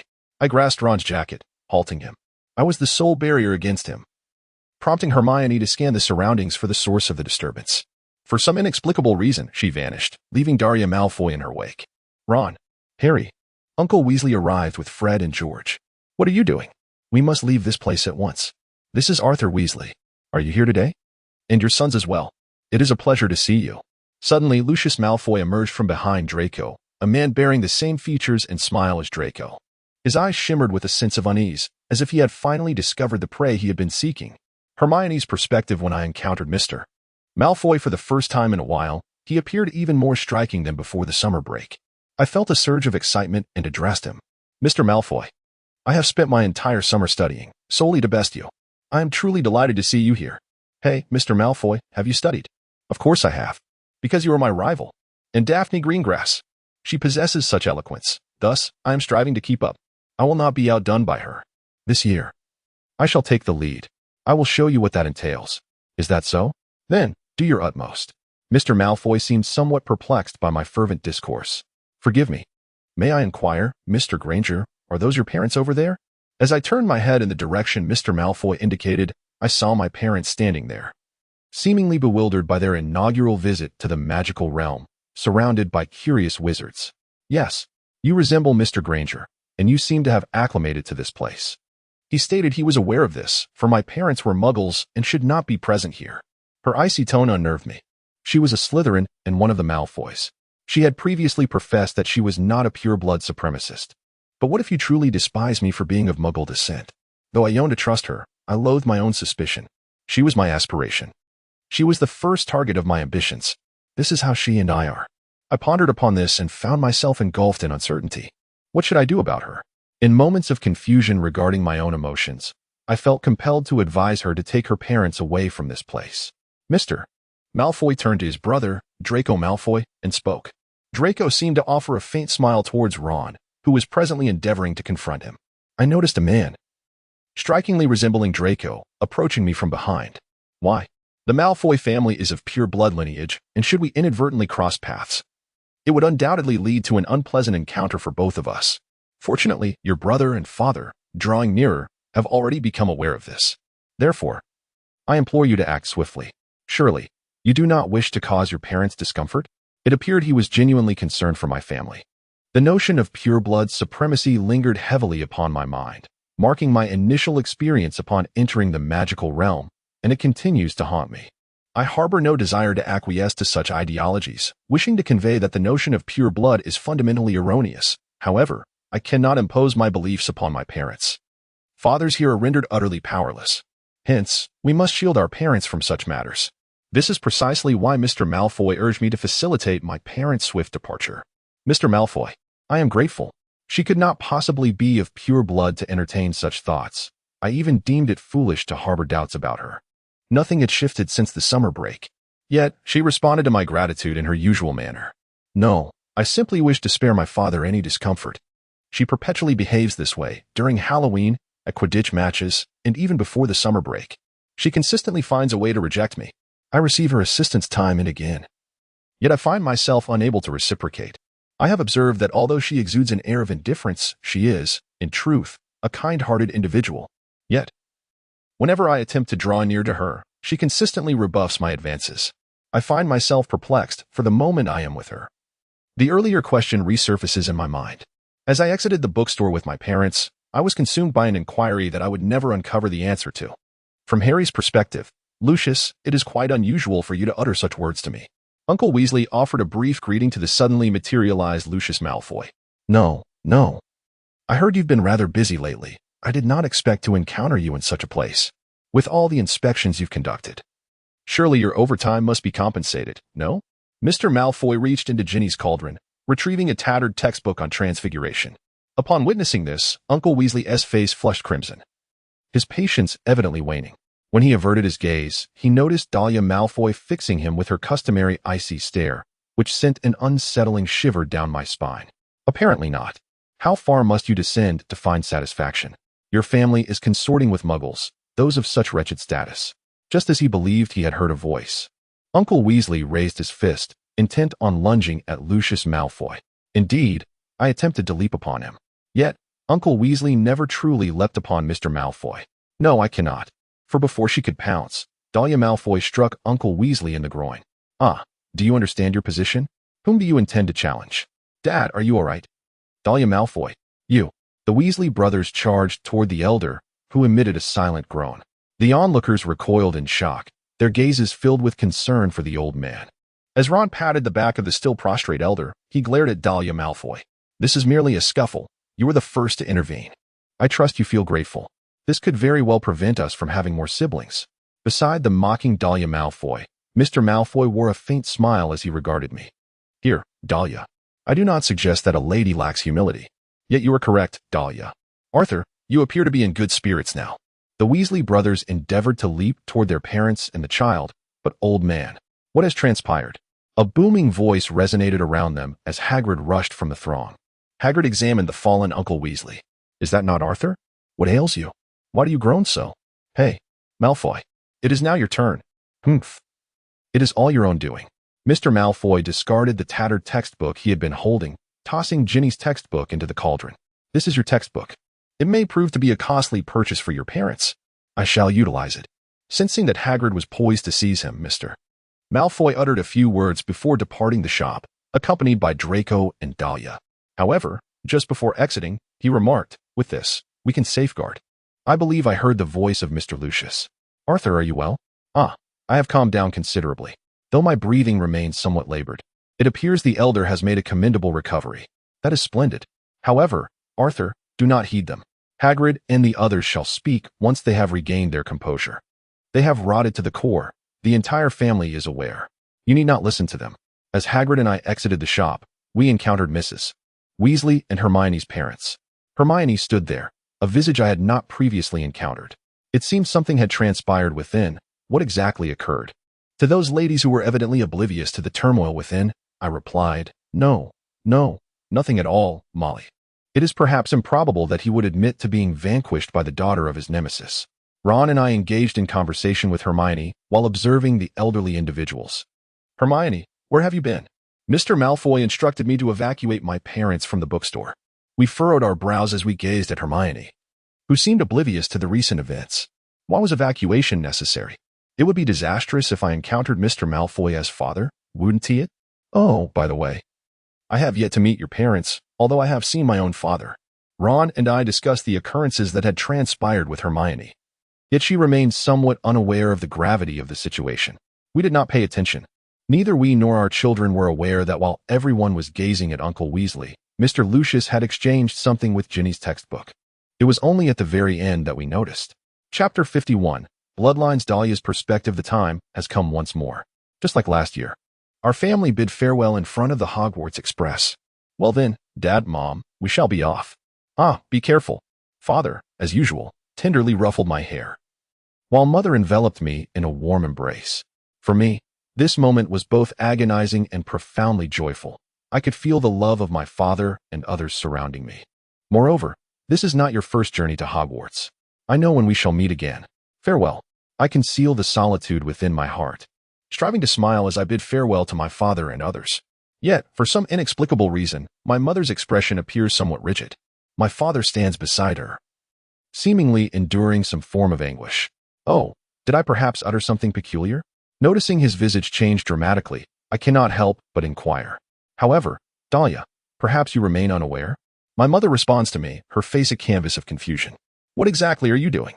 I am unaware of what mothers contemplate. Perhaps you are still with Dahlia. I apologize.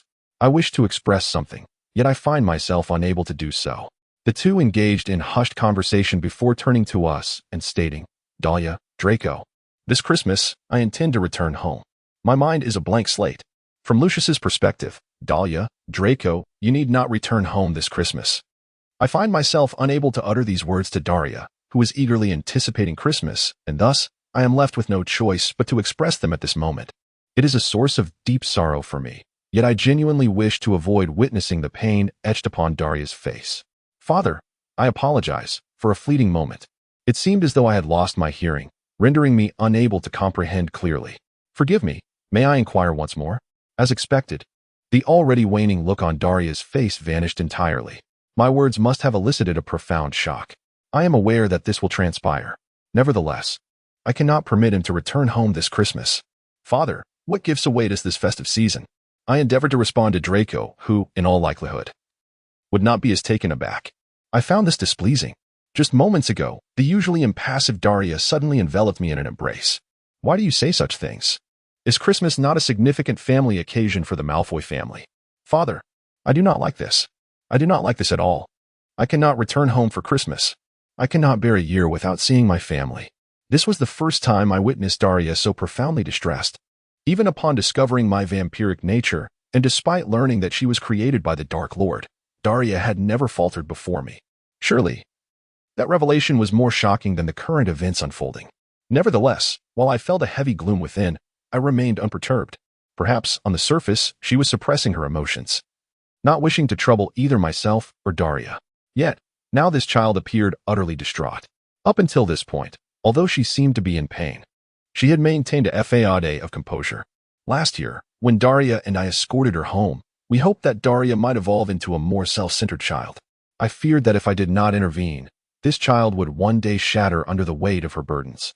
This child is enduring far too much. But what is this? Daria seemed not to have lost her patience. Rather, it appeared she was beginning to exceed her limits. I looked into it once more.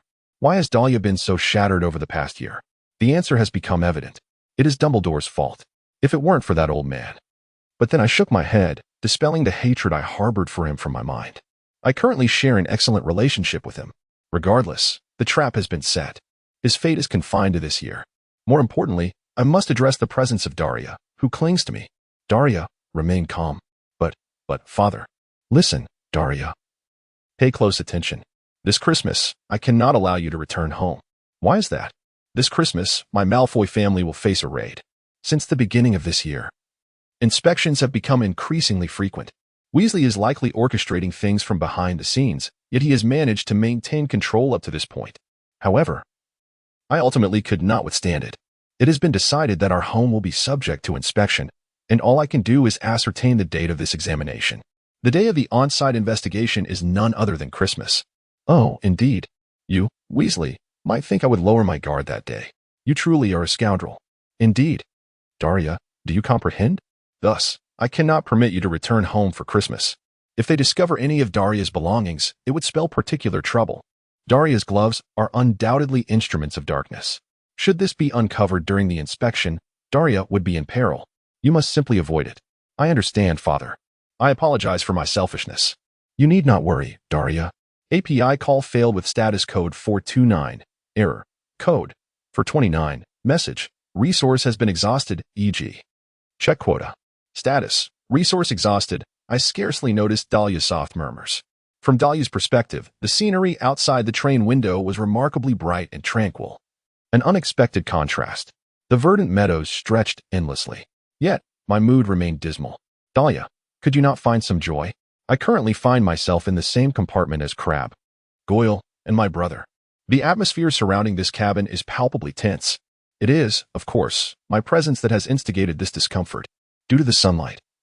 My head is positioned slightly further from the window, causing Crabbe and Goyle to shrink back from the aura I exude.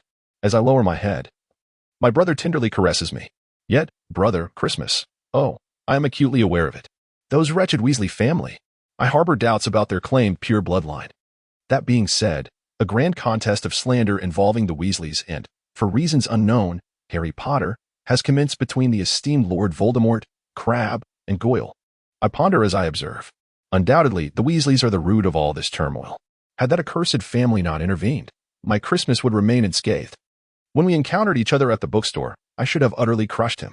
Moreover, if they were to discover anything belonging to Dahlia, the situation would become even more dire. Even if Weasley were to inspect the scene, he would have no justification for returning home. All the dark artifacts of the Malfoy family are either hidden away or sold off. This way, we could enjoy a fine cup of tea while watching them search for a residence. Yet, that is not the case, for I am not normal. I am equipped with dark artifacts. Should this be uncovered during an investigation, it would spell trouble for our forebears. In tea, my little tweet has never been conveyed to anyone. To dispel the somber atmosphere, I stood aside, observing my brothers hurling insults at each other. Dahlia, you've arrived. It's been ages. What is the matter? Why is your head bowed so low? What troubles you? Daphne, who frequently wrote letters during the summer, entered the compartment. At first, she seemed delighted to see my distinctive silver hair, but then her attention was drawn to my lowered head, the very source of the gloom enveloping the space. Daphne, it's been a while. Indeed. I haven't seen Draco for some time. Crabbe and Goyle have also made an appearance. So what is wrong with Dahlia? Is she unwell? Oh, I see. My elder brother recounted to Daphne our prior encounters with father and others. Yes, in short, it was an on-site investigation. You visited my home last week. Apparently. We are not the only targets of the Weasleys. Is the Greengrass family involved as well? What is the status? It seems that not only the Greengrass family is under scrutiny, other pureblood families are being investigated too. They suddenly arrived, rummaged through many things, and took away some items from the warehouse. I suspect it appears to be the case. There is something related to dark magic among those items. Father and mother. Of course, I had no idea such things existed. The warehouse is so cluttered that even we are unaware of its contents. There is a plethora of items, some of which we barely comprehend, while others are more straightforward. However, since we lacked knowledge, it seems we were merely fined. I apologize for the trouble caused. If you are pureblood, you should at least be aware of what resides in your own warehouse, Daphne said anxiously, disregarding her astonished brother. Dahlia, are you all right? Cheer up. Thank you, Daphne. Yes, I suppose I must soon alter my attitude regarding the inconvenience I've caused you. I sincerely apologize. Now that Daphne was here, I could not allow her to appear any more distressed. That is not true. Everyone finds it challenging to see their family during Christmas. However, I understand. So, Dahlia and Draco will remain at Hogwarts this Christmas? Yes. I cannot return home. It's increasingly difficult to articulate. But before I falter again, I see. Thus, I too shall remain at Hogwarts this year. Yes, Daphne said with a smile. Why? Daphne also wishes to meet your parents during Christmas, doesn't she? Indeed. However, I doubt I will have many opportunities to spend Christmas with Dahlia. This year, I wish to celebrate it with her, don't you? Just like last year. I feel obliged to decline such an endeavor. Yet, I cast a glance at Daphne. Then it was Daphne, her eyes brimming with anticipation, lifting her head. There. After witnessing it, I found delight in what I cherished. I could not help but provide such an ambiguous response instead of a refusal. Hooray! This year marks Daria's Christmas.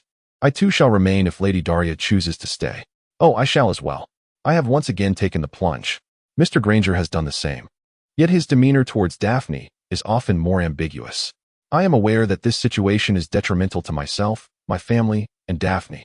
Chapter 52, The New Teacher, Part 1.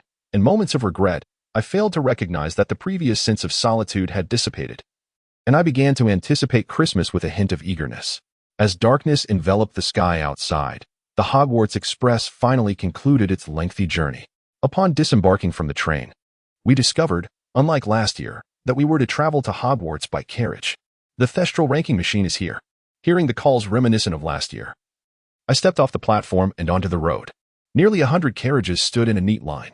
Yet, for some inexplicable reason, no horses were present to draw the carriages. Could I board this carriage directly? Perhaps. It may be magic. Or possibly, an invisible horse, a nocturnal steed. I ascended the carriage with utmost care, and indeed, it commenced its journey autonomously. The vehicle traversed through the wrought iron gates and ascended a lengthy incline. The magnificent Hogwarts castle loomed majestically in the darkness, awaiting our arrival. Daria, we have arrived at Hogwarts. Indeed. I alighted from the carriage and followed my brother up the stone steps. However, en route, Mr. Malfoy. Mr. Granger was evidently seated in a nearby carriage, addressing me. Hey, Granger, what on earth are you talking about? My brother turned to Mr. Granger, a look of displeasure etched on his face. Not you. I merely have matters to discuss with your sister. Humph, I have no idea what it is, but someone like you wouldn't casually converse with Daria. What is that supposed to mean? From the moment we encountered each other, I sensed that something significant was about to unfold. So I took a deep breath and said, Yes, Mr. Granger, please get to the point. Oh, thank you, Mr. Malfoy. Have you seen Harry and the others? No? I haven't seen them. We haven't truly left the compartment. Hey, Granger, isn't the Potter family absent? His expression had shifted completely from earlier displeasure to one of keen interest as he listened intently to Mr. Granger's tale. Mr. Granger appeared quite flustered, as if he realized he had inquired of the wrong person. No, I couldn't find him on the train. I am truly sorry. Until next time. He swiftly returned to the throng of Gryffindor students. I owe my gratitude to Granger. This could be a significant matter. Well, had it not been for Ms. Granger's oversight, the situation could have been quite grave. This implies she missed the train. From his manner of speaking, it seems Potter is not the sole one. Weasley is as well. How splendid. I harbor no particular concern for Potter, yet Weasley remains a topic of interest. His evident displeasure during Christmas amuses me somewhat. Draco. Over here. Upon my entrance to the Great Hall, I noticed Theodore and Zabini already seated at the Slytherin table, accompanied by Parkinson and Millicent Bulstrode. Draco. It has been quite a while. You seem to be thriving. Pansy, you appear to be doing well too. Parkinson seemed as if she would wag her tail with fervor, yet her brother responded with a somewhat stiff demeanor. Beside me, Theodore and Zabini greeted me warmly. Daria. It has been ages. Indeed, both Theodore and Zabini seemed to be in good spirits. There was a certain allure in her eyes that captivated me, however. Attempting to draw closer seemed futile, a daunting endeavor. Thus, I resumed my carefree daily existence, while the brothers quietly conferred. The professors began to take their seats at the staff table. Among them were, of course, Dumbledore, the ever-helpful Professor Snape from the previous year, and the new instructor, Professor Lockhart. Professor Lockhart occasionally blinked as he took his seat, and the piercing shrieks from the female students filled me with a palpable sense of anxiety. After returning from the bookstore, I perused all his works, as they were touted as essential texts. Frankly, it was my first experience with a book that made me lose interest halfway through. Your father was entirely correct. It was never intended to be a textbook. At best, it resembles a three-penny novel, an endless array of fairy tales, leaving me uncertain of his authenticity. Should he truly have accomplished what he claimed, he would indeed be a remarkable individual. Yet, the excessive embellishments cast a shadow over it. As someone eager to excel in the defense against the dark arts this year, I yearn for its veracity, though my hopes are dimmed by my father's skepticism. Unlike last year, I would settle for a standard level of competency. It ought not to be a torment. Yes, I have endeavored to convince myself of this. As the opening ceremony commenced, the first-year students entered the hall, with the brothers leaning in closely, engaged in hushed discussions. From the snippets of their conversation that reached my ears, it appeared they were lamenting Potter and Weasley's absence from the Gryffindor table. This did not seem to be a mere oversight on Granger's part. Shortly thereafter, Daria. What is amiss? As I observed the youngest member of the wretched Weasley clan don the sorting hat, my brother spoke softly to me. I know what transpired with the Potters. Where have you been? Oh, I heard from the newspapers that they apparently missed the train and instead arrived in the Weasley flying car. They were not only spotted by muggles but also crashed into the Whomping Willow. Expelled. The Weasley flying car? If memory serves, Mr. Weasley himself should be legally prohibited from using such magical contraptions. Is there truly no recourse? Unlike dark artifacts, one can choose not to engage, yet this is their fate. If this holds true, it would indeed be splendid news, wouldn't it? My brother appears to take delight in the prospect of Potter and others potentially being expelled from school. Yet I find no joy in this. I am, however, pleased that it may undermine Mr. Weasley's authority. After all, he has transgressed the very laws he established. His standing within the Ministry of Magic is inevitably compromised. If fortune favors us, we might even succeed in abolishing the Christmas examination. With this thought, my younger brother and I shared a hearty laugh. Gryffindor. As we roared with laughter, the youngest member of the Weasley family, Ginny Weasley, was sorted into Gryffindor. From Harry's perspective, the first day of his second year at Hogwarts dawned as the most dreadful. Good morning, Hermione. Upon entering the hall for breakfast, I found Hermione already engaged in her meal, a copy of Lockhart's Vampires and perfectly planned journeys in her hands. Hermione glanced at Ron and me for a moment. Good morning. In a peculiar tone, I replied. Yesterday, Ron and I traveled to Hogwarts in Uncle Weasley's flying car. Upon our arrival at King's Cross Station, after I and all the other members had entered Platform 9, we endeavored to follow them. However, for some inexplicable reason, the barrier at the entrance was closed, and I found myself unable to pass through the very barrier that should have granted me access. After colliding with the railing, our scattered luggage was retrieved. Yet despite my frantic attempts to breach the barrier, the train departed in vain. The entrance abruptly shut, causing us to miss the train, which left us utterly disheartened.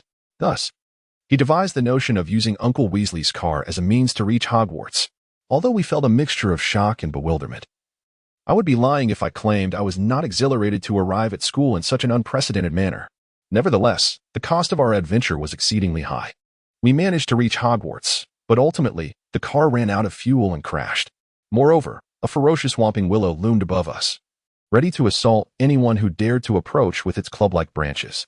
Although Ron narrowly escaped the falling branches, his wand was shattered, and the car vanished into the ether. Then, as he attempted to make his way towards the Great Hall, the worst of all calamities unfolded. Snape awaited him at the entrance. Fortunately, we were not penalized, as it occurred before the commencement of the school term at Hogwarts. However, we were informed by the Weasley family, thus we had to face repercussions. Furthermore, on the morning of our first day at Hogwarts, Hermione was rather aloof with us, perhaps due to her disapproval of our unconventional approach to schooling. Hermione, it is time to mend fences. I am not in a foul mood.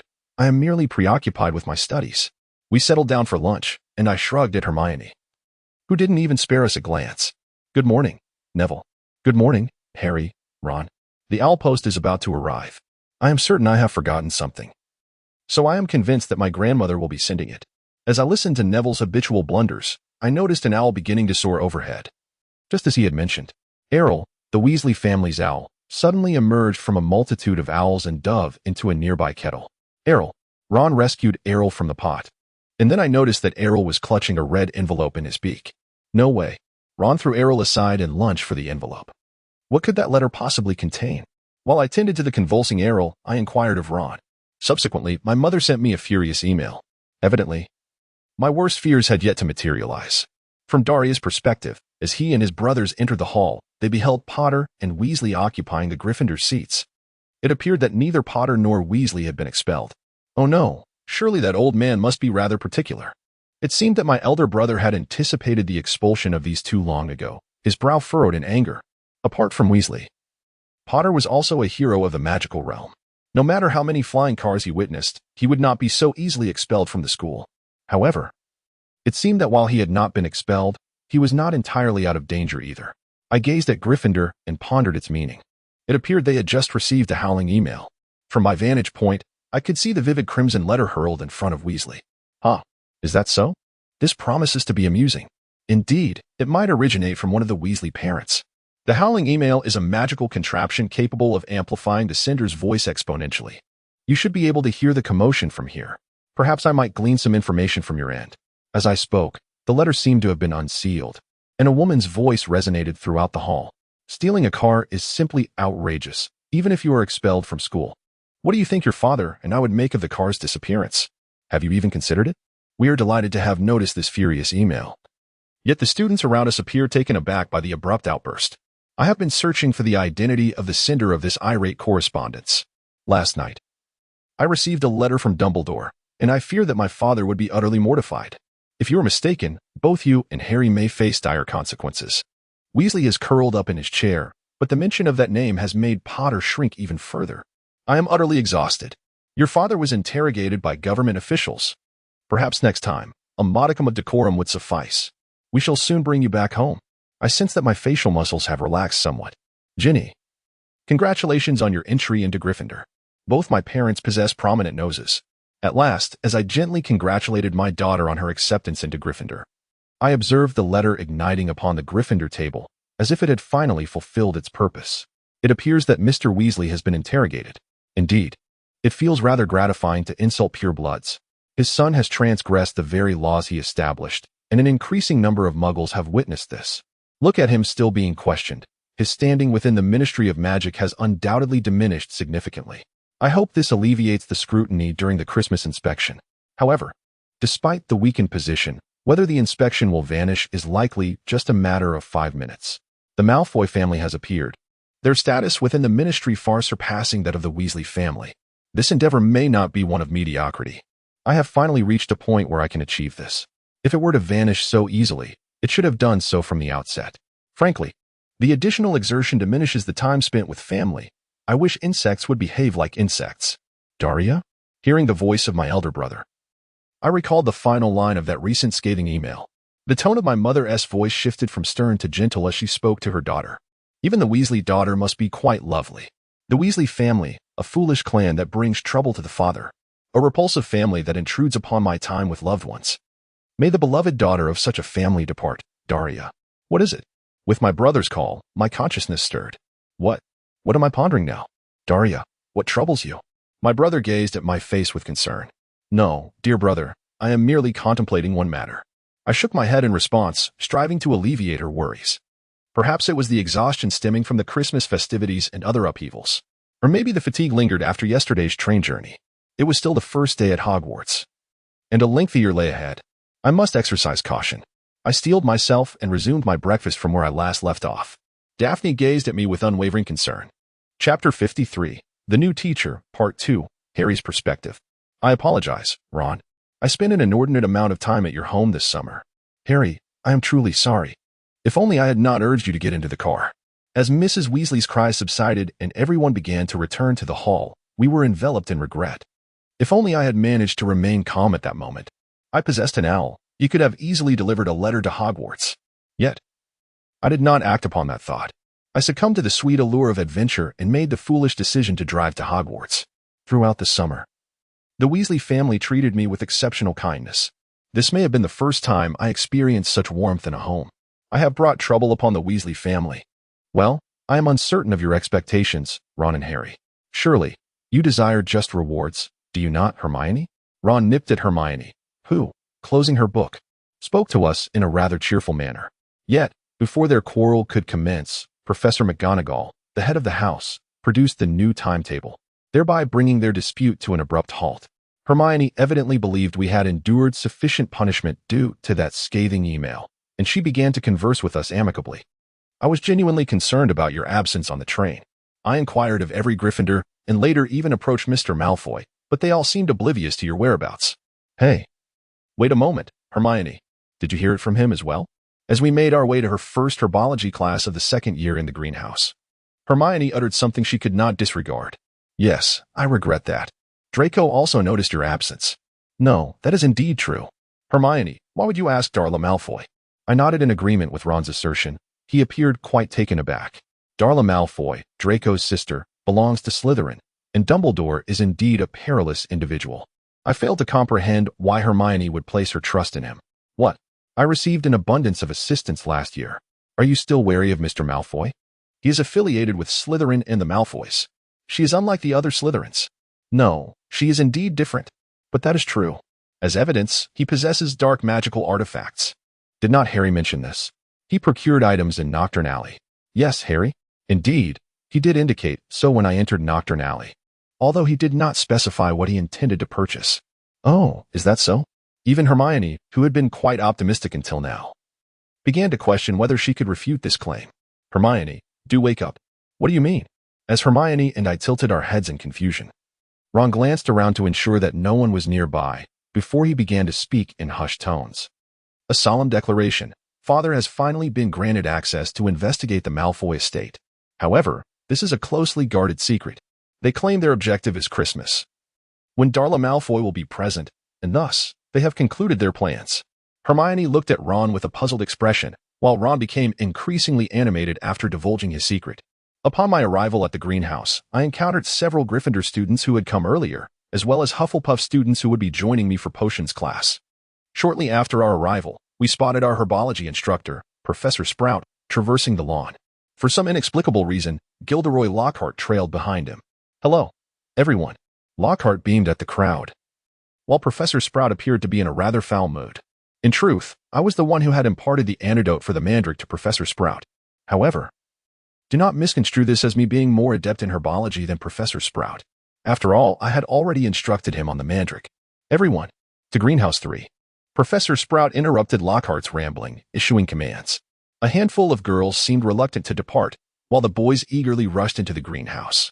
For some reason, Hermione was among the few attempting to linger, yet I too endeavored to accompany her into the greenhouse. Oh, Harry, I actually wish to speak with you for a moment, Lockhart exclaimed, seizing my arm and pulling me away, oblivious to the instructor's exasperated response. Professor, I am in class, I protested. Harry, it will be over soon. It will be over soon. After all, I have a class too. I must teach the students at the school. They simply must. They are fortunate. After all, this will be their first time in my class this year, so I cannot say I wish for you to head there quickly.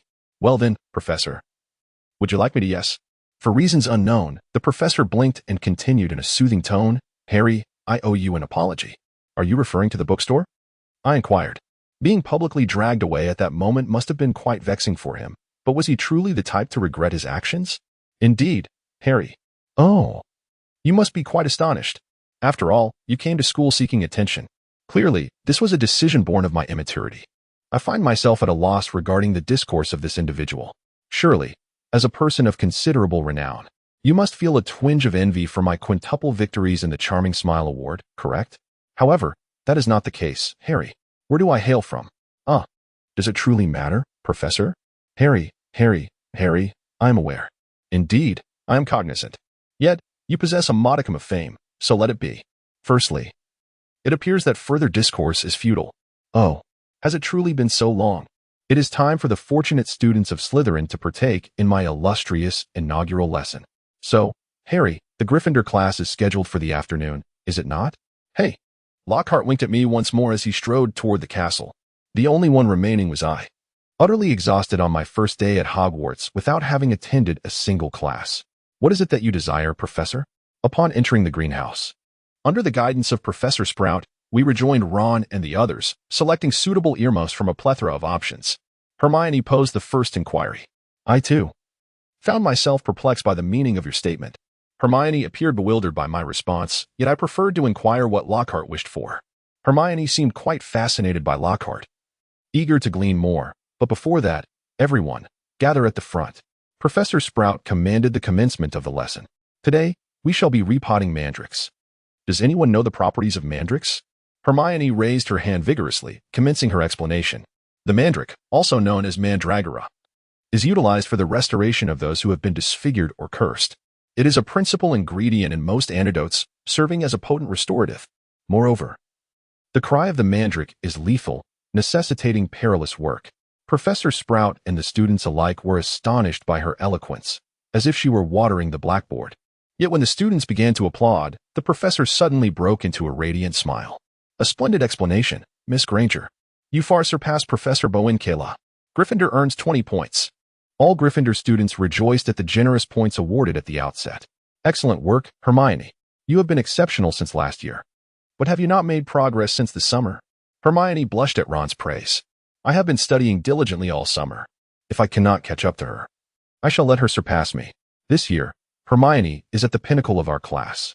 As Professor Sprout expressed satisfaction with Ron, he raised his voice. Everyone quiet. Now, what Miss Granger has stated is entirely true. There is nothing to add. The remainder involves practice. Everyone, remove your earmuffs and transfer the mandrakes from one bowl to another. Please. As these mandrakes are still seedlings, you shall not perish, but you will likely be unconscious for several hours. Now, gather 4 of you around one pot and commence once I give the signal. As the 3 of us approached a nearby pot, a Hufflepuff student approached.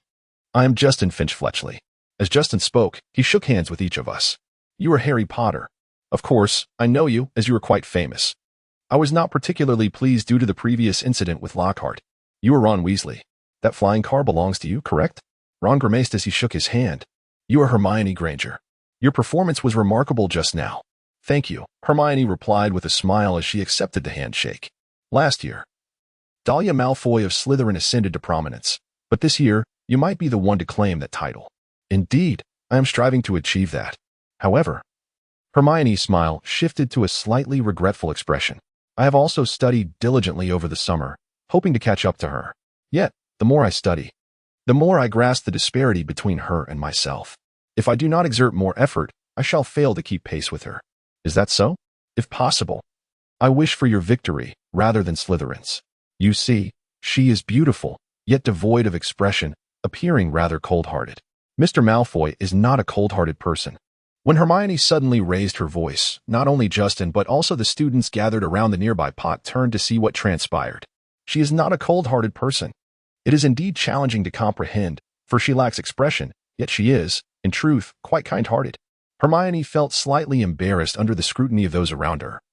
While Justin listened to her words, seeking assistance from us, Hermione's mysterious faith in Dahlia Malfoy was not an unfamiliar occurrence, so we could only shrug at Justin. For a moment, the atmosphere among us became somewhat awkward, but Justin resumed speaking as if he could no longer endure the tension. Chapter 54. The New Teacher, Part 2. Oh, now that I think of it, the new teacher is the illustrious Lockhart. a remarkably courageous individual, is he not? Have you read his books? Tsubaki Taikyu is truly remarkable. He is a great man. In truth, I am a muggle. Yet my mother was the first to escort me to Hogwarts. However, when I had her read his books, my mother seemed to comprehend. This means that if you master magic, one day you too could be as great as he. Well then, everyone, don your earmuffs. Now let us extract the mandrakes. Once confirming that everyone was prepared, Professor Sprout issued us instructions, leaving no further room for conversation. The morning class concluded, and we proceeded to lunch before heading to the courtyard.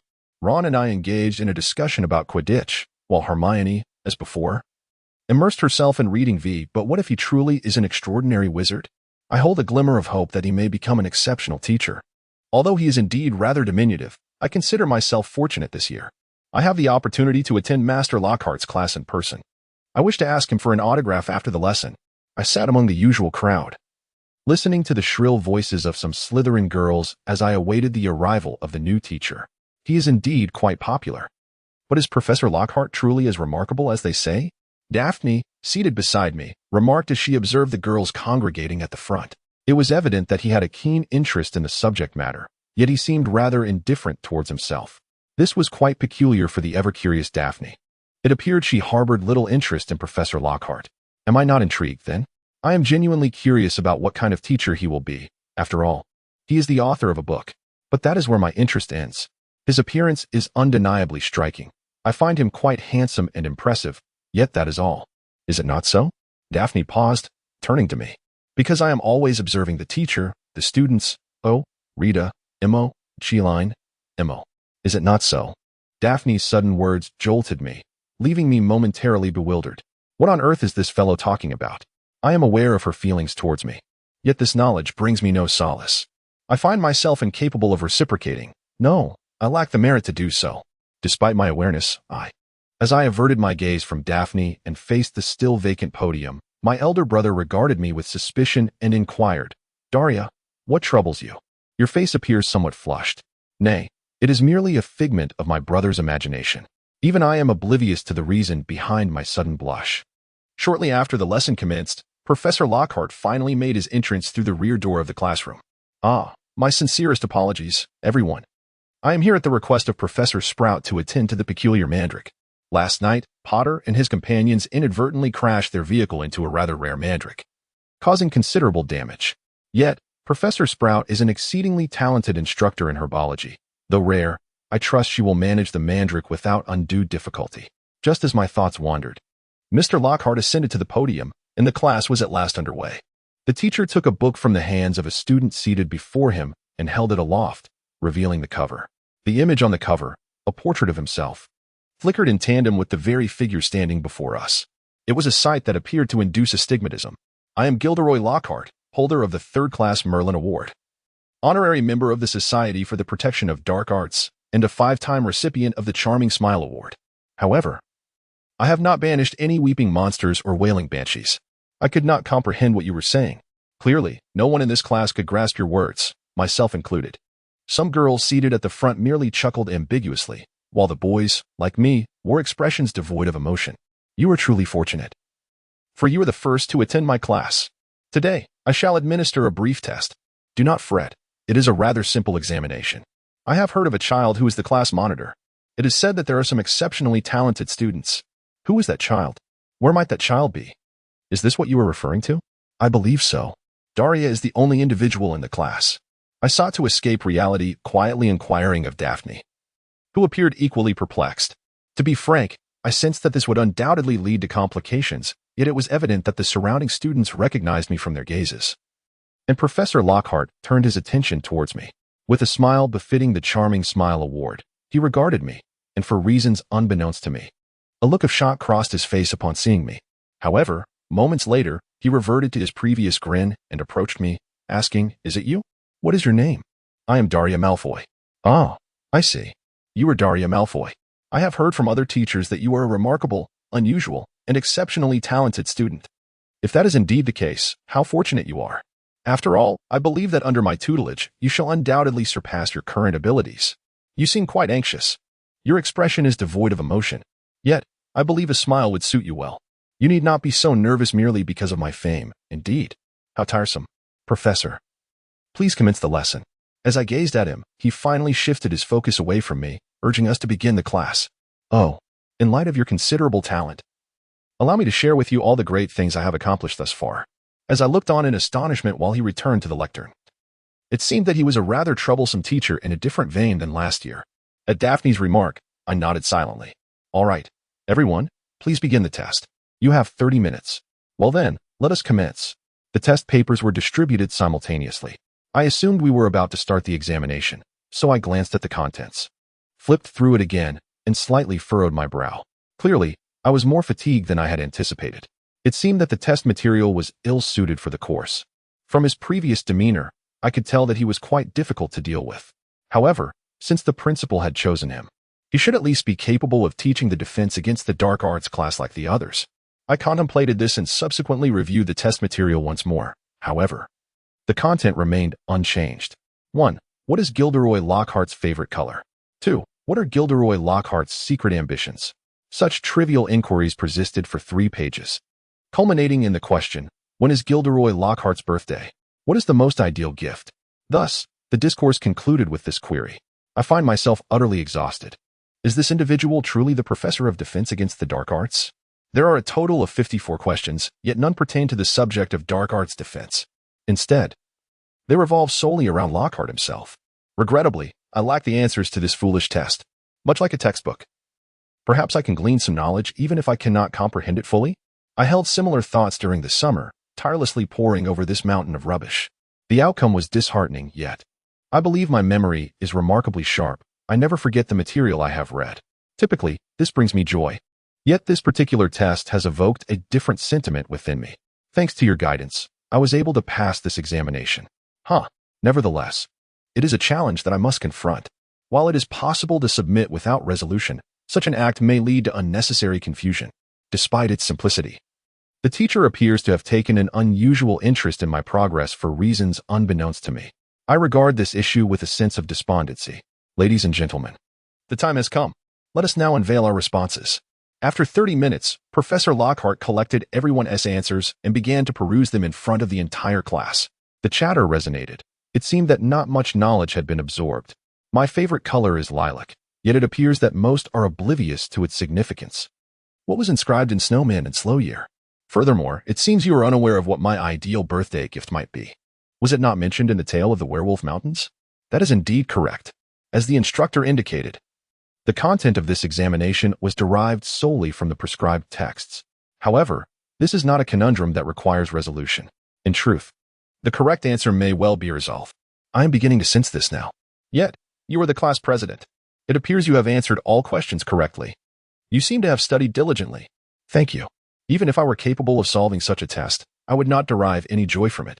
Moreover, his casual invocation of my name unsettles me. Aside from Daria, another girl achieved a perfect score. Miss Daphne Greengrass. You two have attained full marks. Miss Greengrass, where are you? Sitting beside me, Daphne smiled and raised her hand. Splendid. Together with Miss Greengrass, Slytherin earns 30 points. Upon saying this, the teacher cast me a knowing glance. This was the first time I received a score that left me somewhat discontented. Perhaps the other Slytherins understood this, as they regarded us with sympathetic eyes. I was at a loss for words, yet Daphne managed to respond admirably to this assessment. Indeed, this is my first encounter with the book, and I relish the experience as I read.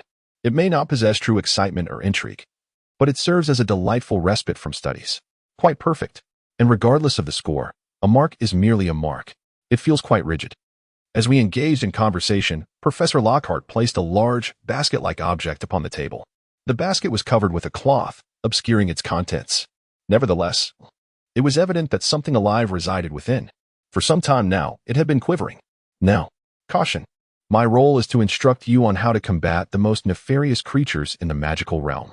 You are about to encounter the most fearsome creature you have ever faced. However, as long as I am here, you shall remain safe. Do not despair. His manner of speaking suddenly filled me with anticipation. API call failed with status code 429. Error. Code.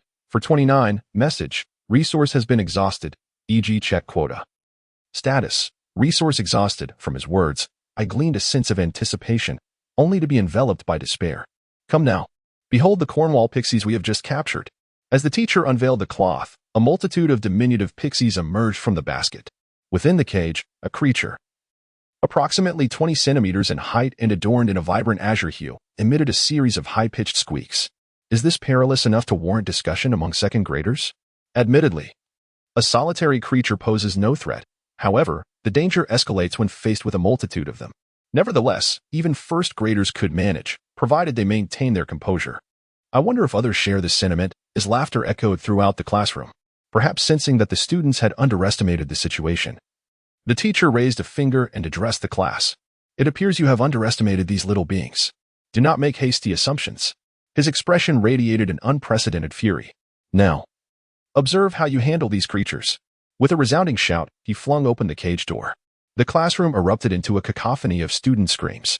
Chapter 55, The pixies darted about chaotically. The students who had been laughing took refuge beneath their desks, fearing they could not withstand the onslaught of numerous pixies. Clearly, I had erred in believing that a second-year student could manage such a multitude. Please deal with this. What shall we do, Daria? Daphne inquired as she, like myself, calmly swatted away the approaching pixies. Only Daphne and I remained capable of handling the situation, while my younger brother cowered beneath the desk. Is this still practical training? Your cooperation would be appreciated. I responded by casting a spell to hurl a pixie against the wall, rendering it unconscious as it spewed blood. Even after dispatching one, countless pixies continued to flit about the classroom, shrieking and tossing objects everywhere in preparation to hurl them at the students. Is this correct? I queried Daphne. She gestured towards the podium, simultaneously casting a stunning spell on a pixie that was about to hurl a book at her. It seems Mr. Lockhart has retreated to his quarters, has he not? This is hardly practical training without a teacher present. As I glanced towards the individual she indicated, indeed, as Daphne had stated, the teacher had vanished. It was evident that this was not the case, even if he were present. I pondered how he would react if my brother were to sustain harm. So, what shall we do now? I concurred. If the teacher is absent, we must conclude this swiftly. Just as I contemplated how to bring this chaos to an end, I suddenly noticed a pixie attacking my brother beneath the desk. Hey, stop that. Let go. My brother's ear was being tugged, nearly dragging him from beneath the table. A look of agony crossed his face as the pixie, with a chilling smile, yanked at his ear. Witnessing this, my thoughts ignited with a vivid crimson hue. The pixie had touched my brother, who was on the verge of metamorphosing into an insect, intensifying his discomfort. I shall obliterate each and every one of these insects. Daria? Daphne must have perceived the alteration in my disposition, for a note of trepidation resonated in her voice. Yet, her words failed to penetrate my consciousness. My mind consumed by murderous intent. Oh, how I yearn to extinguish you. I desire to eradicate them all this very instant. Avis, as I intoned the silent incantation, a multitude of crows erupted forth from the apex of my ebony staff. Scores of ravens glared menacingly at the elves, as if sensing the emotions of their creator. The elves appeared startled by the sudden emergence of the sable avians, rendered motionless. The previously unsettling grins had vanished, replaced by expressions of stark terror etched upon their countenances. But now, fear avails them not. Repay the transgression of laying your defiled hands upon your brethren. I was elated to condemn them to death. Proceedo, slay them. The sprites were instantly beset by the crows. The classroom was filled with shrieks and screams. The once boisterous classroom fell silent within minutes. As soon as the bell rang, everyone bolted from the classroom. What was that teacher thinking? Unleashing so many sprites. He's a teacher, isn't he? How could he not handle this? The moment they left the classroom, everyone began to grumble about the teacher. To my surprise, even the female students who had been enthusiastic about the teacher before class joined in. However, when I emerged from the classroom belatedly, they all stared at me in astonishment, then awkwardly averted their gaze. Where was Daria just now? My brother looked at me with a slightly grave expression, his eyes brimming with fear. The blood rushed to my head. The previous elation dissipated, replaced by an intense feeling of remorse. I found myself once again in a situation reminiscent of the past. Unlike the encounter with my brother during Halloween in the Forbidden Forest last year, this time, the adversary was merely a diminutive sprite. There was no necessity for violence. In stark contrast to a year ago, everything remained unchanged. It is precisely for this reason that the mirror reflects such a haunting image. I must exercise greater restraint. This is why I felt a sense of relief at the thought of sparing the sprite's life. For me, tormented by regret, it truly mattered. My elder brother nodded, his expression a complex tapestry of emotions. From Daphne's perspective, it mirrored last year's Halloween. Daria, who had cruelly slain the pixie, wore a smile as merciless as the one she bore that fateful night, a stark contradiction to the tone of her remorse. Everyone watched her from a distance, her smile conjuring a tragedy of their own making. It was perhaps the first time they witnessed such an expression on Daria's face. In his eyes, there lay an unmistakable fear. Even though it was directed towards the sprite, witnessing such a scene would undoubtedly evoke shock. I conversed with the smiling Dahlia. To claim that Dahlia's current expression is frightening would be a fabrication. Yet, what truly matters is my desire to remain by her side, to stand with her rather than betray her. Daphne, what troubles you? That said, my capacity to assist her at this moment is rather limited. Firstly, it appears that Dahlia does not fully comprehend her own expression. Should I bring it to her attention? It seems that the already anxious Dahlia would only suffer a greater distress. All I can do now is to swiftly take her away from here.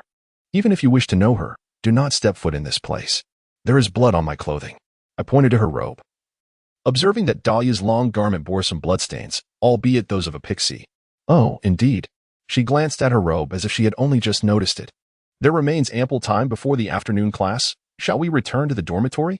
I too wish to return to the dormitory, so let us go together. Indeed, dear brother. Would you mind if I finish my lunch first? I cannot dine while wearing this robe, so allow me to change my attire first. Ah, I understand. Upon hearing Draco's response, we made our way back to the dormitory. As I passed Draco, I implored Dahlia. I silently nodded, trailing behind Daria. Her expression mirrored that of Halloween. A girl perpetually devoid of emotion revealing her first smile to me, a cruel grin that seemed to carry a sense of relief despite having extinguished a life. Thus, I held no fear of Daria. No, I should not be afraid, for regardless of her appearance, I recognized her as a genuinely lovely girl. This should not serve as a reason to dread her, even if she found joy in taking a life. Daphne, what is wrong? Apologies, I was merely lost in thought. As Daria addressed me, my consciousness resurfaced. I realized I had been overly absorbed in my musings. When she responded to my inquiry, her expression gradually reverted to its usual neutral demeanor. Despite my resolution to remain unafraid, her characteristic look of bewilderment brought me a sense of relief. The two of us proceeded down the corridor, arriving at the basement where the dormitory was situated. Along the way, we encountered a group of first-year Gryffindor students, likely having just completed their potions class. He must have begun to realize his affiliation with Gryffindor, for even though he had only enrolled yesterday, he walked past us, casting fearful or disdainful glances at us, the older Slytherins. When Daria turned to glance at the boy who was glaring at her, her face mirrored the terror seen on the faces of the other children. I turned back to observe the group we passed. Indeed, having just joined yesterday, it appeared he had already developed an animosity towards Slytherin. The relationship between Slytherin and Gryffindor has long been fraught with animosity. Most of them likely heard tales of Slytherin's misdeeds from their parents. Well, even Slytherin should not criticize others for that. Last year, they were relentless in their disdain for Gryffindor from day one. Ah, yes, indeed. Wow, it has been a while. Let us go, Daria. Yes. What happened? Nothing. Daria continued to gaze with a complex expression at the group we had just passed. I felt a surge of curiosity as I followed my gaze, momentarily believing I had spotted a striking red-haired woman among a group of first-grade students. Chapter 56. Restlessness. From Draco's perspective, I was taken aback. I had never witnessed such an expression on Mr. Malfoy's face, once so filled with laughter. After Daria and Daphne departed, I could hear murmurs escaping from Slytherin, as if the tense atmosphere had somewhat eased. I could not discern who spoke, but it mattered not, for even in silence, their expressions conveyed a shared impression. Owing to my brother, many would remain reticent, yet in my absence, a greater number would undoubtedly voice similar sentiments, perhaps even more. You know nothing of Daria. Just by observing this expression, one could easily conclude that you possess some understanding of her. I am aware that they were initially intimidated by Daria. For many, Daria of the Malfoy family embodies superiority. Indeed, his impassive and frigid demeanor undoubtedly instilled fear. This instance exemplifies that, or more precisely, his expression transformed trepidation into certainty. Daria is a genuinely formidable individual. Of course, even if I profess to be more fearful than ever, the self-assured Daria appears utterly indifferent. Perhaps not. For Daria, my concerns are trivial, as long as I, my brother, and Daphne, perhaps even Granger, remain exasperated. Yet this is merely Daria's resignation. Daria also perpetuates secrecy to safeguard both herself and our family. For this reason, she may endeavor to keep individuals outside her family at bay. Most importantly, even if Daria does not intend to do so, many may be disinclined to approach someone with an unchanging expression. However, Daria is, in truth, a solitary yet benevolent girl. This is evidenced by the fact that Daphne seems to be the only one unable to gauge the appropriate distance, despite believing she must maintain separation. She may find it challenging to cope with the genuine affection that Daphne harbors for her. As for Granger, my impression is that, for some unknown reason, she will not let go, even when I attempt to release her grip. I am profoundly angered by those who harbor such fear towards Daria. It is disheartening that some individuals can be so intimidated by merely a single expression. What eludes people's understanding is that Daria is, in fact, a kind-hearted girl. Yet, I find myself at a loss for words, as I too cannot assert that Daria is genuinely a benevolent child. I find myself utterly perplexed by the events that have transpired with Dahlia. What is my understanding of Daria? Shall we go for lunch?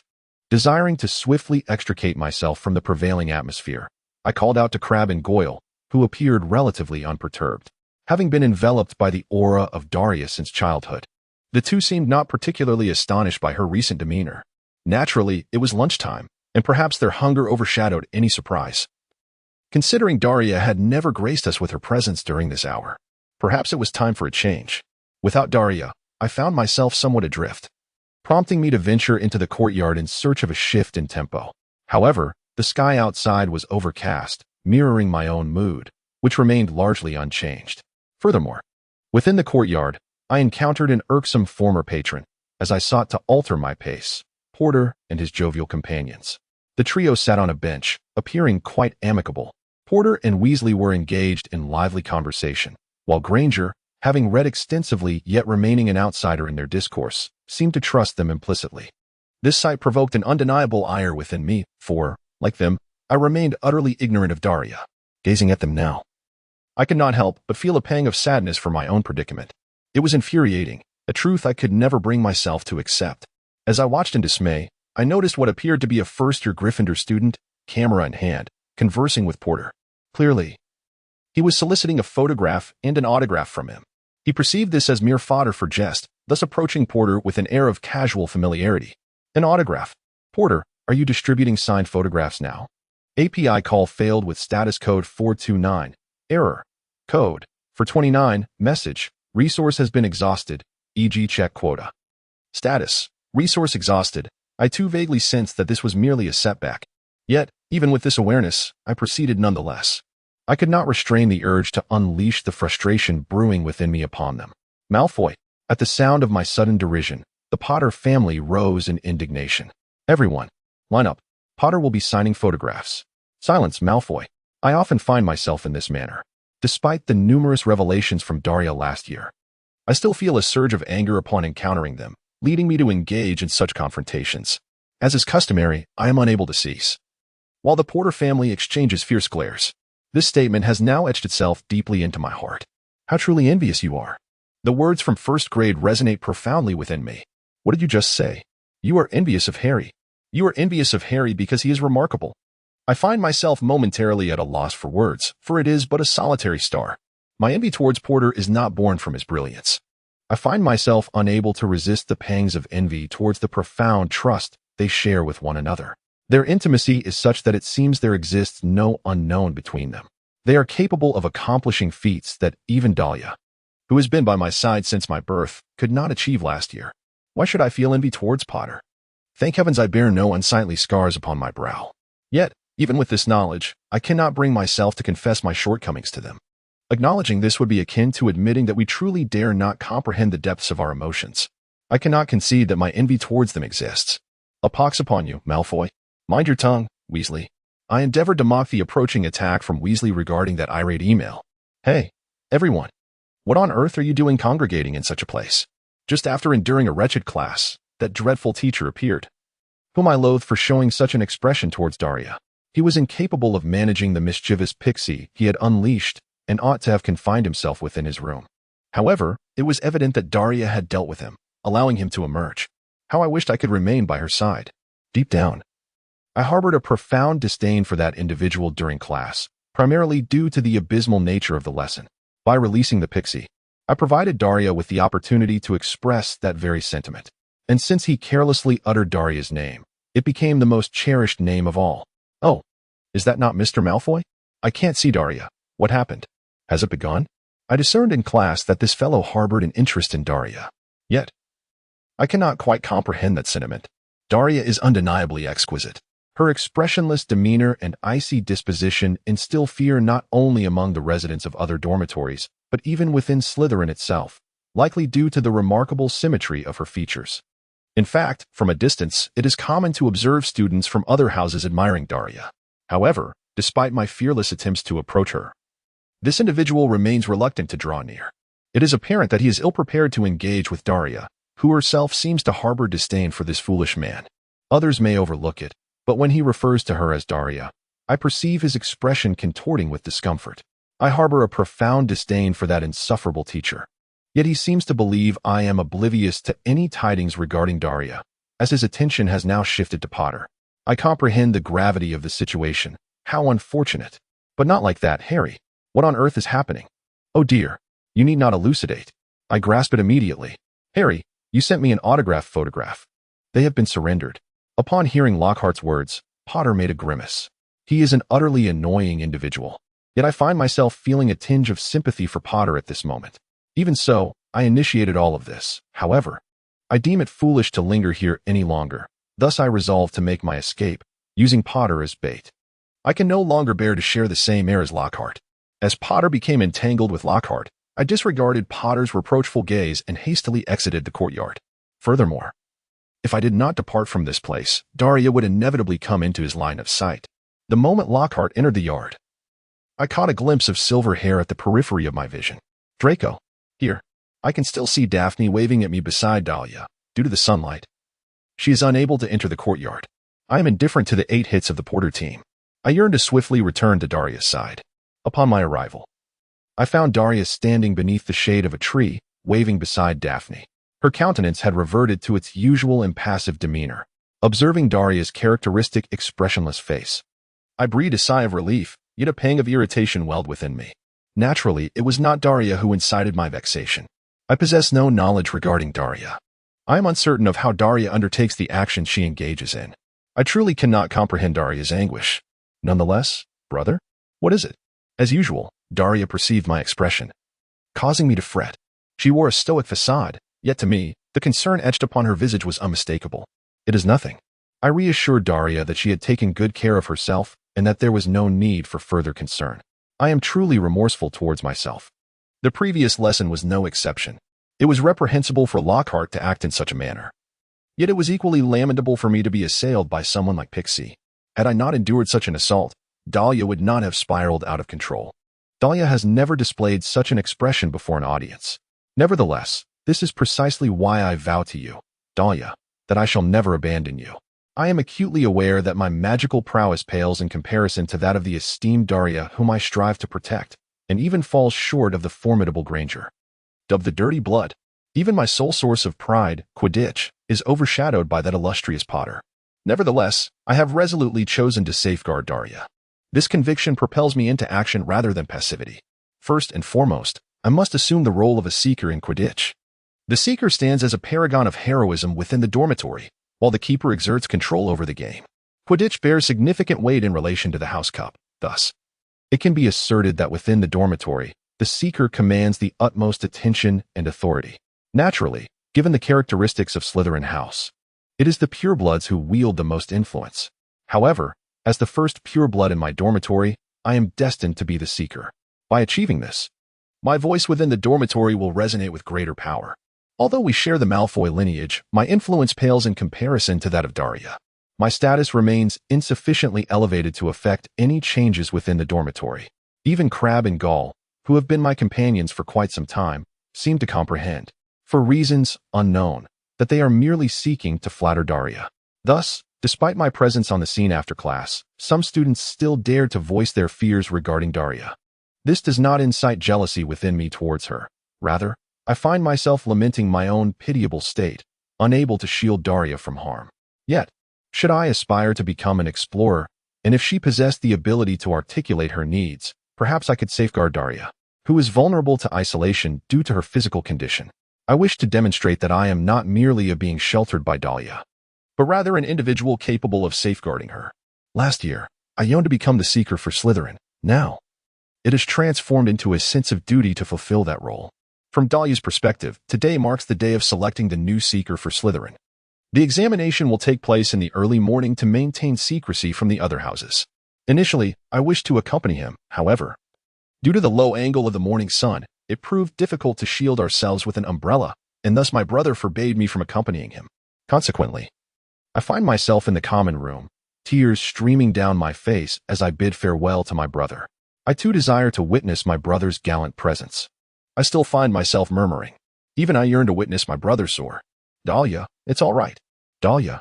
My brother was about to convey something to me. But before he could utter a word, Daphne, who had also come to bid farewell that morning, interjected. I simply must capture a photograph of Draco, Daphne exclaimed, raising the camera slung over her shoulder. Noticing my disheartened expression due to my inability to accompany them, she proposed that we take a picture together. At that moment, Daphne appeared to me like an angel. I apologize, Daphne. Thank you for your understanding. API call failed with status code 429. Error. Code 429. Message. Resource has been exhausted, e.g. check quota. Status. Resource exhausted. I, too, yearn to behold my brother's magnificent stature. It matters not. It matters not. I also wish to witness Draco being chosen. Chapter 57. The new seeker. It appears that Daphne remains blissfully unaware that her brother will not be selected. After all, the only one truly preoccupied with the prospect of falling is her brother himself. Although he typically exudes confidence in his Quidditch prowess, he seems to succumb to anxiety when the moment calls for it. Last year, they even boasted of possessing a grand helicopter. The decision has yet to be made. The broomstick is similarly contentious. My brother wore a face of tension, raising the broomstick with one hand. The broom he held aloft was not the Nimbus 2001 our father had gifted me during the summer, but rather a model from Hogwarts' extensive inventory, known as the Shooting Star. Perhaps its purpose was to showcase a skill independent of Hookie's abilities. Otherwise, children from affluent families like the Malfoys would invariably hold an advantage. In Slytherin, their standings are generally elevated, yet in Quidditch, matters are rendered fair. Ah, that broom was the one you employed during your flying training last year. Do you intend to ride it? To be candid, it is rather subpar, isn't it? This broom indeed presents challenges, perpetually striving to fly in various directions. This is precisely why I only utilized it during my first-year classes, as I possessed but a few notions. No, I cannot say so. Last year, my brother managed to glide with remarkable ease, showcasing his commendable flying skills. Moreover, Potter, with his ability to maneuver like a professional, is undoubtedly a prodigious talent. Everyone's circumstances are equal. My brother could effortlessly soar last year. Is that not entirely ordinary? I believe that aside from my brother, no one else could achieve such flight. Should you mount the Nimbus 2001, you would likely be disheartened by your brother's selection. I harbor no desire for whispers to circulate. He was chosen due to his broom rather than his merit. Of course, I am the one uttering such words, and they may be distorted. Ah, that is indeed true. Draco can afford such a broom. Daria, Daphne, might you refrain from placing too much pressure upon me? Just as I voiced this, my brother listened with a wry smile. Evidently, the previous tension had dissipated. Very well. I hope this alleviates some of the burdens upon my shoulders. For some inexplicable reason, my brother tends to become anxious in emergencies, unable to unleash his full potential. Furthermore, for reasons unknown, he possesses an unusual obsession with becoming a seeker, which causes me some concern. However, this seems to pose no issues in real life. I exhaled in relief. At long last, it was time to depart for the venue. Daria, I am coming. Yes, brother, I shall await your return. No need to wait. It is still early, and I believe you could indulge in a bit more slumber. No, I shall remain here, even if I cannot attend the match. I wish to be the first to hear the news. I see, I understand. I shall return forthwith. With that, my brother departed the common room, accompanied by Daphne. En route to the selection venue, API call failed with status code 429. Error. Code 429. Message. Resource has been exhausted, e.g. check quota. Status.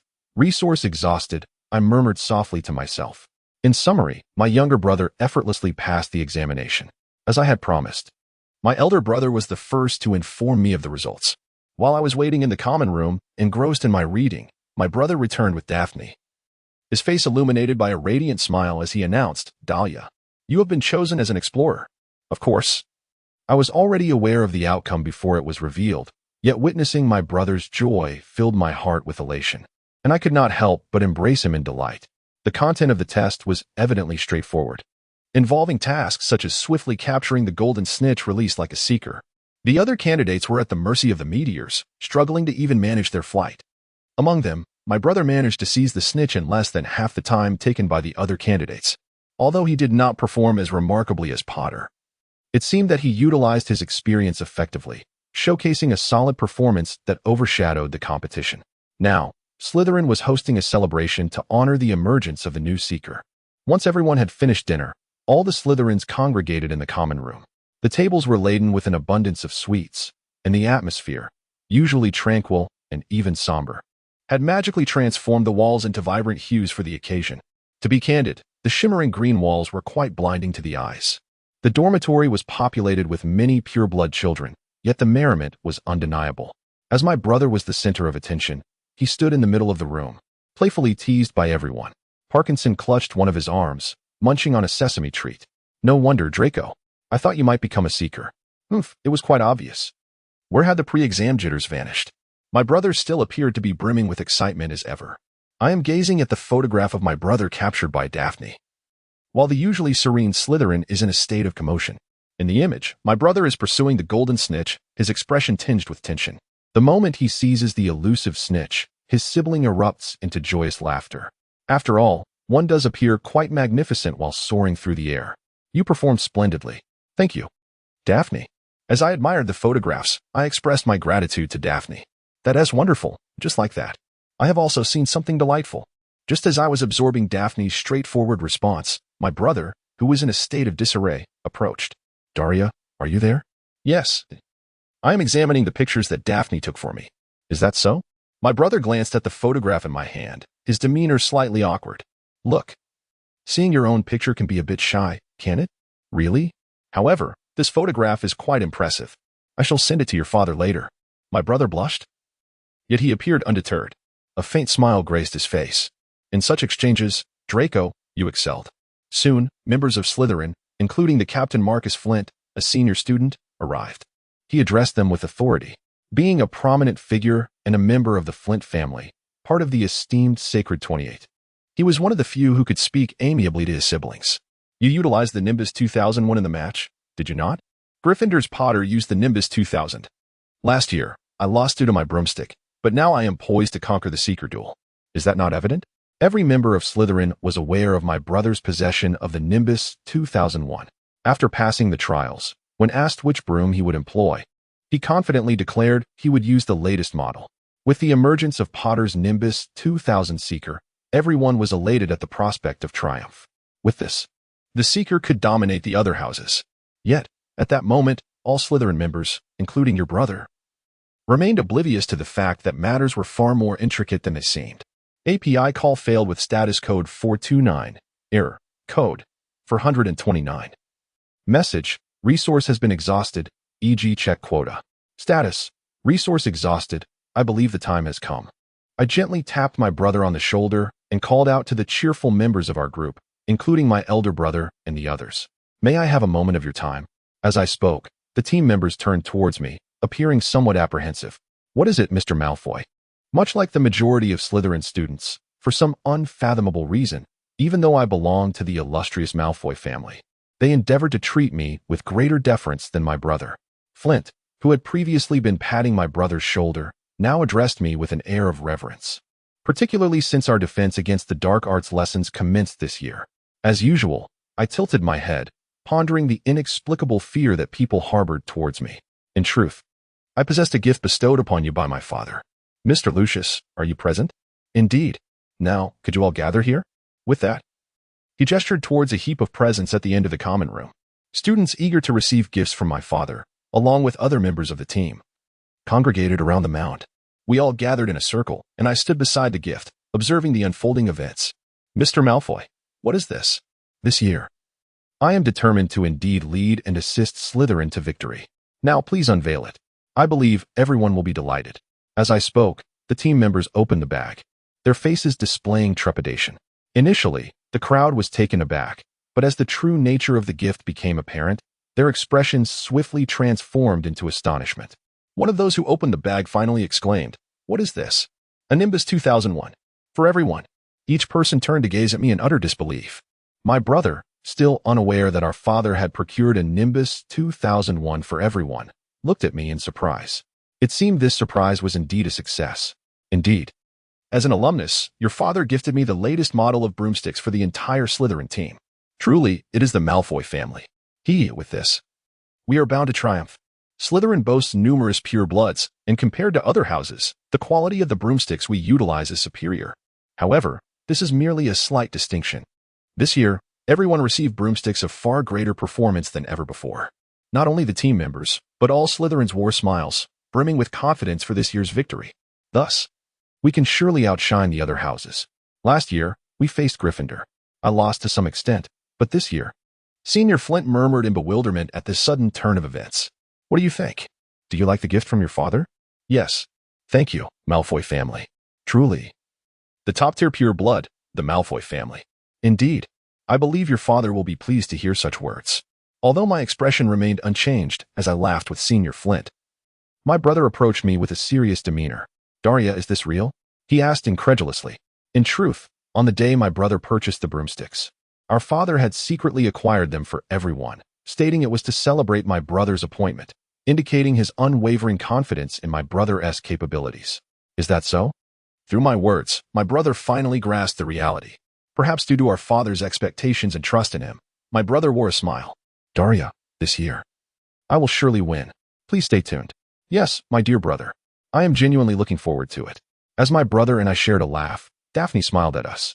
Chapter 58, Contaminated Blood. Harry's Perspective. A few days after the conclusion of Lockhart's first lesson, I found myself being pursued by Colin and Lockhart. The initial class conducted by Lockhart consisted of a ridiculous quiz about himself, followed by a theatrical reenactment of scenes from his books. It was intended to be a practice session, but it seemed that the Slytherin class in the morning would require the practice equipment. For the very first time in my life, I felt a sense of gratitude towards Slytherin, as I harbored an uneasy premonition about the training that this teacher was about to conduct. Hermione appeared to be the only one filled with anticipation, despite her subsequent complaints. And then there was the first weekend. It had been a rather eventful week, and I had hoped for a respite today, but I was awakened early by Oliver Wood, the captain of the Gryffindor team. "Wake up, Harry. We are going to practice Quidditch." As I sleepily gazed out the window, the sun had yet to rise. "Oliver, it's still dawn." "Exactly. So there is no team training yet. We Gryffindors are first." It was truly a tense moment in the early hours. However, if you wake me once and create such a commotion beside me, I would inevitably wake up. Reluctantly, I donned my deep crimson uniform and descended to the common room. "Harry, I came because I've heard your name for quite some time. You look just like I imagined. Perhaps you are practicing Quidditch right now." "I have never seen Quidditch before." "You must be incredibly skilled." I jumped up in surprise. "I don't know, but I'm not sure if I can do it." "Ah, maybe that Harry's broomstick. Is it the best one?" Colin Creevey was beside Lockhart, and he had been the source of most of my recent troubles. Every time he spotted me, he would demand a photograph and an autograph. Moreover, it seemed he was aware of my schedule, as I frequently encountered him during breaks. "Can I come too? Harry is the youngest player representing the dormitory, right? How wonderful. Hey, can I join you?" Though I didn't mind. It truly wasn't a splendid idea. Yet, unable to refuse the eager first-year student, I conceded and allowed him to accompany me. He chattered incessantly, and just as I began to regret my decision, we finally arrived at the stadium. "We are going to play Quidditch here. I must find a good seat so I can watch Harry practice." At long last, I liberated myself from Colin's constraints and stepped into the changing room. "You are late, Harry." As I entered, I noticed that all the players had gathered, leaving me as the sole individual on my own. Naturally, only Wood remained awake while the others were drifting off into slumber. Subsequently, we settled down to absorb Wood's novel strategies conceived over the summer break. By the time Wood concluded his speech and I finally ventured outside to practice, the sun had begun its ascent. "You have yet to train?" When I located Ron and Hermione in the stands and engaged in conversation with them, Ron was the first to speak. "Indeed, I have been listening to Wood's new strategies." I gazed enviously at the toast they were consuming before retreating. As I mounted my broom and began to practice, I heard a clicking sound emanating from an unknown source. It goes without saying that it was the sound of Colin's camera. Who could that be? A Slytherin spy? No. Wood. That was during a year in Gryffindor. Indeed, Wood. Slytherin requires no spies. Fred interrupted Wood's musings, who was staring at Colin in bewilderment. How can you say such a thing? Wood's temper flared as they approached. Having spoken, Fred pointed towards the Slytherin team clad in green uniforms. You fools. We have a reservation for today. Go inform us. As Wood soared through the air at breakneck speed. I, Fred, and George landed. Other players gradually convened here. Flint. It is our practice time now. Depart. Wood exclaimed. Wood, this space is ample enough for all of us. Is it not? Wood was considerable, yet Marcus Flint, grinning, retorted. But I have made a reservation. Perhaps so, but I am afraid, I insisted. We have Professor Snape's signature. In the memorandum, it is stated, I, Professor Snape, hereby permit Slytherin to practice on the Quidditch pitch today. For the purpose of training a new seeker. That is precisely what it says. New seeker? Who do you think you are? Justice Wood groaned. The pale-faced individual I loathed most emerged from behind the Slytherin team. It was Draco Malfoy. Aren't you the son of Lucius Malfoy? Fred muttered with disdain. Indeed. And that is not all. The entire Slytherin team, Flint included, began to grin broadly, raising their brooms. Mr. Lucius has provided us with the latest brooms. This is the Nimbus 2001. He was correct. All the brooms of the Slytherin team were indeed modern. As my Gryffindor team stood aghast, what is happening? Why are you not practicing? And how did he arrive here? Ron and Hermione, sensing something amiss, rushed towards us. Weasley. I am here because I am the new seeker for Slytherin, Malfoy proclaimed with satisfaction. Now we are all admiring the Nimbus 2001 that my father gifted the entire team. Malfoy continued to taunt Ron, who, like us, was left agape. Is this not acceptable? It is as if we have already won the Quidditch match. If you are disappointed, perhaps you should purchase some brooms. Even without that broom, Gryffindor shall not be defeated. Who is that player? Naiwa. Everyone. Pure Ikian talent noted chosen Baritan Kare. Hermione interjected, interrupting Malfoy. Malfoy's face contorted at Hermione's remark, as if his pride had been grievously wounded. And, that blood traitor. I certainly do not heed your opinions. Malfoy spat with a twisted visage. However, as soon as I finished speaking, he displayed a look of astonishment.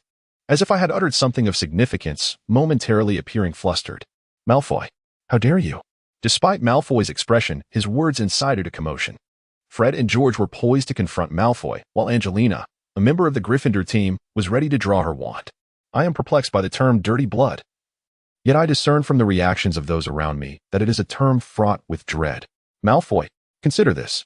Amidst the Gryffindors poised to pounce and the Slytherins striving to maintain control, Ron, relatively unobserved, directed his wand towards Malfoy. In the next instant, a resounding bang echoed throughout the stadium. It was Ron who was taken aback, not Malfoy. Ron retaliated with his broken wand. Ron, are you all right? Hermione and I rushed towards him. In response, Ron remained silent, merely expelling a slug. Hey, Ron, Hermione exclaimed in a panic, helping him to his feet. The other Slytherins, save for Malfoy, erupted into laughter at the spectacle. What should I do now? Let us take him to Hagrid. That is the nearest refuge. Hermione and I supported Ron on either side as we departed the stadium. Draco Malfoy stared at her, his expression paling further. From Draco's perspective, you filthy blood traitor. I heed not your counsel. I have been ridiculed for attaining my current status through the protection of Daria, igniting a fervor within me. I uttered this statement to someone who had no right to address me in such a manner.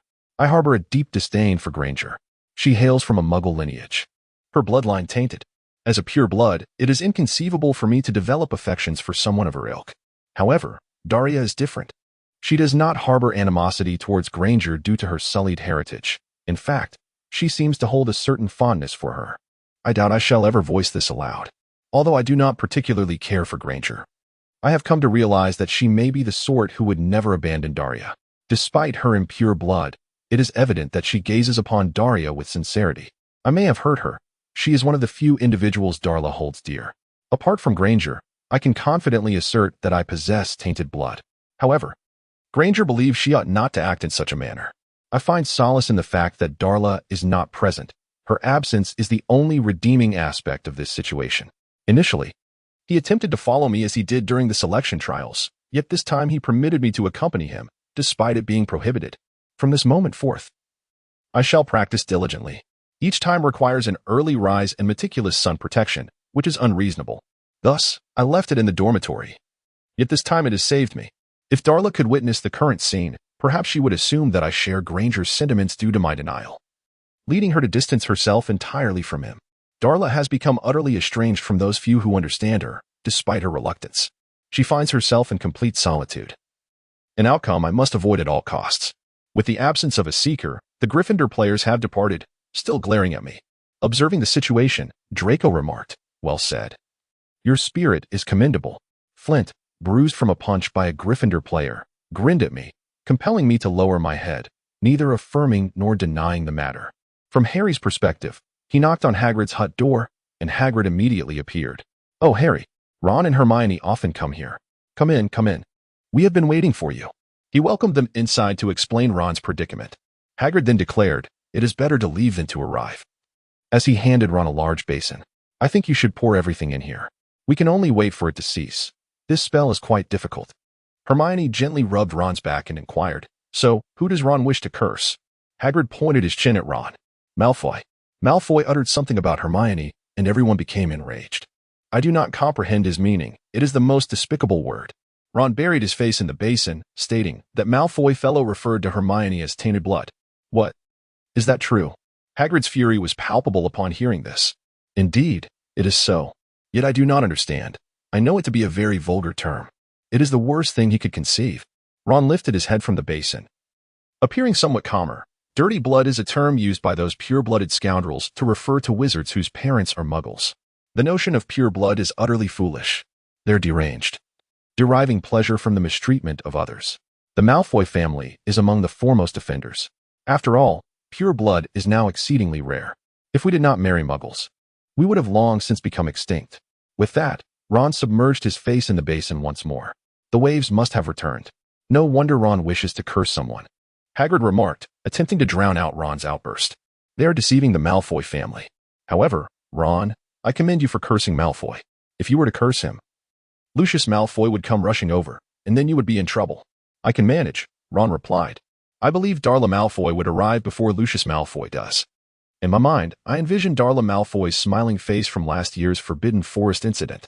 If Ron's curse succeeded, Malfoy would expel the mucus, and Ron might not perish. Last year's scene led me to this conclusion. That being said, he has always been by his brother's side. So what truly transpired? Mr. Malfoy's skin is quite sensitive. He cannot remain in such an exposed location, Hermione stated, pressing Ron's head back into the basin. Unpleasant sounds emanated once more from the basin. In any case, it is best to steer clear of such individuals. Hermione has no spell that cannot be used. Regardless of what others say, you will be fine, Hagrid proudly asserted, though Hermione only managed a sad smile. "What is it, Hermione? You appear rather glum." On the way back from Hagrid's hut, Hermione's face was notably somber. "Are you still concerned about Draco?" Hagrid inquired. "You should disregard his words." Once the nausea subsided, Ron cheerfully remarked. On the other hand, Hermione replied, "No. I no longer care for Draco. I merely what?" Ron pressed, prompting Hermione to hesitate slightly before speaking. "Hey, do you think Mr. Malfoy would call me tainted blood like Draco does? Isn't that quite apparent? Those fellows are the Malfoy family, are they not? They're already rotten." Even Hagrid interjected. "No, Mr. Malfoy would not say such a thing," Hermione asserted with conviction. Yet she continued, "Mr. Malfoy did not say that, but he and his family certainly believe so." "Indeed. That is the Malfoy family. What of it?" Ron retorted, uncertain of Hermione's intent. "Even if she does not think that way, I and she exist in entirely different worlds." "I believe so." Ron and I exchanged puzzled glances as Hermione muttered and then hurried away. Chapter 59, Humanity Darla's Perspective. The first weekend of my second year. I am in the library with Daphne. Today, I genuinely wish to witness my brother's first practice as a seeker, yet like during the selection trials, he forbade me from attending. During the match, numerous teachers surrounded me, but my brother insisted that if anything were to occur, it was likely no one would be able to assist me during mere practice. If you speak so far, I cannot even let it go myself. I do not wish to cause my brother distress. Moreover, if I were to do so, it would interfere with his training. That would be counterproductive. And I cannot afford to be selfish. Darla, I am going to find a book on defense against the dark arts. It seems I have no choice but to self-study that subject. It appears I must diligently engage with my studies this year. I intend to seek a book on potions, for I have not learned sufficiently in Professor Snape's class. From what I have known since last year, Professor Snape's lessons are incredibly intense. The potions crafted during class are appropriate for our year. However, the teacher's lectures, suggestions during breaks, guidance, and reprimands are filled with exceedingly profound knowledge. At first glance, it may not seem so, but Professor Snape endeavored to impart advanced knowledge equally to all. Even Longbottom, who consistently makes severe mistakes and has a poor disposition, receives sound guidance, and his knowledge surpasses that of the textbooks. Naturally, due to his foul language, others, not to mention Longbottom, often overlook this. Nevertheless, I find every word from the teacher immensely valuable, brimming with unknown wisdom. Among all the subjects at Hogwarts, potions is my favorite. How peculiar. Upon arriving at Hogwarts, my foremost desire was to study defense against the dark arts.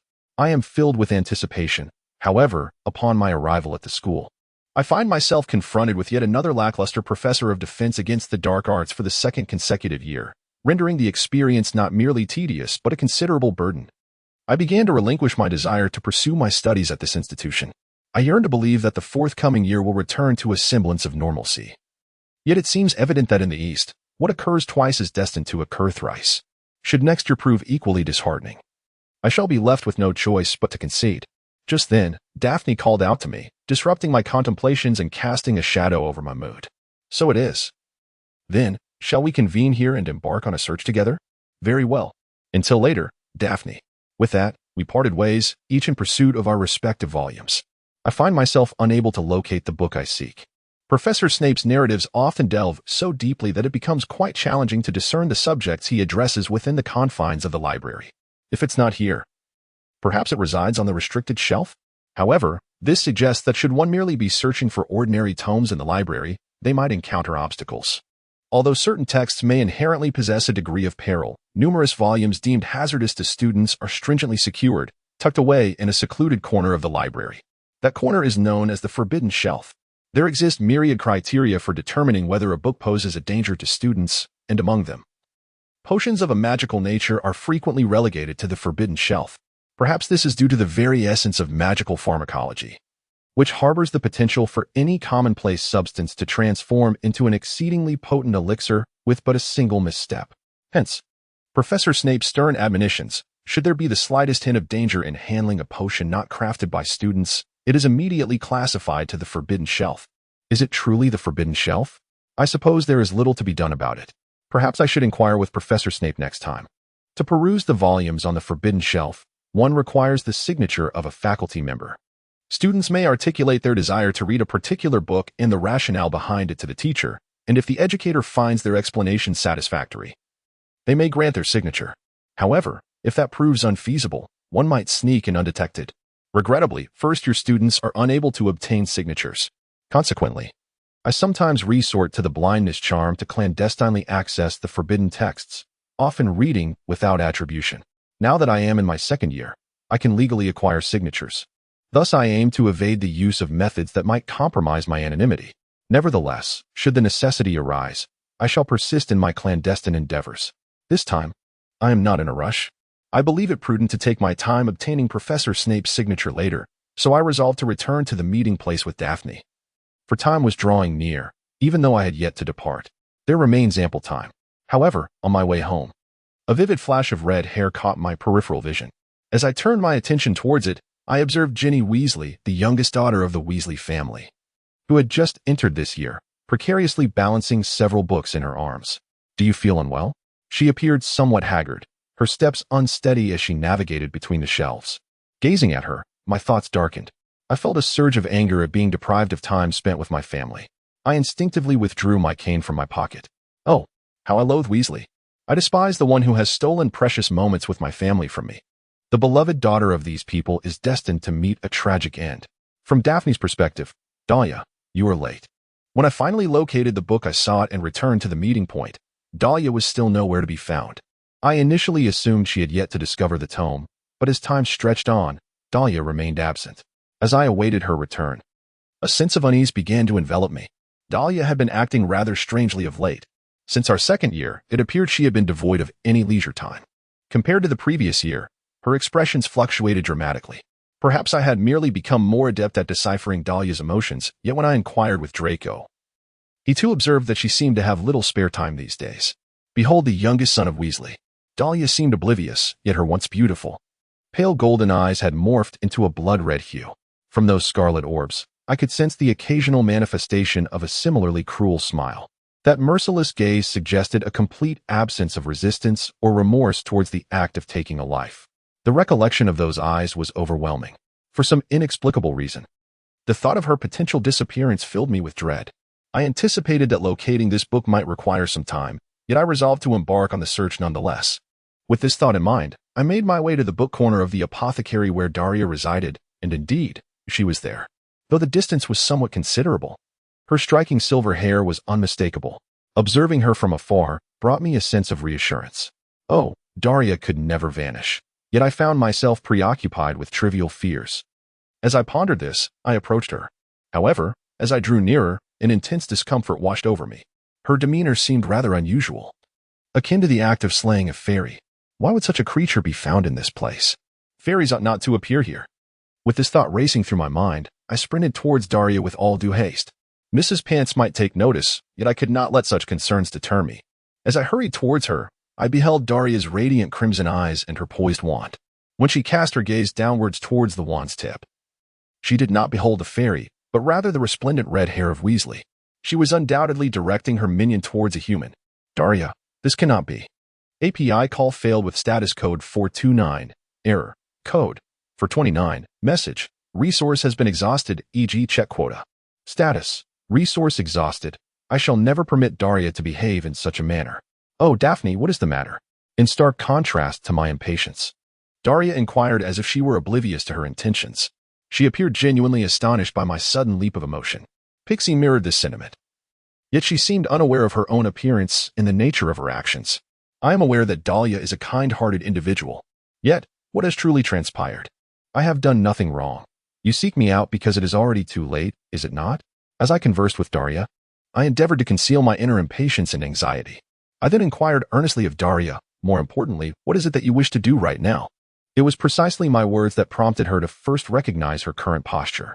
When I gazed into Daria's face, her eyes had returned to their usual golden hue, shedding the previous coldness and revealing a profound sense of confusion and fear. Undeniably, Daria was terrified of herself, akin to confronting an aspect of oneself one wishes to remain ignorant of. To be candid, I felt a deep fear when Daria had killed the little sprite last Halloween. Her expression bore no trace of remorse for the act, rendering her unrecognizable and deeply unsettling. However, upon seeing Daria now, I realized that I should not fear her, for it is she who is more afraid than I. If I allow myself to fear Daria, who will be there to assist her? Who will remain by her side? If I do not voice my support now, I could never hope to befriend Daria. Having been saved myself, it is now my turn to extend a hand. Chapter 60. Overwhelmed by fear Daria's perspective when Daphne spoke to me, it was then that I first recognized what I truly wished to pursue. My cane is positioned steadily. And its purpose is, what am I doing? API call failed with status code 429. Error. Code 429. Message. Resource has been exhausted, e.g. check quota. Status. Resource exhausted. I recall the mirror I beheld during Christmas. Ever since I gazed into its depths, that image has lingered in my dreams. I too wear that cruel smile, concealing my genuine desires deep within. Although Daphne is nearby, I find myself unable to reveal my true self to her. Paralyzed by the fear of my own intentions, it feels as though I am no longer myself. Yet, what terrifies me most is the recollection of having imagined the thrill of taking her life. He clutched Daphne with a trembling body. Perhaps, just perhaps, I desire her. Calm down, Dahlia. Daphne interrupted my thoughts. Her voice bore no trace of fear or negativity, only trust and affection directed towards me. Stay calm, Dahlia. You would never do such a thing, Daphne assured me. But at that moment, it was not Daphne who interrupted my anxious thoughts, but rather Mrs. Pants, the formidable mistress of the library, who fixed her hawk-like gaze upon me. Clearly, the disturbance we had caused had prompted her presence. If you don't quiet down, I shall have to expel you. Miss Malfoy, I had thought you to be a more subdued, studious child, but it appears I was mistaken. I apologize. Daphne replied in a flurry of panic. I still lack the energy to respond adequately. Next time, I will surely leave you in a daze. With that, Mrs. Pants departed, her shoulders brimming with indignation. It was just Daphne and me left, and the atmosphere was indescribable. Hey, it seems you were a bit too loud. Take it down a notch, Daria, Daphne urged, glancing anxiously in the direction Mrs. Pants had vanished. As Daphne spoke, I inhaled deeply. Gradually, the earlier sense of dread dissipated, and I began to regain my composure. Oh dear, what an unpleasant situation this is. Are you feeling calmer now? Yes. Please let us put this matter behind us. I am troubled, yet I can no longer rely on Daphne, for I do not wish to cause you any pain. I no longer wish for her to be privy to my affairs. Very well, I comprehend. A displeased expression crossed Daphne's face, yet she cautiously nodded in agreement. I exhaled a sigh of relief. Regardless. Upon finishing my thought, I followed Daphne's gaze and beheld Ginny Weasley swaying unsteadily as usual. She appeared to be in a rather poor state. Even with the volume of my voice, she seemed oblivious to my presence. I continued to navigate between the bookshelves, my steps faltering. The lad seemed to be in a troubling condition. I wondered what could have transpired. Has it begun? API call failed with status code 429. Error. Code 429. Message. Resource has been exhausted, e.g. check quota. Status. Resource exhausted. API call failed with status code 429. Error. Code 429. Message. Resource has been exhausted, e.g. check quota. Status. Resource exhausted. I believed I was in the library searching for a book, but then I realized I was lying on a bed in the medical room. Hey, where am I? Oh, did you notice? Miss Weasley, you fainted in the library? Miss Pomfrey, who works nearby, returned you to me. Seriously, did you only come to the infirmary after you collapsed? Miss Malfoy and Miss Greengrass were both there.